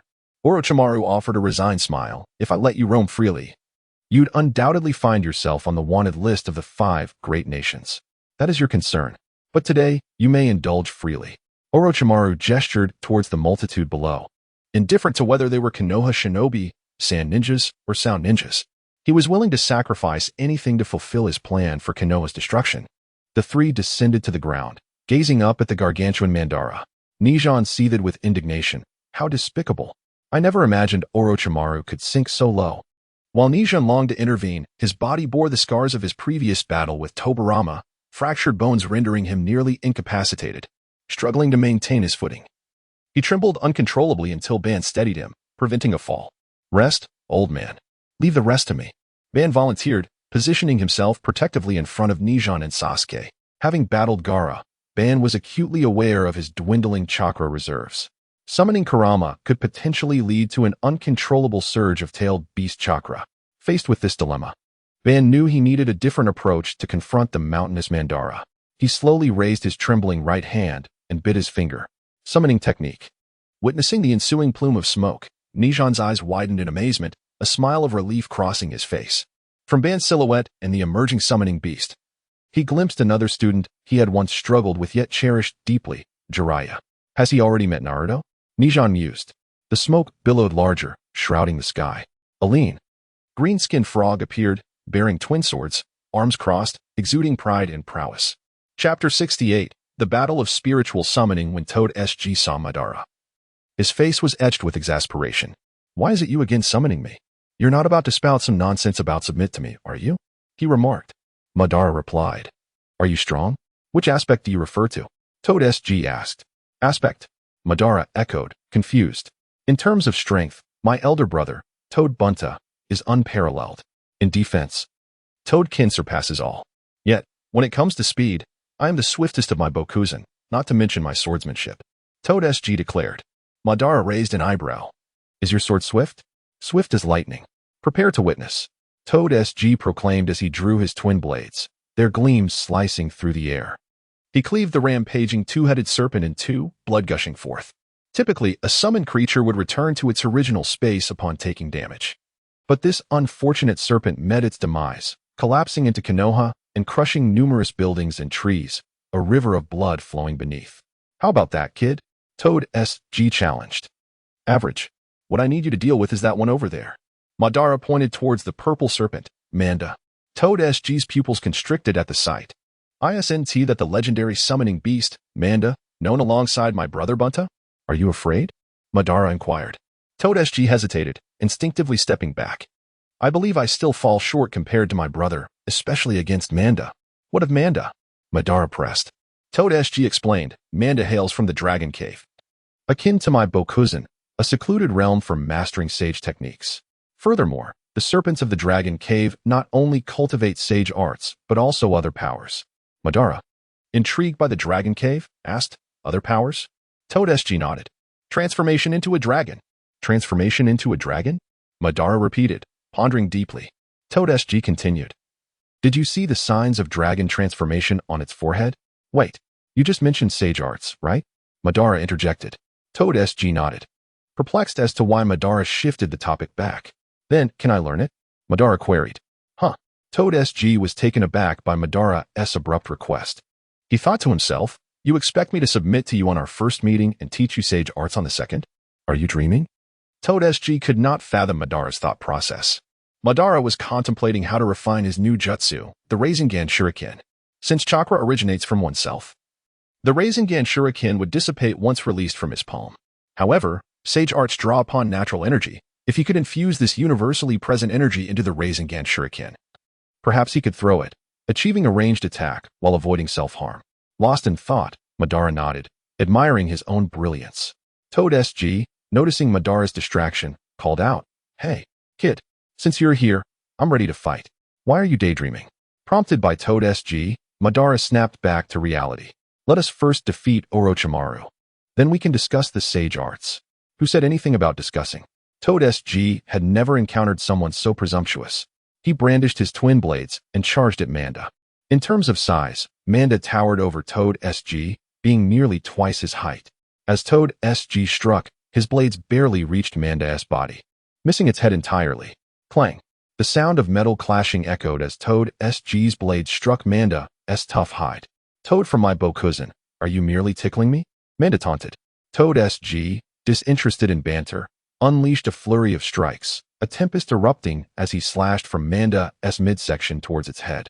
Naturally, Manda would not allow such an assault to go unchecked. It whipped its long tail, sending Toad SG sprawling aside. Immediately after, Manda opened its massive maw and spewed forth a thick, viscous greenish-brown venom towards Toad SG. This is bad. Toad SG panicked, instinctively crossing his arms to shield his head from the incoming onslaught. Fortunately, Madara did not remain idle. He leaped onto Toad SG's back and swiftly executed the wind release, sandwall technique. In an instant, a fierce wind rose, lifting sand and debris to form a barrier that intercepted Manda's venom. Seeing the immediate danger averted, Toad SG expressed his gratitude. Thank you, kid. The venom that had been blocked flowed into the village, rising in a foul-smelling black smoke that corroded the ground and buildings. At that moment, Orochimaru elongated his neck, spitting forth the Kusanagi sword, aimed directly at Madara. Having just executed a jutsu, Madara found himself momentarily caught off guard. Bang! In a flash, a man with flowing white hair, exuding an aura of a sage, emerged from nowhere, wearing wooden clogs. He delivered a kick to Orochimaru's face, causing the latter to veer off course, the Kusanagi sword carving a semicircular path through Konoha. Finally retracting his neck, Orochimaru recognized his assailant, Jiraiya. Hey, Orochimaru, long time no see. Still as detestable as ever, Jiraiya remarked. Orochimaru wiped the blood from his mouth, regarding Jiraiya with a sinister gaze. Likewise, I find you equally loathsome. Jiraiya landed beside Madara and looked down at Toad SG. It seems you two are getting along quite well. Madara shot Jiraiya a glare, while Toad SG remained silent, knowing that further words were futile. At present, Konoha had received numerous reports of victories. The Inuzuka clan successfully defended the village gates, while the Yamanaka clan played a significant role in urban warfare. The students and teachers of Konoha Ninja Academy had sheltered the children in the refuge, safeguarding the future of Konoha. The hospital and medical teams tended to countless wounded. The Sarutobi clan protected the safety of the feudal lord and his ministers. The Nara and Yamanaka clans coordinated the war efforts, with the reconnaissance and interrogation divisions led by Mori no Abiki and Mitsushi Azuki, searching for any suspicious targets to provide intelligence to their comrades. Among them, the Akimichi clan, the Hyuga clan, and various elite shinobi organized the combat personnel, serving as the main force to withstand the enemy's advance. The tide of war gradually turned. Seeing the situation deteriorate, Orochimaru gradually lost his desire to continue fighting. It seems this war has come to an end, he declared, as he and Manda transformed into a cloud of white smoke, vanishing from sight. Without a leader, the Sand and Sound shinobi were thrown into disarray. Those who could flee made a desperate bid for escape, while those who could not only surrendered, laying down their arms. Damn it! He escaped again! Jiraiya stomped his foot in frustration. At that moment, a few Sand shinobi remained defiant, seemingly clinging to the notion of better to be shattered than to yield. Surrounded by Konoha shinobi, they stood back to back, resolute in their defiance. Among them were Sand Village's elite shinobi, Maki, and the candidates Temari, Kankuro, as well as Gaara, who lay unconscious on Kankuro's back. Chapter 69, Promotion Maki. Do you still not intend to surrender? The captain of the elite shinobi team, Nara Shikaku, stood atop the ruins, gazing down at the encircled Maki and his companions. Maki furrowed his brows, his face etched with anguish. He had failed, utterly failed. Yet, Lord Kazekage had not surrendered. So what right did he have to capitulate on behalf of the Sand Shinobi? Never. I shall fight until my last breath. Shikaku was taken aback by Maki's unwavering resolve and instructed someone to bring forth a photograph, which he tossed into Maki's hands. Take a look. Receiving the photo, Maki was bewildered by Shikaku's intentions. He hesitantly flipped it over, his pupils constricting in shock. Trembling, he muttered, "How could this be?" Kankuro sensed the disturbance and quickly inquired, "What is it, Maki?" Instead of responding directly, Maki handed the photograph to Kankuro. Upon seeing it, Kankuro's expression mirrored Maki's, if not more intense. Karui, eager to uncover the contents of the photograph, snatched it from Kankuro's grasp. "No way, my father." However, she ultimately lost her grip, and the photograph fell to the ground, revealing its contents to all present. The fourth Kazekage lay dead, alongside his entourage, their bodies infested with maggots in a pitiful state. In the haze of the moment, Gaara began to awaken. His father's death felt surreal to him, neither sorrowful nor joyous, but rather a discomforting emptiness, as if something irreplaceable had been lost. He observed Karui weeping, Kankuro numb and expressionless, while Maki bowed his head in anguish. But the Kazekage was watching the match from the tower. How could he die in the desert? Shikaku sighed, sharing in the sorrow. The Kazekage in the tower was a mere impersonation crafted by Orochimaru. We were all deceived. Faced with such disheartening news, Maki surprisingly maintained his composure. After a brief pause, he lifted his gaze to the smoke-filled battlefield, littered with corpses. It seemed as though he had suddenly lost all strength, yet he resolved to utter with deliberate clarity, "We surrender." With the Sand Shinobi's capitulation, the war ultimately came to a close. In the aftermath, certain individuals were rewarded, through discussions among the feudal lords and village leaders. Nara Shikamaru was nominated for promotion to Chunin for his remarkable intellect and commendable leadership demonstrated during the Chunin exams and the defense of Konoha. This included Uchiha Obito, whose extraordinary contributions in combat against the Jinchuriki Gaara and support in battles against Orochimaru led to suggestions for his promotion to Jonin. While many concurred with this assessment, there were also dissenters. The foremost opposition came from the feudal lord of the Land of Fire, who, while fanning himself with a small folding fan, could not suppress a smirk. Naruto Uzumaki, as you all must be aware, is the Jinchuriki of Konoha. You know the dread that comes from a village with a Jinchuriki, such as Sunagakure. The feudal lord of the Land of Wind nodded in agreement. Indeed, it is an exceedingly difficult power to control and could potentially harm oneself. Hence, I previously discussed with Kazekage Raza that Jinchuriki should not serve as visible military strength and must be closely monitored. The feudal lord of the Land of Fire added, thus, "This is why, in the Chunin exams, I did not nominate Gaara for promotion, despite his undeniable prowess." Naidame, puffing on his pipe, remained silent, listening intently. The feudal lord of the Land of Fire noticed this unusual behavior and wondered why Naidame, who had nominated Obito, was now silent at such a crucial moment. "What is your perspective on this matter, Naidame?" All eyes turned to Naidame. Aware that he should speak, he declared, "I concur with your earlier assertion regarding the dangers of Jinchuriki." This statement sent a ripple of shock through the room. Even the feudal lord of the Land of Fire was taken aback. They pondered why Naidame, who had initially supported Obito's promotion, would now make such a statement, which could only harm Obito's chances. "So, Naidame, you agree with our rejection of Naruto's promotion to Chunin?" As he spoke, the feudal lord hastily covered his mouth with the fan, having long harbored resentment towards Obito and eager to thwart his advancement. Yet, Nidame countered, who said I agreed. What? The feudal lord of the land of fire was stunned, unable to comprehend. But you just said. Nidame, uninterested in allowing him to finish, interjected. I acknowledge that Jinchuriki are indeed dangerous, but regardless, Naruto is an indispensable part of Konoha. If he makes a contribution, it would be unjust to deny him recognition and treat him differently. He deserves a normal life as a shinobi. But what if he goes berserk? The feudal lord of the land of wind interjected, clearly aligned with the feudal lord of the land of fire. Nidame asserted, I believe Naruto will not. He is unlike others. Perhaps he can control that power. Moreover, even if he were to lose control, as Hokage, I would be able to stop him. With that, others hesitated to voice further objections. Ultimately, the meeting decided to promote both Obito and Shikamaru to Chunin. However, due to resistance from the feudal lord of the land of fire and others, Obito's promotion to Jonin was temporarily shelved. Upon returning to Konoha, Nidame convened another high-level meeting, attended by Danzo, as well as senior advisors Midogate and Tsurugi Koharu. At the outset, Danzo seized the opportunity to speak. As we all witnessed, Naruto lost control during the Chunin exams. Midogate remarked, I never anticipated such an event would occur. Tsurugi Koharu added, in light of this, Nidame, perhaps we should heed Danzo's previous suggestion to place Naruto under control. Nidame, clearly disinterested in this discussion, turned to the door and called, You may enter now. The door swung open, revealing a white-clad youth with Byakugan Hyuga Neji. Neji respectfully bowed before the Konoha leaders and, upon receiving Nidame's nod, stepped forward. The appearance of Neji elicited varied expressions from the four. Midogate and Tsurugi Koharu appeared utterly bewildered, while Nidame silently smoked, betraying no emotion. Conversely, Danzo's countenance darkened, his facial muscles twitching uncontrollably. After finishing one last puff of smoke, Nidame finally spoke, addressing Danzo directly. Do you know why I called him here? Chapter 70. Itachi's return to the village. A momentous occasion had befallen Konoha.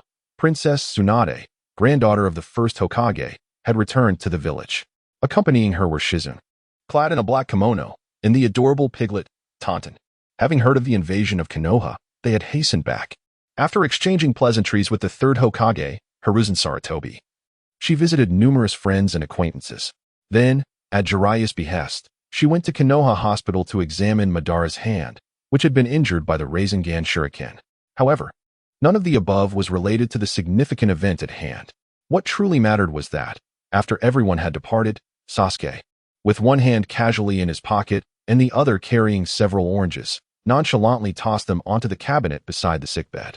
The innately proud Sasuke had deliberately chosen a time when no one else was around to visit Madara, not wanting anyone to know that he, too, cared for his comrades. Madara and Sasuke gazed at each other in silence for a long moment. Finally, Madara turned his head toward the oranges, gesturing with his chin for Sasuke to peel one for him. Sasuke, naturally, understood Madara's meaning, but he refused, turning his head away, avoiding Madara's gaze.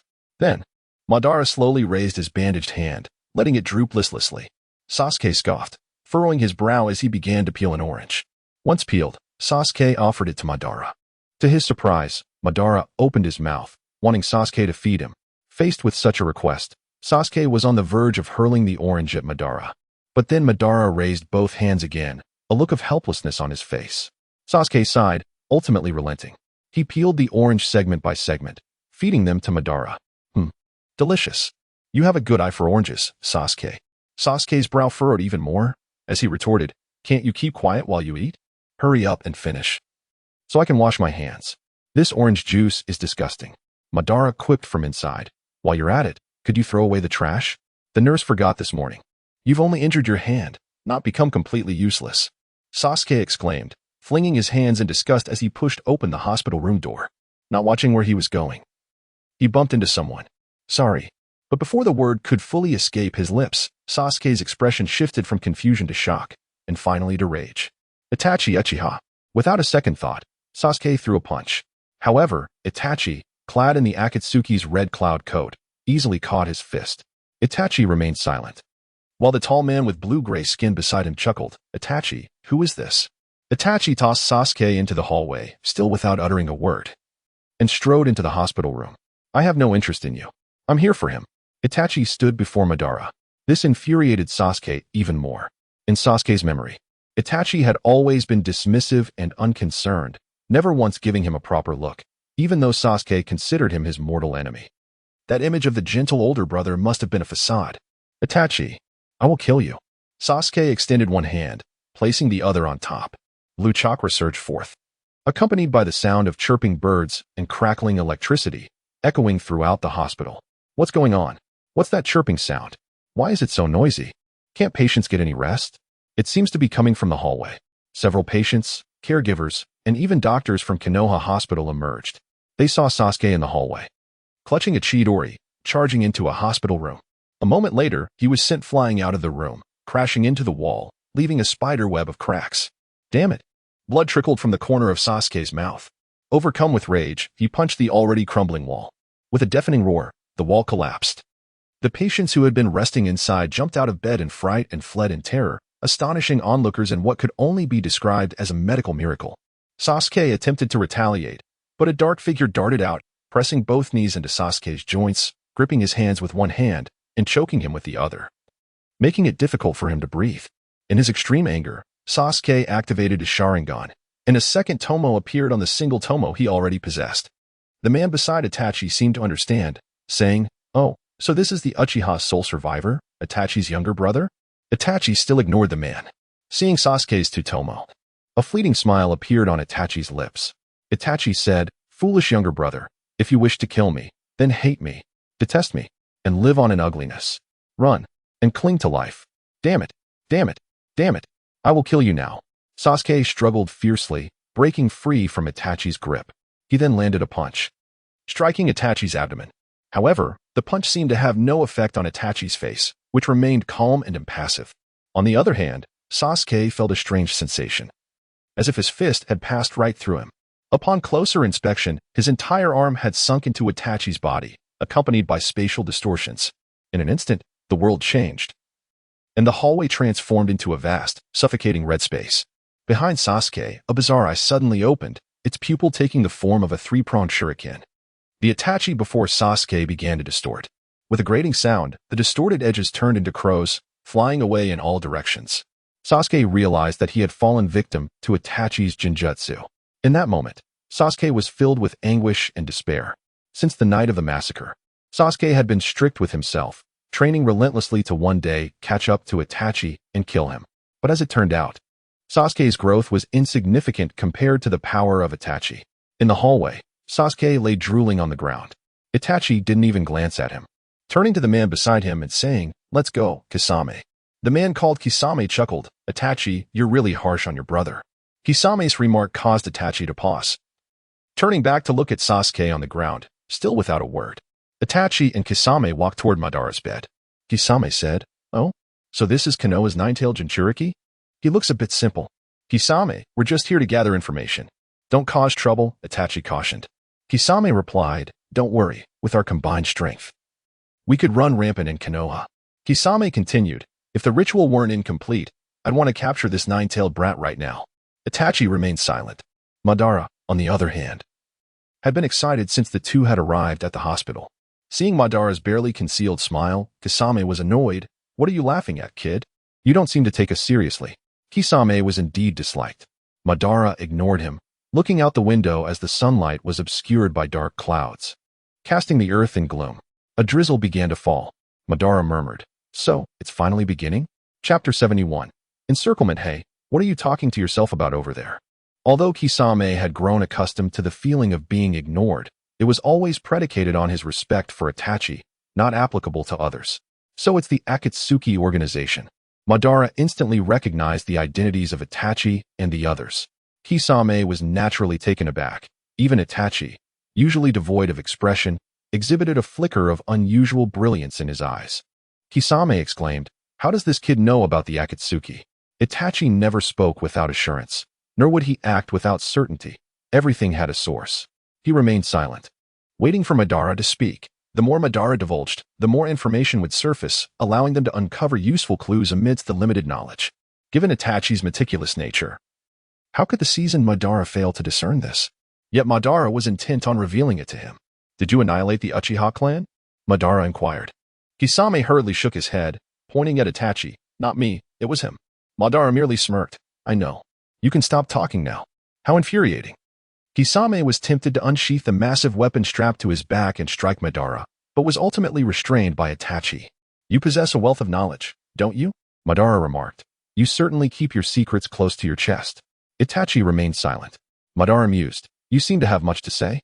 "Too much, in fact. I don't even know where to begin." He scrutinized the young man before him, who appeared frail and almost sickly. Yet his eyes were vibrant, resembling deep black holes that rendered everything before them transparent. "What remarkable eyes you have," Madara complimented. Itachi remained mute. Madara was not surprised by this display. He couldn't quite articulate whether he liked or disliked Itachi. He pondered why one who cherished his village and esteemed family honor would, years prior, slaughter the entire Uchiha clan. He understood why Itachi would eliminate his comrades, his friends, and even his parents, yet spare only Sasuke.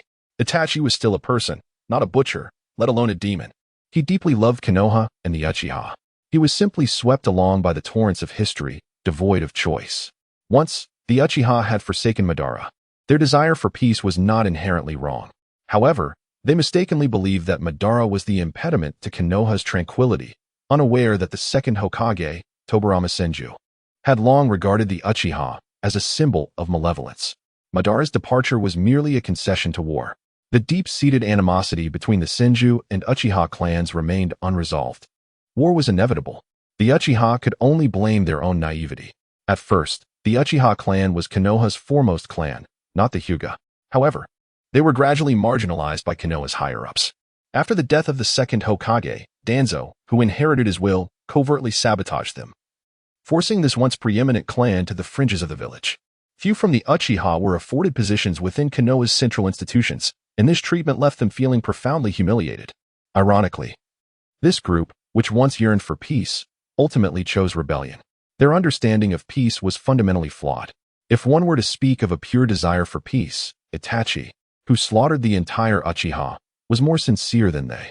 Having endured the Third Shinobi World War and witnessed the brutality of conflict, Itachi had tried to persuade his clan, only to find their resolve as steadfast as a fortress. Disheartened, he began to lose faith in his kin, much like Madara had once lost faith in his own. Madara chose to walk away. Itachi, however, veered towards an opposing extreme. Thus, while Madara found himself somewhat fond of Itachi, he also harbored disdain. With a sigh, Madara considered that Itachi might be suffering even more than he was. It was perhaps time to discuss something lighter. "Since you are here, it proves that the Akatsuki's operations have commenced. You seem quite knowledgeable about us." Itachi finally posed a question. A smirk crept onto Madara's lips. The very act of questioning indicated that Itachi had developed an interest in him, thus facilitating future exchanges. "This question, I shall answer at a later opportunity. However, are you certain you do not wish to leave now?" The commotion at the hospital must have prompted Konoha into action. Just as Madara finished his warning, Might Guy, clad in a green jumpsuit, kicked the door open and stormed in. "Naruto, don't be afraid. I am here to rescue you." Following closely behind were Kakashi, Kurenai, and Asuma. Seeing this, Kisame jested, "Itachi, shall we fight or flee?" Naturally, Itachi had no desire for a direct confrontation with Konoha. With the entrance blocked, he instinctively turned to the window, only to find it obstructed by a gigantic toad's eye, its transparent eyelid remaining closed. "Wantai, lower your head. You're blocking me. You're so annoying. Just come in directly." Two voices echoed as the toad shook its body, flinging Jiraiya, who stood atop its head, through the window. Crash! The glass shattered. Amidst the debris, Jiraiya landed headfirst, his legs still dangling over the window ledge. "Wantai, remember this." Jiraiya stood up, noticeably with one side of his face beginning to swell. Observing the attention directed at him, he hastily adjusted his clothing and cleared his throat. "Ahem. I trust none of you witnessed what just transpired?" This bizarre display left the onlookers momentarily speechless. Noticing the silence, Jiraiya continued, "Ahem. I am the sage of Mount Myaboku, also known as the Toad Sage." After a brief introduction, he couldn't resist rubbing his sore face. Kurenai rolled her eyes, and Asuma's cigarette ash fell in shock. Only the slow-witted guy remained stationary until Kakashi leaned in to quip, "Jiraiya-sensei, that was quite the spectacle." This prompted a flicker of surprise from Guy. Were the people of Konoha truly such rare and extraordinary beings? Kisame chuckled, well aware that, despite Itachi being from Konoha, he would remain unfazed. Currently, the entrance was blocked by Konoha's elite jonin, and the window was similarly obstructed by Jiraiya and the Toad. Madara couldn't help but smirk. "It seems we are trapped." He was curious to see how Itachi would respond in such a dire situation. Yet, Itachi remained unperturbed, calmly stating, "Kisame understood." Kisame removed the formidable weapon from his back and swung it toward Jiraiya. Ninjutsu, Needle Earth Prison. Instantly, the white hair atop Jiraiya's head hardened, enveloping his entire body and forming an impenetrable barrier. However, Kisame's target was not Jiraiya, but rather the wall beside him. Boom! The wall shattered under Kisame's terrifying strength, creating a massive breach. The path was forged by their own hands. Chapter 72. The novice emerges. The return of Itachi Uchiha to the village stirred quite a commotion in Konoha. This was the very demon who had once slaughtered the entire Uchiha clan. Who could fathom whether he might one day turn his blade upon them? Without exception, the villagers harbored such thoughts. On that fateful day, within the confines of Konoha Hospital, after breaking through the wall with one of the 7 ninja swords, Kabuto's Date-Kei, Kisame Hashigaki swiftly fled the scene alongside Itachi Uchiha. Following this, several genin pursued them but were repeatedly ensnared by traps, ultimately losing all trace of Itachi. It seemed their arrival in Konoha was meticulously planned, though the purpose remained shrouded in mystery. Naturally, the shadowy figure of Danzo understood well. This young man had come to warn him against touching Sasuke. The secret base of the Root organization lay hidden beneath Konoha, shrouded in perpetual darkness. No one knew why this already disbanded organization continued its operations, nor did anyone grasp the monumental schemes these individuals were conspiring. However, this was only true of the past. It was also plausible that Hayashi had been aware all along. During the last high-level meeting in Konoha, Neji Hyuga had stepped forward to testify that Danzo had incited a rebellion by exploiting the long-standing rift between the main and branch families of the Hyuga clan, urging Neji to lead the branch family in the insurrection. Once successful, Danzo would lift the caged bird seal from the branch family. The caged bird was a means by which the main family controlled the branch family, allowing them to eliminate any branch family member who dared to defy them. Furthermore, it served another purpose. When the village required the Hyuga clan's abilities, branch family members would be dispatched first, thus sparing the main family unnecessary sacrifices. Many outsiders coveted the Byakugan, and the caged bird could be employed to destroy the Byakugan of fallen branch members, preventing enemies from acquiring a complete Byakugan. Fortunately, Neji did not betray the village, steadfastly repelling enemy assaults and ultimately exposing Danzo's malfeasance during the high-level meeting. When Hayashi entered the Root organization, he was met with a sight of numerous individuals kneeling, over 100 in number, all loyal to Danzo. Danzo's expression was grim as he remarked, "Hayashi, you must understand that your weakness has brought this calamity upon Konoha." Hayashi scoffed dismissively, "Mind your words. The calamity was caused by you." Danzo was momentarily silenced.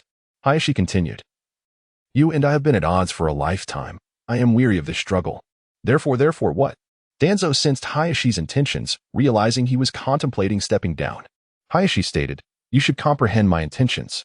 Danzo, agitated, replied, "I understand, but the next candidate will certainly not be you." Hayashi firmly dispelled Danzo's fantasies.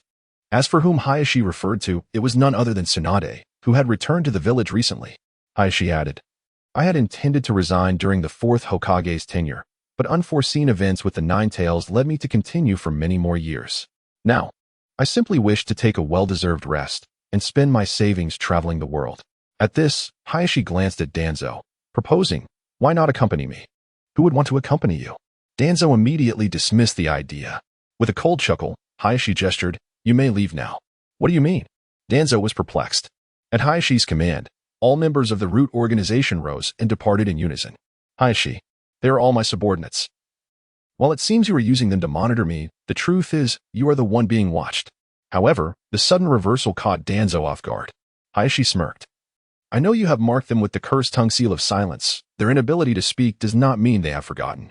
One day, when the seal is lifted, everything will become clear." Danzo's expression shifted from shock to calm, ultimately breaking into a resigned smile. "Indeed, Hayashi, you are the Hokage. So, before the final execution, do you not wish to take a stroll with me? Let us go. Having dedicated a lifetime to Konoha, it is time to see the world beyond." After a while, Hayashi and Danzo departed Konoha. On a beautiful day, the sun cast a gentle glow over the earth, a rare warmth for late autumn. Lying on the grassy bank of a lake, Madara rested with his hands behind his head, a blade of grass in his mouth, legs crossed, savoring the moment. Sasuke approached from the path, encountering a blushing Hinata as they passed each other. The two, who rarely spoke, merely brushed past. Sasuke settled beside Madara, who commanded, "Sit." Sasuke complied, gazing at the shimmering ripples on the lake's surface. Madara inquired, after the Nin exams, "Did you meet with Orochimaru?" "How do you know?" Sasuke was taken aback. His meeting with Orochimaru had been conducted under utmost secrecy. The timing of their encounter, following the invasion of Konoha, was due to Orochimaru having promised him the power he desired. Madara rose, pulling aside Sasuke's collar to reveal the 3 intertwined tomo of the cursed seal prominently displayed. "Though you endeavored to suppress it when you met Itachi, I sensed that you yearned to wield this power." Sasuke swatted Madara's hand away, retorting, "Mind your own business." Madara picked up a stone, hurling it forcefully into the lake. The stone skipped several times before sinking at the center. "Strange. I used to throw it across to the other side." Frowning, Madara seemed to disregard Sasuke, yet continued, "No one grants you power without a price. If they openly demand compensation, that is one thing.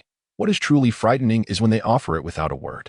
Sasuke clenched his teeth, veins bulging on his forehead. "I don't care. As long as I can gain power to kill Itachi, I would willingly give my life." "Is that so? What?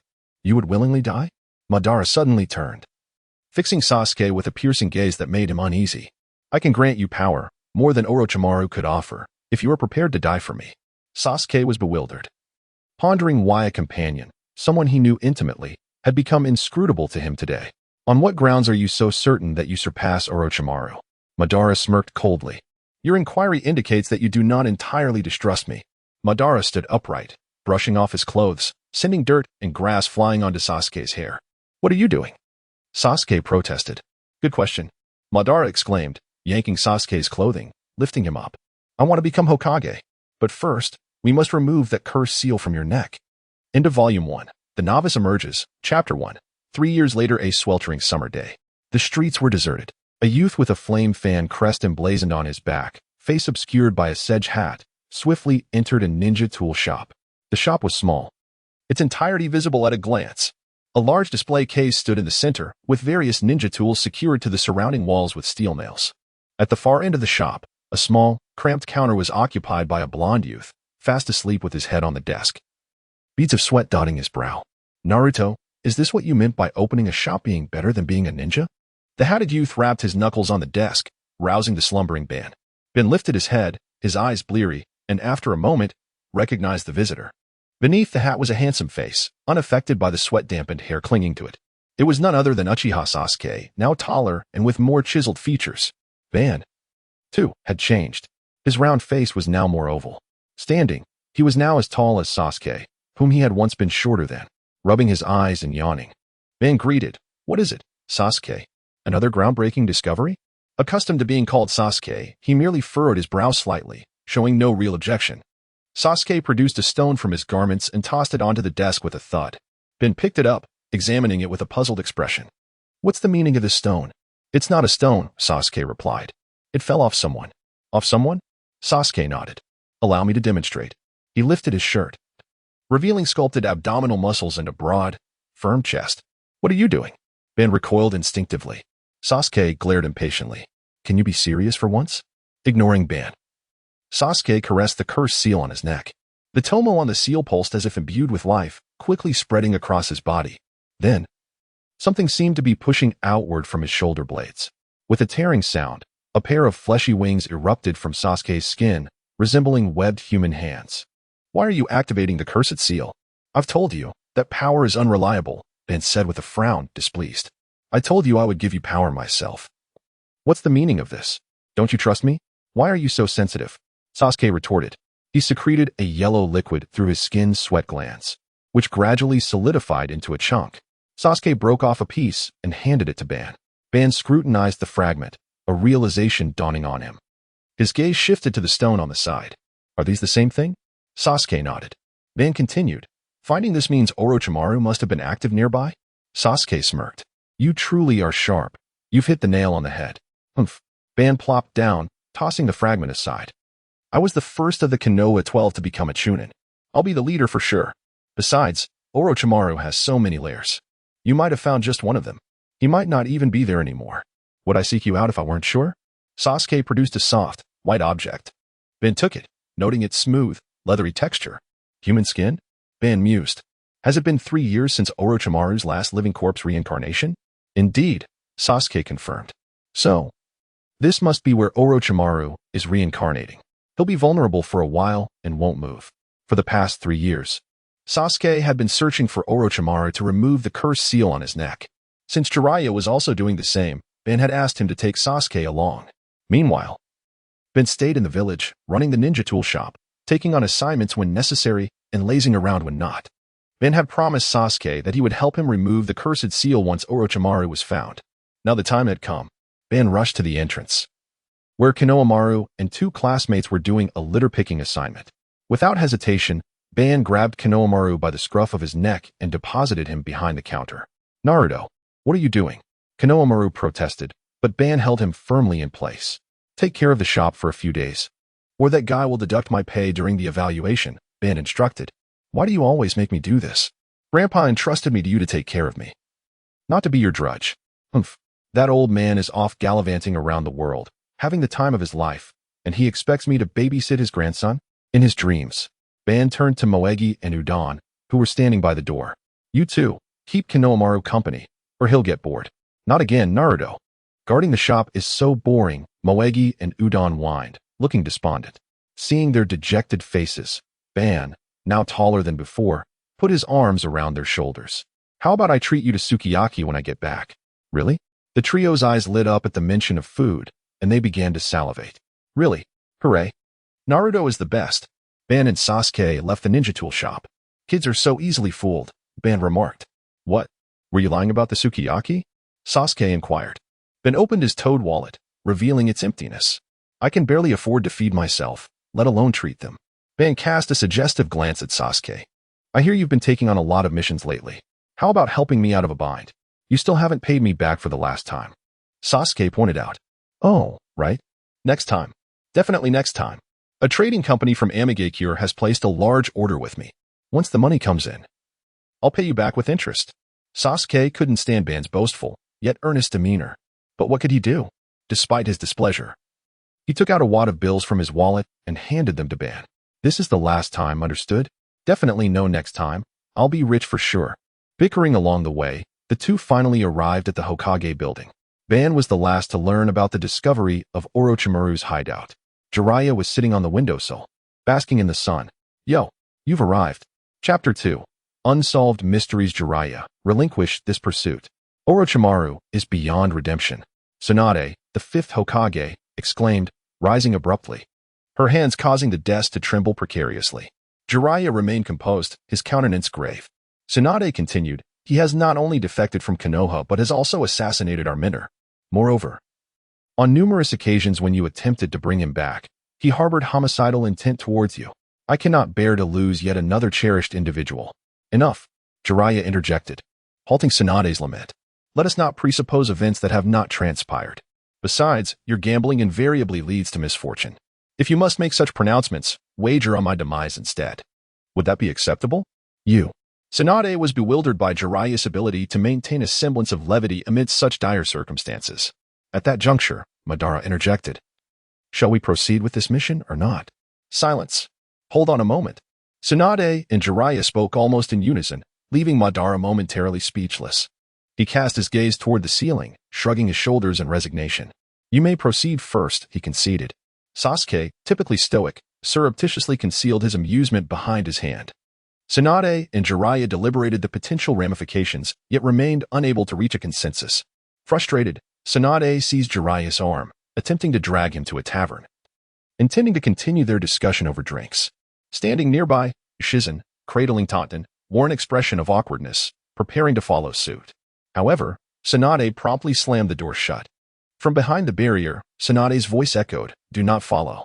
It was then that Shizen realized Tsunade, burdened by her daily responsibilities, sought a clandestine respite under the guise of discussing the mission. It appeared that this matter would have to be deferred. Madara opened the door, pausing in his tracks. Sasuke, Shizen, shall we partake in a meal? Lately, guarding the shop has become exceedingly tedious. We deserve to indulge ourselves. Tonight, all expenses are on me, Madara proclaimed. Really? Shizen's anticipation was evident, her spirits lifting at the prospect of being treated. Only Sasuke grimaced, inwardly cursing, I merely lent him money. and he is already flaunting it with such arrogance. Never again will I extend him credit. Beneath the lamplight, a diminutive canine, curled up beside the ramen shop, was on the verge of slumber.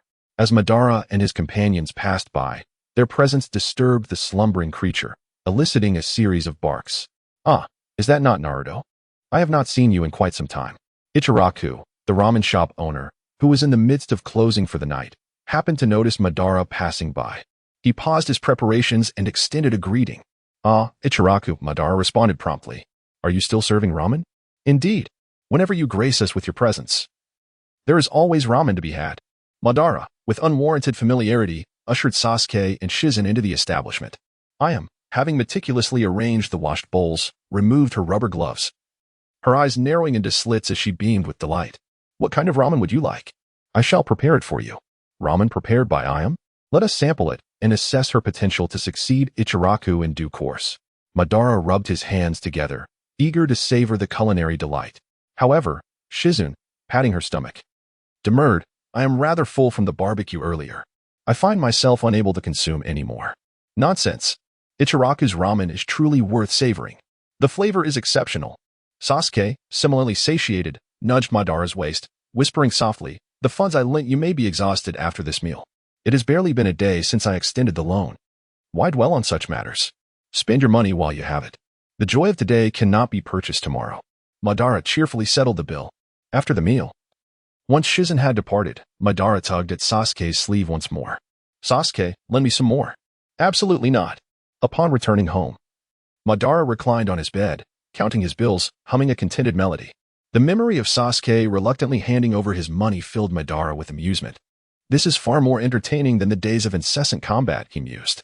Sasuke's discovery of Orochimaru's location placed him on a grassland outside the borders of Kusagakure. After a night of recuperation, Tsunade ultimately relented, dispatching Jiraiya to lead a team consisting of Madara, Sasuke, and Ino Yamanaka.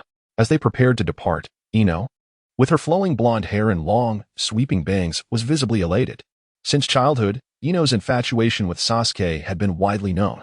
Moreover, Madara's transformation within the Ninja Academy and his exceptional performance during the Nin exams had captured Ino's heart. Above all, Ino simply admired handsome men. Madara, with his blend of seriousness and roguish charm, struck a chord within her, surpassing even Sasuke in his appeal.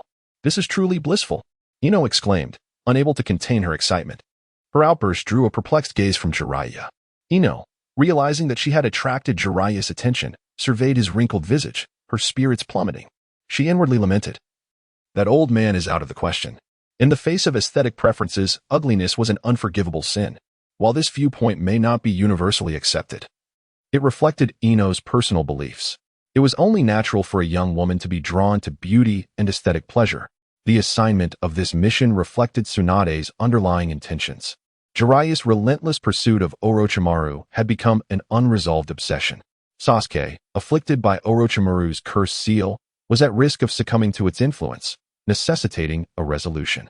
As for Madara, he had pledged to assist Sasuke in dispelling the cursed seal. However, his motivations were more personal. He sought to cultivate Sasuke, transforming him into an ally. Furthermore, Sasuke bore a striking resemblance to his younger brother, Izuna Uchiha. Ino, as the daughter of Inoichi Yamanaka, inherited her father's exceptional abilities. Inoichi Yamanaka, the leader of Konoha's intelligence division and a highly skilled Nin, possessed mastery over mind control techniques and the ability to probe the thoughts of others to extract information. Known for his humility, he was revered as an icon among intelligence operatives. Ino naturally inherited her father's capabilities, assuming responsibility for reconnaissance and interrogation during missions. After all, Orochimaru harbored a multitude of secrets. Following the capture and imprisonment of Dans, who orchestrated the Konoha Crush, medical examinations revealed a multitude of Sharingan eyes implanted in Danz's right eye and arm. Furthermore, during the lockdown of the Root headquarters, a laboratory was discovered containing an abundance of Sharingan eyes, their sheer number rendering onlookers speechless. Hundreds upon hundreds of eyes were preserved in vertical tanks, creating a scene of utter shock and disbelief. Subsequently, Danz's right eye was extracted, and his right arm was severed. It was then that the bizarre events unfolded. The severed arm, devoid of Danz's chakra control, began to convulse violently, abruptly sprouting into an enormous tree that completely obstructed the room where Danz was being held. Why did the arm transform into a tree? This was the question posed by the ninja who severed the arm. To this day, it remains an enigma. Fortunately, Danza's right, I was salvaged. This incident had not escaped Madara's awareness. Madara suspected that Orochimaru, who had long been in league with Danza, was responsible for the transformation of the arm. Madara feared that Orochimaru had perhaps glimpsed that power, hence his fixation on Sasuke. After all, Sasuke was one of the only two living Uchiha. Orochimaru had attempted to manipulate the other Uchiha, but he was unable to control him, and forcibly intervening could have resulted in his demise. Chapter 3. Testing upon entering the land of the grass, where the village of Grass Ninja resides. One finds oneself deep within the inland expanse, bordered by the Fire Nation, Rain Nation, Earth Nation, and the land of waterfalls. Although it does not belong to the 5 great nations, this region frequently becomes embroiled in the conflicts of larger powers, resulting in its ninjas being notably stronger than those from other smaller countries. In fact, some of these smaller nations lack even a ninja village. In the depths of the vast prairie, one can spot several small hills, yet venturing further reveals a starkly contrasting landscape. Here, exposed red rocks dominate the terrain, devoid of any signs of life, radiating an atmosphere of desolation and bleakness. The understanding of their mission adds a suffocating sense of foreboding, leaving one's heart restless. The Jiraiya team pressed deeper into the wilderness. The hills grew more numerous, and the dazzling red rocks overwhelmed the senses. Scaling these towering, steep mountains proved to be a formidable challenge. The group dispersed to search around the great mountain. Finally, Ino's voice crackled over the radio. "I found a gorge," Jiraiya responded. "What is your current location?" "In the gorge's entrance," Ino reported. A tense and urgent voice from the radio responded, "Get out of there quickly." Boom. A blast echoed not far off. Immediately after, a crackling sound of electricity pierced the air, causing pain in everyone's ears. Obito, closest to the explosion, swiftly removed the bothersome radio. He hurried towards the sound. Before him stood a grotesque humanoid creature, its body encased in a hard brown shell, clutching Ino around the waist, its mouth dripping with disgusting saliva as it scanned the surroundings.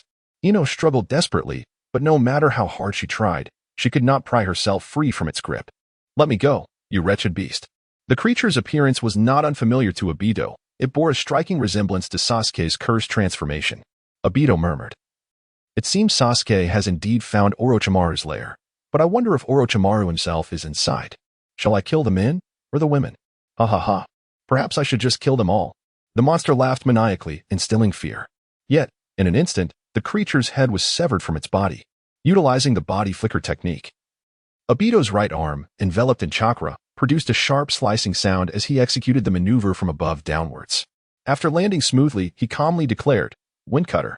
As the creature collapsed, Ino rolled on the ground, tumbling several times, sustaining minor injuries. She got up, tenderly rubbing her scraped and reddened elbows and knees. Staring Ino at Obito, her mind racing. How can this man be so handsome? At that moment, Jiraiya and Sasuke arrived. Upon seeing Ino injured, Jiraiya quickly fetched a medical kit to tend to her wounds. Meanwhile, Sasuke approached Obito, gazing at the fallen body and the severed head that had rolled several meters away. "Our movements have been detected," Sasuke stated gravely. Obito nodded in agreement. Indeed, there must be a sensing barrier set up nearby. As soon as he finished speaking, a swarm of cursed creatures charged wildly toward them from the gorge's entrance. "It's time to test the results," Obito said eagerly, looking at Sasuke. Sasuke closed his eyes and smiled, even shaking his head slightly. Once a colleague, now a teacher, he could not help but reflect on the surreal nature of their reality. When he opened his eyes, his 3-tomo Sharingan spun around his irises. The Sharingan, known as the Hypnotic Eye, Copying Eye, and Inside Eye, was indeed a remarkable tool in Obito's hands, allowing him to control tailed beasts with ease. The concept of the Hypnotic Eye was straightforward. The Uchiha clan's proficiency in Genjutsu was already well known. The Copying Eye had been excellently demonstrated by the copy ninja Kakashi. As for the Inside Eye, it was the challenge Obito had set for Sasuke. Obito created a circle of less than half a meter in diameter. "This is your area of activity. You should know what to do." "Understood. Stop being so verbose," Sasuke retorted.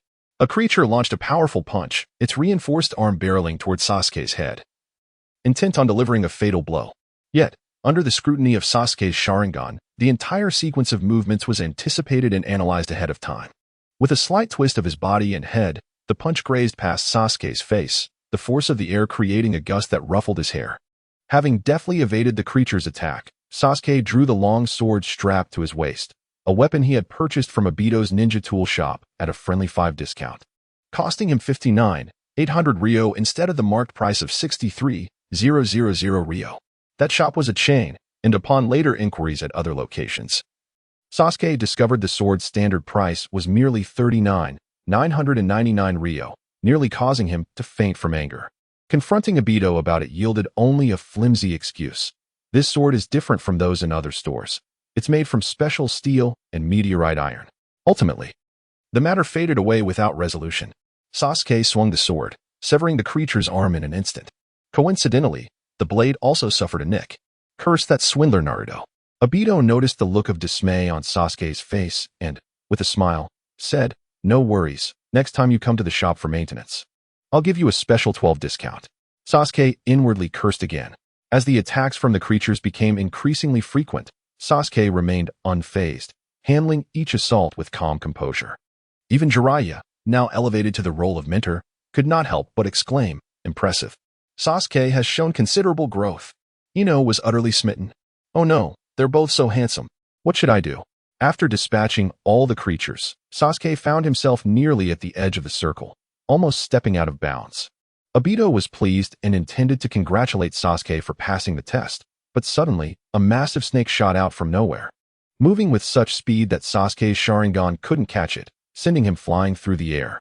To possess such great power, yet not use it is truly foolish. A youth clad in sleek attire with strikingly light blue hair suddenly appeared before them. "Who are you?" Sasuke inquired, lying on the ground and clutching his chest, unable to look at the stranger's face. His question was not unfounded. Anyone who glimpsed that visage would instantly recognize it, despite its youthful and unfamiliar appearance. The sinister features concealed the terrifying snake-like eyes beneath. "Orochimaru." Jiraiya stepped forward, his expression a complex mixture of emotions. "You have truly transformed into a monster." "A monster?" Orochimaru replied coldly with a smirk. "Why not call you all inferior humans instead?" With arms outstretched, Orochimaru laughed maniacally. "I have discovered the truth of the world. I have attained immortality. You emotional beings, who are subject to aging, illness, and death, will never comprehend." Chapter 4, Madara vs. Orochimaru. "The truth you allude to, does it stem from your discovery of the Sharingan's secrets?" Madara inquired, his countenance grave as he scrutinized Orochimaru.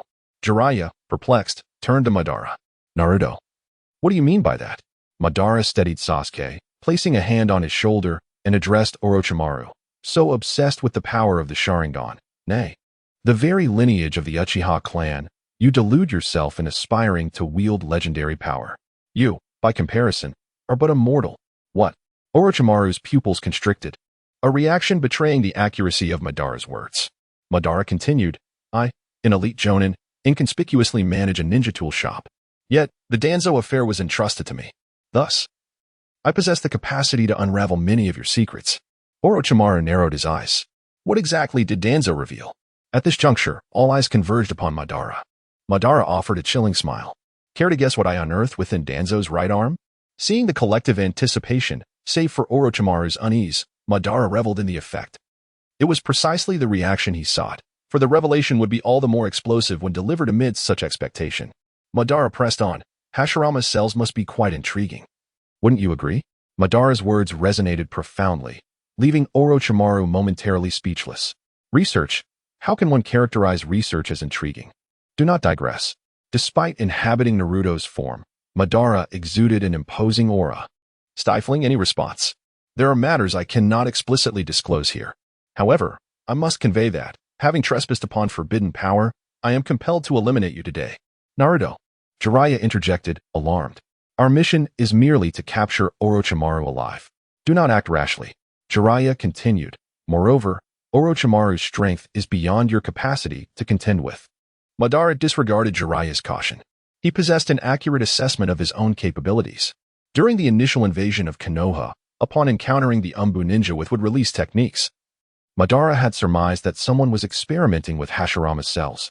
His suspicions were confirmed upon witnessing the arm on Danzo, cultivated with Hashirama's cells and adorned with numerous Sharingan. It became evident that the secrets of the Uchiha and Senju clans had been deciphered. Tracing the clues, Madara ultimately identified Orochimaru as the culprit.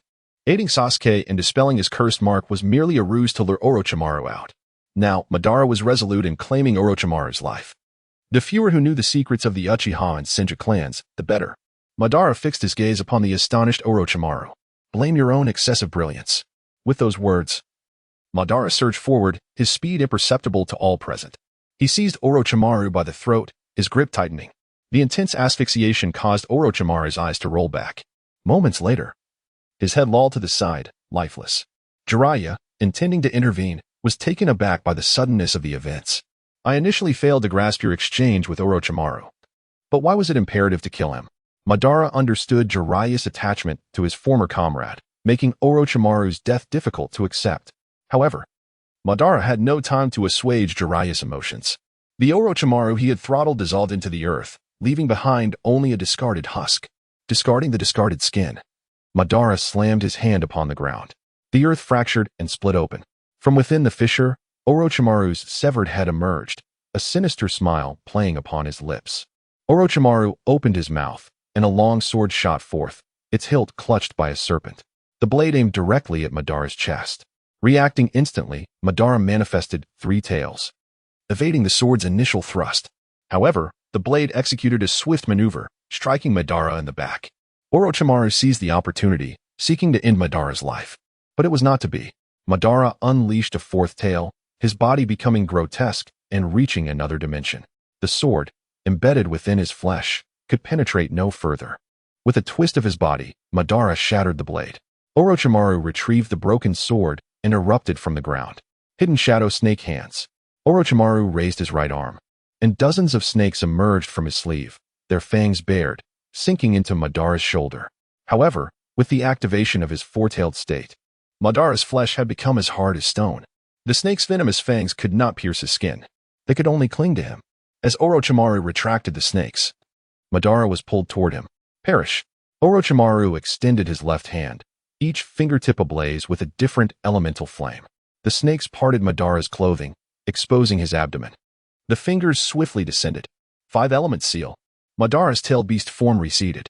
The snakes, still clinging to his shoulder, injected their venom into his flesh, a lethal dose. Naruto. Seeing Madara falter, Jiraiya kicked Orochimaru away and caught Madara as he fell. Are you all right? I'm fine. Madara rose, examining the seal on his abdomen. A new seal had been added to the 4-symbol seal. He smirked. So, you intend to suppress the tailed beast's power with a sealing technique. You are indeed formidable. Madara praised Orochimaru sincerely. You are truly remarkable, with an endless array of ninjutsu at your disposal. You are a veritable treasure trove of forbidden techniques. Hehehe. Orochimaru chuckled, his voice raspy.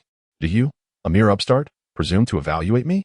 At that moment, Kabuto Yakushi appeared beside Orochimaru, whispering something into his ear. Orochimaru's eyebrows rose in astonishment. No way. You should go and see for yourself. Kabuto's expression was grave, indicating that their covert discussion was of significant import. Eliciting such a reaction from Orochimaru, Orochimaru stated, release the test subjects. You, come with me. Those test subjects won't be able to stop them, Kabuto cautioned. Release him as well. That one. He's extremely dangerous, you know, Kabuto remarked, a mischievous glint in his eyes, as if he had found some amusement in the situation. If not for the sudden turn of events, I would have enjoyed witnessing a battle between him and the Konoha ninjas. Enough delay. Let's go. With a flicker, Orochimaru vanished. Kabuto turned to the guards and issued the command to open the gates. Then, he addressed Madara and the others. Until we meet again, then. I trust you will still be alive. With that, Kabuto disappeared as well. Greek. The heavy iron gates slowly rose as the gears turned. From within the darkness, a chorus of chilling roars echoed. Chapter 5 Raiwu. Naruto, are your injuries all right? Jiraiya inquired with concern, gazing at Ban. Ban shook his head, extending his fingers like Orochimaru, igniting them as he pressed them against the 5-element seal on his abdomen, knitting his brows in pain. With a twist of his hand, the seal was promptly undone. Within the spiritual realm, the 9 tails lay in repose, a beam of light gradually parting the darkness, illuminating its head. It then opened its lifeless eyes. You managed to break the seal by yourself? Jiraiya exclaimed, astonished at Ban. Is it that difficult? Ban replied. Though Jiraiya can also break the 5-element seal, achieving it with such fluidity as I did is no easy feat at that moment. Ino dashed over, grasping Ban's hand to inspect the wound on his shoulder. Numerous jagged bite marks marred the entirety of Ban's left shoulder, and due to the snake venom, his blood coagulation was impaired, leading to an incessant flow of blood. Ino expressed her concern. "You've been poisoned by snake venom. Let me help you expel it." Ino, having trained under Tsunade alongside Sakura, was capable of serving as a medical ninja. After the five-element seal was undone, an unending stream of tailed beast chakra surged forth. When it made contact with Ban's arm, Ino recoiled as if she had touched boiling water, her gaze fixed in fascination on the transformation occurring within Ban's body. The chakra of the nine tails bubbled and frothed, dark purple liquid intermingled with blood, oozing from the wound. Miraculously, the wound began to shrink at a visible rate until it vanished entirely. How extraordinary! Is this the power of a tailed beast? Ino marveled, having never witnessed tailed beast chakra at such proximity. The excitement was palpable as she realized that despite Konoha's generations of effort, no one had managed to harness such power until now. Jiraiya observed Ban and involuntarily recalled a recent conversation with Kakashi. They had been idly chatting when the topic of Ban arose. Kakashi, with a complex expression, casually yet earnestly remarked, "Naruto has issues. Even now." Jiraiya couldn't comprehend why Kakashi had said such a thing. However, he could not dismiss Kakashi's perspective. Having spent much of his time traveling and writing, Jiraiya had scarcely returned to Konoha to observe the fourth Hokage's legacy. Kakashi, on the other hand, had been closely monitoring Naruto's growth and even suggested to the third Hokage, Hiruzen Sarutobi, that he adopt him. Ultimately, due to Naruto's unique circumstances, the proposal was declined. Kakashi later added, "At some point, Naruto's childlike innocence vanished, and he suddenly seemed to grasp everything effortlessly. He even regarded others with a sense of superiority, feigning concern while giving the impression of merely playing." Kakashi felt a dissonance within him. Initially, he kept these thoughts buried. Yet, it is difficult for one to conceal secrets without consequence. Eventually, Kakashi chose to share this burden with Jiraiya to alleviate his discomfort. Who would have thought? "He is merely a child," Jiraiya mused, stroking his chin as he scrutinized Ban. Just then, Ban noticed Jiraiya's gaze and was about to inquire when a horde of cursed-marked creatures surged through the opened iron door. "There's so many," Ino gasped, stepping back in fright. Even Sasuke tensed with anticipation. Ben focused on the door, sensing something else lurking and approaching them. Bang! A loud explosion erupted from within the door, followed by a surge of monsters colliding together. The creatures, driven mad by their cursed state, exhibited erratic behavior, seemingly unafraid of anything. Yet, curiously, they displayed expressions of fear, abandoning their previous demeanor. Bang! Another thunderous noise reverberated. The monsters blocking the iron door were propelled outward, along with debris, scattering into the sky. A more formidable creature emerged. Its body encased in a brown shell, tubes resembling cannons sprouting from its back, continuously spewing blue chakra flames. Aside from its orange-yellow hair, it bore no other color. "Oh, has it arrived? Lord Orochimaru is quite audacious to have released him," one of the guards remarked. "Indeed, this creature cannot help but kill indiscriminately. Alas, capturing him later will be troublesome. We are bound to lose several lives. Such is the nature of Raiwu, a true monstrosity," another guard added. Upon witnessing the rampaging creature, Sasuke felt his heart race, a wave of nausea washing over him. "Ben, what is wrong?" Ben asked, noticing Sasuke's distress.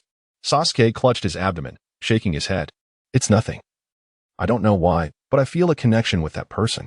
Following Sasuke's pointing finger, Ben spotted the frenzied Raiwa charging toward them. "Ha ha ha ha. Kill. Kill them all."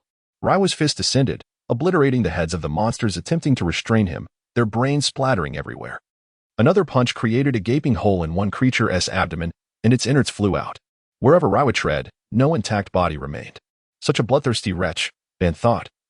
Not overly concerned about Raiwa.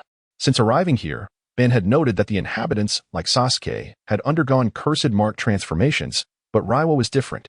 He was the only one who could evoke a response within Sasuke's body. Perhaps he was what one might call the progenitor. Your power stems from him. Yet only you can control him, Ben conveyed.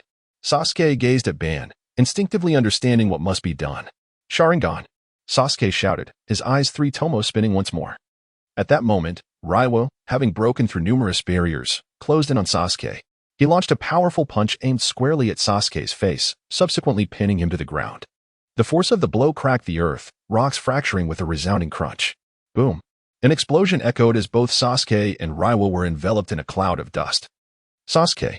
Ino cried out, her voice filled with urgency. Damn it! Damn it! Damn it! Die! Die! Die! Raiwa's back arched as he unleashed chakra flames, furiously pummeling the ground with relentless blows. The scene was so overwhelming that one might assume Sasuke had been reduced to mere pulp. However, the reality was that Raiwa's swift punches abruptly halted. His gaze became vacant, and he slowly began to retreat, step by step. Meanwhile, Sasuke emerged from the dust, bearing a few scratches, mirroring Raiwa's movements. When Raiwa stepped back, Sasuke advanced. Chapter 6. Perhaps influenced by the cursed seal, Sasuke's skin darkened as if stained with ink. His hair tinged with blue, and a four-pointed star-like mark appeared on his nose. Crimson eyes bearing the Sharingan's tomo marked him as a victim of the Uchiha's ocular power. Though unable to control his body, his consciousness remained clear. Yugo guffawed. So, you're one of my replicas, ha ha ha. Come, let me kill you. Pathetic, grumbled Madara, arms crossed, one leg propped on a withered tree trunk. Sasuke's genjutsu is likely the worst among the entire Uchiha clan. Jiraiya, standing nearby, scrutinized Madara. What's with this guy? Is something amiss?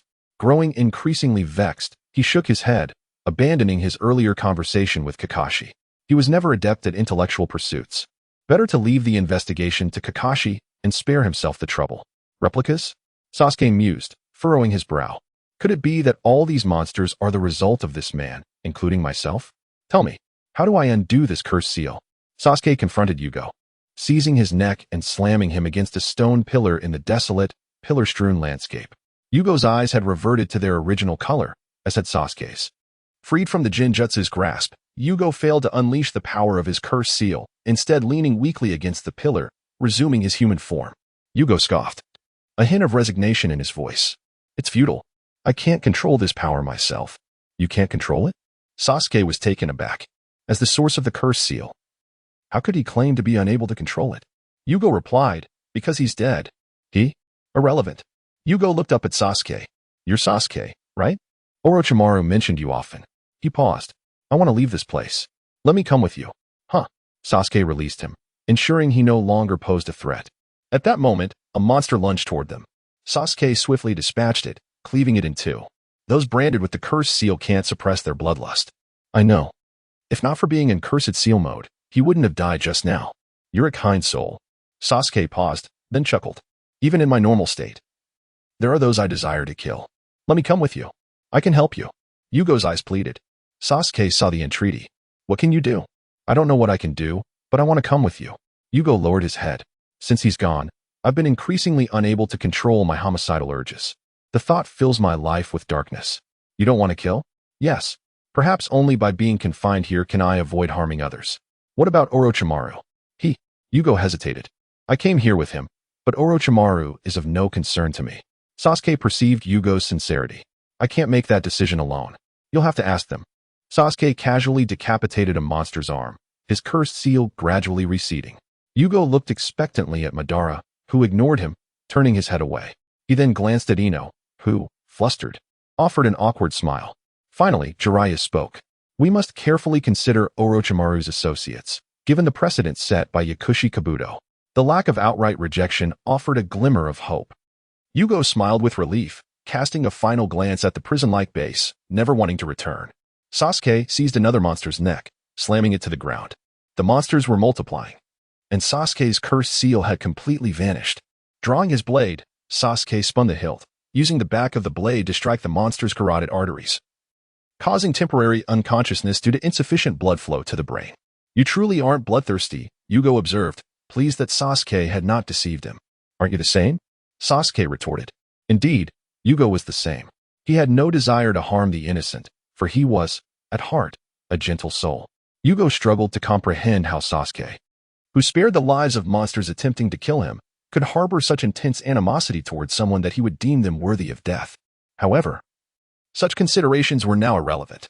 As long as he remained with Sasuke, he could suppress his madness and avoid harming innocent people. Above the base, Yakushi Kabuto adjusted his slipping glasses, the lenses reflecting the sunlight. So that's the man Orochimaru-sama has taken an interest in, Uchiha Sasuke? Behind Kabuto, a fair-skinned youth with a perpetual smile fixed his gaze on Sasuke. Kabuto inquired, Sai, why did you follow me? Sai maintained his insincere smile.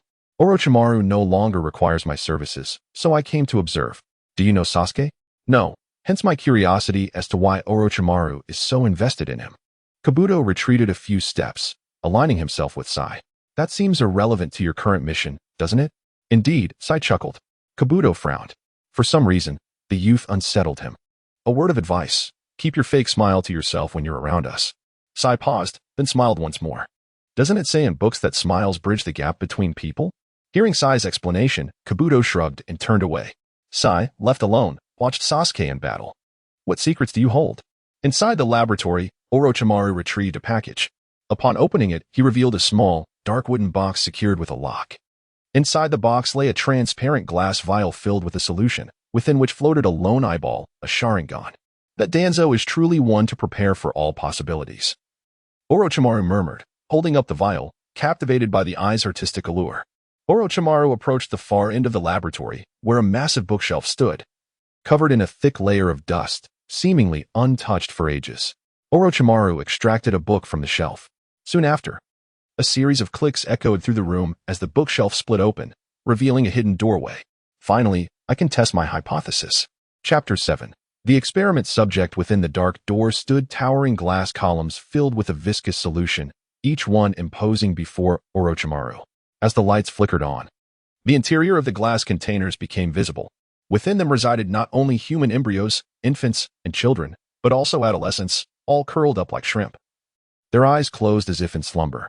Observing their forms, one could ascertain that these experimental subjects, despite their varying ages, seemed to represent the same individual, encapsulating a lifetime within the glass. Yet they were undeniably displayed as separate entities, impossible for them to be the same person. Approaching the end of the dark passage, where the light could not reach, an elderly man emerged, stooped and trembling as he leaned on a cane. His pallid complexion resembled that of a corpse rather than a living being.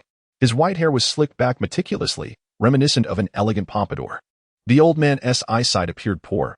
He stumbled forward with his cane until he stood before Orochimaru, reaching out to feel him. You've come, hee. I never expected this failed specimen would have the fortune to see you again in this lifetime. Orochimaru, expressionless, regarded him with an indifferent gaze, replying, It is merely a matter of insufficient sample data. This time, as long as I acquire enough samples, I will undoubtedly succeed. Let us hope so, the old man coughed, his frail body lacking vitality. Yet within his half-closed eyes, a pair of blood-red orbs glittered with an unsettling intensity. And thus it concluded. Sasuke sheathed his long blade with a flourish, leading SH go to meet with Madara and others. Well done, Sasuke. Your application of the taijutsu techniques I taught you last time was commendable. Jiraiya praised, clapping Sasuke on the arm. Ino transformed into a starry-eyed admirer, her gaze sparkling. Sasuke merely nodded in acknowledgement before turning to Madara. Not bad, though slightly flawed. Madara remarked as he brushed past Sasuke. Let us proceed. We must extract Orochimaru from his lair. Receiving Madara's assessment, Sasuke felt a twinge of disappointment. Although Madara had promised to help him grow stronger, Sasuke had never truly regarded him as a mentor. Instead, their tenuous bond made Sasuke perceive Madara more as an elder brother. Despite Madara being born 2 months after Sasuke in this reincarnation. Sasuke interjected before Madara could speak. Next time, I shall leave you speechless. Observing Sasuke delve deeper into the stronghold, Madara momentarily paused, then smiled faintly. This fellow truly resembles Izuna. The group surged forward into the stronghold, their attention sharply focused, scanning their surroundings. Contrary to their expectations, a grand battle did not ensue. Silence enveloped them. As they advanced, the guards, aware of their imminent defeat, trembled and pressed against the walls of the corridor, allowing Madara and his companions to pass. What shall we do with these pests? Sasuke inquired. They're merely insects. Not worth our concern, Madara replied dismissively. Che. Jiraiya pouted. If I remain silent, one might think you were the captain. Oh dear, Ino quickly interjected. Naruto was only looking out for everyone. Honestly, Jiraiya retorted, I cannot fathom what this guy is trying to accomplish. As they ventured further, the absence of any guards became evident. Instead, a dimly lit oil lamp flickered, casting shadows that danced amidst the swirling moths. It was then that Ino discovered they had entered the cells where the experimental subjects were confined. The prison was dark, damp, and reeked of decay, with a metallic scent of blood permeating the air. Blood splattered everywhere. A cursed creature crouched in the corner, its back turned to them, gnawing incessantly on a severed arm. Upon realizing they were watching, it turned, its mouth smeared with blood, tears streaming from its eyes. Kill me. Please, put an end to my suffering. The creature hurled the arm aside, rushing to the iron bars, causing them to rattle violently. I am no longer human. I beg you, end my life. Faced with the creature's desperate plea, the group was momentarily at a loss. Only Madara, passing by Sasuke, unsheathed his sword and plunged it into the creature's skull without hesitation. Naruto. You, Ino exclaimed, bewildered. Madara sighed. He can never return to humanity. Rather than let him languish in remorse, it is better for me to grant him release. Damn you, Orochimaru. Jiraiya pounded the wall in deep remorse. If only he had been able to prevent Orochimaru from leaving the village, would so many tragedies have been averted? Do not dwell on it, Jiraiya. Madara consoled. Patting his back, I have investigated. Orochimaru was conducting human experiments even while in Konoha. Do you think I was unaware? Jiraiya's heart ached. Having trained, lived, and grown alongside Orochimaru, once a dear friend turned into this monstrosity was a bitter pill to swallow. Let us move, Captain. Madara urged. What shall we do next? Capture Orochimaru. We must prevent such tragedies from recurring, Jiraiya commanded. With that, the group hastened deeper into the stronghold. Nothing. Nothing. Nothing. We have found nothing, they proclaimed in frustration. At the innermost part of the stronghold, many rooms were scattered about. Madara and his companions split up, searching for any trace of Orochimaru. Unfortunately, after combing through the last room, they found no leads. This cannot be right. The stronghold is relatively small. There should be no other exits. Orochimaru must still be inside. Jiraiya insisted. Madara shook his head. If it were that simple, you wouldn't have pursued Orochimaru for so many years only to fail repeatedly. As Madara surveyed the area for clues, he suddenly spotted a figure lurking in the shadows, seemingly eavesdropping on their conversation. Sasuke swiftly maneuvered behind the figure, only to discover it was a girl clad in simple attire. Who are you? Sasuke demanded, pressing his blade against her throat, ready to strike at the slightest provocation. Please, don't kill me. I am merely Orochimaru's maid. Do you know where Orochimaru has gone? I cannot say. If I do, I will lose my life. The girl's eyes welled with tears, helpless and distraught. At that moment, Jiraiya stepped forward, demanding the girl to reveal her tongue. Upon inspection, it bore numerous black markings. The curse mark of tongue binding. Just as I suspected, Jiraiya exclaimed. He had anticipated that Orochimaru would have contingency measures in place. If the girl dared to divulge any information about him, the curse mark would activate and claim her life. What shall we do? Sasuke inquired. For the primary objective of their mission was to locate Orochimaru and remove the curse from her neck. Hiki, it seems my time to shine has finally arrived. Ino stepped forward, eager to contribute. Chapter 8, Clone Ino? All eyes converged upon Ino. She smiled. Have you forgotten my role in all of this? Medical assistance? Sasuke inquired. You still underestimate Ino, Jiraiya interjected, approaching the group.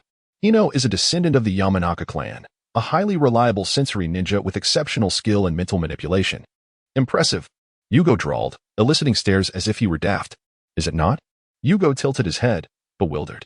Yugo could hardly be blamed. Due to the influence of his curse seal, he had isolated himself in a cavern to prevent harming others, limiting his exposure to the outside world and resulting in such a pronounced reaction to Ino's abilities. Excellent. Ino approached the attendant, gently placing her hand on her head. Though the tongue-cutting seal prevents you from speaking, I can directly extract useful information by delving into your memories.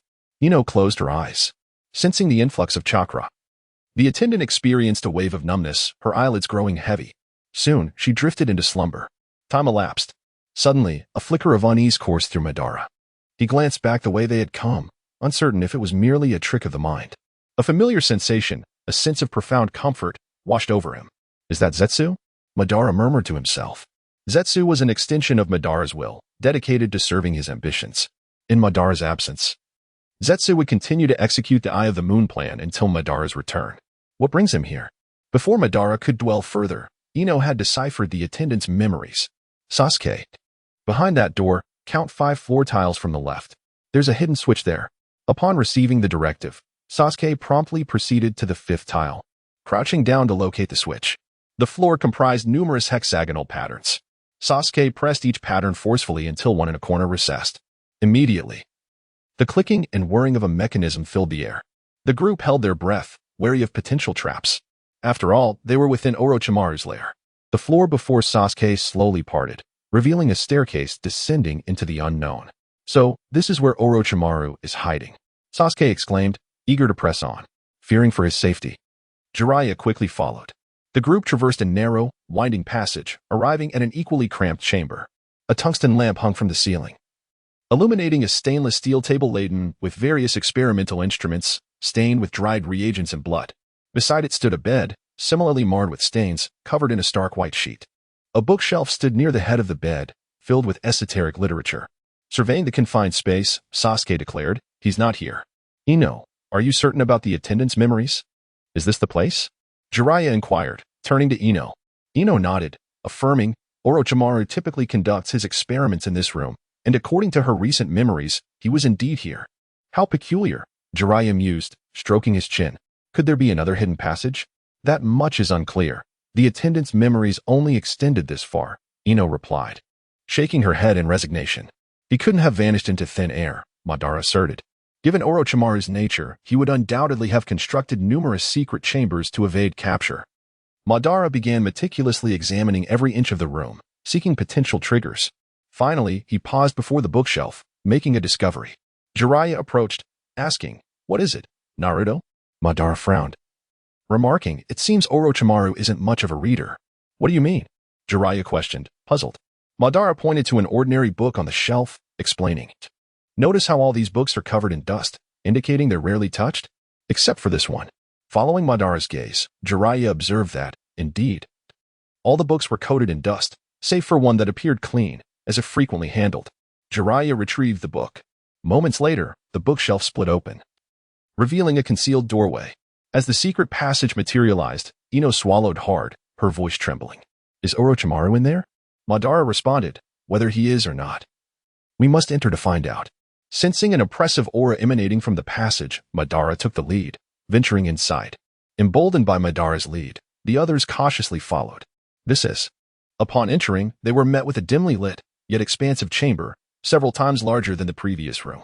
The space was sparsely furnished, save for overhead spotlights and rows of glass cylinders. "How awful," Ino gasped, covering her mouth.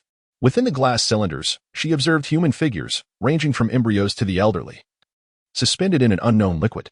"Orochimaru has harmed countless individuals in his pursuit of immortality," Jiraiya remarked, aghast at the sight. Madara approached the glass cylinders, placing his hand on one, sensing the energy within. Abruptly, his eyes widened. "They're alive. Alive!" Jiraiya exclaimed, shielding the group protectively, beads of sweat forming on his brow. "Can you discern who they are?" Madara scrutinized each glass cylinder, noting that, despite their varying ages, individuals of similar age exhibited remarkably consistent features. "I suspect these individuals are not ordinary people," Madara stated. "Not ordinary people?" Jiraiya echoed in astonishment. Madara nodded, explaining, "These individuals are likely clones created by Orochimaru." "Clones?" Jiraiya questioned, perplexed. Why would he create so many clones? Madara admitted that he too was uncertain, perhaps to avoid the trouble of capturing people for his experiments. "That doesn't quite add up," Jiraiya countered. "If that were the case, then the individuals imprisoned outside would be superfluous." "You make a valid point," Madara conceded, acknowledging the flaw in his hypothesis. At that moment, Sasuke emerged, inquiring, "What about Orochimaru? The one we've been searching for?" Indeed, the group realized, recalling the true purpose of their expedition. After a thorough search, Madara discovered another secret passage at the far end of the room, leading outside. It appeared they had arrived too late. Orochimaru had already escaped through the passage. Subsequently, Madara and Jiraiya returned and shattered one of the glass cylinders. The occupant within flowed out with the liquid. Upon contact with the air, the individual coughed up the solution and greedily inhaled the fresh air. Where am I?" The individual collapsed onto the ground, struggling to stand, his face displaying an innocence uncharacteristic of his age. Madara closely observed the individual, seeking any clues related to Orochimaru. Then, the individual opened his eyes, causing Madara and Jiraiya to gasp in unison. The individual appeared entirely normal, save for the absence of eyes, leaving only two dark, empty sockets. Chapter 9. This is simply fraud. The figure appeared to be around 17 or 18 years old, with skin a ghastly gray, lacking the vibrant hue of a living being. His white hair was slicked back meticulously, resembling a refined pompadour. "Who are you?" asked Ban. "Xin," replied the figure. "Xin?" Ben echoed. "Where is Orochimaru? Xin gasped, struggling to breathe, as though he had forcibly shattered a glass pillar, causing him to collapse. Is he dead? Jiraiya knelt down to check his pulse. After confirming the absence of breath, he sighed. What a pity, arriving in this world for less than 3 minutes. And he hasn't even begun to experience it before passing away. He must possess numerous secrets regarding Orochimaru, Ben contemplated. As he spoke, Ben retrieved a scroll from his attire and unfurled it on the ground. Oh, Jiraiya exclaimed, you have quite the collection of space-time ninjutsu tools. Ben utilized the scroll to store Xion's lifeless body. Convenient indeed, but the cost is exorbitant. This was originally meant for sale at the shop. And using it personally feels rather painful. Why not negotiate a discount with your supplier? I could use one too, suggested Jiraiya. Ben secured the scroll and replied, all right. I'll give you a friendship price. The two departed from Orochimaru's lair. Although they failed to capture him this time, they considered it a significant gain. On their way back, Jiraiya inquired, you mentioned wanting to kill Orochimaru. What was that about? Surprised that Jiraiya remembered, Ben quickly deflected. What? I was merely joking. Oh, I see. Jiraiya observed Ben's somewhat stiff smile, choosing not to press further. However, he could ascertain that Ben indeed harbored intentions of killing Orochimaru. As they walked away, a silhouette emerged from atop a red rock mountain. This figure bore a shell resembling an aloe vera plant atop his head. Within the shell was a face, symmetrically divided in black and white. Clad in a black robe adorned with red clouds, the white-faced individual remarked, it seems Akatsuki is particularly interested in Sasuke. The black-faced one replied, indeed. The white face continued, however, I sense you are even more intrigued by that nine-tails Jinchuriki. Yes, sighed the black face, I cannot fathom why. He feels inexplicably familiar. Upon returning to Konoha, Ben reported the mission. Since it was a task assigned by his own village, there was no client to pay a commission, resulting in a meager reward. Afterward, he treated his friends, including Konohamaru, to a meal, leaving him with little left. Ben sat in the shop, sighing heavily, lamenting, not again. How I wish for wealth. At that moment, a receipt slipped from the table. Wearily, Ben picked it up and glanced at it, instantly invigorated. Thank goodness. A large order from the Rain Village. The receipt detailed a 20 deposit for a substantial order totaling 200,000 ryo, including kunai, shuriken, explosive tags, smoke bombs, and several thousand items in total. The goods would be escorted back to the Rain Village, and upon successful inspection, he would receive a notification to collect the remaining payment. However, nearly a month had passed without any news. Surely there should be some explanation regarding the inspection. Ben murmured, feeling an unsettling sense of foreboding. Although a deposit was made, it was nowhere near enough to cover such a large quantity of ninja tools. When the suppliers came to collect, Ben would not only be broke but might also face bankruptcy. I must inquire. Ben sprang up and rushed to the Konoha Merchant Association. After his inquiries, he realized he had been duped. The so-called merchant group from the Rain Village was not even registered with the association. This meant that their intention from the very beginning was to procure a substantial quantity of high-quality goods for the least amount of money. It was only now that Ben, having been the unwitting victim, recognized the humiliating truth. What a disgrace. Ben seethed, nearly grinding his teeth in frustration. Upon returning to the ninja tools shop, he felt utterly defeated, his eyes devoid of light. Even when customers entered to purchase items, he remained oblivious until they called out to him several times, prompting a lethargic response. This continued until closing time. Ben mechanically tidied the shop, turned off the lights, locked the door, and set off home. The lights of the shops along the street were dimming, casting shadows as night fell. Spotting a bench, he sat down, exhaling deeply, watching moths flit around the street lamp. He pondered the cruelty of the world. Why was it always so unkind to him? No matter his endeavors, he seemed perpetually plagued by misfortune. After much turmoil, he found himself alone, a solitary figure amidst the chaos, feeling insignificant. Even the moths, drawn to the light, could at least journey together. Perhaps I should just return home. Ben resolved. As he stood to leave, he heard shuffling footsteps behind him. Turning, he was surprised to find Irika standing there. Irika held a popsicle, breaking it in half and offering a piece to Ben. Care to sit and chat?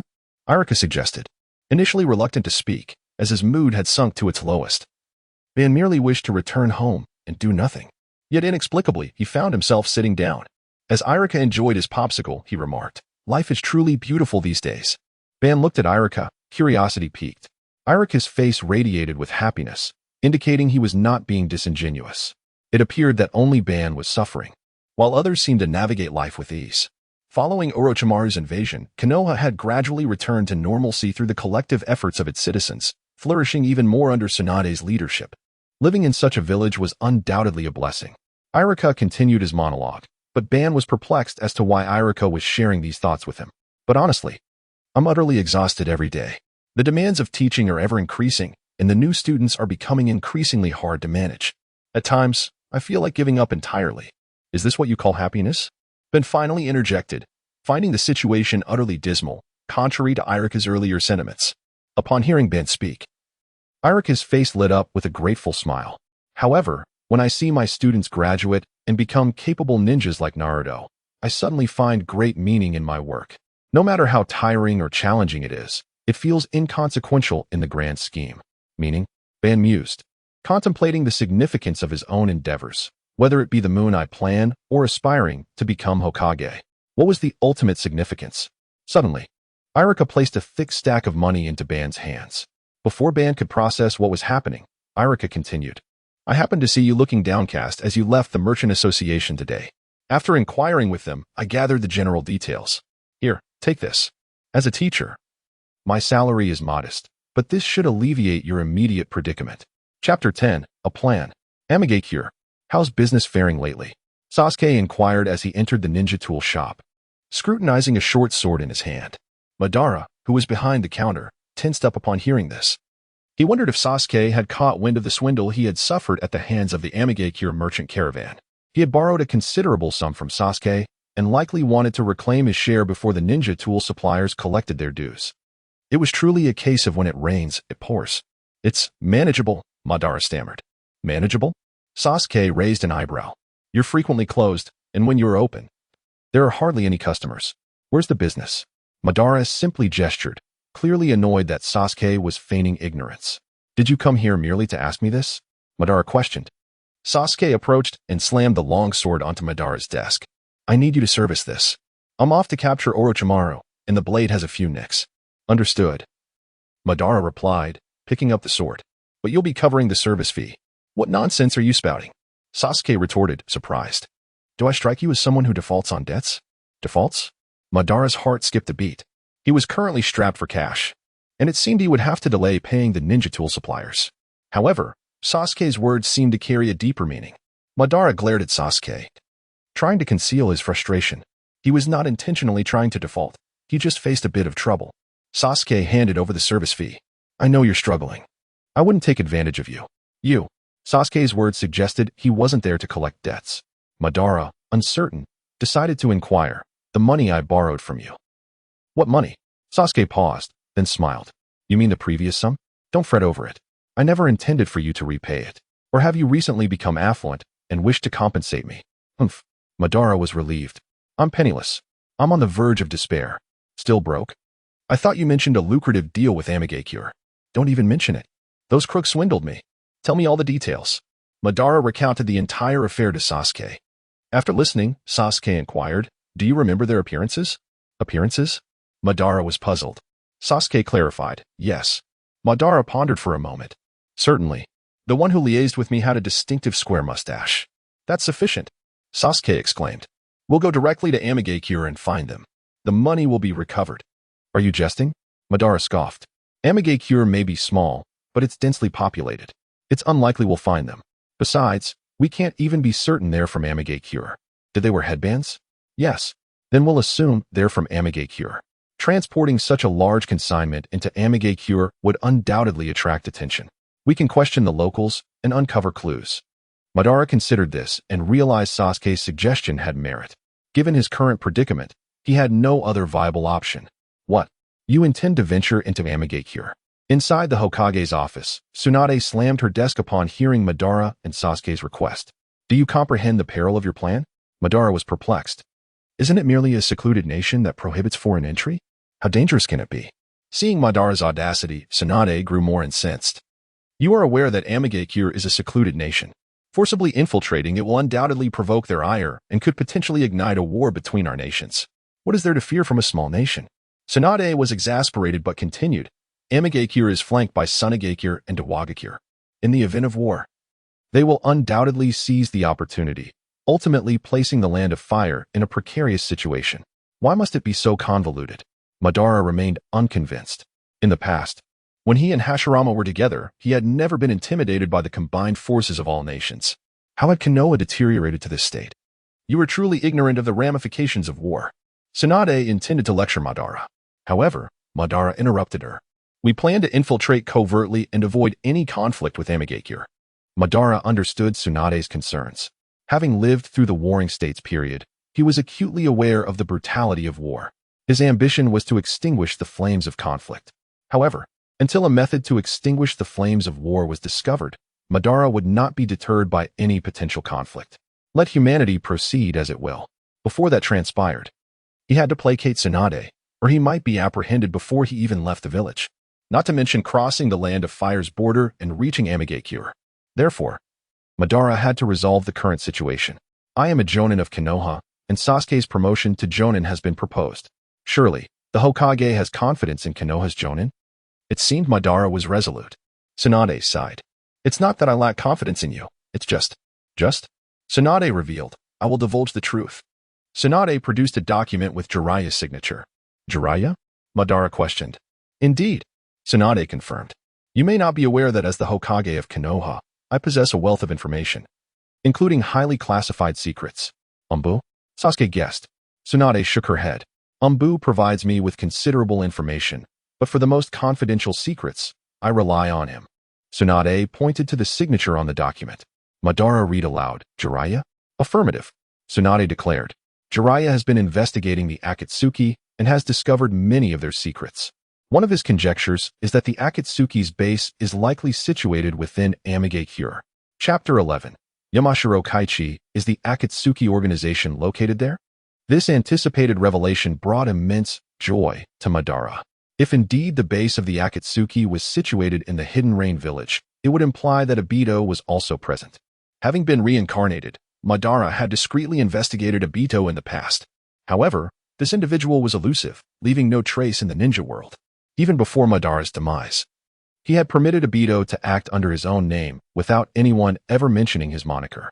What exactly was this individual up to? The Moon Eye plan was Madara's lifelong aspiration, leaving no room for error. Although he had once saved Obito's life, it had been for a purpose. Anything undertaken with an ulterior motive lacked purity. Obito might not trust him, and similarly, Madara did not place his faith in Obito. You know what the Akatsuki is up to, right? Tsunade questioned Madara with irritation. Madara was, of course, aware that the Akatsuki had commenced their operations, capturing tailed beasts across various nations. Recently, the one-tail, Shikaku, had fallen into the hands of the Akatsuki. Furthermore, rumors suggested that the two tails from the Hidden Cloud village had mysteriously vanished, with speculation that the Akatsuki was behind it. However, in an effort to maintain internal stability, the Hidden Cloud village had refrained from disclosing any information, as if nothing had transpired. If Madara were to recklessly enter the territory of the Akatsuki at this juncture, it would be tantamount to walking into a trap. I have my own plans, Madara declared. Seeing Madara's unwavering determination, Sasuke quickly interjected, It's all right, Lord Hokage. I will ensure his safety. During our last mission to retrieve the Wind Shadow, I engaged in combat with the Akatsuki members and gained some understanding of them. You will protect me? Madara refrained from voicing his skepticism, merely casting a sidelong glance at Sasuke. Isn't this to assist you? Sasuke retorted with a knowing expression. No means no. Consider the lesson learned from the merchant's deception and let it go. Tsunade firmly dismissed their pleas. Consequently, the two were unable to obtain the necessary permit to cross the borders of the Land of Fire and exited the Hokage building in frustration. There was no recourse. They seemed to have to accept their fate. Naruto, how much do you owe? Don't mention it. It gives me a headache. If it's a small amount, I can help you out. Forget it, with your limited funds. The two trudged along, dejected. As night enveloped the village, vibrant lights in hues of red, green, blue, and purple illuminated the night market, creating a cacophony of sounds. Amidst this lively scene, the two appeared starkly out of place. Naruto, at that moment, a voice called out, prompting both Madara and Sasuke to look up. Jiraiya. Jiraiya waved at them, saying, I heard Tsunade mention your inquiry. And then? Madara replied weakly. Knowing Jiraiya was aligned with Tsunade. Why do you seem so unhappy? Jiraiya asked. How could I be happy? I'm in debt to the point of being unable to repay even if sold. Is that such a trivial matter? I can cover it. You would do that for me? Madara's eyes sparkled as though he had found a lifeline. Just a little assistance. But I can't pay for you without a favor in return. What favor? You must accompany me to meet someone. Who? Ino's father, Yamashiro Kaichi. Upon hearing the name, Madara's brow furrowed and his mind raced. Yamashiro Kaichi, the captain of the Leaf Analysis team. This man's abilities were well known. He excelled in mental manipulation and reading minds. Could it be that his disguise of Naruto had been uncovered after all these years? Sasuke inquired, what is going on? Before Jiraiya could respond, Kakashi, perched on a nearby utility pole with a book titled Intimate Paradise, waved down at Madara and Sasuke. It's nothing serious. I just want to discuss a few matters with Naruto. Discuss with me? Indeed, they had discovered something amiss. Madara clenched his fists, striving to maintain an outward calm. Let us go. Kakashi led the way. Madara realized that since the topic had arisen, it was unwise to avoid it. He steeled himself to follow. Sasuke intended to accompany them, but Jiraiya blocked his path. This matter only concerns Naruto. Why? Sasuke questioned, but Jiraiya offered no answer. Inside the analysis team's chamber, after greeting the guarding ninja, Kakashi ushered Madara inside. You finally arrived. Yamashiro Kaichi remarked as he concluded his work, withdrawing his steaming hand from atop an individual's head. The person was restrained on a circular stone platform, with only their head exposed. The platform was adorned with talismans, enhancing Kaichi's capacity to glean information from others' minds. Are you ready? Kakashi approached, appearing quite familiar with the setting. Kaichi nodded. I've been waiting for you. Kaichi immersed his hands in clean water, washing them thoroughly before drying them with a towel. After completing this ritual, he turned his gaze towards Madara. You've come to me. Madara's nerves tightened as he whispered to himself. Though he had yet to witness Kaichi's abilities firsthand, he had previously observed Ino utilize them during a mission to capture Orochimaru. Ino had quickly extracted information from the mind of Orochimaru's attendant. Comparatively, as Ino's father, Kaichi's capabilities would undoubtedly surpass hers. Should he fall into Kaichi's grasp and allow his thoughts to be read, it would spell disaster for him. Why had he been discovered? He believed he had concealed his identity adequately. Madara racked his brain, reflecting on every detail. Regardless, he felt little concern about his situation. He glanced at Kakashi, who remained engrossed in his book, seemingly oblivious to Madara's presence. It was peculiar, too peculiar. Kaichi approached, asking, shall we begin? Begin? Madara's voice trembled. Begin what? Kaichi looked at Kakashi with confusion. Didn't he that fellow inform you upon your arrival? Kakashi lowered his book, revealing his somewhat mischievous eyes. Oh, I was in such a hurry that I forgot to mention it. How can you laugh about this? Can't you be more reliable? Kaichi sighed in exasperation, resting his hand on Madara's shoulder, causing Madara to shudder involuntarily. Kaichi burst into laughter. I didn't expect you to be this nervous. Madara found no humor in the situation. Contemplating his impending predicament, he pondered whether there was a way to extricate himself. The door was still ajar. Given his strength, slipping away from Kakashi and Kaichi should pose little challenge. However, it was possible that others had been stationed outside, ready to apprehend him should he attempt to flee. Running away was clearly not a viable option. Therefore, when Kaichi began to read his mind, he resolved to remain alert, striving to avoid any unfavorable outcomes. It was akin to resisting hypnosis. If one continuously reminded themselves not to succumb, they would indeed remain unaffected. Yet, he could not ascertain if this strategy would be effective against a master of mental manipulation. Time was of the essence. Naruto, come with me. Okay. I will present the refined version of the text you provided, focusing on enhancing the language and removing extraneous elements. Chapter 12. The enigmatic wound. If conflict is what you seek, I shall not shrink from it. With that thought, Madara resolved that should any unforeseen complication arise, he would seize the initiative. Yumeka Inoichi was nearest. Subduing him with a swift maneuver from behind seemed a plausible opening gambit. With Inoichi as a hostage, who would dare impede him? Yumeka Inoichi led Madara to the platform, signaling an assistant to unveil the subject. Is it my turn? Madara's nerves were taut. He reached for his weapons pouch. Kakashi, absorbed in his reading, noticed the gesture and fixed his gaze upon Madara's actions. Sensing an unspoken tension, Yumeka Inoichi turned to Madara, a quizzical expression on his face. Naruto, is something amiss? Madara's heart pounded. I was summoned, was I not?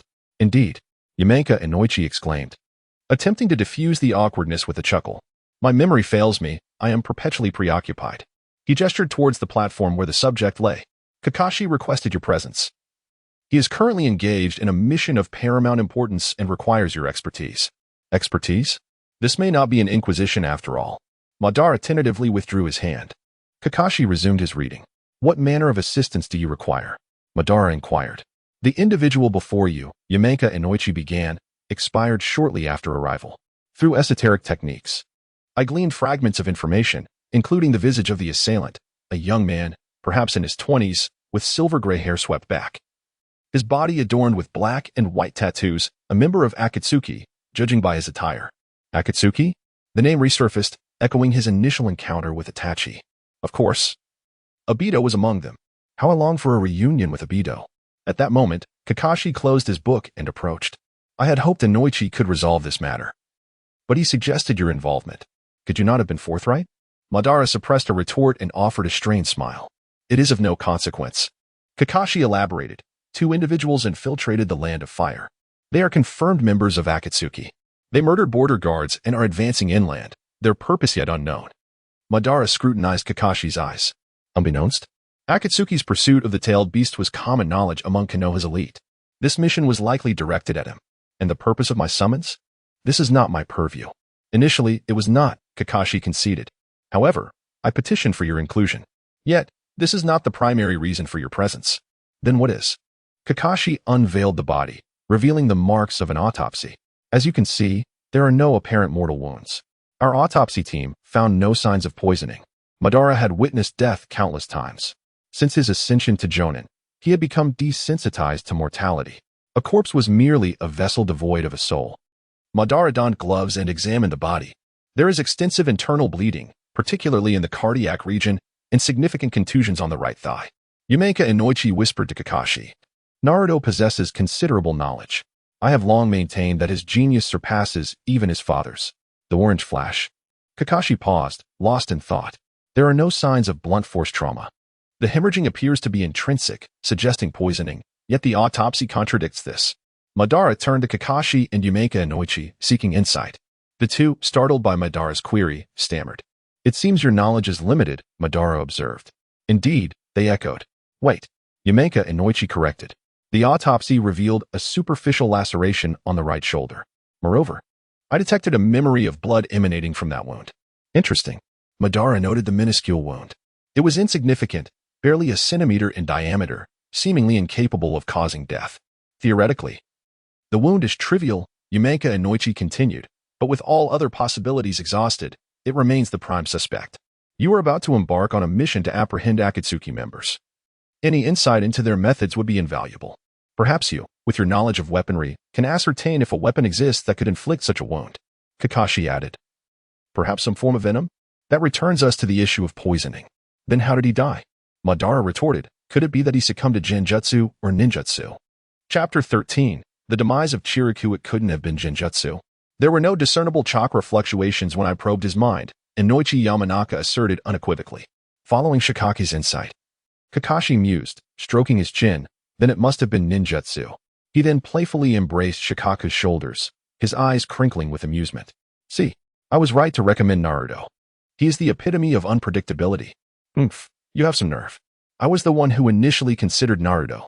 Don't try to steal my credit, Shikaku retorted. Inoichi, don't think that just because you can read minds, claiming my thoughts as your own makes them yours. I give up with you, Inoichi sighed.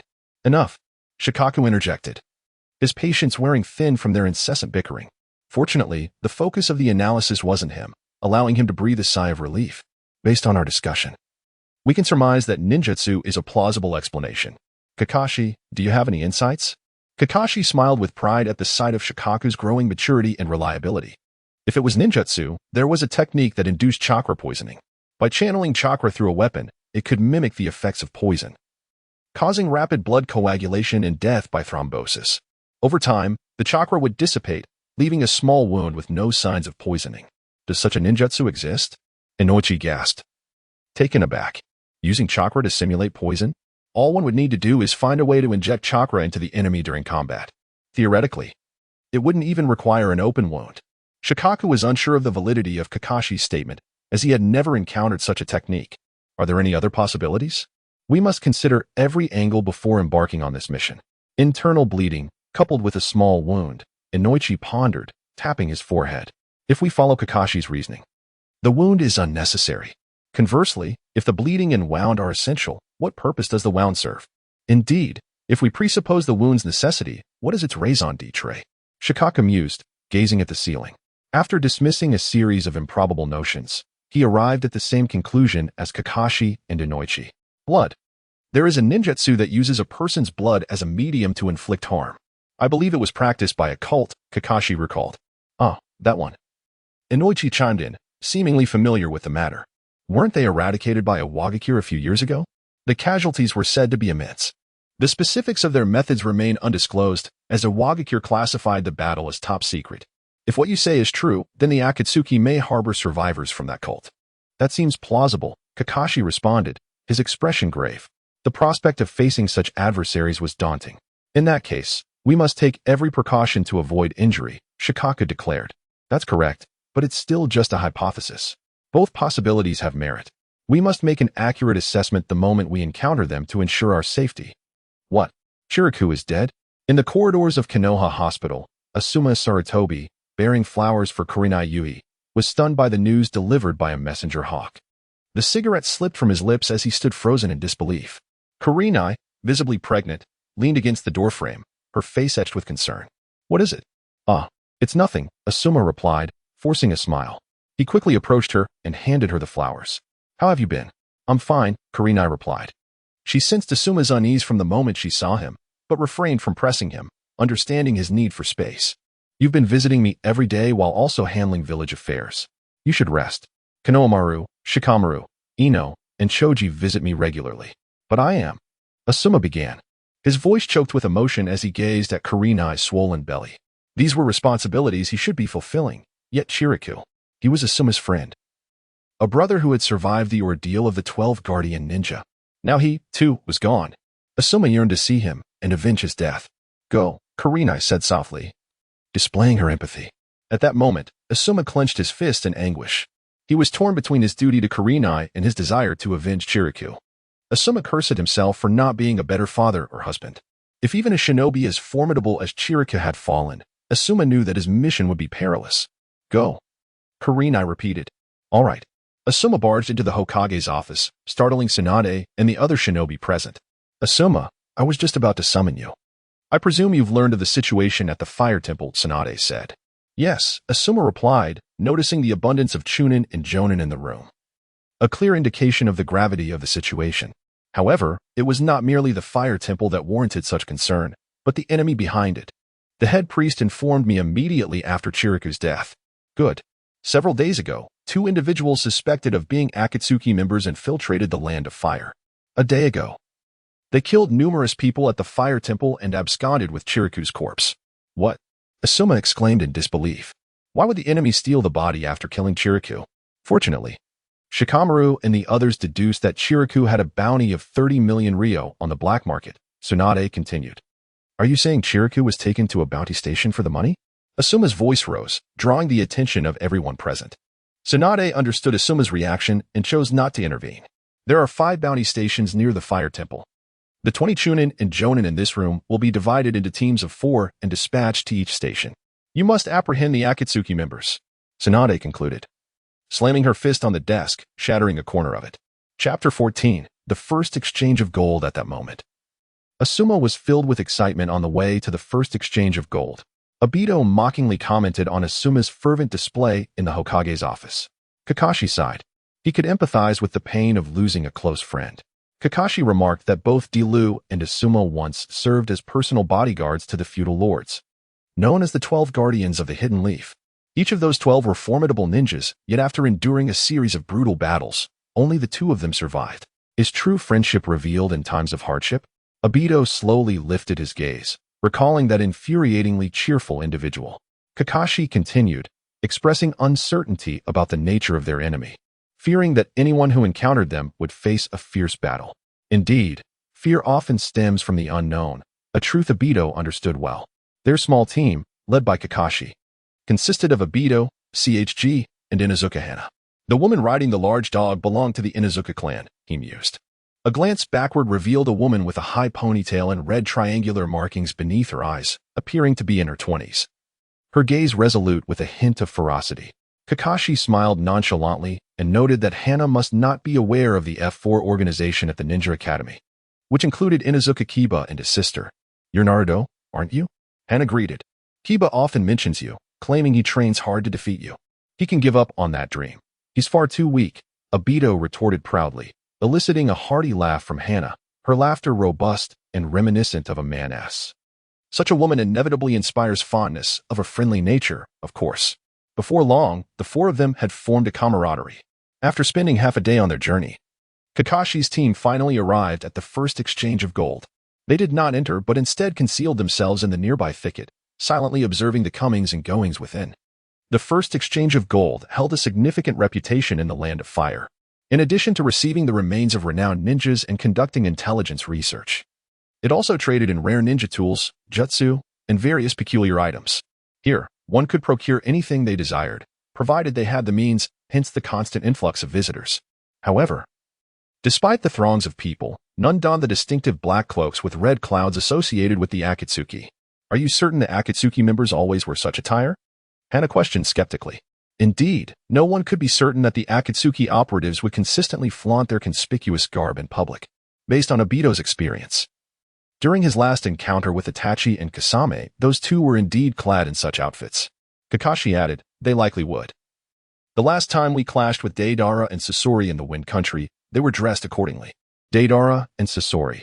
Obito had never met them, but had heard tales from the delightful Sasuke. During that mission, the man named Deidara had infiltrated Sunagakure and engaged in a cataclysmic battle with the then Kazekage, Gaara. Deidara had triumphed at the cost of his left arm, subsequently capturing Gaara.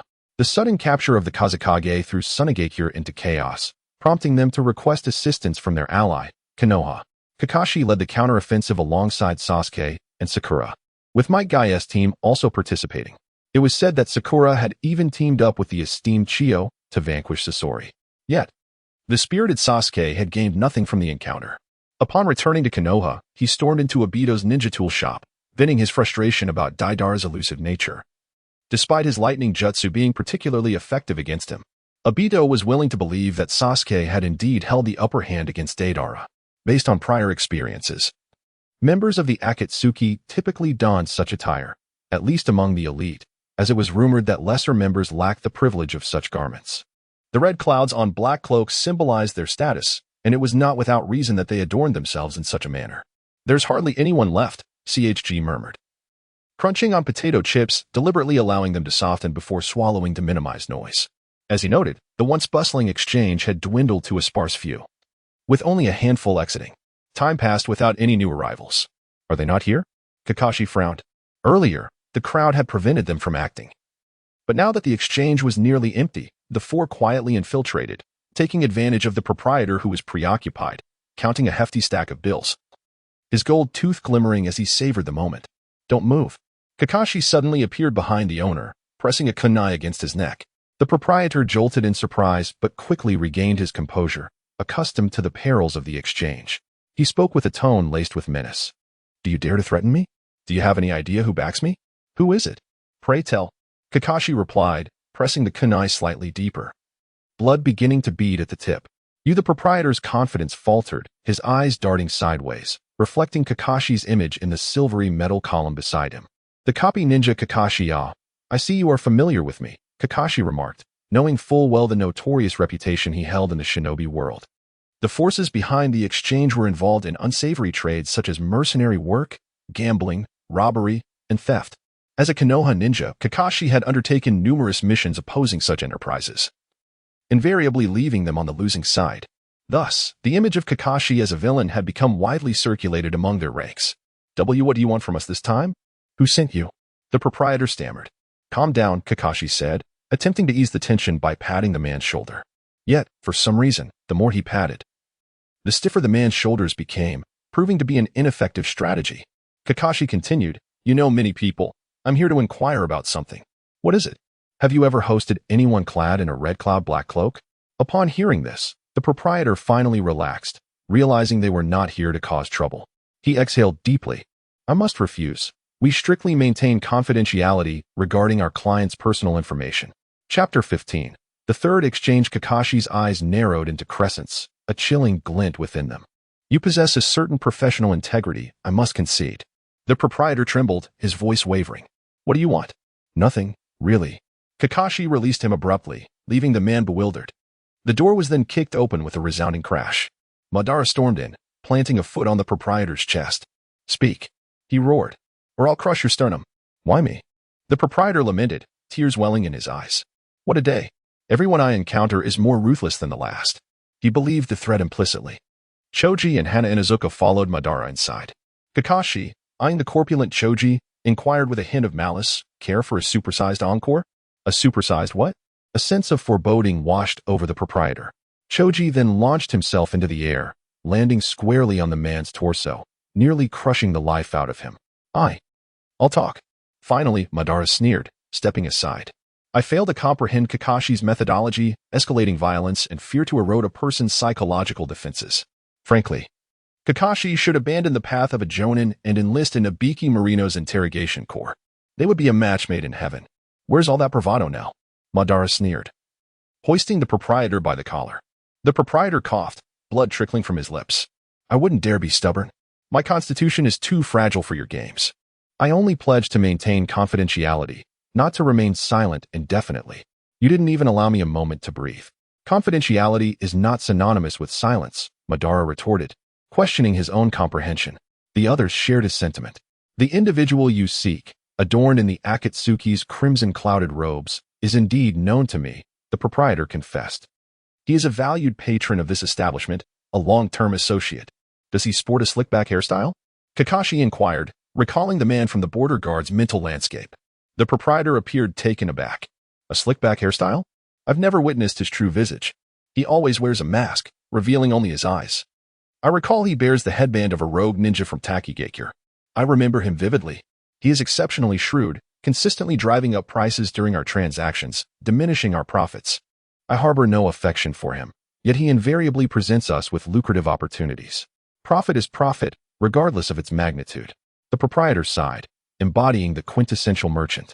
Madara lacked this particular trait, a relentless pursuit of profit. It explained his mismanagement of the once thriving ninja tool emporium. His description diverges somewhat from our quarry, Kakashi mused, surprised to glean new information. Akatsuki members typically operated in pairs. The slick back hair was one. The rogue ninja from Takigakure was the other. Does this individual possess verdant eyes? Madara interjected, his voice urgent. The proprietor paused, his brow furrowed in thought. It's possible. Where is he? Rumor has it he acquired a remarkable cadaver and is en route to the third exchange. The third exchange? Kakashi exclaimed, startled. That's where Asuma's team is stationed. Asuma, Shikamaru. Izumo Kamizuki, Kotetsu Higane. Madara recalled their roster. Shoving the proprietor aside, Madara bolted out of the shop, ignoring Kakashi's commands. What was that about? Choji mumbled, stuffing a handful of chips into his mouth. Sensing the urgency, Kakashi realized that remaining would yield no further information. Let's pursue him at once. And dispatch a message to the other teams, instructing them to converge at the third exchange. Understood. Outside.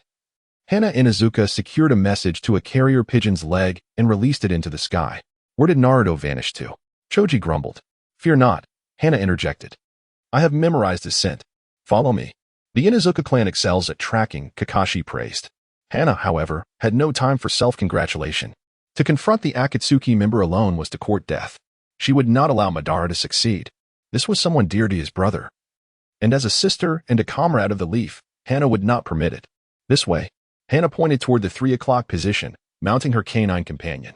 Kakashi and Choji exchanged glances and followed. As they approached the third exchange, Hana grew increasingly agitated, her brow furrowed. What troubles you? Kakashi inquired. The closer we get, the stronger the scent of blood becomes. I fear something dire has transpired. Blood? Kakashi echoed. The presence of blood signified a battle. Was it ongoing? Had it concluded? Who had emerged victorious? Who had fallen? All remained unknown. We must hasten our pace and reach the third exchange. Meanwhile, at the third exchange, Shikamaru knelt. His hands clasped, sweat pouring down his face. His bloodshot eyes were wide with strain. A tendril of shadow snaked along the ground. Connecting to their quarry, a man with a slicked-back hairstyle, covered in black and white tattoos, wielding a scythe in one hand and a needle in the other. Fool, do you believe you can contain me with this? The man's voice grated on the ears. Before him, Asuma Sarutobi clutched his blood-soaked abdomen, his expression contorted in pain. A discarded cigarette lay nearby, smoke curling into the air. Chapter 16. Predicament Baka. Baka. Baka. Go die. Ha ha ha. The man with a black and white tattoo and a slicked-back hairstyle laughed maniacally, his eyes bulging with madness. Shikamaru, using the Nara clan shadow techniques, shadow imitation technique, was attempting to restrain the man's movements. However, the man's struggles caused Shikamaru's body to tremble uncontrollably. This is infuriating. I cannot hold on much longer. The shadow imitation technique, a ninjutsu of in-release chakra, excels in mental control. By connecting one's own shadow with that of another, one can synchronize all actions with the counterpart. It is indeed an impressive control technique, but its drawbacks are painfully evident. It severely depletes chakra. Having held the man for less than 5 minutes, Shikamaru felt his entire body nearing exhaustion, teetering on the brink of collapse. Even so, he had to divert part of his attention to monitor the mysterious man sitting beside him, cloaked and wearing a mask. This individual donned the signature Akatsuki attire of a red cloud black robe and a rogue ninja forehead protector. What abilities does that man possess? Contending with this lunatic is already arduous enough. Shikamaru's nerves were taut. He dared not let his guard down for even a moment. Meanwhile, Kamizuki Izumo and Tetsu were slumped on the ground, unconscious, and Asuma was incapacitated by the tattooed man's ninjutsu, rendering him unable to fight. The weight of their predicament rested entirely on Shikamaru's shoulders, forcing this typically evasive individual into a situation he found overwhelmingly challenging. The tattooed man, wasn't his name Haiden? Shikamaru recalled the masked man calling him by that name, and the masked individual, if he remembered correctly, was called Kakuzu. Shikamaru bit down on his own flesh, using the pain to sharpen his focus. What a time to be preoccupied with trivialities. He needed to devise a plan. A strategy to break through this dire situation, much like when he played shogi with his father, seeking that one narrow and treacherous path to victory amidst overwhelming odds. As he chewed on his flesh, blood trickled from the corner of his mouth. If someone as formidable as Asuma, an elite J-nin, was no match for Haiden, then what chance did Shikamaru, merely a CH-nin, have? It was absurd. How could he lose in the CH-nin exams yet still be promoted? The person who had defeated him was named Temari, if memory served. She had a fiery temperament, much like his mother. Yet he found that trait endearing. Perhaps he had inherited his father's genes, which explained his attraction to such spirited women. Wait, why was he digressing again? Focus. Initially, Asuma had the upper hand in his battle with Haiden, even dominating him during their physical confrontation. However, inexplicably, Haiden transformed, black and white tattoos appearing across his body. Then, Shikamaru watched in disbelief as Haiden dropped his scythe-like weapon and plunged a retractable steel needle into his own abdomen. The scene was shocking. How could one self-harm in the midst of battle? Moreover, Haiden appeared to revel in the act, twisting and turning as he pierced himself, uttering the grotesque phrase, "Ah, how delightful." Then, an astonishing turn of events transpired. Haiden's self-inflicted wounds seemingly had no effect on him. Instead, Asuma suddenly collapsed, clutching his abdomen, blood pooling in his hands. Why did this happen? Shikamaru pondered, recalling how Kakashi had briefed them on their adversaries prior to their mission. Minor wounds, could this be a crucial clue? Reflecting on Asuma's earlier confrontation, it seemed Haiden had indeed crossed paths with him. Wait. Shikamaru's thoughts crystallized as he fixated on the scythe-like weapon in Haiden's left hand. It was an imposing weapon, its trajectory easily discernible, with focused attention. Evading it should not pose a significant challenge. The issue, however, lay in the inevitability of oversight during combat. While the weapon was indeed devastating, its handle, connected by a steel wire, could be flung to extend its reach, enhancing its offensive capabilities. Wielding such a weapon must require considerable exertion in a protracted battle. It would be a disadvantage. Yet, therein lay the crux. Asuma had miscalculated the weapon's range, resulting in a shallow cut on his cheek. From that moment, Haiden's demeanor shifted. His eyes glinted with newfound confidence and arrogance, suggesting he could control everything. What did he do then? Think. His body trembled violently. It would not be long before Haiden broke free from Shikamaru's grasp. Hey, Haiden, are you done playing? Kakuzu, sitting on the steps of the exchange office, rested atop 2 crates, money obtained from the corpses of the monks of the fire temple. Haiden grinned, exerting all his strength against Shikamaru. Kakuzu, just a moment longer. Kakuzu, losing his patience, stood up and declared, "Let me take action. I'll just kill them all." What? The situation was deteriorating rapidly. The current plan was predicated on Kakuzu remaining uninvolved. After all, Shikamaru's abilities were already stretched thin dealing with Haiden alone. Hey, hey, Haiden exclaimed, displeased. Kakuzu. We agreed you wouldn't interfere. Don't meddle. Kakuzu sat back down, stating, hurry up. I always have to wait for you too long. This is a necessary ritual. The Lord Evil God is watching. The moment Haiden uttered the words Evil God, Shikamaru felt a jolt, as if a light bulb had flickered on in his mind. Kakashi had mentioned that Haiden's abilities were undoubtedly linked to ninjutsu, leading Shikamaru to consider two possible scenarios. The first possibility was chakra infusion, causing symptoms akin to poisoning. If such a ninjutsu existed, it would require mere physical contact. However, Shikamaru dismissed this theory. After all, during the initial physical confrontation, not just Asuma but also Kamizuki Izumo and Tetsu had come into contact with Haiden, yet only Asuma found himself ensnared in this predicament. The second possibility involved blood. Perhaps linked to some cult.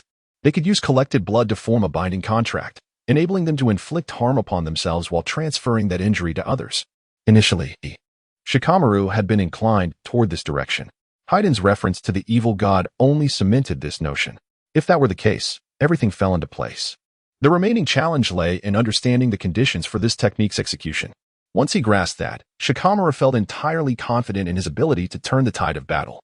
Conveniently, the man named Kakuzu beside him seemed to have no genuine intention of intervening. I can do this. I will surely defeat that man. Chapter 17. The Orange Flash. After careful deliberation, Shikamaru resolved two pivotal truths. First, Haiden's jutsu necessitated blood to activate, which explained his self-mutilation. Only Asuma was injured, while Kamizuki Izumo and Kotetsu were unscathed. Secondly, the intricate formation beneath Haiden's feet required blood to trace an outer circle with his toe and then inscribe an equilateral triangle within. Only when both conditions were met could Haiden employ his jutsu and, through self-harm, slay Asuma. Previously, when Haiden had obtained Asuma's blood, Asuma had seized the opportunity to injure Haiden's right arm with a chakra blade before the formation was fully established. Shikamaru noted that as long as they could extricate Haiden from the formation, Asuma could escape peril. Shikamaru calculated that Haiden's focus was still on breaking free from the shadow imitation technique. Seizing the moment, Shikamaru unleashed his shadow secret technique, and with a forceful tug, Haiden stumbled out. Damn it! Haiden exclaimed as he fell onto the sandy ground, baring his teeth in frustration, only to discover he was immobilized by the shadow's binding. Well done, Shikamaru. Asuma, although perplexed by the sudden shift in momentum, felt a wave of relief seeing Shikamaru gain the upper hand. In truth, Shikamaru's success was not merely due to divine intervention. His chakra was nearly depleted, and his stamina was waning. Yet, he was resolute, focused solely on the immediate challenge. For instance, if engaged in a test of strength against an equally matched opponent, one might become vulnerable to an unexpected attack from a third party. This principle applied to Haiden, who, while desperately resisting the shadow imitation technique, was easily yanked away by an external force. While Shikamaru may not rank highly in power within the village of Konoha, in terms of intellect, few could rival him. Asuma, can you stand? Shikamaru queried, lacking confidence in his ability to maintain Haiden's confinement indefinitely. Asuma, clutching his abdomen and leaning on one knee, managed to rise with great difficulty. Blood seeped from his wound, staining half of his pants, but he had no time to dwell on such matters. Brandishing two chakra blades crossed over his chest, he declared, I'm here to avenge you. Kinkaro, seeing his fortunes decline, Haiden cursed, damn it, don't think you can defeat me. Lord Jashin will assist me in tearing you all to shreds. No, meat paste. Ha. Meanwhile, Kakuzu, restlessly supporting his head with his palm, interjected, are you even capable? I've waited long enough. I can manage. Haiden snapped, his frustration palpable as he struggled in vain. Hey, Kakuzu, why are you standing up? I can handle this myself. Kakuzu, seemingly ignoring Haiden, brushed off the dust from his clothing and began to stretch, preparing for action. Once warmed up, his eyes locked onto Shikamaru, intent on murder. You, little brat, seem inconspicuous. Yet you're the backbone of this team. Killing you will bring everything to an end. Kakuzu unleashed a barrage of fine threads from his mouth, and with a swift movement, the sutures at his joints unraveled, surging toward Shikamaru. This is it, the worst possible outcome. Shikamaru furrowed his brow. All plans hinged on Kakuzu not intervening. Now that he had, Shikamaru felt despair creeping in. Why are you closing your eyes? Open them and pay attention. Just as Shikamaru contemplated surrender, a brilliant orange flash descended, delivering a mighty kick that sent Kakuza flying. Naruto! Shikamaru shouted, his heart racing with excitement, realizing the unpredictable ninja was not to be underestimated. How careless! Obito stood firm, surveying the chaotic scene. The situation was dire. Kamizuki Izumo and Kotetsu lay gravely injured and unconscious, while Asuma, having just regained his footing, succumbed to blood loss and collapsed again. Exhausted, Shikamaru's strength finally faltered, allowing Haiden to break free from his bindings. Haha, at last, I am free. I will slaughter you all. Haiden cackled, seizing his scythe and laughing maniacally, completely disregarding his comrade, who lay unconscious with a dent in his chest from Obito's kick. Obito scrutinized Haiden, inquiring, is this the one who employs peculiar jutsu? Though weary, Shikamaru remained alert and nodded. Yes, he uses that scythe to collect his opponent's blood, then licks it to forge a pact, ultimately inflicting equal harm through self-inflicted injuries. Is that so? Obito mused, somewhat perplexed. Is he not afraid of dying himself? That remains uncertain, Shikamaru replied. I suspect he might be immortal. Interesting. Are you not afraid? Obito's expression gleamed with anticipation, a stark contrast to Shikamaru's bewilderment after their harrowing battle. Only formidable adversaries are intriguing. I'm eager to test the results of my recent training, Obito proclaimed confidently. Results?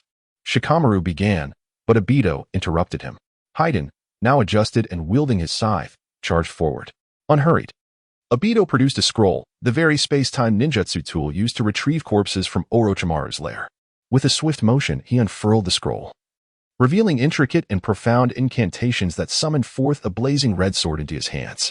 As Haiden's scythe whistled through the air, Obito countered with a swift pull, the two weapons clashing with a resounding clang. Ignite! Obito bellowed, the temperature of the sword igniting into flames that scorched Haiden's scythe, causing it to glow a fiery red. Not hot enough, Obito murmured, swiftly forming seals with his other hand, channeling the raging wind wave technique.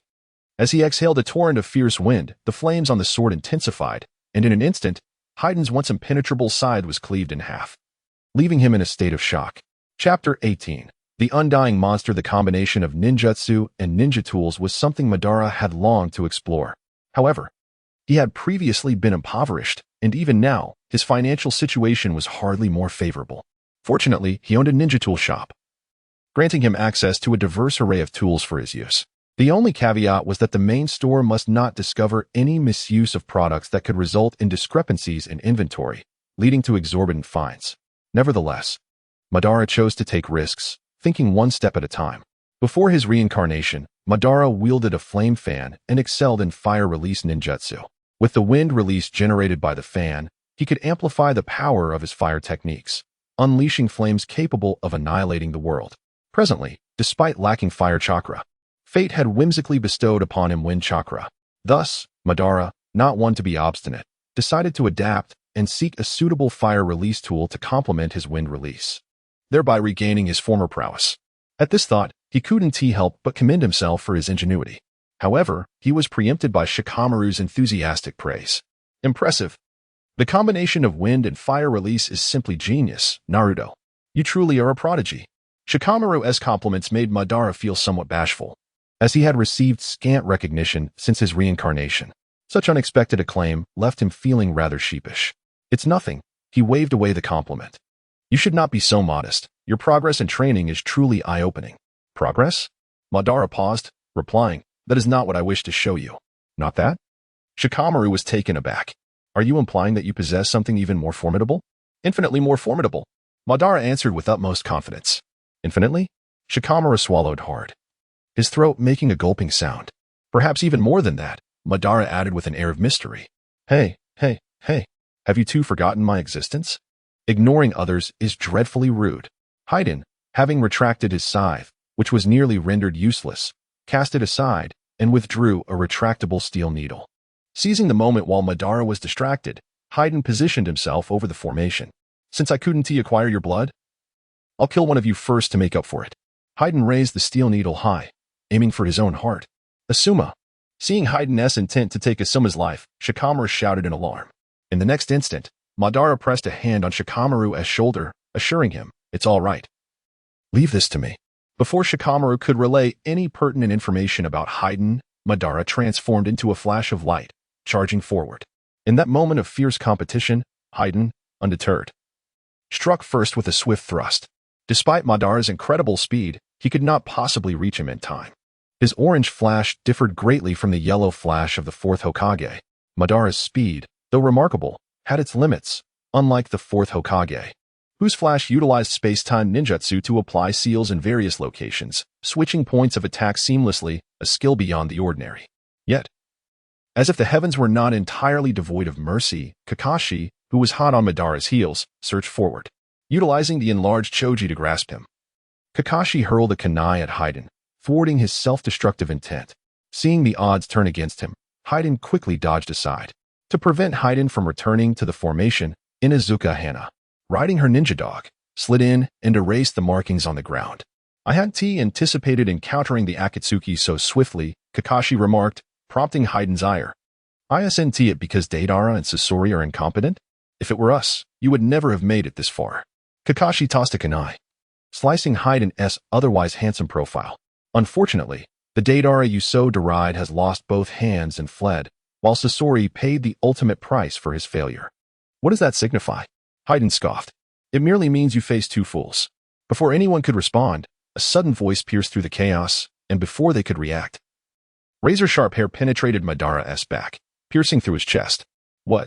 Blood spurted from Madara's mouth as he turned stiffly to find Kakuza, who had just moments ago been defeated by his kick, now standing unscathed despite his caved-in chest. This creature truly was an immortal being. Shikamaru, half crouched on the ground, was rendered speechless by shock. What manner of monster was this? His heart lay in ruins, yet he continued to live? Inuzuka Hana commanded her ninja dog to bite through the hair, piercing Madara's chest, then embraced him, pushing him aside. Noticing Madara's gaze growing dim and his consciousness fading, Hana channeled her medical ninjutsu, releasing green chakra to heal him. Yet the hair embedded in Madara's chest writhed as if alive, stiffening suddenly and piercing through Hana's hand as she attempted to treat him. With furrowed brows, Hana pressed on, beads of sweat forming as she continued her efforts. You must hold on. This is a fight my brother has long dreamed of winning against you. Choji. Kakashi turned to the dazed Choji. Our remaining fighting strength lies solely with us two. Choose your opponent. Trembling, Choji recalled the terrifying tales of the Akatsuki. He had not anticipated their reality to be even more formidable than the rumors suggested. Asuma, Shikamaru Madara, and the elite forces of Konoha were struggling against just two members of the Akatsuki, with Hana wholly focused on healing Madara. The responsibility of combat fell solely upon Kakashi and Choji, leaving them to confront the most perilous and seemingly hopeless battle. Choji Kakashi spoke gently. The one with the caved-in chest is still a mystery. You should engage the one with the slick-back hair. Remember, do not allow him to harm you or take your blood. By leaving the relatively more manageable Haiden for Choji, Kakashi took it upon himself to confront Kakuza, a foe shrouded in uncertainty, thus leaving a glimmer of hope for his companion. Yet, even so, Choji was gripped by fear. How could he prevent his opponent from obtaining his blood? Wasn't that akin to defeating the enemy without sustaining any injuries? They were the Akatsuki, not mere foot soldiers. The expectation felt excessively daunting. Are you ready? Kakashi raised his voice, seemingly encouraging Choji. Caught in indecision, Choji found himself propelled by a force he could not comprehend. Ultimately, he nodded, murmuring his consent. Chapter 19. The calculation. Do not be afraid. Even though I cannot rise, I can still fight alongside you. Shikamaru declared with fervent eyes as he seated himself. Feeling the trust emanating from his companion, Choji nodded affirmatively. In Choji's perception, Shikamaru was far from the lazy, useless individual others described. He firmly believed that Shikamaru was a trustworthy and dependable partner, a man to whom he could always entrust his back.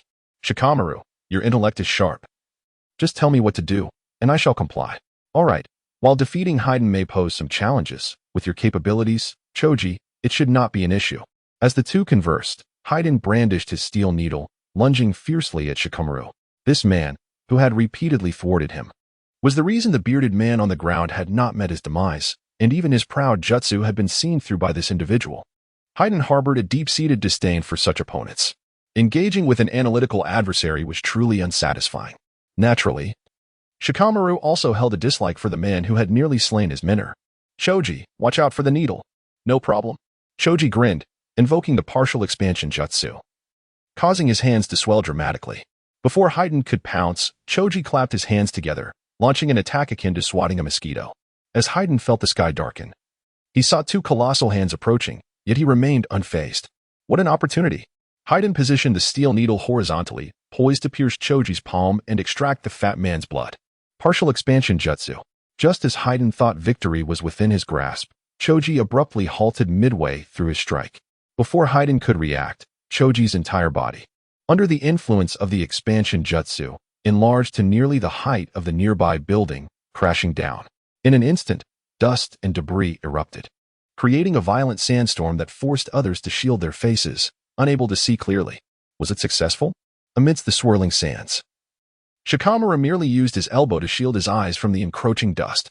Although he did not actively participate in the battle, Choji, his closest friend since childhood, was in charge, and if anything went awry, Shikamaru would find it difficult to forgive himself, especially since he had encouraged Choji to fight. Bang! The expansion jutsu dissipated, releasing a cloud of white mist that enveloped the entire sky. As the swirling yellow dust settled, Choji revealed his normal size, staring at Haiden, who lay bloodied and embedded in the ground, his eyes rolled back in a state of despair. Clearly, Choji's strategy had been executed flawlessly. Shikamaru, thank goodness for you, Choji exclaimed, exhilarated, not believing he had managed to defeat a member of the Akatsuki, notorious for instilling fear. All of this was due to Shikamaru's ingenuity. After all, it was Shikamaru's plan to use the clapping as a feint, employing diversionary tactics and leveraging the expansion jutsu to overpower Haiden. Though Shikamaru had said nothing, sometimes a glance between longtime companions conveys understanding more effectively than words. Such was the bond between him and Choji. Baka, that hurt so much. Before Choji could celebrate, Haiden, amidst the rubble, cupped his swollen left cheek and staggered to his feet. With a malevolent glint in his eyes, he slowly raised the steel needle, extending his long, crimson tongue to lick the droplets of blood poised to fall from its tip. How could this be? Inuzuka Hana, who was tending to Obito, witnessed this scene. Just moments ago, Choji had gained the upper hand, yet Haiden had still managed to procure blood, causing her to worry for Choji. With a scoff, Haiden transformed his pent-up frustration into a formation on the ground, a circular outer layer with a triangular inner layer. His entire being turned dark, with white patterns flowing like water across his body. Shikamaru, having witnessed this before, understood the implications of Haiden's impending actions. Die. All his frustrations erupted in Haiden's roar, coinciding with the steel needle piercing his body, causing tension to rise among the onlookers. How could this be? This question arose not from Choji but from Kakuzu, who was engaged in battle with Kakashi nearby. Removing his outer garment, Kakuzu displayed 4 masks sewn onto his chest and back. The mask over his heart bore a large hole, a remnant of a previous kick from Obito. Subsequently, the mask on his left back began to crack, producing a satisfying sound before crumbling into fragments scattered by the wind. What are you doing, Haiden? Kakuzu bellowed in fury, glaring at Haiden, who looked equally perplexed, gripping the steel needle embedded in his heart. How would I know? Faced with such a bumbling partner, Kakuzu could only stare in disbelief. Glancing down, he noted the still damp blood on the ground, remnants of Obito's actions, marked by 3 finger impressions. It appeared that someone had seized Haiden's needle, causing this blunder, resulting in harm being inflicted upon himself. Kakuzu glared at Shikamaru, noticing the blood on his hands as he rubbed them together, attempting to clean them. I should have killed that brat from the start. We're still in battle, and you have the audacity to look elsewhere? Kakashi seized the opportunity, delivering a raikiri that pierced through Kakuzu's chest. Consequently, the mask on his right side cracked and shattered. Losing 3 masks at once left Kakuzu momentarily stunned. The floating strands of hair around his chest, while Kakashi's hand remained embedded, swiftly coiled around his arm and began to extend toward him. Realizing the gravity of the situation, Kakashi desperately tried to pull away, but the hair clung tightly, rendering him immobile. Die, you brat. Don't think you can defeat me with such underhanded tactics. I once fought against Senja Hashirama. Kakuzu shouted in anger. Unbeknownst to him, his words reached Obito's ears. Obito grasped Hana's hand, disregarding the pain of the hair piercing his heart, and forcefully pulled it out. Still holding Hana's hand, he removed it alongside hers. Feeling the warmth of another's hand, Hana's cheeks flushed red, momentarily forgetting the pain she had just endured. Obito brandished his crimson blade, swiftly severing the hair binding Kakashi, then grasped Kakuzu by the throat, stating, "You claim to have battled against Hashirama? I have never heard of your name." Chapter 20. Obito versus Kakuzu. Who are you? Kakuzu's eyes widened in disbelief. Just moments ago, he had delivered a fatal blow, Yet here was his adversary, rising once more to launch a surprise attack. Obito smirked, declaring, "I am Uzumaki Naruto, the future Hokage of Konoha. And you, the scoundrel who deceived me out of several carts of ninja tools without settling the payment. How dare you show your face here?" Ninja tools? Kakuzu raised an eyebrow, pondering. "Are you referring to the batch I procured from Konoha last time? That was yours." Of course. Obito tightened his grip, making it increasingly difficult for Kakuzu to breathe. "You had died 3 times before, yet here you are again. Judging by the forehead protector you wear, I suspect your immortality stems from the Earthgrudge fear of Takigakure." Earthgrudge fear? Kakashi stared at Obito in astonishment, thinking how this once seemingly inconsequential figure, who had rarely ventured from the village and was a mere underachiever in school, possessed such knowledge. Even Kakashi, with his vast intellect, found himself in the dark regarding the term Earthgrudge fear. "Heh, kid, you are far more remarkable than the others here, even." Kakuzu's gaze drifted towards Shikamaru, who was directing Choji in battle, but he swallowed the last remark about Shikamaru being more troublesome. "I don't need your evaluation." Obito thrust his hand into the hollow of Kakuzu's chest, pushing forward, shattering the remaining mask on his back. How is this possible? Kakuzu had believed he could exploit the information disparity offered by the Earthgrudge fear and use each mask to replace a lost life, catching Konoha off guard. Yet, here stood this insufferable brat who saw through it all. Frustration surged within Kakuzu, causing hair to sprout from the 4 masks, overwhelming in its tide, threatening to envelop Obito. "Humph, it is time to showcase the fruits of my training." Unfazed by Kakuzu's desperate assault, Obito remained steadfast, his expression devoid of fear. He opened his palm, chakra continuously coalescing within, drawing upon the natural abilities bestowed by the world around him. The chakra swelled into a sphere, its edges gradually sprouting razor-sharp blades. Kakashi, witnessing this, exclaimed, "Could this be the new jutsu developed by Naruto, the Rasengan Shuriken? I've heard this technique inflicts substantial harm on the body. What on earth is happening?" Inuzuka Hana, having bandaged her wounds, approached Kakashi. Kakashi explained that jutsu originally evolved from an A-rank technique developed by the 4th Hokage. By incorporating wind release, the Rasengan, which relies on rotation for destruction, becomes extraordinarily sharp, possessing terrifying cutting power. "So that's how it is?" Hana murmured. "But you mentioned that this technique inflicts severe damage on the user. It must be exceedingly perilous. More than perilous, it can be deemed forbidden. The Rasengan Shuriken is laced with countless fine chakra threads. Since the chakra is generated by the ninja themselves, it cannot be thrown without inflicting equal harm upon the user. The symptoms resemble poisoning, as the delicate chakra threads slice through human cells, rendering the body devoid of vitality." How terrifying. Hana regarded Obito with concern, saying, "What about Naruto?" At that moment, the Rasengan Shuriken had taken form, and none could impede Obito. As Kakuzu beheld Obito brandishing the colossal chakra shuriken, he sneered coldly. Despite the destruction of his 4 masks, each representing a heart, his original heart remained intact. Once he survived this ordeal, he could replenish his strength at any time.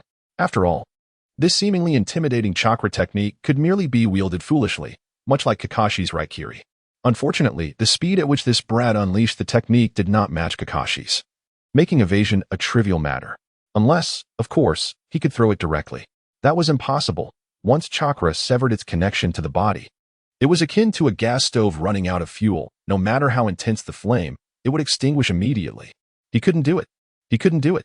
Kakuzu firmly believed this. Watching Obito approach, Kakuzu maintained his composure, yet upon seeing the smile tugging at Obito's lips, panic seized his heart. What I can conceive, he surely can as well. But my analysis cannot be wrong. What is he smiling about? Unbeknownst to him, a hint of orange shimmered in Obito's gaze. Then, Obito stood firm, raising the Rasengan Shuriken, one side abruptly thrusting backward, his muscles tensed, and the Rasengan Shuriken was truly launched forth. Impossible. Kakuzu's eyes nearly bulged from their sockets, unable to fathom the scene before him. Yet it undeniably transpired. Fortunately, the Rasengan Shuriken was still a distance away. If he could just sprint beyond its range, he would surely, Kakuzu thought, moving to escape. However, the instant he stepped forward, the center of the Rasengan suddenly expanded, its blades extending, broadening the range to several dozen meters. Even with his quick reflexes, Kakuzu could never have anticipated such a contingency from this jutsu. Soon, the intricate threads of chakra surged within the technique's reach, mercilessly slicing through anything caught within, including the unfortunate Kakuzu. Aha! The cutting persisted for several seconds, leaving a circular pit in the ground. Lying at the bottom of the pit, Kakuzu's pupils dulled as he gasped for air. At that moment, Obito approached, gazing down at him. I never expected you to know Hashirama. Surviving from that era to the present. You are indeed formidable. Is that so? Kakuzu replied with a faint smile. Yet, alas, despite surviving in that chaotic age, I ultimately fell to the likes of your new generation. Have you truly resigned yourself? Obito's eyes burned with intensity, akin to a soul's inquisition. What does it matter if it is the old era or the new? Obito would never belittle himself. He believed that anything he aspired to achieve, he could accomplish. You. Kakuzu, in his final moments, sought to impart a lesson to Obito but found himself instead receiving one.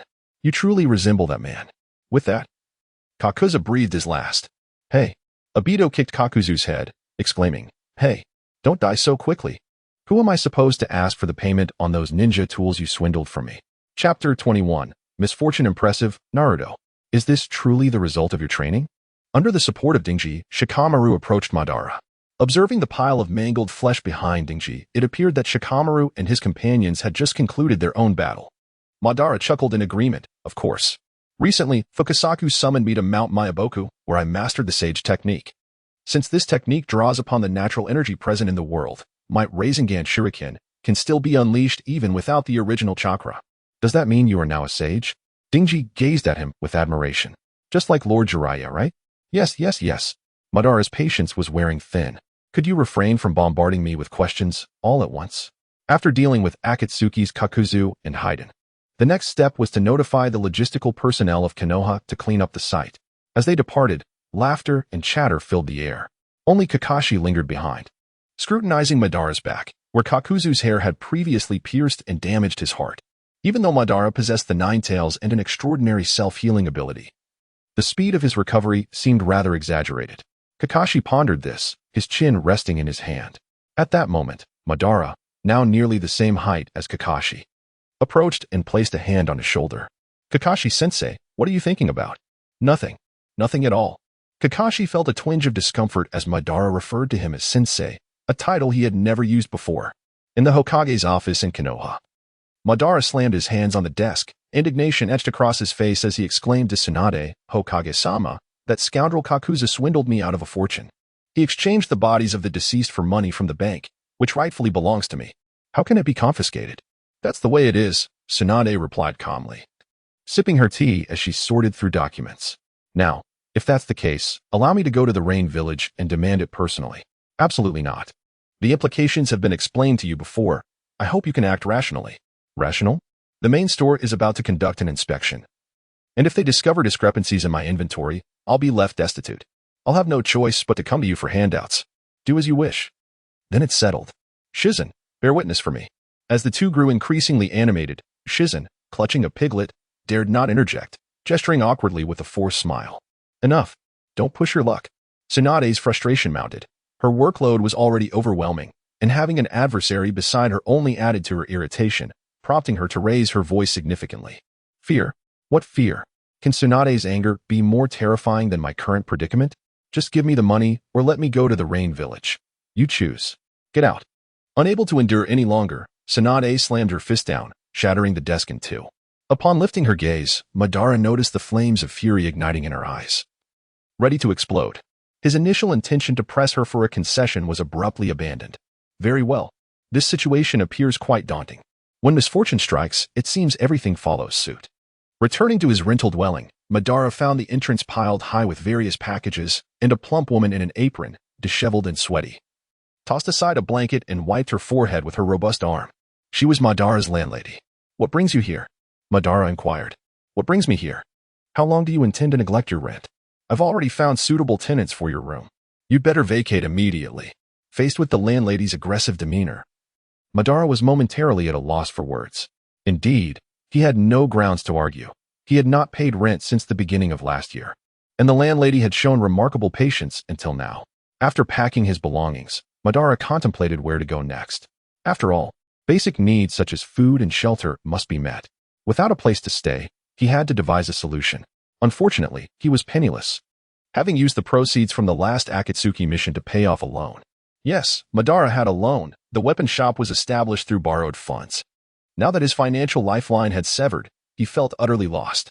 He considered asking his acquaintances for assistance, but they were all workers too, and how much could they spare? Resigned, Madara clutched his belongings and made his way to the weapon shop. Perhaps he could leave his things there temporarily and manage until he gathered enough funds to secure a proper residence. As he walked, he plotted his next steps. The streets ahead were bustling, filled with noise and commotion. The weapon shop was located in a busy district, so some noise was to be expected.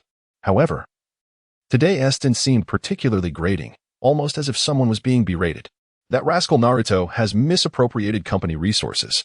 The inventory and accounts don't align at all. Where has all that stock gone? Madara felt a chill run down his spine. Today truly was a day of calamity. The main store was conducting an inspection. Last time he dealt with Kakuzu, they had arranged for an order of 800,000 ryo worth of goods. While that alone was manageable, Madara had been foolish enough to trust Kakuzu's words that the transaction would remain off the books, meaning no records would be kept. After the deal was finalized, Madara was promised a 20,000 ryo bonus as a deposit. However, he had never received the payment for the 800,000 ryo worth of goods. With no records to show, the main store would only know that he had taken the inventory, not where it had vanished to. Now, Madara found himself with nowhere to turn. Retreat was death, and moving forward was equally perilous. Each step toward the weapon shop required immense courage. Ultimately, he chose to confront the situation head-on. Clutching his packages, he lowered his head as he navigated through the crowd, hoping to slip into the shop unnoticed. Fortunately, at first, no one seemed to notice him. Madara breathed a sigh of relief. Stop, just as he was about to cross the threshold. A girl with a pair of buns on her head and a strikingly fair complexion stood at the entrance, flanked by attendants. Clad in a traditional Chinese-style dress, she exuded an air of authority. She was the daughter of the weapon shop's owner, Tian. Hey, Madara stiffened, mechanically turning his head to offer a strained smile. Good afternoon. Good? What's good about it? Tian angrily tossed an account sheet at Madara's face. Seeing this, Madara quickly dropped his packages and caught the account sheet with his hands. What are you so angry about? Let us discuss this calmly. Calmly? I knew from the start that you were unreliable, and I urged my father to reject your application to join the weapon shop, yet he foolishly insisted you were capable. Madara chuckled awkwardly. You have an exceptional eye for character. Tian was unsure whether Madara was complimenting her or mocking her father. Grabbing him by the collar, she dragged him towards the shop, drawing a crowd of onlookers. Fortunately, the attendants were quick to intervene, preventing anyone from entering the store. Every day, I approach the counter. Take a seat, resting one hand beneath my chin while the index finger of my other hand rhythmically taps upon the surface of the table. Speak. What shall we do now? Chapter 22 Awakening. Speak. What shall we do now? Tian's eyes, sharp as blades, scrutinized Ben. Ben fumbled, scratching his head awkwardly. And after a prolonged silence, he finally replied, It will happen. It will happen. Tian's tone intensified, reminiscent of an interrogation. I have already discovered the whereabouts of the person who deceived me.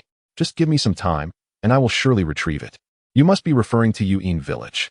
Tian extended her slender, delicate fingers to her lips, elegantly stifling a yawn, and remarked, Abandon this foolish notion. That place is utterly inaccessible. Then I can choose to sneak in. Ban retorted. Tian furrowed her brow, rising from her seat forcefully, exclaiming, Do you wish to become a traitor? A traitor? Ban mused internally, reflecting on his dismal state, burdened with insurmountable debts and lacking a place to reside. Perhaps it would be better to escape elsewhere and become a rogue ninja. Then no one could touch him. Eventually, he would confront Obito, revealing himself as Uchiha Ban. Shedding all pretense, they seemed to have collected the one tail and two tails. With his addition, wouldn't capturing the remaining tailed beast be a cinch? The Moon's Eye plan would soon be realized. Wait, Ben suddenly realized he had overlooked something. The nine tails resided within him, did it not? The fate of a Jinchuriki stripped of their tailed beast was singular, death. This was getting complicated. The more he pondered, the heavier his head felt. As a Jinchuriki, how would he reconcile his existence with the Moon's Eye plan? This posed a significant dilemma. Moreover, despite his previous disillusionment with Konoha, he found himself inexplicably developing feelings for the village. Was leaving impulsively truly the outcome he desired? No, this time I must become Hokage. The Moon's Eye plan was merely a desperate measure forced upon him by his exile from Konoha, an unfulfilled yearning for peace in the ninja world. If it could be realized in reality, who would wish to dream? Right? Naruto? Naruto? Indeed, this was Naruto's dream. What did it have to do with me? I am Uchiha Ban. Naruto, are you listening? Tion's voice interrupted Ban's reverie as she slammed her hands on the table, snapping him back to reality. Ban shook his head, awakening as if from a dream, gazing at Tion's handsome face, his eyes filled with confusion. You are. I? Tion pointed to herself and asserted, Naruto, do not feign ignorance. Repaying debts is a matter of principle. Do you think you can evade responsibility? No way. Huh. Naruto momentarily froze, his eyes vacant, his consciousness hazy. Ignoring Tion's incessant chatter, he turned and headed towards the door of the ninja tool shop. Outside, the sun blazed, causing beads of sweat to form. Yet, inexplicably, as Naruto stepped outside, his body trembled as if he had just emerged from an ice cellar, unaccustomed to the external temperature. Brat, why are you out here?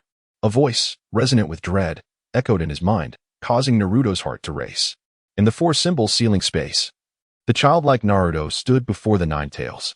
The Nine Tails, with a hint of mockery, remarked, that band fellow is utterly useless. The Nine Tails? Naruto had never seen Kurama but felt as if he had encountered him in a dream, instantly recognizing him. Kurama paused, then chuckled, you little brat. I didn't expect you to recognize me. Do you know how much suffering your parents caused me? If you weren't my Jinchuriki, I would love to use these claws to kill you just as I did your parents. Parents? Naruto pondered. This word, so normal to others, felt foreign to him. His own parents? He had once inquired of the third Hokage, Sarutobi Hiruzen, about the nature of his parents but received no reply, only a puff of smoke as the man turned away. You know my parents? Though a bit intimidated by Kurama, Naruto summoned his courage to ask. Kurama's brows furrowed, his facial muscles twitching uncontrollably, sharp teeth grinding against one another, a growl escaping his lips. Not just know them. They are the source of my misfortune. The source of misfortune? Kurama sneered. The people of this village wish to imprison me, exploit my body, seize my power, and use me as a tool for their intimidation. What do you mean? Naruto sensed the anger entwined with sorrow in Kurama's words. Kurama continued. This world has been embroiled in conflict since the Warring States period. Even the legendary Hashirama and Ban, who once stood atop the ninja world, could not alter this reality. Ban? This was the second time Naruto heard Kurama mention that name, while he was unfamiliar with Hashirama. He tilted his head in confusion, unaware that the name Hashirama was synonymous with the first Hokage. As for Ban, he was even less informed. Forget it. Discussing this with you is like playing music to a cow. I simply despise you and everything about Konoha. Compared to you, Ban is much more to my liking. Again with Ban. Why did Kurama constantly bring him up? Naruto remarked, I recall you were imprisoned in an iron cage. How are you out now? Without waiting for Kurama to respond, he probed, is it because of Ban? Kurama replied, it's rare to see you so perceptive. Naruto pouted, what do you mean? I'm not the underachiever you think. However, Kurama scrutinized Naruto, commenting, you seem not to have grown at all. What do you mean by not having grown? That sounds odd. Naruto looked at Kurama with confusion. Suddenly, a realization struck Naruto, revealing a hint of his usual obliviousness. Just now, when I was outside, I noticed a change in my vision. Could it be that I've grown taller? Finally, I can show Sakura that I'm no longer the shorty she once rejected. Naruto recalled how Sakura had dismissed his confession at school, using his height against him, a memory that lingered painfully. Yet, how could such a significant change in height occur so suddenly? Naruto was uncertain. All he knew was that on that starry night, a shooting star had streaked across the sky, and he had dreamed a dream that felt eternal. Hey, Naruto. Tion continued to pound on the table. The rhythmic thuds jolted Naruto from his reverie. Who exactly are you, sister? And where am I? Sister.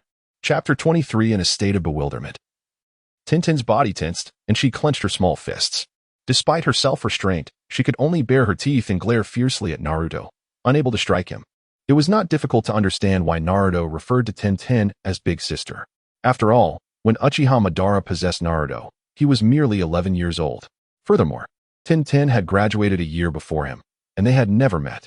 For years had passed since then, and suddenly encountering a tall girl before him. It was reasonable for Naruto's youthful heart to call her Big Sister. However, Naruto seemed to overlook a crucial detail. His current physique was incongruent with his psychological age. Turning his gaze to the half-length mirror next to the ninja tool shop, which displayed the wearing effect for customers, he caught a glimpse of himself. At that moment, Naruto was startled, leaping nearly a foot off the ground, almost colliding with the overhead lamp. Who am I? He exclaimed in horror. Retreating into a corner to avoid the mirror, Tintin reached out, placing her hand on Naruto's forehead, saying, "You don't have a fever. What nonsense are you talking during the day?" The sensation of a girl touching his forehead made Naruto uncomfortable, and he pushed Tenten away, turning back to stare vacantly at the mirror. Could it be? The handsome guy in the mirror is me? Touching his face, Naruto was filled with confusion. "Stop being so vain." Tenten scoffed, casting a glance at him before looking again. Despite the stubble on his cheeks, his flowing golden hair danced on his forehead. And paired with his azure eyes, there was a certain charm about him, referencing his appearance in the movie without a forehead protector and with wet hair. Ahem. Tenten feigned seriousness, forming a fist and placing it to her mouth as if to cough, her half-closed eyes secretly peeking at Naruto. "You were somewhat handsome. But this is not the time for such discussions." "What do you mean?" Before Naruto could inquire further, Tenten grabbed him by the collar and flung him to the counter, nearly pressing his face against the account book. "How do we settle this bill?" "What?" Naruto was perplexed, but upon glancing at the amount in the account book, he nearly screamed. 80,000 ryo. Such a sum was beyond his comprehension. He recalled that the third Hokage only provided him with a weekly allowance of a mere 1,000 ryo. To produce such a vast amount of money at once seemed impossible. He would have to sell himself to manage it. What on earth is happening? Naruto retreated several steps, glancing once more at his reflection. How did my body grow so much all of a sudden? Am I still dreaming? Am I still asleep on the windowsill? No. This is not a suitable dream for a child. I must wake up immediately. With that thought, Naruto raised his hand and delivered a series of sharp slaps to his own face, each sound crisp and resounding, startling Tenten, who stood nearby.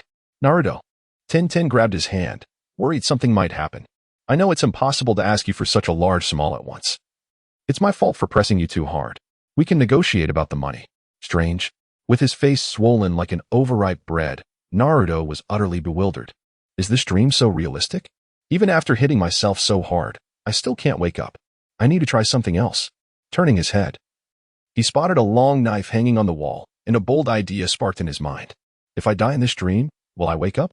Naruto concluded that he had delved too deeply into this dream. Extreme measures seemed necessary. Seizing the moment while Tenten was engrossed in her self-reproach, Naruto leaped, grasping the hilt of the knife. The metallic blade slid from its sheath, producing a distinctive sound. By the time Tenten reacted, Naruto had already pressed the knife against his throat. "Hey, are you crazy?" she exclaimed, rushing to snatch it away. Yet, no matter how swift Tenten was, she could not match Naruto's speed in attempting to harm himself. In a critical moment, a long stick came crashing through the door, knocking the knife from Naruto's grasp. Before he could reach for it again, the stick erupted into a cloud of smoke, revealing a towering and powerful monkey that swiftly seized Naruto's limbs, binding him firmly in place. "Naruto, this is not how a real man behaves." Outside the door, an old man in hiking boots, casual attire, and a felt hat leaned against the doorframe, panting heavily as if he had traveled quite a distance and found a rare place to rest. He removed his hat, revealing unkempt gray hair and a wrinkled face adorned with various age spots. "Grandpa Hokage." The familiar figure appeared, and Naruto joyfully dashed over, embracing Sarutobi Hiruzen. "Oh, take it easy, kid. My old bones can't handle your roughhousing." Despite having been away from the village for nearly 3 years, seeing Naruto grow so tall filled Sarutobi's heart with joy and pride. Releasing Sarutobi, Naruto looked up at him, grinning. "Grandpa Hokage, I'm taller than you now." "Indeed." Tenten, witnessing this, quickly bowed deeply. "Third Hokage-sama." Sobering, Sarutobi turned his attention to Tenten. "I've heard about Naruto's situation. His parents left an inheritance with me. I'll send someone to my home to handle it for you." "Really?" Upon hearing this news, Tenten was overjoyed. Initially, she had planned to write off the debt and sought Naruto merely to vent her frustrations. Discovering that the money could actually be retrieved was a delightful turn of events. After thanking Sarutobi, Tenten respectfully took her leave, bowing as she exited the ninja tool shop, leaving a bewildered Naruto behind.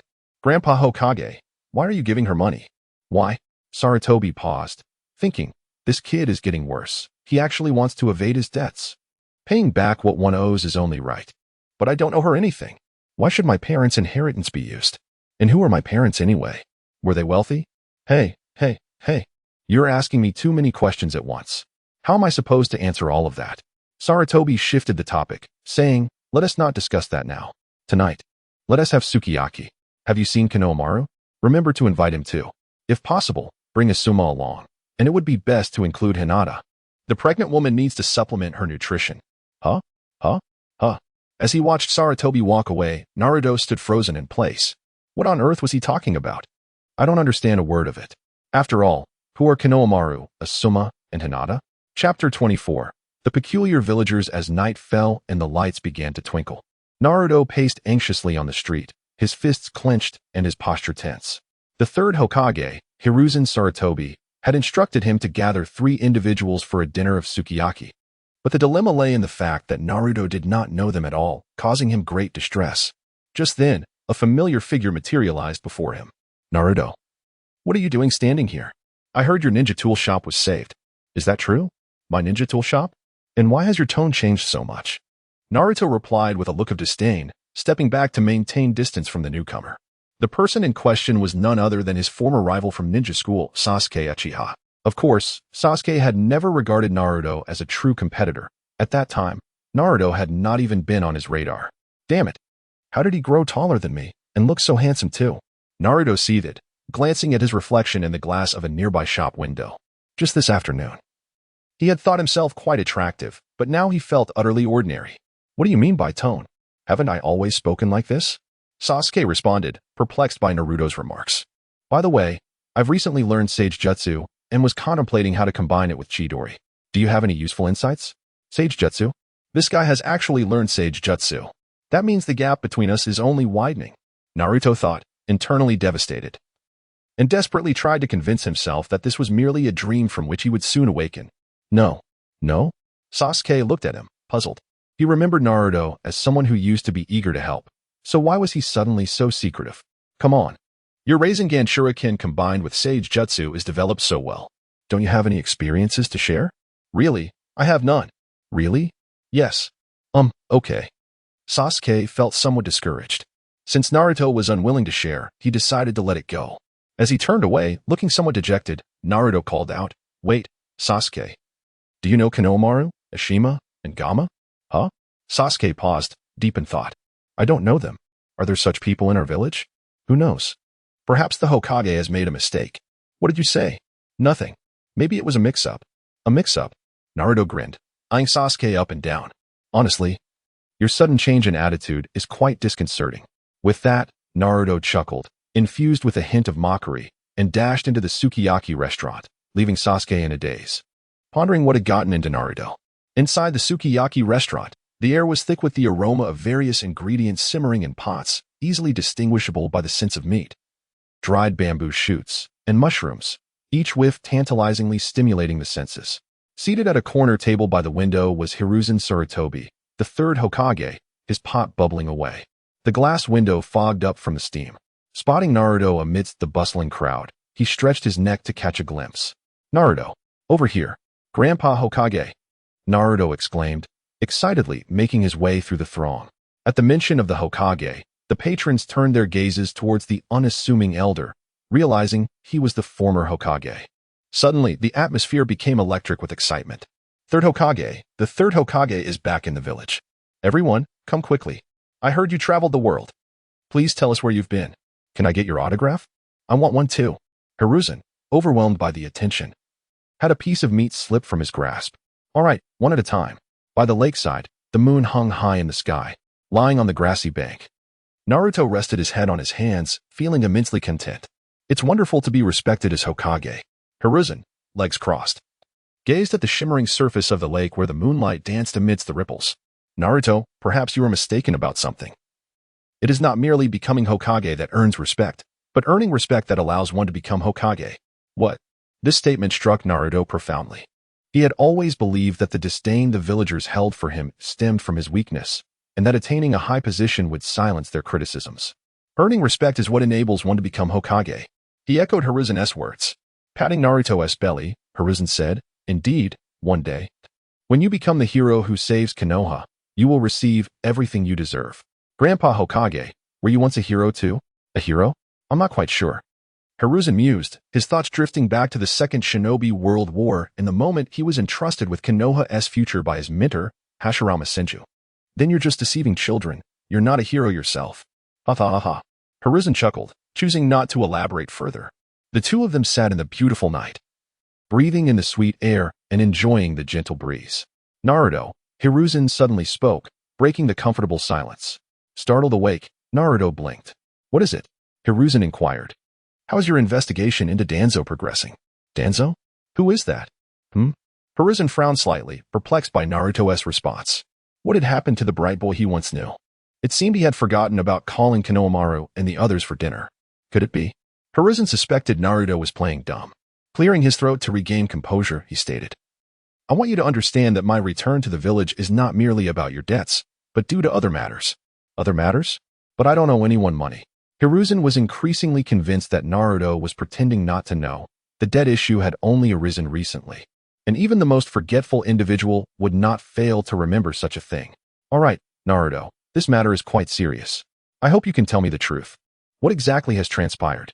Naruto was utterly baffled by how everything had changed overnight, including the once familiar Hokage, who now seemed so different.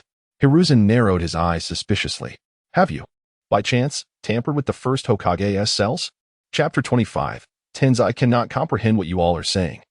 My head feels as if it might burst from all this confusion. I simply wish to return home and sleep.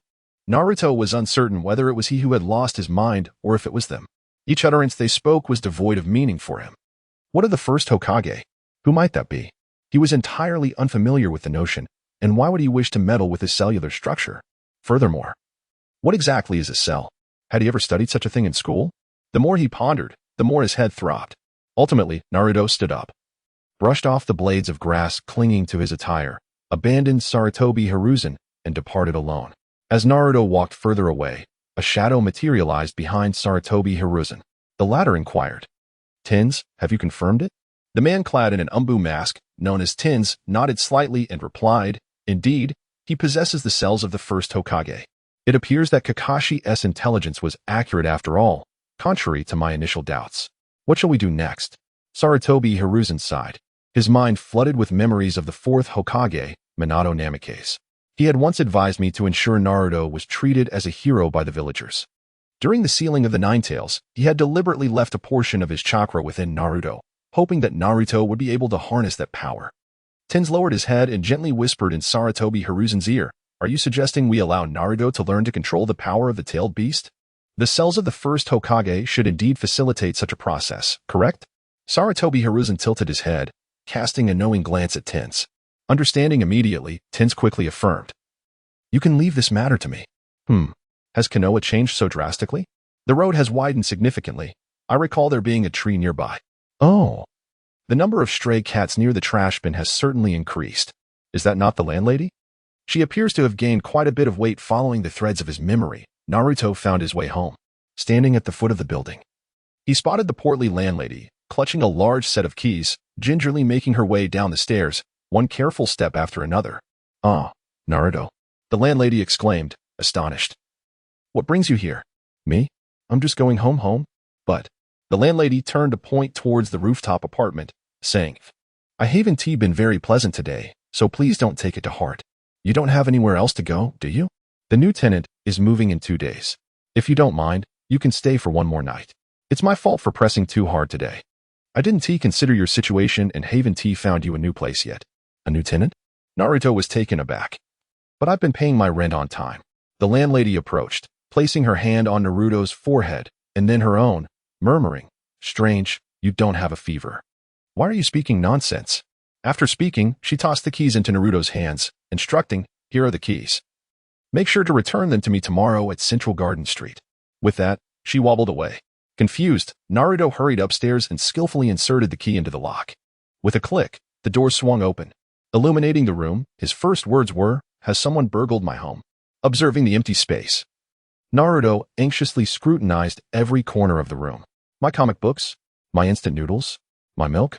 The more he searched, the more frantic he became. An ominous feeling welling within him. Could it be? Have I traversed into another world? Reflecting on the past, he realized he had been merely an 11-year-old child. And now he suddenly found himself as a 15 or 16-year-old young man. The void of time in between could only be explained by a transference. What had transpired during these years? Why had my home transformed into this? No, the landlady just said I could stay for a night. Implying that this place is no longer my home? What on earth is going on? That night, Naruto lay awake in bed, plagued by insomnia. Of course, this included Kakashi, who was stealthily observing Naruto from the rooftop. As dawn broke the next day, Kakashi stowed away his Ika paradise within his ninja gear and yawned, utilizing the body flicker technique to depart the scene. Following the address provided by the landlady, Naruto returned the keys punctually. You didn't have breakfast, did you? Here. Take this rice ball. The landlady, having watched Naruto grow, softened at the sight of him. After handing over the rice ball, she pushed the keys back to him. I believe you are better suited for that apartment than the new tenant. I know nothing of their temperament or habits. It would be a hassle to establish new relations. As she spoke, the landlady turned her attention to tidying up her disordered home. Such a troublesome child, always causing me chaos holding the rice ball. Naruto gazed at it dreamily, silently expressing his gratitude. Thank you. As he turned to leave, the landlady, still cleaning, remarked without raising her head. Although the apartment has been rented to you, remember to pay your rent on time. Got it. Though he could not fathom why he had encountered such a predicament, Naruto felt a sense of joy in meeting a kind person like the landlady. It dawned on him that not everyone in the village despised him. Perhaps it was due to the troublesome pranks he had pulled in his quest for attention that had earned him their disdain. To become a person worthy of respect? Naruto mulled over this notion. However, lost in thought, he failed to watch where he was going and collided with Hinata, who was equally preoccupied with her thoughts. Ouch! Both stumbled back a few steps, losing their balance and landing on the ground. Who walks without looking where they're going? Naruto groaned, rubbing his sore backside. To his surprise, a bashful voice chimed in from across him. Naruto-kun, huh? Upon hearing that familiar voice, Naruto looked up in astonishment, exclaiming, Hinata. He instantly recognized her.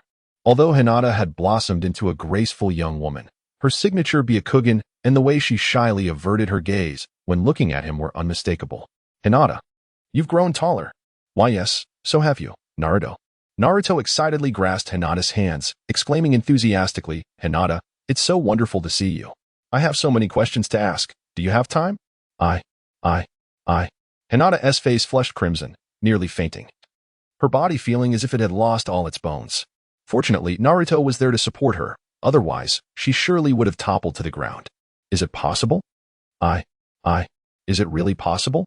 Naruto frowned, pondering why Hinata always reacted in such a manner upon seeing him. She truly is a peculiar girl. Suddenly, a sharp pain shot through Naruto's arm. Before he could react, a man with Byakugan, resembling Hinata, attacked him and seized her away. How dare you lay a hand on Miss Hinata? You shall pay for your insolence. Chapter 26, Absolute Domination. Suddenly, Hinata Nagi emerged and struck Naruto squarely in the face, sending him hurtling backward. Nagi, stop! Hinata cried, grasping Nagi's arm to prevent him from continuing the assault. As Naruto struggled to rise, he regarded the pair with a gaze filled with a profound sense of distance, stirring unsettling memories of inadequacy within him. In his childhood, every encounter with Hinata had been thwarted by this man, who would admonish him, understand this. You and Miss Hinata are not of the same ilk. Also, could you refrain from wearing that repugnant expression? What right do you have to feel sorrow, you wretched monster? Naruto had been subjected to countless disdainful looks in his youth, with Nagi's being the most pronounced. If it weren't for Hinata holding me back today, you would have regretted it. Nagi surged forward. And had it not been for Hinata's firm grip, Naruto would have faced another brutal beating. He remained silent, rooted in place, staring blankly as Nagi pulled Hinata away. Pathetic. Suddenly, Naruto's expression shifted, his eyes gleaming with intensity. In an instant, he appeared before Nagi, snatching Hinata from his grasp and cradling her in his arms. You truly have a short memory, don't you? Was my previous lesson not severe enough? Nagi, pushed aside, observed Hinata blushing in the presence of the boy enveloped in masculine confidence. He was powerful, domineering, and exuded an overwhelming sense of security. A stark contrast to the submissive demeanor displayed earlier. Standing here now was not Naruto, but Uchiha Madara. Kurama communicated telepathically with Madara. Madara, you needn't interfere. Let this brat learn a lesson. It's for his own good. Madara responded with a calm smile. How can this be considered interference? He resolved my debt, and in return, I assist him with Nagi. With that, Madara dismissed Kurama's concerns. Do you think only you have grown stronger? Nagi scoffed. I will show you the unparalleled talents of the Hyuga clan, the foremost clan of Konoha, talents that you ordinary folk can never hope to attain. Enough of your nonsense. Come at me. Madara glanced at Hinata, intending to belittle the Hyuga clan, but chose to withhold his words as Nagi's bravado faltered in the face of Madara's intimidating presence. Though he had long plotted his revenge, an unshakable anxiety gripped him now, for the pressure emanating from this man was overwhelming. Nagi swallowed hard, gripping his fists tightly, and took a deep breath to steel himself. It's not appropriate to fight out here. Let us meet at the training grounds. I have no objections, he replied. At training ground number 5, Nagi shed his everyday attire to reveal a brown combat uniform beneath. Upon removing his forehead protector, Madara noticed that Nagi had even wrapped a layer of bandages around himself. Aren't you hot in that? Madara remarked casually. Nagi appeared not to hear, neatly folding his clothing, stretching his limbs, and then smirking. This time, I will show you what the Hyuga's gentle fist truly is. Oh, I had the fortune to witness it once. That so-called genius of yours. After the Chunin exams, it's rare to see others, Madara replied. Humph, what is he compared to a genius? An ignorant fool. Nagi spat defiantly. Hinata stood nearby, her hands clenched tightly, her head bowed in silence, as if burdened by unspoken worries. It's all right, Madara reassured her. I will handle this. Hinata gazed at Madara, her expression tinged with bitterness as she whispered inaudibly, You cannot save me, Naruto. Let us begin. Madara paid little heed to Hinata's distress, focusing entirely on the impending battle. To him, Nagi was the type who learned nothing from punishment. Engaging him in conversation only fueled his arrogance. A thorough lesson would keep him quiet for a spell, but he would soon revert to his former self. If it weren't for maintaining his current identity, Madara would have relished the opportunity to eliminate him. Of course, part of him also sought to protect Hinata's feelings. With Madara standing resolute, confidence radiating from him, Nagi felt increasingly irked. You will pay dearly for your arrogance. With that, Nagi launched an assault. Initiating with the 8 trigrams, palm breaking, a strike executed with astonishing speed, catching Madara off guard. Without the aid of the Sharingan, Madara could not predict Nagi's movements based solely on his eyesight. Madara absorbed the initial impact, finding it manageable. However, the true essence of the palm breaking lay not in the moment of contact but in its aftershock. A powerful force surged forth, intertwining with the unique acupuncture strikes of the Hyuga clan, causing Madara's body to tingle. For a fleeting moment, it felt as though Nagi's palm had penetrated his very being.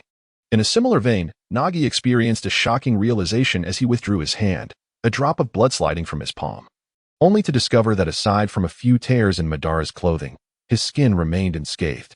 How could this be? Nagi thought he must have misjudged. Yet the blood on his hand was undeniably real. Are you finished? Madara taunted, prompting Nagi to act without contemplation. He immediately unleashed the 8 trigrams, 64 palms, and then layered it, amplifying the attack into the 8 trigrams, 128 palms. Madara remained unmoved, waiting for Nagi to strike. After a flurry of rapid attacks akin to raindrops hitting the ground, Nagi found himself drenched in sweat. How dare you underestimate me? If you do not resist, then you shall perish. Before he could finish, Hinata gasped in astonishment. The destructive force of the 128 palms was terrifying. A steel plate 1 centimeter thick shattered effortlessly under its assault, kicking up clouds of dust around them. Dimly, Nagi could see Madara standing with his arms crossed, casting a condescending gaze upon him. Is it over? Unscathed? Impossible. Panic surged within Nagi. He knew a monster resided within Madara. Yet he remained oblivious to the fact that Madara himself was a monster. Is it my turn? Madara inquired, leaning forward. Feeling the pressure, Nagi quickly activated his field, channeling all his chakra to envelop himself in a protective barrier. Return to heaven. But the barrier, which boasted 360-degree protection, shattered before Madara like an eggshell. Simultaneously, Madara's hand morphed into a claw, seizing Nagi by the throat. Instinctual terror compelled Nagi to scream. He never imagined that after years of rigorous training, bolstered by the superior bloodline of the Hyuga clan, he would find himself utterly outmatched by Madara. The realization was laughable. He was completely defenseless against this man. As he struggled, the bandages on Nagi's forehead fell away, revealing a swastika tattoo. Oh, given your bravado, I assumed you were of the main branch of the Hyuga clan. How surprising. Madara chuckled, unrepentant. Hearing this, Nagi hastily covered his forehead, his expression darkening. What do you know? This is an honor bestowed upon me by the main family. You understand nothing. They have declared that I will manage the branch family from now on. As a discarded waste, what right do you have to judge me? For reasons unknown, Nagi suddenly lost his composure. Meanwhile, in the dungeons of the Hyuga clan, bound to the wooden cross, Hinata Niji, drenched in blood, slowly lifted his head, revealing a smile that held profound significance. Chapter 27. Defection. The caged bird Ban murmured to himself. During the establishment of the village, he and Hashirama had once welcomed the Hyuga clan, who came seeking refuge. Among those present at the meeting was not only the clan leader but also an inconspicuous man. This man rarely spoke and only offered polite responses when questioned. Occasionally, if he misspoke, he would be met with a fierce glare from the Hyuga clan leader, causing him to shrink back, his gaze avoiding contact. Who that man has become now is no longer significant. What matters is that on his forehead lies the same swastika mark as that of Hyuga-Nagi. This is the caged bird, a jutsu utilized to control the lives of others, which has persisted within the Hyuga clan throughout the ages, perhaps due to their own arrogance. Or perhaps their adherence to tradition. The Hyuga clan, now the foremost clan in Konoha, has developed a rather rigid code of conduct. Why are you so agitated? Ban furrowed his brow, utterly perplexed. Blood trickled from the corner of Hyuga-Nagi's mouth as he shook his head, a wry smile gracing his lips. As a branch family member, being valued by the main family is something you cannot possibly comprehend. With a powerful push, Nagi kicked Ban in the chest and broke free from his restraints. Through my own efforts, I have approached the main family, devoted myself wholeheartedly, and earned their trust. Finally gaining the clan leader's acknowledgement and being elevated to the position of the next branch leader. Yet you. Nagi's finger trembled as he pointed at Ban, his voice quaking with rage. You just trampled my self-esteem into the ground. Do you realize that if this reaches the main family's ears, not even the clan leader nor those stubborn elders will allow me to take over the branch? I hate you. I hate you. You have ruined me. Why should I care? Ban retorted. You were the one seeking trouble. Shut up. Nagi screamed, his composure shattered. What nonsense about being a young lady. You are merely a part of my plan, to gain the trust of your main family and then to acquire you, successfully ascending to the position of the Hyuga clan leader. To me, you are nothing but a mere dog. But I have never liked you. Hinata gazed at Nagi with wide, bewildered eyes. Never at all. Nagi's tone softened, his eyes filled with desperation. His heart, on the brink of collapse, could not endure any further blows. Hinata glanced at Ban, a knowing smile crossing her face, before solemnly stating, I have long had someone I admire. Ban stood dumbfounded, unable to fathom the scene unfolding before him. Only Nagi seemed to grasp the implication, shooting a murderous glare at Ban. Demon Fox. I will kill you. In an instant. Nagi lunged forward. Ban smirked coldly, addressing Kurama. He just insulted you. Don't bother me with this, Kurama replied dismissively. Can you be serious for once? All right. Lend me some chakra. Do you still need my chakra at your current level? Clearly you. Stop talking and hurry. Ban urged impatiently, with a resigned sigh. Kurama relented. Fine, fine. In a flash, Ban remained still as the tailed beast chakra surged forth wildly. A pair of orange hands shot out, seizing Nagi and slamming him heavily to the ground. Before Nagi could regain his senses, Ben struck him in the chest with a powerful punch. Blood erupted from Nagi's mouth, splattering across his face. Is that sufficient? Kurama retreated into Ban's body, satisfied with the outcome. However, Ban's smirk widened as he took a few steps forward, planting a foot firmly on Nagi's face, twisting his foot with glee. Now that's more like it. TCH. Kurama rolled his eyes, thinking how devious Ban was. He was grateful to have recognized him early on. Otherwise, he would have faced dire consequences. Thank you, Naruto. Ban's actions indirectly aided Hinata in reprimanding the disrespectful Nagi. Ben smiled slightly, saying, it was just a casual act. Don't be too moved. Hey, I've explained everything to you. So why are you still so happy? I know. What do you know? Hey, don't leave. After Hinata departed, members of the Hyuga clan arrived, taking Nagi away. As the scene unfolded outside Ban's weapon shop, he sat at the counter, observing the events with boredom. Just when Ban thought the matter of the unpaid debts had passed and he could enjoy a moment of peace, the atmosphere shifted. The streets were now bustling with activity. And Sasuke strode into the weapon shop, followed by a blushing Sakura and a visibly distressed Hinata. Are you two together? As an onlooker, Ban was astonished, pointing at Sakura outside, unable to believe his eyes. Sasuke cast a fleeting glance at Sakura, maintaining his composure, and leaned closer to Ban, whispering, No, I can't shake her off. Didn't she once have a crush on you back in Team 7? Or perhaps. Enough. Ban raised a hand to dismiss the notion. That was long ago. Back then, I was full of ambition, and she was not the only one who admired me. After I fell into disarray and opened this meager weapons shop, no one looked my way anymore. Unlike you. By the way, I heard you submitted a resignation to the Hokage? You know about that too? Sasuke was surprised that news of his recent actions reached Ban so quickly. Did she agree? She did. There's no choice. The life of a ninja is far too monotonous, and even the tedious tasks hinder my training. All right. Are you trying to pull my leg here? Ben shot Sasuke a knowing look. Your current actions are preparing you for a future role in the Umbu, aren't they? You. Sasuke was momentarily speechless, his expression stiffening, before he broke into a relieved smile. You really can't hide anything from you. Ben did not pursue the topic further, abruptly shifting the conversation. You didn't bring those two here just for a chat, did you? Of course not. Sasuke turned to glance at Hinata, who was fidgeting with her hands, her anxiousness palpable. Is this related to her? Ben inquired quietly. Sasuke nodded, saying yes. Hyuga Neji has defected. That prodigy of the Hyuga clan? Indeed. Where has he fled? Eyewitnesses have reported seeing him forcefully breach the gates of Konoha with a masked Umbu operative, injuring the guards in the process. Umbu? Ben frowned. Ever since Danzo's downfall, the Umbu conducted a major investigation. Theoretically, there shouldn't be any defectors. That's precisely the issue. Sasuke paused before continuing, therefore. We suspect that the individual who took Neji may be Sai, a missing member of the Root organization from 3 years ago. Chapter 28. The Trap. As night fell, the crescent moon hung high in the sky like a bright eye. The group, traversing through the forest, pursued the faint traces left by Hyuga Neji. One might say that the moon resembled the Byakugan of the Hyuga clan. For hours had elapsed since their departure from Konoha, and the atmosphere was tense, with few words exchanged among them. In an attempt to lighten the mood, Uchiha Madara broke the silence. Hinata managed an awkward smile and remarked, "It does have a resemblance." How could it? It clearly looks like our Akamaru's eyes.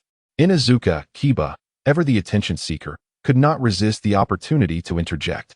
To reduce such a splendid moon to resembling a dog's eyes was quite a mood dampener, and Madara found himself pondering the peculiarities of Kiba's mind. Ray, what do you perceive? Sasuke turned to his companion, Ray. Ray gazed at the moon, struggling to comprehend why they all saw eyes while he envisioned the man he missed dearly, Kimimaro. I can't quite see it. I see. Sasuke did not press further but shared his own perspective. To me, it resembles serpent eyes. Serpent eyes? Madara echoed, intrigued. Indeed, Sasuke was not mistaken. This mission was likely intertwined with the serpent eyes. Previous analyses had indicated a complex relationship between Orochimaru and Danzo. Furthermore, with Sai being a subordinate of Danzo, Neji's abduction left him no choice but to seek refuge with Orochimaru. Thus, the formation of their team was purposefully arranged. Kiba and Akamaru were tasked with the search and tracking duties. Rei's role mirrored Kiba's, as Orochimaru had previously utilized his cursed seal. Both were akin in nature. Should Kiba lose sight of the target, Rei could seamlessly take over. As for Sasuke, his entanglement with Orochimaru required no elaboration, and with Rei's potential for violent outbursts, Sasuke's Sharingan could serve a calming function, fulfilling two purposes at once. Hinata was undeniably the focal point of this tracking mission. Neji's defection was inextricably linked to the Hyuga clan, and the long-standing grievances of several generations must find resolution through her. As for Madara, he jested about being merely a muscle, yet there were many matters he wished to unravel. Upon hearing Sasuke's response, his thoughts drifted far away. You are all correct, however. I'm not particularly fond of the white moon. A red one would be far more appealing. A red moon? Sasuke looked at Madara in confusion, wondering if such a moon existed. The others paid little heed. Their priority was to recover Neji. Only Madara sighed quietly. Suddenly, Kiba, leading the group, raised a hand to signal them to halt. What is it? Hinata, anxious since learning of Neji's defection, inquired. Kiba, riding Akamaru, circled the area. I suspect there are sensory-type ninjas among them. Our movements must have been detected. He pointed to the ground, where disordered and crude traces were evident. The scent here is strong. It seems they have deliberately left it. Then, it simply vanishes as if it never existed. Vanishing? Sasuke frowned, pondering. Could it be a space-time ninjutsu? The others concurred with Sasuke's deduction, but Madara swiftly dismissed it, stating, impossible.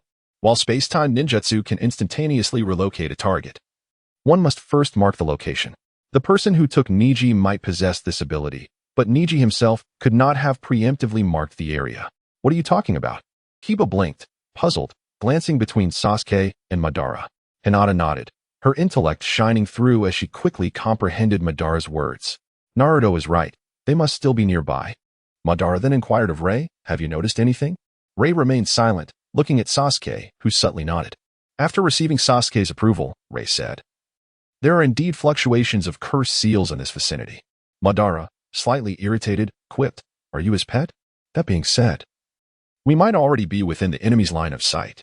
Sasuke, accustomed to Madara's mannerisms, chose to ignore the comment. Suddenly, the ground began to tremble violently. The group struggled to maintain their footing, toppling to the ground. When they regained their composure, they found towering earth walls had risen around them. Damn it, we've walked into an ambush.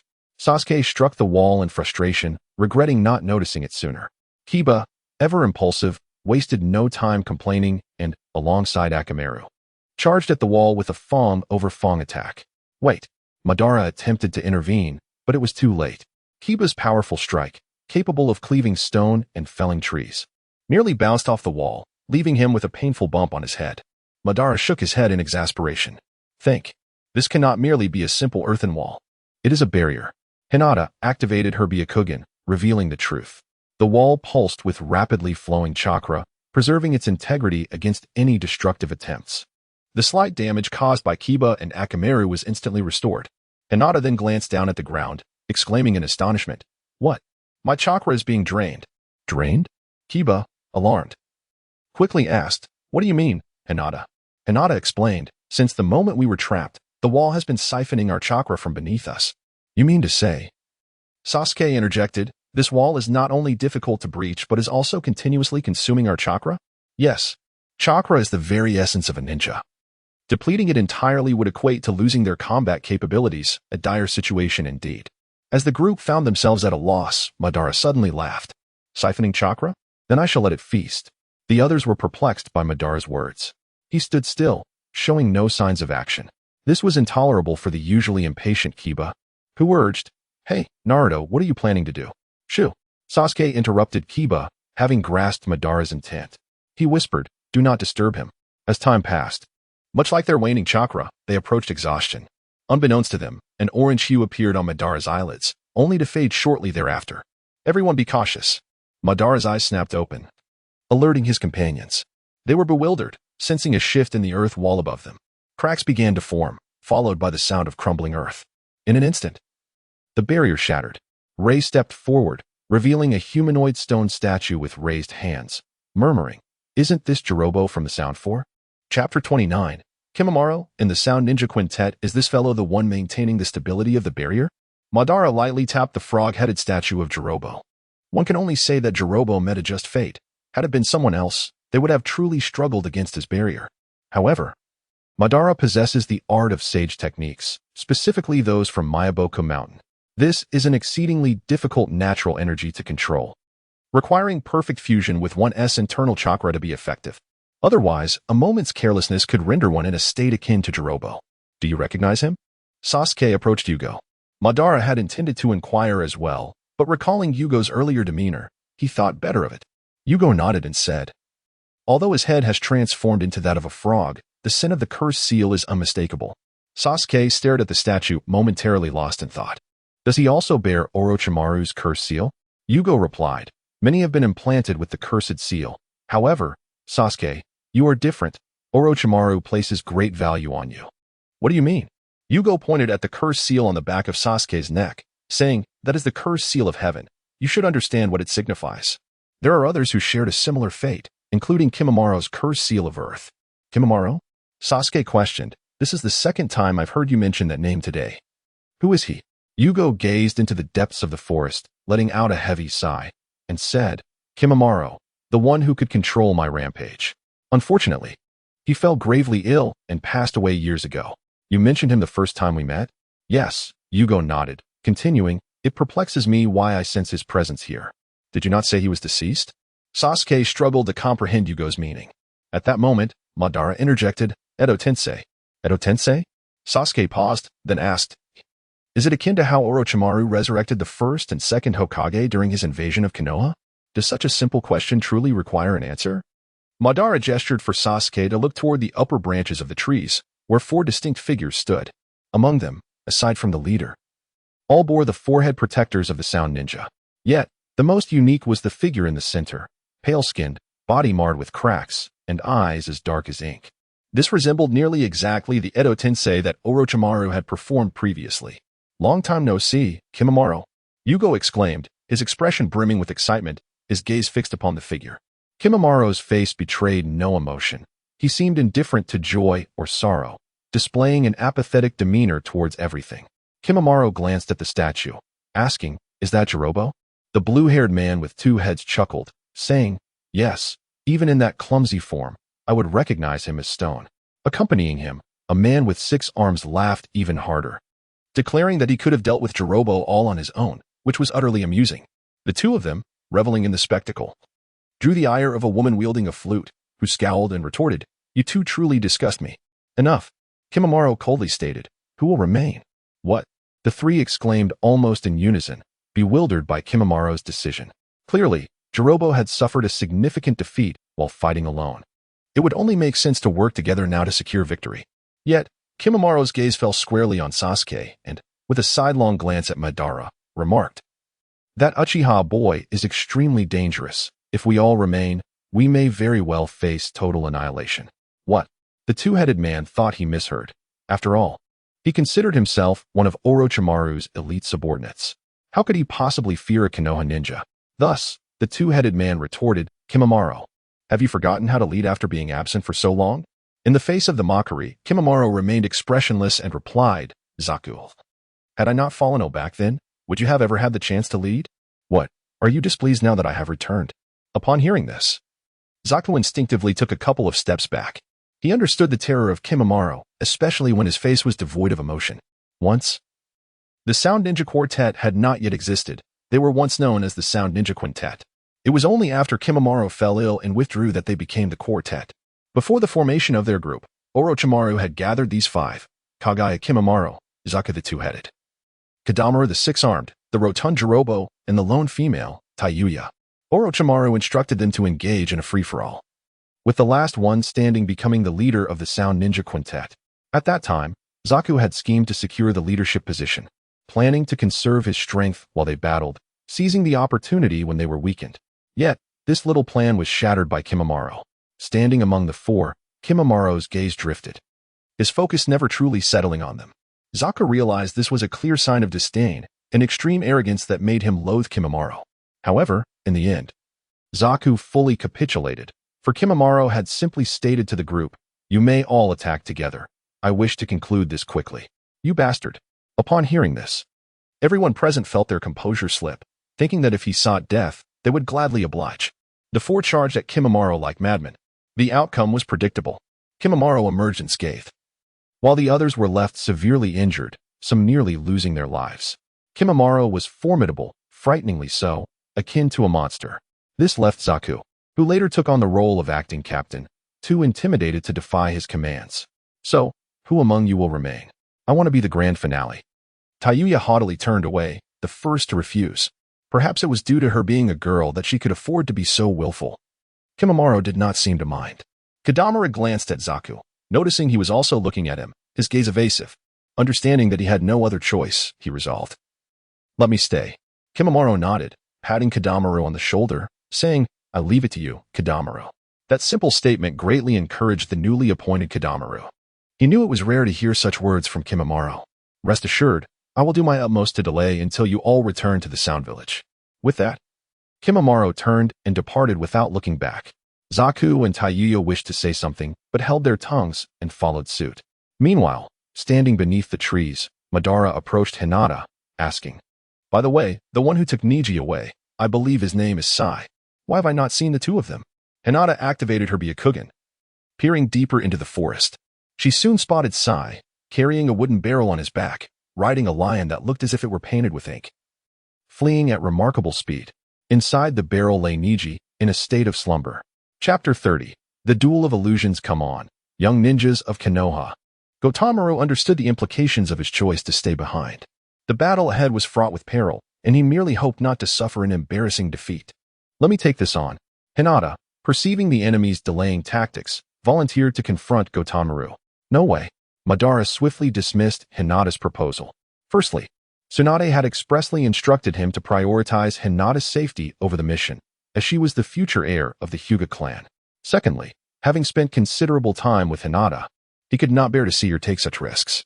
However, since departing from Konoha, Hinata's demeanor had grown increasingly troubled. Enough of this. Madara summoned Kiba over and said, "As the leader of the F4, will you heed my words?" Kiba thought the rivalry for leadership at the Ninja Academy was merely a jest, only to find Madara was serious. Madara continued, "That guy up ahead, can I leave him to you?" Hey. At that moment, Sasuke interjected, insisting, "Come on. I'm the team leader for this mission. The orders should come from me." Fine. I'll stay."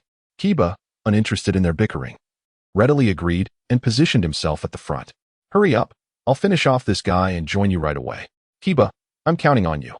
The future intelligence unit of Konoha is in your hands. Good luck." The four of them patted Kiba on the shoulder and rushed after the enemy. Standing aside, Gautama sensed the dire situation and unleashed a large net in an attempt to impede their progress. Kiba shouted, "Kiba Fong." In response, Kiba roared, transforming with Akamaru into a whirlwind that instantly tore through the net. "Hey, you six-armed monster, what are you even looking at?" Boom. As they continued their pursuit, the group clearly heard a violent explosion behind them. Hinata, anxious, turned back, her distracted expression caught by Madara. He reassured her, "It's all right. Kiba is a trustworthy companion." With Madara's words, Hinata's countenance visibly brightened. The reason for her distress stemmed from the fact that this mission had been instigated by their Hyuga clan. The main family and branch family had long been at odds. Had they detected the issue sooner, perhaps today's predicament could have been avoided. Hinata would forever shoulder the burden of responsibility for everything. Yet, how much could she truly resolve the lingering problems within the family? She was uncertain. Madara knelt down, picking up a broken branch to analyze the enemy's escape route. Just as he was about to rise, a haunting melody wafted through the dark forest.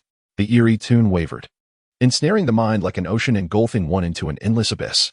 Clap. Inside the tailed beast's space, Kurama clapped his hands. Madara, trapped in a loop, suddenly regained consciousness. "Hey, Madara, watch out ahead." As Madara looked up, he saw three enormous, bandage-wrapped corpses emerging from the darkness, towering over him and wielding massive weapons. Summoned beasts. By the time Madara processed this, he had already fallen victim to the enemy's illusion. He quickly adjusted, biting his finger and inscribing a rune in his palm before slamming it to the ground. Summoning technique. Destruction technique. Boom. As the three summoned beasts approached Madara, Gamabunta descended from above, crossing his arms and landing heavily. The three beasts perished instantly, dissipating into a cloud of white mist. "You again, this guy?" Gamabunta grimaced. He and Madara had never seen eye to eye. Madara retorted, "It seems a bit unfair to have you do my bidding. TCH. If Jiraiya had frequently sung your praises in front of me, I wouldn't have come here at all. Jiraiya meddles, and you do too? Humph. You. Get lost. I don't need you anymore." Madara dismissed the summoning. "What do you mean? Only summon me when you need me." Gamabunta was cut off as he was sent back to Mount Myaboku. "Impressive, Konoha Ninja. How quickly you've caught up to Gotenmaru," thought Doyu, perched on a distant branch. His flute poised at his lips, eyes sharp as blades, scrutinizing Madara. With Madara breaking Doyu's illusion, Hinata and the others regained their senses. Yet, Madara sensed something amiss. Someone seemed to be missing. Just as he began to investigate who was unaccounted for, Sasuke suddenly emerged from behind Doyu, plunging his sword deep into Doyu's heart. Boom. Doyu's face twisted in terror. He had already been taken aback by Madara's ability to break the illusion but was now astounded by the presence of another skilled warrior. Sasuke, with his three-tomo Sharingan, wore a cold expression, devoid of mercy for his adversary. "Goodbye, Sasuke," sheathed his sword, smugly nodding at Madara. "What a show-off." Madara could not help but scoff beneath his breath, reflecting that Sasuke's current achievements were largely due to his own guidance. Though he hadn't had the time to mentor him, he had introduced him to Jiraiya, one of the legendary Sannin, and taken him to Mount Myaboku. He had played an undeniable role in Sasuke's journey. Yet this brat showed no gratitude whatsoever. That borrowed money from last time? Forget it. Time for him to learn a lesson. I won't be defeated so easily. Suddenly, the Doyu he had stabbed transformed into a wooden stump. In an instant, Doyu, wielding a kunai, appeared behind Sasuke, launching a fierce attack. He believed he had secured the upper hand. Instead, he found his attack sinking into something akin to a lake, sending ripples across the surface. Moments later, crashing waves surged forth, overwhelming him entirely. Submerged in water, Doyu struggled to breathe. To alleviate his predicament, he transformed, his skin hardening into a robust layer of armor. This was the second stage of his cursed seal transformation, surpassing the tattooed first stage in potency amplifying his strength exponentially. With the curse seal activated, his cellular vitality surged, allowing him to breathe freely even underwater. However, Doya may not have realized that this was no ordinary lake. A blood-red three-tomo materialized behind her, resembling an ancient deity scrutinizing her every move. It permitted her to use ninjutsu here, but could just as easily strip her of everything, her chakra, her strength, and ultimately, her life. Doya plummeted from the tree, crashing to the ground with a sound of shattering bones. The others rushed forward, only to find that in an instant, Doya had succumbed to suffocation. Her face a ghastly purple, eyes bulging, met with a tragic end. Madara glanced at Sasuke, particularly at those eyes, his mind racing with thoughts. He never anticipated that this kid's Sharingan could reach such heights. For a moment, he found himself yearning for his own eyes once more. Chapter 31. The purpose of Danzo. The sound of wooden clogs echoed softly as they traversed the slick staircase, descending deeper into the shadows. The corridor at the bottom was dim and cramped, illuminated only by a few flickering oil lamps that swayed in the chilly air, casting the silhouette of a towering figure that danced upon the walls like a fleeting shadow.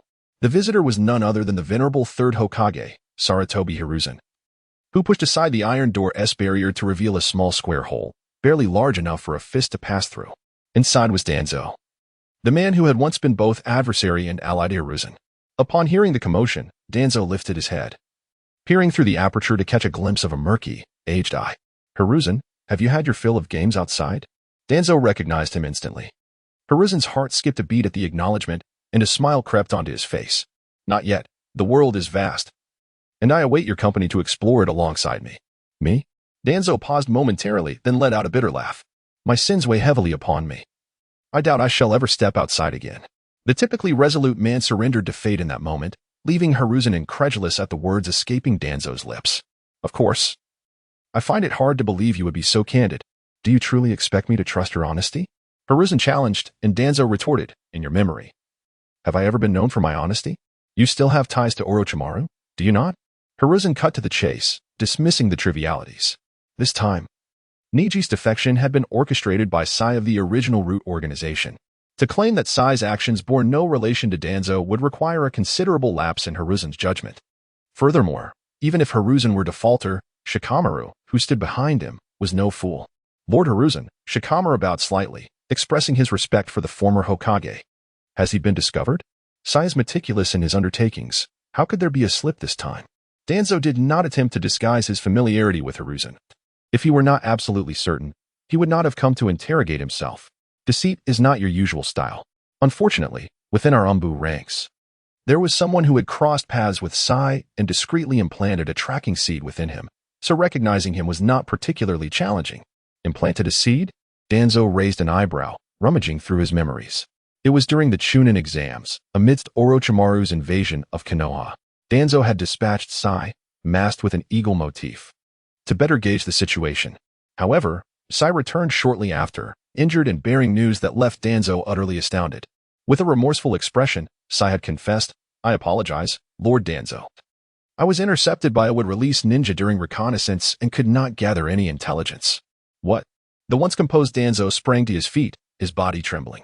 A would-release ninja, this was a subject of a clandestine research project conducted by Danzo and Orochimaru, involving the abduction of infants from nearby villages to implant the cells of the first Hokage. The overwhelming majority of these infants rejected the cells and perished shortly after. Those who survived, confined to a nurturing fluid, met similar fates, their hearts ceasing to beat within a week.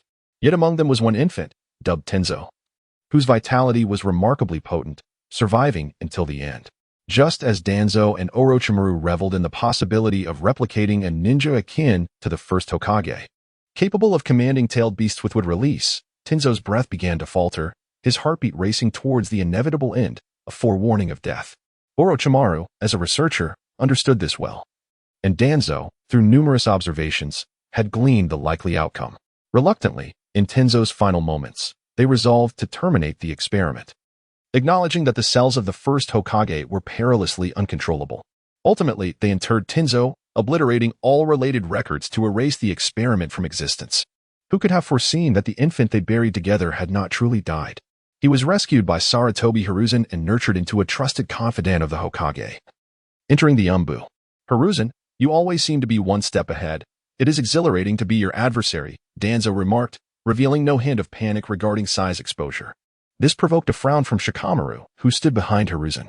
You once attempted to sway Niji, now you have sent him to Orochimaru. What is your true intention? Danzo often engaged in actions that defied common understanding, yet Hiruzen comprehended that, regardless of the convoluted paths taken, Danzo's thoughts ultimately revolved around Konoha. Distorted love can indeed be a form of love, Danzo stated. Is there something you cannot fathom? Do you not have a strategist? What of the brilliant Jonin leader? Nara Shikaka? Has he not uncovered anything? Shikaku? Hiruzen coughed lightly and sighed. He currently serves Tsunade. I sought him out. But he expressed that the new Hokage has taken office, and maintaining contact with the former Hokage might invite unwarranted gossip. To avoid unnecessary trouble, he recommended his son, Nara Shikamaru, to assist me. Shikaku? Shikamaru? Danzo murmured, recalling Shikamaru's feat during the Chunin exams, where he outsmarted Temari of the Sand Village, who was superior in strength. A commendable individual, the future looks promising. Enough. Hearing the two titans of a previous era praise one another, Shikamaru quickly waved his hands. I merely wish to live a simple life. All this talk of a promising future is merely pressure from my father. It's truly bothersome. Haha. Shikamaru's light-hearted comments drew hearty laughter from both Hiruzen and Danzo. However, as the laughter subsided, Danzo abruptly grew serious.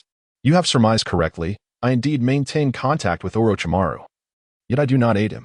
My true objective is... At this juncture, Danzo hesitated, contemplating whether to divulge his intentions. To eradicate Orochimaru entirely? Shikamaru interjected.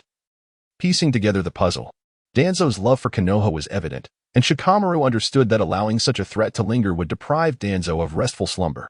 The motive behind guiding Niji's defection was straightforward, to lead Konoha's pursuit team to Orochimaru's lair, thereby exposing the elusive Orochimaru at last. Upon this analysis, Danzo's claims appeared increasingly credible, yet Shikamaru remained wary. If the goal was merely to lure Konoha's forces to Orochimaru, why not have Sai, who had been embedded within Orochimaru's ranks from the beginning, discreetly send a few letters? Why the need for such convoluted schemes? Shikamaru found himself perplexed. Chapter 32, Vibrant Energy After the Demise of Doyu. The air was filled with the explosive sounds of detonating tags, indicating that he was engaged in a fierce battle with GT Maru. However, there was no time to dwell on that. Sasuke declared, let us proceed. We have already squandered a considerable amount of time here. Naruto, you shall remain behind when we encounter the enemy again. Although Madara was not particularly fond of being commanded, he recognized Sasuke as the leader of this mission. Moreover, having been relatively inactive for some time, Madara was eager to find a worthy opponent to engage in combat. I have no objections, he replied, and Sasuke nodded in trust. He then issued the command, and they resumed their pursuit. Difficult little brats. You shall not pass through me. The dawn had broken, and the sunlight filtering through the leaves was abruptly obstructed by a towering gate, Rashomon. Madara recognized this ninjutsu. Atop the Rashomon stood the boastful Zekin, arms crossed, glaring down at Madara and his companions. Prepare to meet your demise.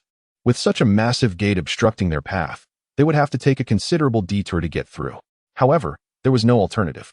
Sasuke exchanged glances with Madara, and together with Hinata and Go, they continued their pursuit. Oh, how pitiable, Zekin thought to himself, unconcerned as Sasuke and the others departed. His task of delaying them had been accomplished. Now, he merely needed to deal with Madara. In a one-on-one confrontation, Zekin felt confident in his chances.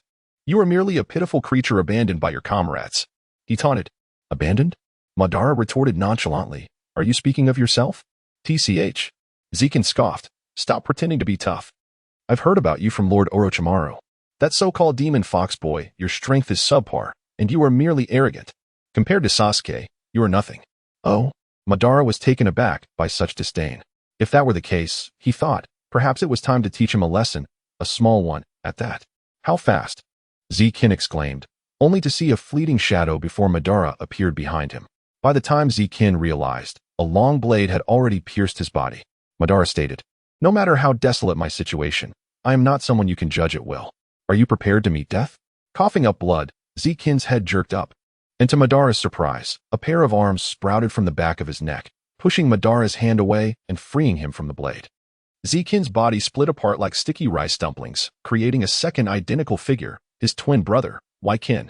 Waikin, with a bloodthirsty expression, gazed at Zekin, who knelt in agony, blood soaking his clothes, showing no sign of concern. Instead, he laughed maniacally. You are truly useless, Zikin. To be injured by a mere leaf brat. TCH. Zikin gritted his teeth. I underestimated him and didn't anticipate this trick. Madara stood atop the treetops, looking down at the two. That trick? It seems you do not regard it highly either. Madara referred to his mastery of the D-rank ninjutsu, the body flicker technique, which he had perfected to such an extent that his speed rivaled the flying thunder god technique, earning him the recognition of the village as the Orange Flash. You foolish, blind imbecile. You have no purpose of existence. Once again, he activated the body flicker technique. Kin, sensing impending danger, quickly distanced himself, while the severely injured Zikin became a lamb to the slaughter, helplessly watching as Madara stood before him, coldly raising his long blade. With a casual swipe, he cleaved Zikin's body as if it were bamboo, separating it into two lifeless halves. What an opportunity! Kin felt little grief at his brother's demise.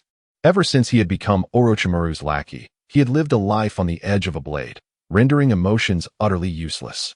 Taking advantage of Madara's distraction, Kin revealed his back and, without hesitation, enveloped himself in tattoos, entering the first stage of Cursed Seal transformation, significantly enhancing his speed and power. Yet that was not the end. As the tattoos appeared, his body rapidly transformed, developing hardened, yellow-brown textures, horns sprouting from his head, and his gaze turned ferocious. In a flash, he pierced Madara's heart. After his success, Kin grinned widely. However, to his astonishment, Madara turned around, unfazed, and remarked, You filthy lowlife. Seeing that Madara had not fallen, Kin thrust the spiked arm deeper until he felt the heart being crushed, then he finally stopped. Yet Madara remained unmoved, as if the spike had not pierced him at all. Madara wiggled his fingers, and an aura of chilling murderous intent surged forth. Kin quickly withdrew the spike and retreated several dozen meters. Only then did he witness Madara slowly raise his hand, scratching an itch on his neck, nonchalantly asking, What are you afraid of? Damn it! Kin cursed, realizing he had been intimidated by this leaf brat. At that moment, Madara turned to face him, the gaping wound in his chest all too visible, something that would have claimed the life of an ordinary person. Yet he was different. He was Uchiha Madara, a man who acted only when he was absolutely certain of his victory. Madara had the ability to evade Kin's earlier strike, but he did not. Previously, when facing Kaguya, he had endured a similar wound and recovered completely. He intended to take this opportunity to test the limits of his regenerative capabilities. You almost managed to kill me. Madara's palm glowed with a faint green radiance, the healing chakra differing significantly from the blue chakra used for combat. His hand pressed against the gaping wound as a steady stream of chakra flowed into it. Gradually, numerous small flesh buds began to sprout within the wound, intertwining to form bones, a heart, and tissues. In the blink of an eye, the wound was filled, leaving skin that appeared slightly lighter than the surrounding area, rendering any previous signs of damage indistinguishable. What? Upon witnessing this, Kin's expression shifted from astonishment to sheer terror. How on earth are you able to do this? Even Lord Orochimaru does not possess such terrifying regenerative abilities. Shocked, incredulous, Madara replied, At this point, you must finally realize that I surpassed that fellow Orochimaru, don't you? How unfortunate I am to encounter such a formidable opponent. You were not so dismissive earlier. Kin's voice trembled, and his first instinct was to flee. I do not wish to die. Yet, as Kin turned to escape, an orange fox tail pierced through his body. Madara retracted the tail and remarked, Feel free to run, but why vocalize it? After dispatching Zikin and Kin, Madara looked up to see a hawk circling above. Upon closer inspection, he noticed a fair-skinned youth with a sketchbook in hand, occasionally glancing at Madara, then at the sketchbook as his pen danced across the pages. Madara couldn't help but smile. He had not expected that Hisashi and Danzo had already discovered his manipulation of Hashirama's cells. Fortunately, they remained unaware of the remarkable utility of those cells within him. It was indeed a wholly novel experience. Chapter 33. The Snow White Youth recalling the moment when the third Hokage, Sarutobi Hiruzen, abdicated his position. He entrusted the task of accounting for Danzo's transgressions to none other than Obito, who had just assumed office. Perhaps it was due to having watched him grow since childhood. Or perhaps it was because he saw in Obito the potential of the fourth Hokage's legacy. Whatever the reason, Obito took on the task with honor and executed it with remarkable proficiency.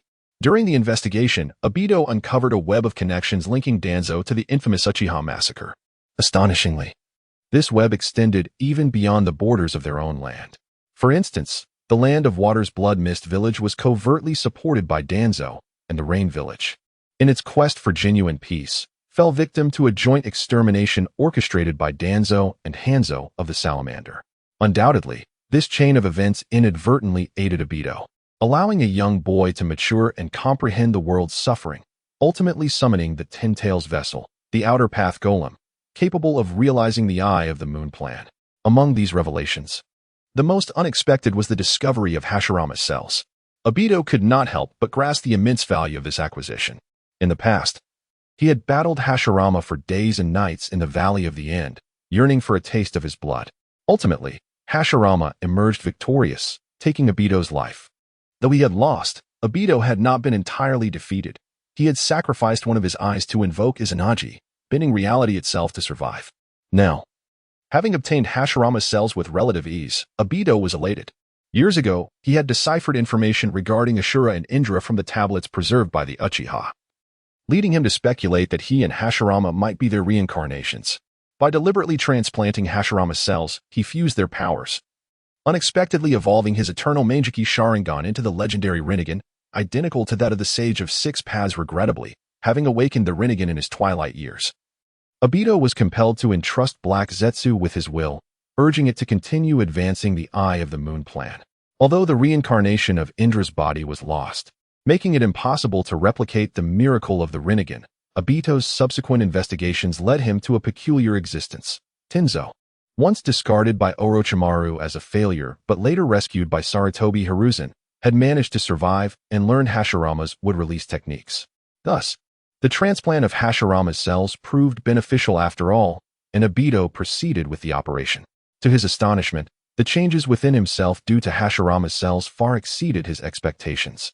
Not only did he master wood release, but he also discovered an exhilarating phenomenon within his chakra, yang release, a power derived from the life energy that governs vitality. Just as Obito's heart, pierced through, could still regenerate and be reborn, this miraculous revelation prompted him to ponder why Tenzo, who also possessed Hashirama's cells, did not exhibit such traits. Through his prior knowledge, Obito boldly speculated that perhaps his new body shared a commonality with Hashirama's cells. He dared to conjecture that this body might very well be the reincarnation of Ashura, awakened by Hashirama's cells. In the depths of the forest, Obito inhaled deeply, absorbing the ceaseless life force emanating from the world around him. Even in the darkness, surrounded by trees, he could sense the movements within several miles without the need for sight. Had Inuzuka Kiba already concluded his battle? Had Sasuke and the others encountered a new foe? A bespectacled individual had breached his sensory range alongside Niji. How intriguing! It was truly captivating. At that moment, the snow-white youth riding atop a hawk paused in his actions, preparing to depart. Yet, Obito opened his mouth wide and bellowed, "Wind release, vacuum wave." Instantly, a powerful gust surged upward, causing the youth to lose his balance and tumble from the hawk, which then erupted into a storm of ink. With a series of agile leaps, Obito caught the falling youth. However, the boy was not compliant. From his sleeves and collar emerged several venomous snakes, adorned with fangs and dripping with ink, lunging at Obito. To preserve himself, Obito had no choice but to release his grip. Unexpectedly liberated, the youth drew forth a scroll from his back and began to sketch wildly upon it with a brush. Ninjutsu, Super Beast Imitation. In an instant, a fierce unicorn leaped from the scroll, roaring like a wild beast, its front hooves descending upon Obito with tremendous force. Obito raised his arms in defense, engaging in a struggle of strength with the unicorn. Seizing the moment of contention, the youth unsheathed a short blade from his back and aimed it at Obito. A fleeting glance allowed Obito to discern the youth's intent.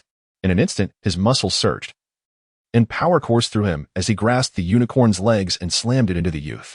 With a resounding crash, the youth was propelled several dozen meters away, crashing through 4 or 5 towering trees that could embrace 2 people. Impressive. After rolling on the ground, the youth regained his footing.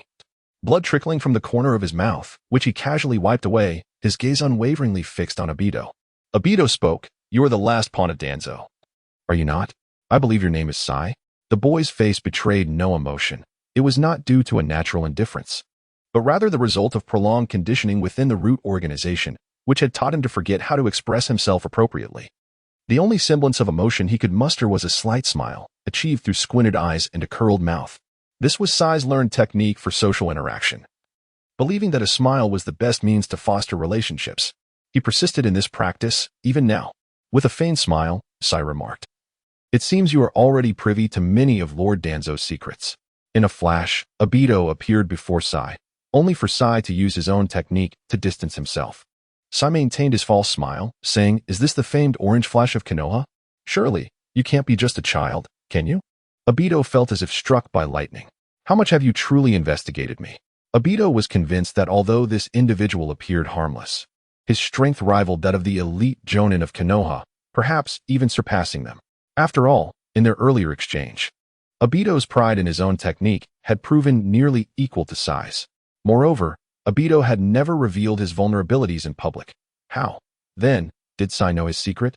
Sai's teasing smile irked Obito as he declared, "Not just a child, but I also know you suffer from a particular ailment." Ailment? Indeed, you have dissociative identity disorder. Chapter 34.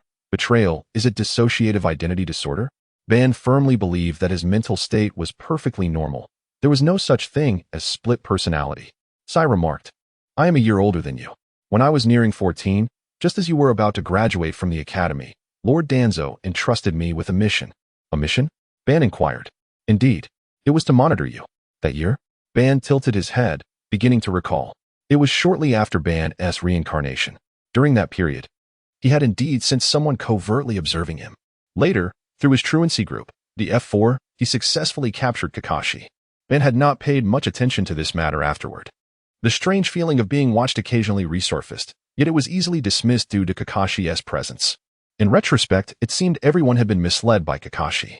How could I have been so careless? Ban pondered. Kakashi was merely checking on him, while the true observer had been Sai all along.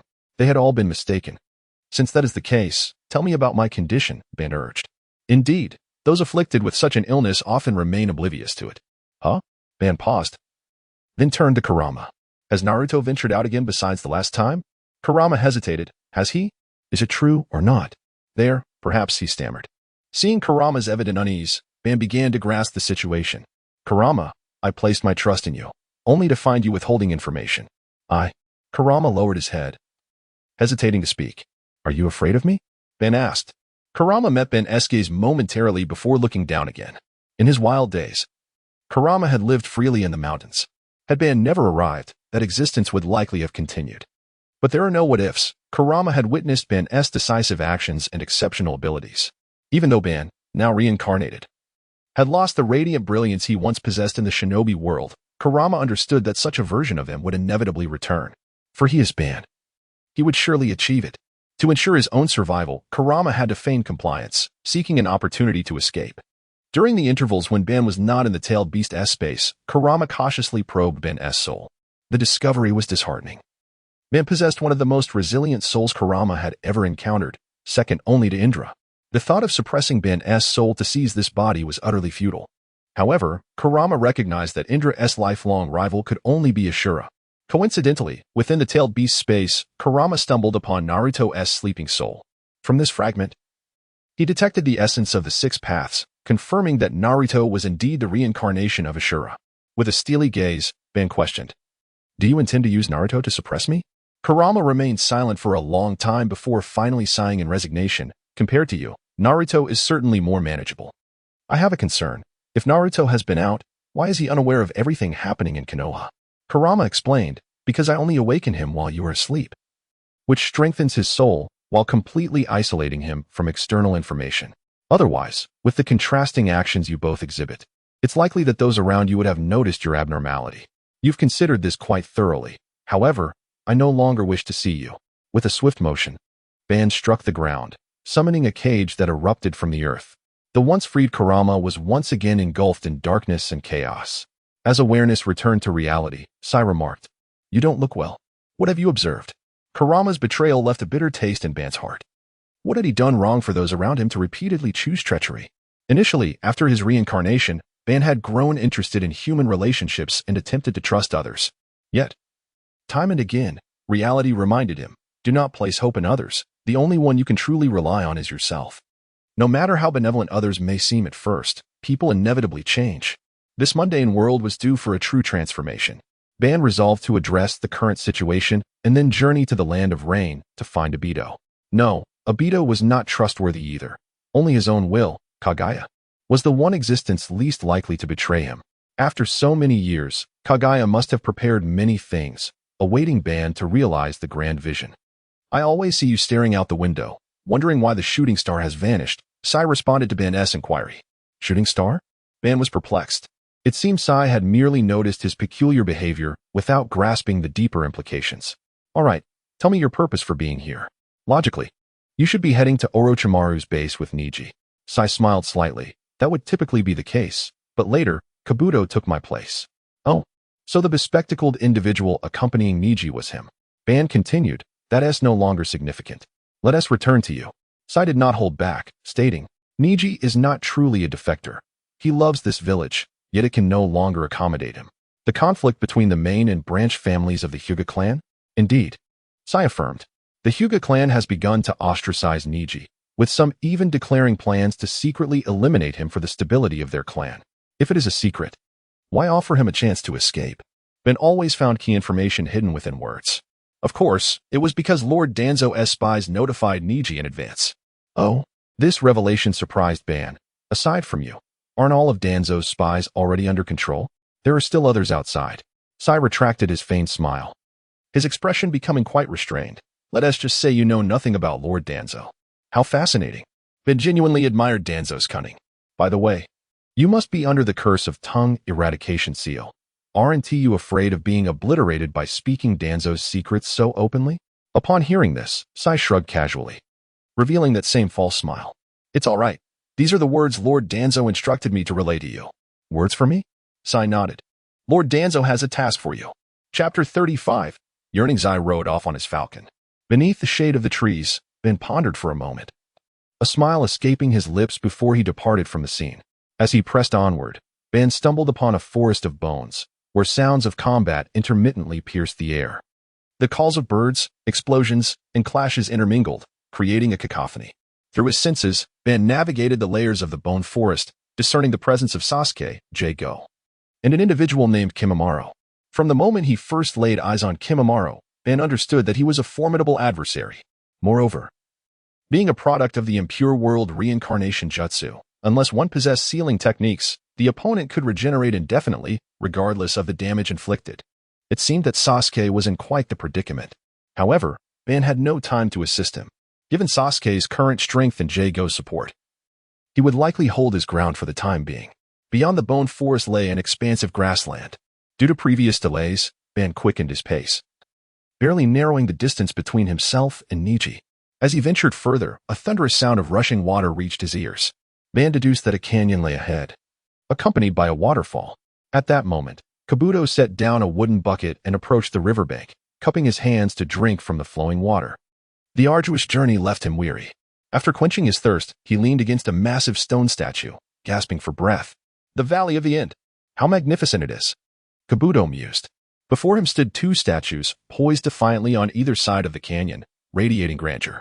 The river above cascaded down from their chests, forming a breathtaking waterfall that soared 50 to 60 meters high. Beneath the waterfall lay a vast lake, capturing the billowing mist and enveloping it in a dreamlike rainbow.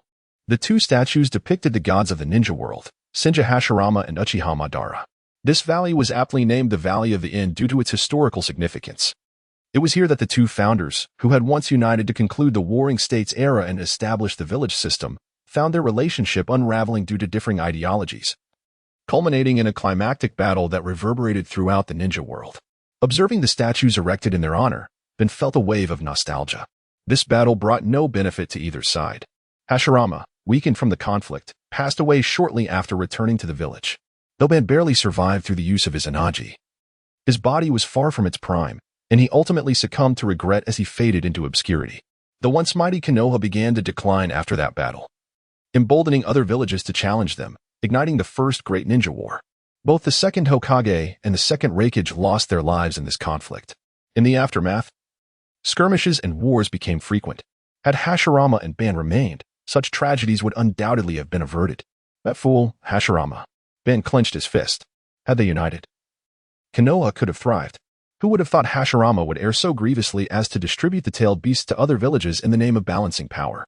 Did he truly believe that a balance of power would yield absolute peace? Absurd. At the time, only Ban and Tobirama dared to voice their skepticism. Yet, who could thwart Hashirama's ambitions? A gust of wind swept through, rustling the grass, dancing between Ban's brows. He murmured, "The architect of rules neglects to uphold order while seeking to delegate power. Hashirama, despite your formidable abilities, you fail to grasp that absolute strength is the cornerstone of stability." Recalling the rooftop battle, Hashirama had once asked Ban if he could entrust the future of Konoha to him. In that moment, Ban wished to declare, not only must the future of Konoha rely on oneself, but the future of the ninja world must also be safeguarded through one's own efforts. War is a bitter plight. It has robbed him of his father, friends, and the brother he cherished most, Izuna. Upon encountering Izuna by the riverside, Ban recognized immediately that the seemingly foolish boy with the pot-shaped hair, who harbored a cunning nature, shared his aspirations. However, Ban was the more pragmatic one. Even if Hashirama did not acknowledge him, nor did his clan or the people of Konoha, he would pursue his ambitions in his own way. Ah, the little brat from Konoha has arrived. Kabuto emerged from behind a rock, adjusting his glasses with a sly grin. Ban inquired, "Are you here to challenge me?" Kabuto shook his head, stating, "No, I do not intend to engage in combat. I am here to discuss collaboration." "Oh," Ban smiled slightly. "What a coincidence. It seems everyone is seeking my collaboration today. You mean Sasuke, right?" Kabuto continued, "From the very beginning, we were aware that he was a spy placed by Danzo beside Lord Orochimaru, tasked with eliminating us. You are not foolish. Of course, Lord Orochimaru possesses countless secrets regarding Danzo." Kabuto sighed. "We are but pawns in Danzo's game. When we are no longer of use, he can discard us at will.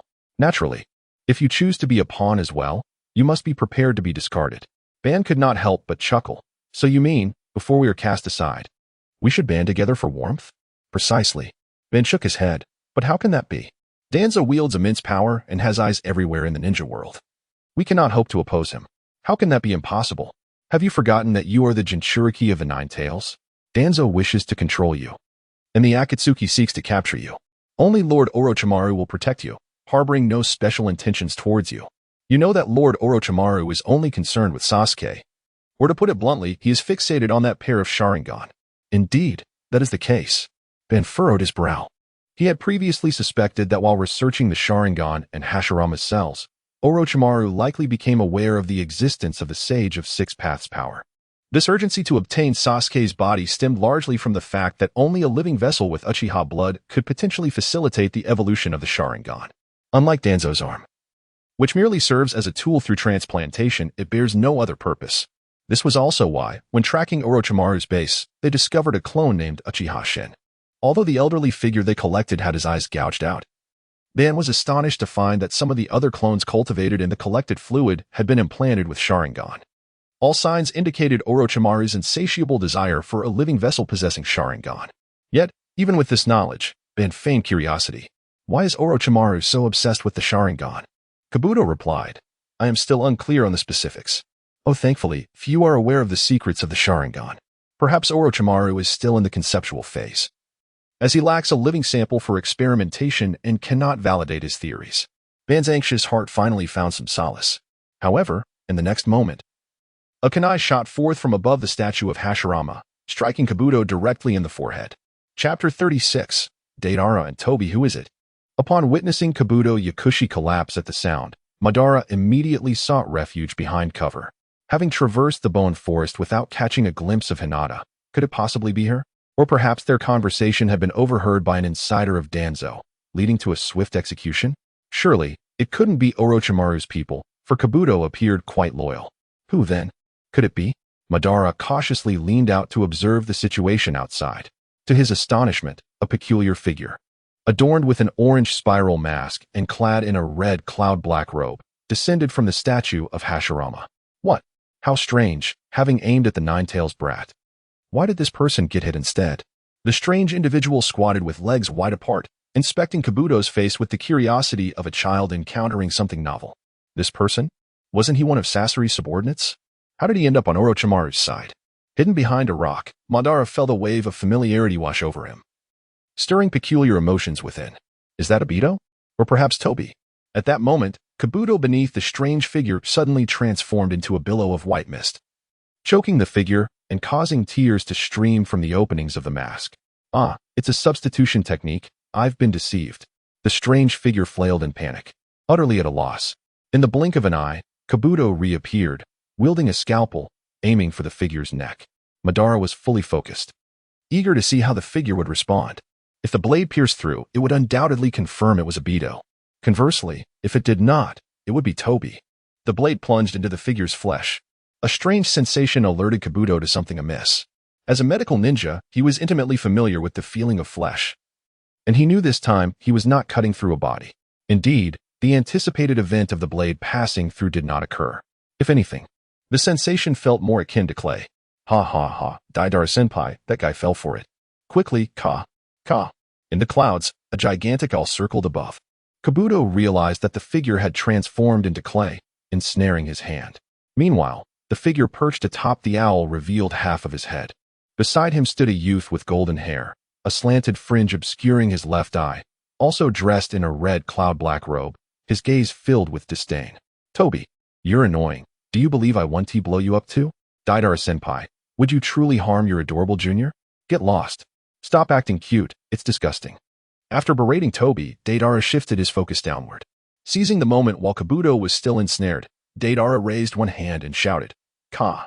The instant the words left his lips, it was akin to igniting a bomb-ass fuse. Boom.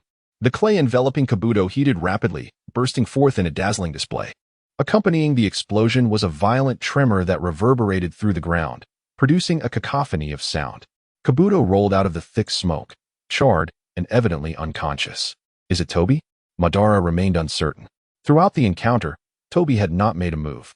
What he had witnessed earlier was merely a clay substitute. Gazing at the owls circling the sky, he was taken aback to find they were also watching him.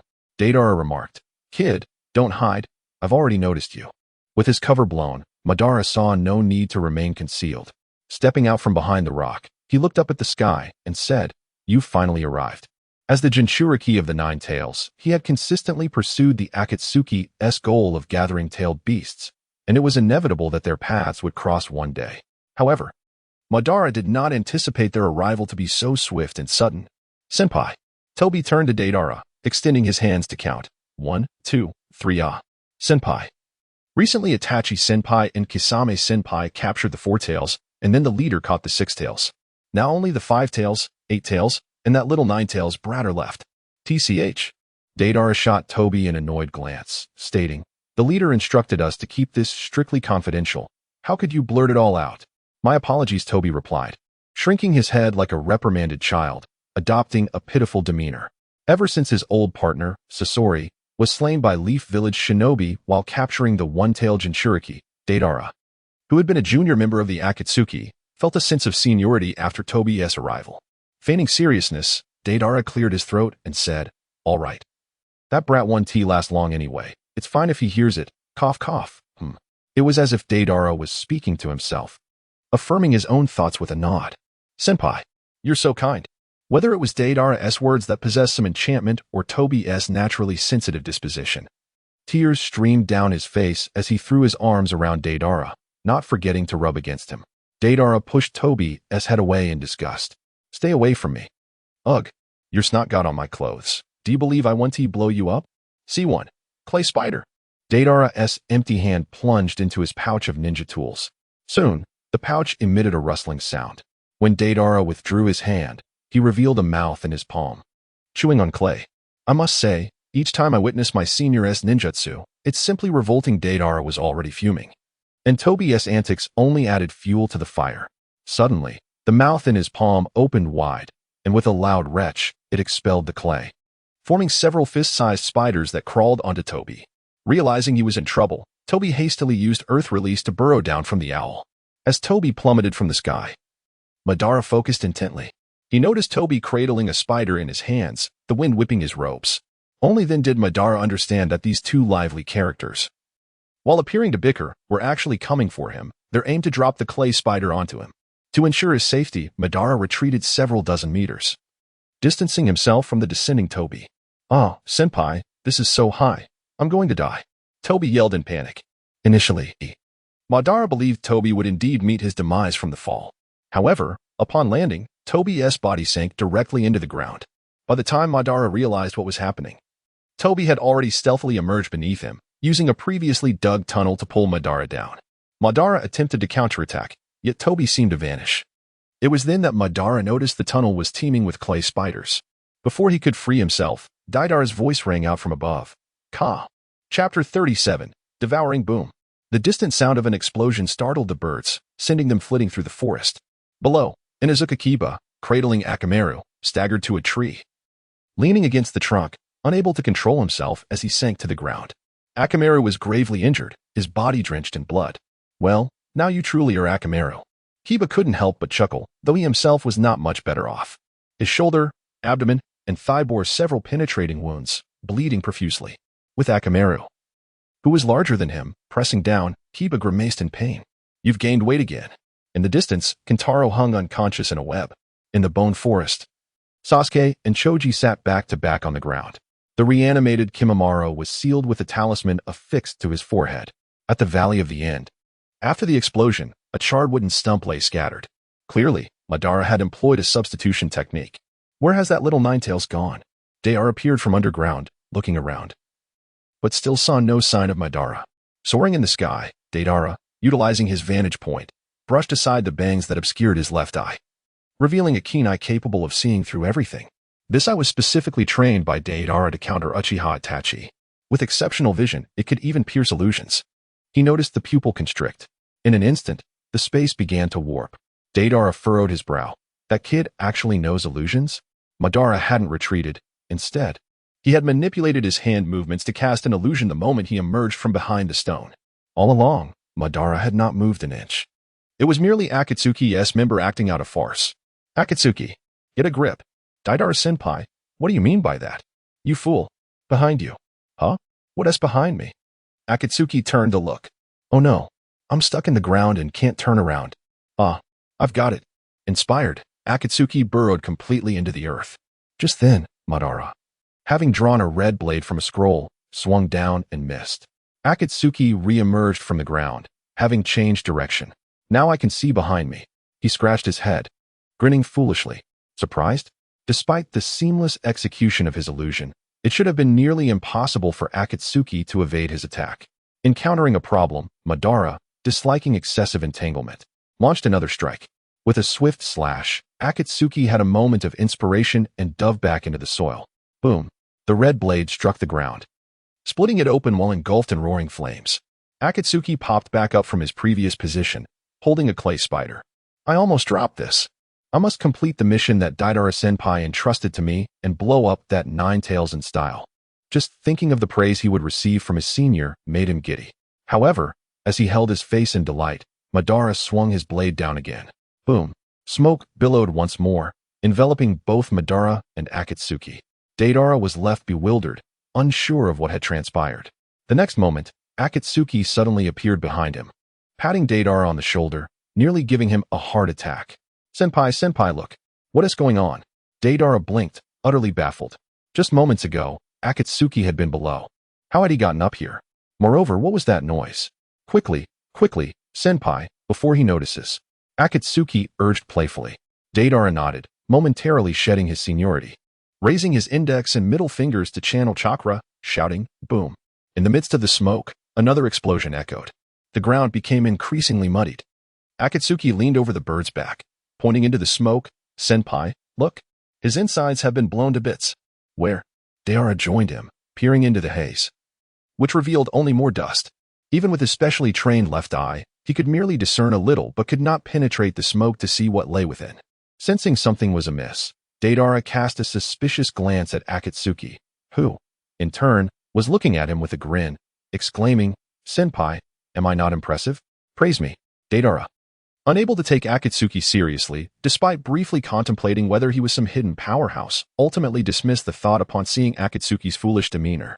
Instead, he shifted his inquiry. Akatsuki, what is your ability? Ability? Akatsuki hesitated, momentarily abandoning his usual boisterous self. Through the holes in his mask, Deidara sensed a deep and captivating gaze, reminiscent of something he had seen before, but he could not quite place it. Perhaps I was mistaken. Since earlier, Deidara had been straining his eyes. necessitating a rub to alleviate the fatigue. Suddenly, Akatsuki burst into laughter, declaring, "My ability? Earth release. Senpai, do you not recognize it? You must be mistaken." Seeing Akatsuki's familiar foolishness, Deidara smirked, dismissing his doubts. Upon hearing Akatsuki's response, several veins inexplicably protruded on his forehead. "Shut up.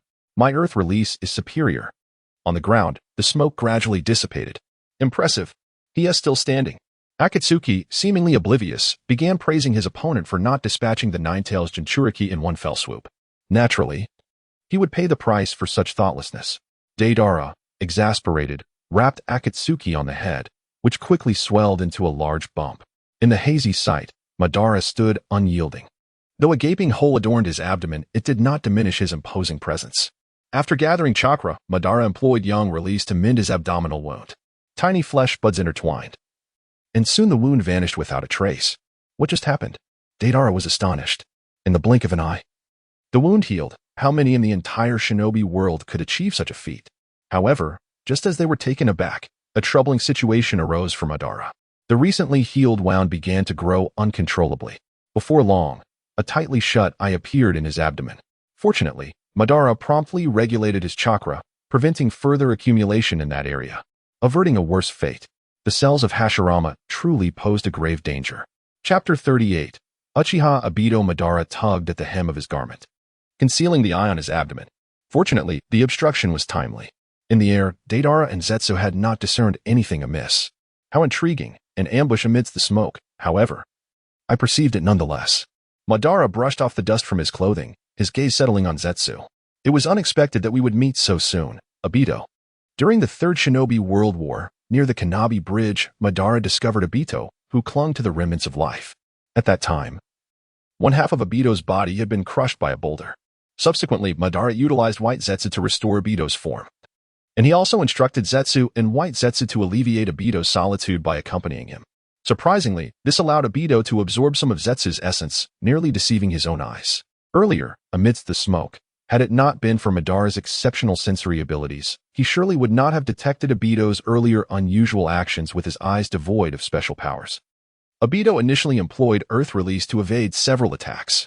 Then, during Madara's final swing of his blade, Obito's presence seemed to vanish entirely, as if he had never existed within this realm.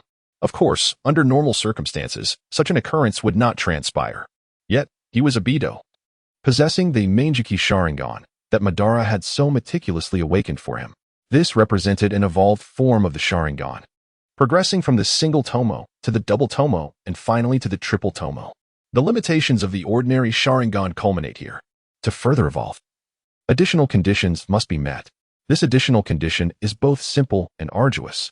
The simplicity lies in the requirement to slay one's dearest loved ones, which would enable the Sharingan to evolve into the next form, the Manjiki Sharingan. Yet, the difficulty arises in the fact that, when faced with one's closest kin, who could summon the resolve to act. Moreover, reaching the stage of Manjiki Sharingan is not the terminus. However, the conditions for further evolution are even more stringent. Let us discuss the Manjiki Sharingan specifically. Regardless of its tomo form, the abilities of the ordinary Sharingan remain largely similar. However, once evolved to the Manjiki Sharingan, distinctive characteristics emerge, both in form and ability.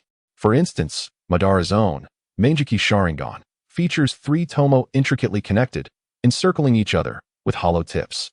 Its specific capabilities allow for the amplification of ninjutsu, taijutsu, and genjutsu, enabling him to unleash power surpassing that of similarly ranked ninjas.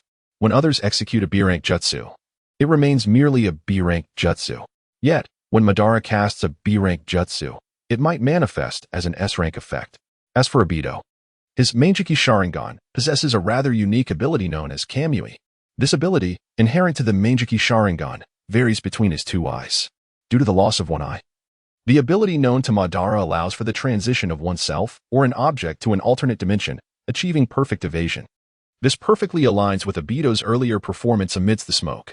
Initially, Obito vanished into the earth, only to reappear beside Madara, affixing a clay spider. Just as Madara prepared to retaliate, Obito vanished once more. The next moment, Madara sensed Obito's presence in the sky. This series of maneuvers flowed seamlessly, akin to the second Hokage Tobirama Senju's Flying Thunder God technique. After all, Kamui is also a space-time ninjutsu. The brilliance lies in the fact that it does not necessitate prior marking like Flying Thunder God, allowing for effortless manipulation. Noticing Madara's gaze upon him, Obito, perched upon the owl, felt an inexplicable unease. Why does his gaze evoke such a sense of familiarity? Observing Madara still capable of combat, Deidara, unable to endure any longer, interjected, "Zetsu, let us get to the task at hand. The leader awaits our return with the Nine-Tails Jinchuriki." Oh, Obito snapped back to reality. Rising to his feet, remarking that little brat is formidable.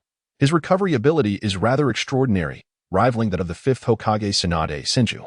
Deidara, well aware of Tsunade's reputation throughout the ninja world, inquired, "Are you implying he is a medical ninja?" Obito shook his head, not entirely sure. But everything in existence adheres to certain rules. Such a convenient recovery ability must bear some drawbacks. Senior, feel free to launch your assault. I shall observe his recovery capabilities to determine if he has any limitations. Are you instructing me on my actions? Since earlier, Deidara had sensed something off about Obito's demeanor. Why does it seem as if Obito has suddenly assumed the role of the senior while he himself has become the junior? Regaining his composure, Obito immediately reverted to his jovial demeanor, chuckling, "I merely wish to appreciate your artistry, senior." At this juncture, Obito leaned closer to Deidara, whispering, "Within the organization, many proclaim that Scorpion's puppetry embodies eternal art, yet I have always championed your fleeting beauty, believing it to be the true essence of art. Is that so?" Indeed. Seeing the unwavering conviction in Deidara's response, Obito was convinced. In that case, Zetsu, you must pay close attention. Following this, he could not resist a quip. The individuals in our organization possess no taste. The one heralded as eternal beauty has perished, yet the one of fleeting beauty continues to blossom. Art is an explosion.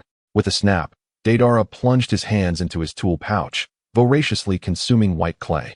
Soon after, a flying dragon emerged into the sky, leaving the owl for Obito. Deidara mounted the dragon, diving headfirst towards Madara. Madara, taken aback by the swiftness of the assault, leaped aside, narrowly evading the dragon's collision. However, the next moment, the dragon erupted in an explosion. Despite Madara's efforts to dodge, he sustained injuries from the blast's residual force, half of his body scorched to charred. Damn it. Madara tumbled aside, wincing in pain, beads of sweat forming on his brow. Fully aware that Hashirama's cells would severely backlash against him, he realized that inaction would lead to his demise. Reluctantly, Madara activated In Release to restore his injuries to their former state. At that moment, Madara could distinctly sense changes occurring in his abdomen. It was no longer merely an eye. Astonishingly, an additional mouth had emerged. Fortunately, the eye and mouth resembled mere lifeless objects, posing no adverse effects on his body. Nonetheless, Madara remained vigilant, fearing the emergence of uncontrollable circumstances. Recovered again? To gain a clearer view, Obito rode the owl closer. Little did he expect, Madara executed a swift maneuver, leaping onto the owl's back to grasp Obito. Obito, caught unawares, had no choice but to employ Kamui, transferring the grasped portion of his body to an alternate dimension, narrowly evading Madara's grasp. Madara's hand penetrated Obito's form, clutching nothing but air. At this juncture, Madara transitioned from initial conjecture to absolute certainty. Obito, it has been a long time. Chapter 39, Obito vs. Deidara, how could you possibly know? Through the swirling hole of the mask, Obito beheld that eye, resplendent and breathtakingly beautiful, the Sharingan. At that moment, the eye was filled with astonishment. Akatsuki, Deidara, seeing Obito leap onto the back of the bird, alerted him. Despite his shock, Obito prioritized the defeat of the Jinchuriki and immediately descended from the owl, achieving separation. Standing upon the owl's back, Obito understood the predicament that awaited him. Crack! The owl expanded dramatically, enveloping Obito within its form. With another burst of flames, a dark mushroom cloud ascended into the sky. Was it resolved? Obito's emotions were tumultuous. In this world, few were aware of his existence. Following the battle of the Sage of the Six Paths, many believed themselves to have perished. Only Obito, who had saved himself, and Black Zetsu, Akatsuki, and White Zetsu, knew they were still alive. Theoretically, they no longer existed. Black Zetsu, Akatsuki, and White Zetsu were among those he could rule out. As for Obito, he had indeed died, and he awaited the day he could resurrect him using the rebirth technique.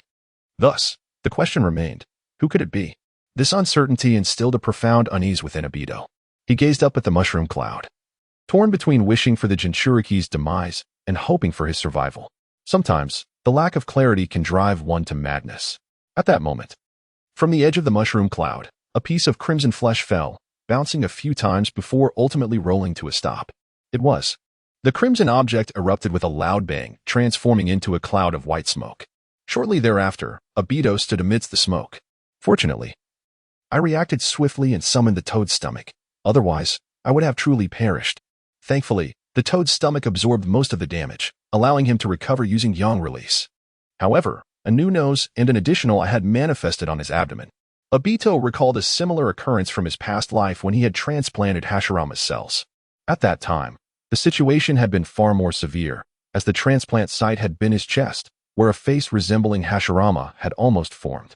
Given the current trend of one eye and one nose, it was possible that, before long, a full face would emerge, taking on a more three-dimensional form, reminiscent of Hashirama's visage. Fortunately, Obito had gained considerable experience and remained unperturbed. His immediate concern was the figure with arms crossed, displaying large palms and a mouth that incessantly chewed. Obito was acutely aware that this was an explosive device crafted from a special clay mixed with chakra, likely a form of Kekkei Genkai that once existed in the rock village, known as explosive release. Obito lightly tapped his forehead, confirming his recollection. If it was indeed explosive release, he remembered that it possessed a critical flaw. What could it be? Just as Obito pondered this, Deidara rode towards him atop a C2 Clash Dragon. Unperturbed by such monotonous and tedious tactics, Obito had no intention of evading. He could withstand it. Wind release, wind cutter technique. A ferocious gale erupted unexpectedly. The approaching Deidara felt a terrifying pressure from the wind and lost his balance, tumbling off the dragon's back. Meanwhile, the dragon was sliced into countless fragments, scattering across the ground. Having dealt with the dragon, Obito had yet to catch his breath when he saw Deidara unleashing a torrent of clay, transforming it into slender threads that connected to the shattered pieces of the dragon, continuously funneling chakra into them. The fragments, now infused with chakra, began to writhe and elongate, morphing into peculiar beings with limbs, awkwardly advancing towards Obito.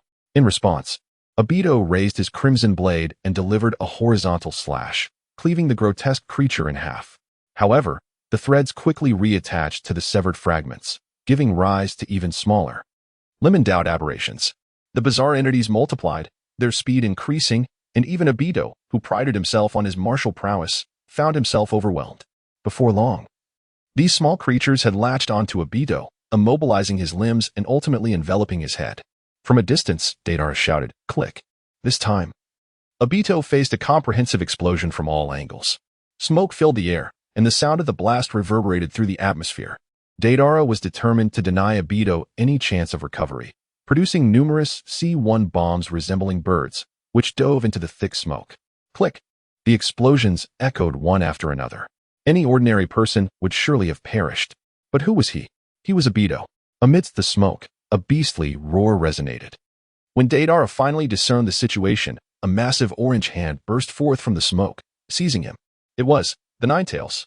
Obito leaped onto the shoulder of his statue, bracing himself against the rocky wall to observe the battle. During this time, he fervently pondered who else might know his secret, especially since that young boy from Konoha could call his name directly. A dreadful premonition gripped him, sending cold sweat down his back. Could it be that during the Ninetales assault on Konoha, Minato-sensei had recognized him? Obito could not dismiss this possibility. After all, Minato was his sensei, and his understanding of Obito was akin to that of a family member. How infuriating. Obito struck the rock wall, a tumult of emotion surging within him. So what if they knew? They were the ones who caused Rin's death. Even if he betrayed his teacher and harmed his comrades, Obito felt no guilt. Rin's death was inextricably linked to Konoha, especially Kakashi. That bastard. He had the audacity to kill Rin with his own hands. Did he not realize how much Rin cared for him? That cold-hearted creature, always spouting rules. How infuriating it was that he hadn't been there to kill you that night of the Ninetales attack. How infuriating. How infuriating. Obito pounded the rock wall repeatedly until his hands were bloodied and stained red. It didn't matter. As long as he gathered all the tail beasts to become the Ten-Tails Jinchuriki, he could utilize the Eye of the Moon to create a world solely for himself and Rin. At that moment, he would bravely confess his feelings to Rin. Just then, a figure with an aloe vera-like head peeked cautiously from the rock wall. White Zetsu remarked, "Is the battle not over yet? It seems Deidara is struggling." Black Zetsu responded, "Do not underestimate Deidara. He is a genius admired by the Tsuchikage, with immense potential." Obito remained silent, his gaze fixed on the scene below. Within the smoke, the silhouette of the Nine Tails flickered in and out of view. "Obito, you think you sealed me away, but little did you know. I took advantage of your weakness to occupy your body." With that, the Nine Tails erupted into raucous laughter. The source of his elation was the sensation of freedom he felt. This was not merely a manifestation of tailed beast transformation. It was a true embodiment of his existence. The last time he had achieved such a state was during the assault on Konoha. The feeling of liberation was simply exquisite.